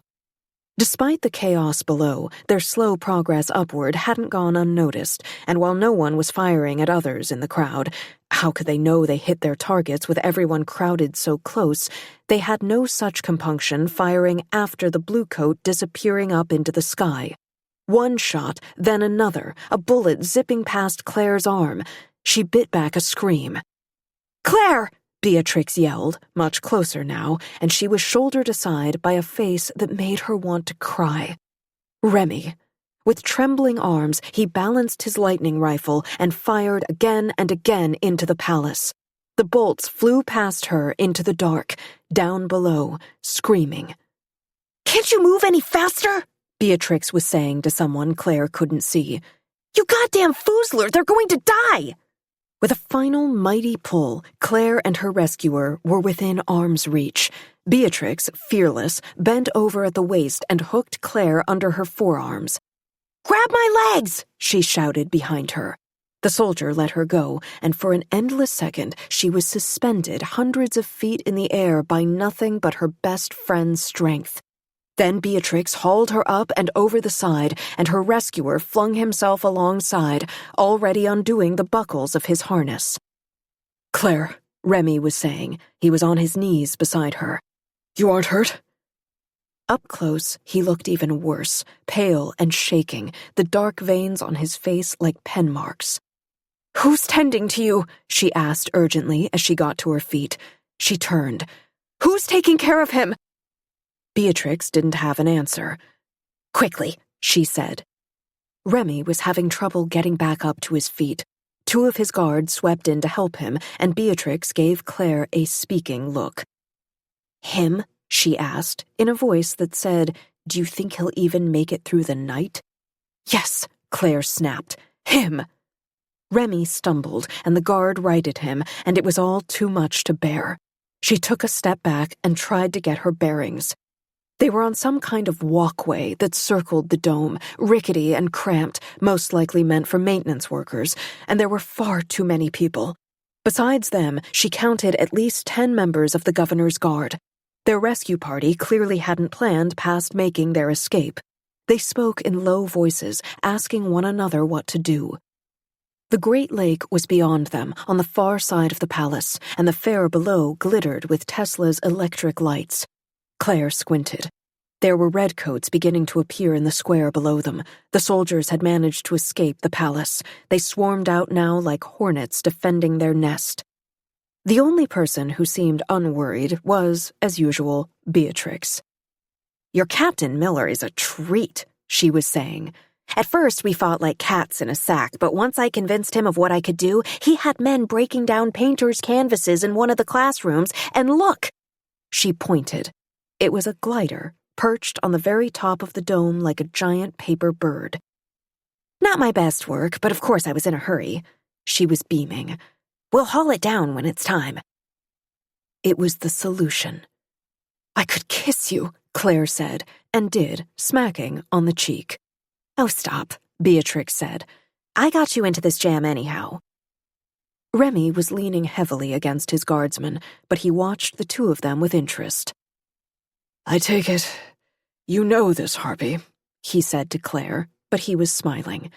"Yes, unfortunately," Claire said. "We grew up together. She was at the mansion to see me, got rounded up by Abigail Monroe." "Monroe," Beatrix spat over the side. "Wait, we'll come back to that, but for now I need you to know what's going to happen. Miller and I worked it out. They're interested in you, sir." "Remy is fine," he said threadily. "Sir Remy," she said. "We think that when you fly away, they'll follow. Trick is then to make you fly far and fast, to get you safe and to give us a chance to regroup." Another spray of bullets came up through the dome. Everyone jerked away. One of the guardsmen leaned over, rifle in hands, and Remy said with effort, "Stop! We can't keep firing. Those are our men. We can't lose them before we win them back." "Where are we going?" Claire asked, stepping under Remy's shoulder. He resettled himself against her, clammy, too warm. "The DAC wants to offer you shelter," Beatrix said hesitantly. "At least that's what Rosa was saying." Claire set her jaw. "I don't," Remy began, and fell silent. A woman was pushing her way through the crowd. Like the rest of them, she was disheveled, but her cheeks were flush with color. "Governor Duchamp," Rosa Morgenstern said. "I believe you're a little late for our meeting." Remy had the grace to laugh, and then he pressed his hand against his jacket where the wound was. "My apologies. I was detained."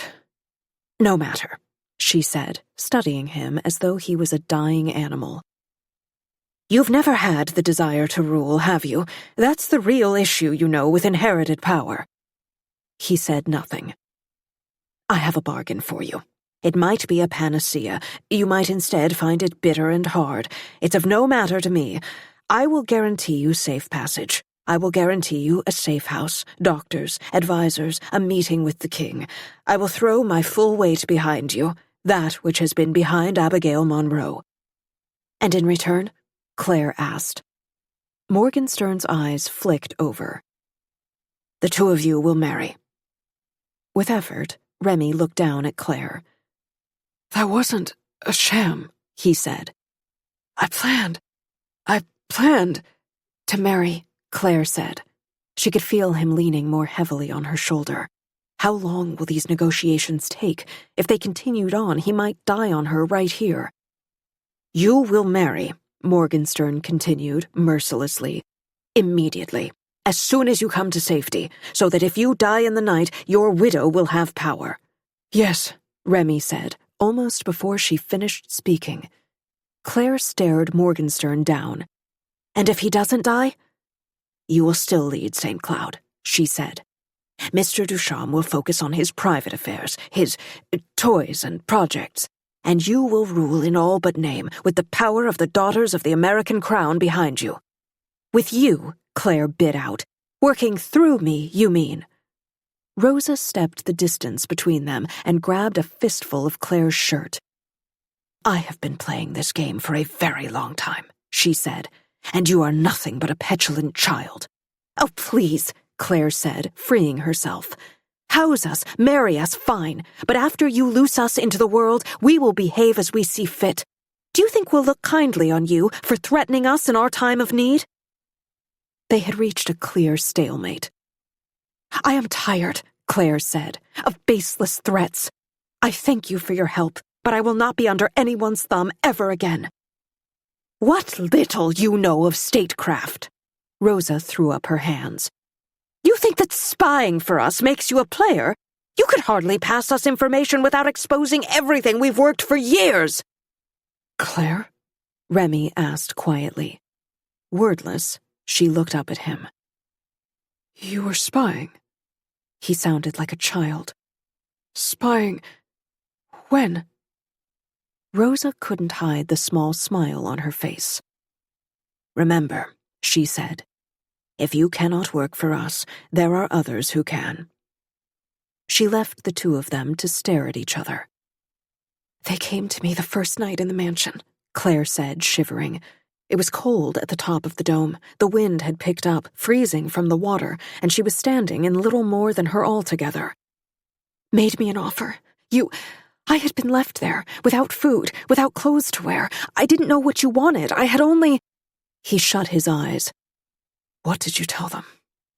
"Weapons," she whispered. "What I learned from Tesla, what I learned from your war councils, but none of it was true. I lied to them." "I should have known," he said, and there was fury in his voice, even now as he leaned so heavily against her. "I should have known." Does this change?" "I've made my promises," he said, but his eyes did not open, not even when she reached up to touch his face. That close, she could still hardly hear him breathing. They had no privacy. Beatrix had turned away, but still a hair's breadth away. The soldiers had begun again to exchange fire with those on the ground, despite Remy's warnings, and Claire wondered, a bit hysterically, if they did so to avoid hearing their governor have his heart broken. Beatrix glanced over her shoulder. "The men can get down the glider," she said to Claire. "Are you ready to go, Lady Governor?" She fought back the urge to snap at her. "I am no one's ruler." "Go? Where even are we going?" "Wardenclyffe Tower," Beatrix said, as the soldiers climbed the remaining length of the dome to fetch the flying machine. "Tesla's messaging tower. It's fortified there, out at the border, and I hear he's waiting for you. Captain Miller, if he's alive, I suppose." "What will happen to him?" "As long as the general is alive," Beatrix said. "Miller will be working with us against him. If the general's dead, well, I honestly don't know, but it's not important, not now." "Oh." Claire was so tired, and she was shivering still, even after one of the soldiers came up to drape his jacket over her shoulders. He offered his gloves as well. She took them without thinking. "The king will meet you in the morning," Beatrix was saying. "I will too." "Are you one of them, then?" Claire asked her. "The DAC?" Beatrix smiled, a private little smile, and it was everything that was infuriating and lovely about her all in one moment. "I've always been an Elizabeth. Long live the Queen." Elizabeth I, the English Queen, the Virgin Queen. It made sense now, finally, and it was treason at its core. Not the moral compromises of the DAC, not the half measures of an Abigail Monroe. What the Elizabeths wanted was a woman king. And their first step was to put Claire Emerson on a throne. She let the little flame of it flicker in her chest, held the feeling close as she helped Remy to the glider. How was it possible that he seemed so much more ill than he had just minutes ago? Had their conversation dragged him to death's door? With the soldier's help, she lowered him onto the narrow seat, then strapped him in. Claire took her place before him. The soldier draped Remy's arms around her shoulders and tied his wrists loosely. "There's a boat. Do you see it? 3 miles offshore." The soldier pointed off into the distance. "There's a doctor on board, if the governor is still—" He cut himself off. "Our men will take you north, where you'll meet a freight train. You'll be escorted the rest of the way to Wardenclyffe." He quickly walked her through the steering, how the rudder moved with the lever between her feet. "That's what Rosa Morgenstern told me, at least." Claire took the goggles he offered her. "Thank you," she said. "And thank you too to your men. I cannot tell you how much I admire your loyalty to your governor." The man nodded shortly. "Thank you, lady. We'll cover you as you fly. Go now, and quickly." "Beatrix," Claire called, but her friend stood back, shaking her head, her uncovered eye bright with tears. They had spent so many Sundays this way, but Beatrix had always been in the pilot's seat, Claire on the shore with a lunch basket, shading her eyes. She'd never once asked Beatrix for lessons. She'd never imagined herself flying, not once in all the days she'd spent on the beach, cheering while someone else took the risks and won the rewards. Maybe that had been the problem all along. Beatrix saluted her. The soldier asked, "Are you ready?"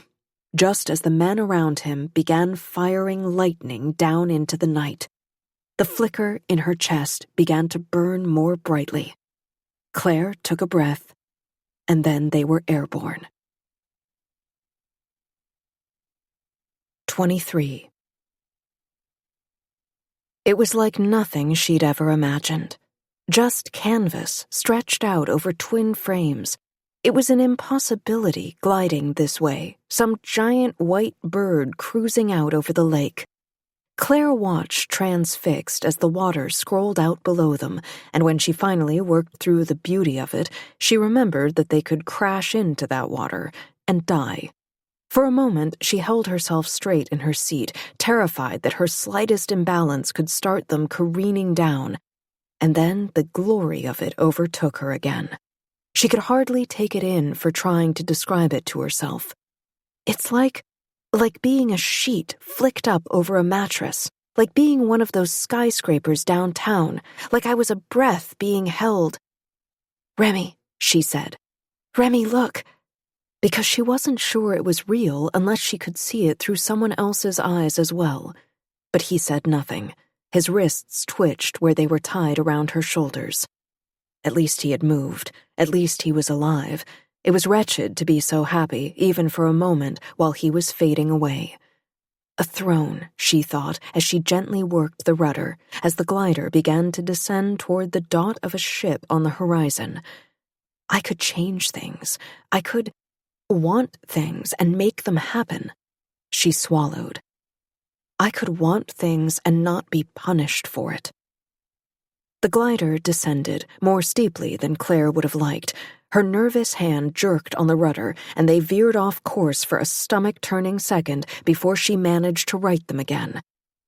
Beatrix has to be close to true flight, she thought, if I can operate this on my own. She'd dreaded the landing since the moment they'd launched, but as they neared the ship, she saw that it wasn't what she'd expected. The DAC had chosen a fishing trawler, long and wide, with a deck large enough to fit them. She could see a blue-coated sailor waving to them from the crow's nest. There was only one opportunity to do this, to touch down with St. Cloud's future strapped to her back. After all this, I could still drown us both, she thought. What would Rosa Morgenstern say then? She adjusted their course, adjusted again, watched the deck come up very, very fast. Here we go. When they landed, they skittered across the dock with such ferocity that Claire's teeth rattled in her head. She gripped Remy's arms, her hands sweating in her gloves as they came to a halt. Nothing seemed to be broken. Against her back, Remy was still breathing. She unbound his wrists and turned to him, the glider's wings hiding them from view. He looked awful, but it was a different kind of awful than before. He looked flattened. ratty. He looked the way he had at the fair, in Tesla's proscenium, the day he had not let her touch him. She struggled to pull off her gloves, to touch his face, but nothing changed. "Remy," she said. "Remy, wake up, please." His eyes fluttered open. "What do you want?" he said in a low, clear whisper. Claire pulled back her hands. I wanted to make sure you were still alive." "It doesn't matter what you want." Each word was deliberate. Each clearly caused him pain. "Only what I want. Isn't that how this works?" "Remy," she said. "I don't want you to love me. I don't want to love you. You spy on me for that monster, that Abigail Monroe, and you—" He coughed, straining against his restraints. He was still strapped into the glider. "You made me believe you." "Remy," she said again, reaching for him, but he would not stop speaking. "You were so new," he said, "and so lovely. Even now." He squeezed his eyes shut, and when he opened them again, they were a filmy blue.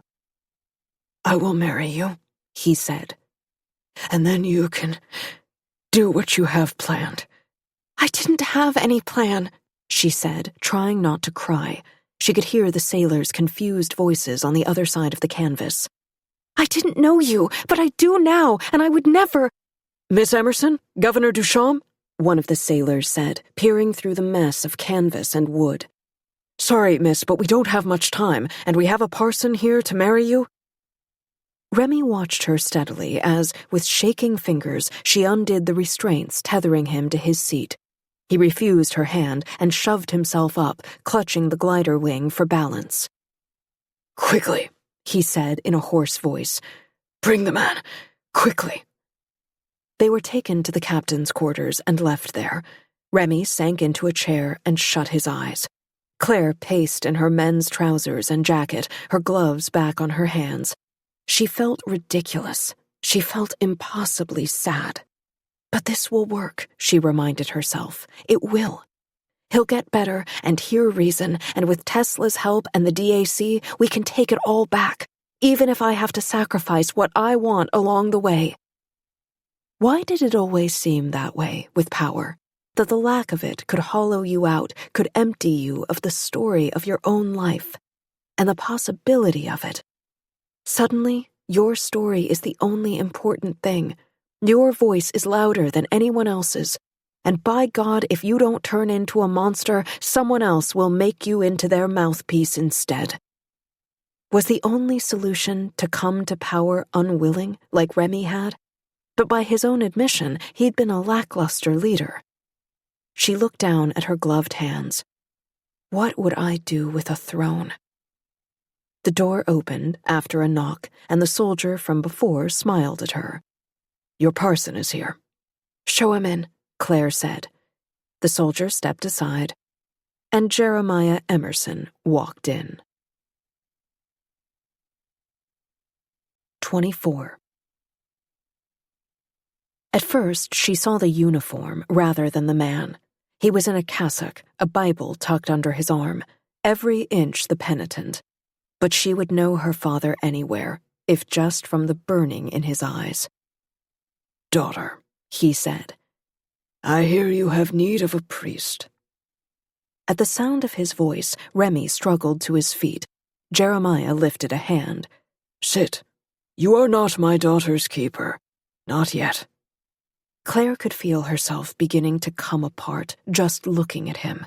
She was 10 again, desperate for him to come home from work and play with her. She was 12, bent over one of her dead mother's dresses while her father clumsily patted her head.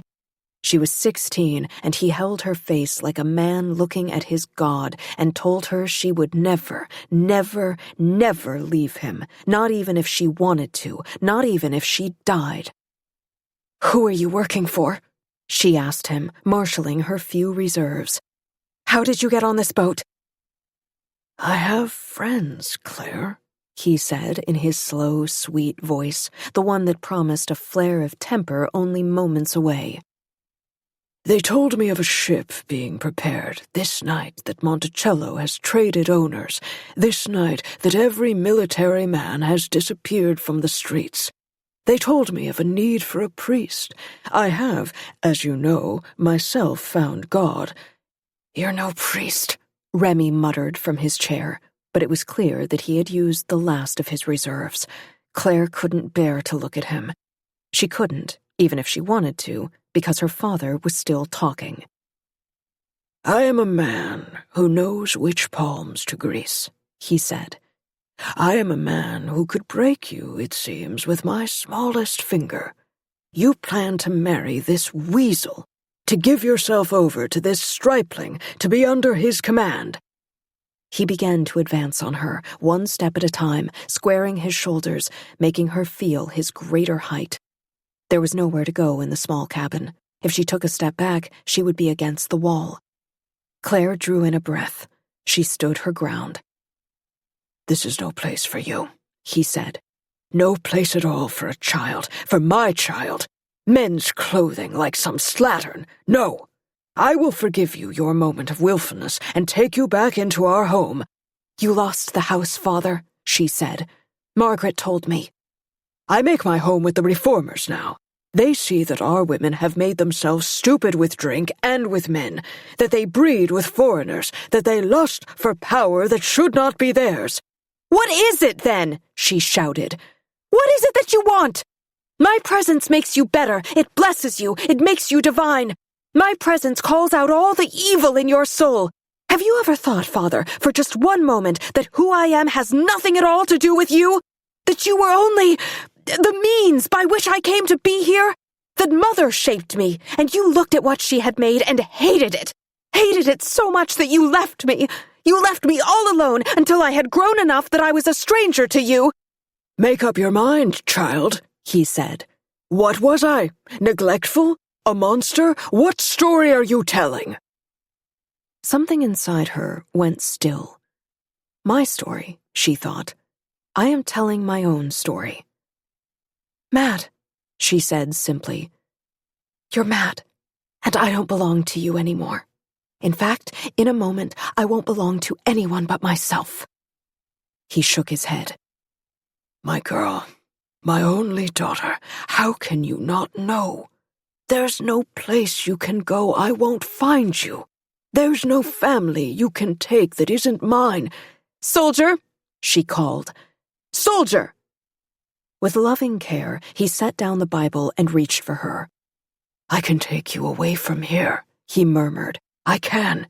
No, Claire said, and stepped forward to lay a hand against his cheek. You can't. I say the word and you're shot. I pass a law and you're dead. I decide to have you transported and you'll spend the rest of your days breaking rocks in Australia. She smiled adoringly up into his face. You are nothing, she said, as kindly as she could. You are nothing to anyone anymore. The soldier swung the door open. Miss? He asked. It's done. We are married. She patted her father's face, the gloves soft against her skin. The gloves. She loved them. How had she ever resented wearing gloves?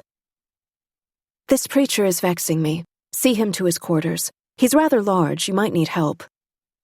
Jeremiah Emerson whirled, but the soldier was only nodding along. Yes, miss, but married? Without witnesses? We are married, she said. Do you wish to tell Rosa it wasn't done? It's done.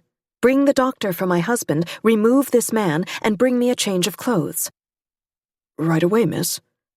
Her father shouted, threw things. A pair of soldiers came and took him away. She didn't know where. She didn't care. It was no longer her concern. There were people now who would do what she wanted, what she had never been able to do before. What she wanted.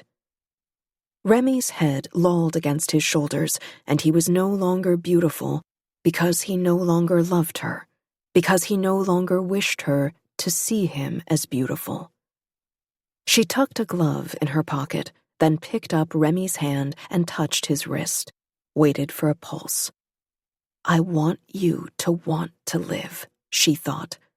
Then, no, I want you to live. Again, she thought of the glider, all that wild freedom, a breath caught and held. It felt distant now. The ship turned slowly and sped into the north. This is Julia Whalen. We hope you have enjoyed this unabridged production of Muse by Brittany Cavallaro, presented by Catherine Teagan Books and Harper Audio. This program was produced by Common Mode. Paul Fowley, Technical Director. Executive Producer, Caitlin Gehring. Text copyright 2021 by Brittany Cavallaro. Production copyright 2021 by HarperCollins Publishers. All rights reserved. Thank you for listening.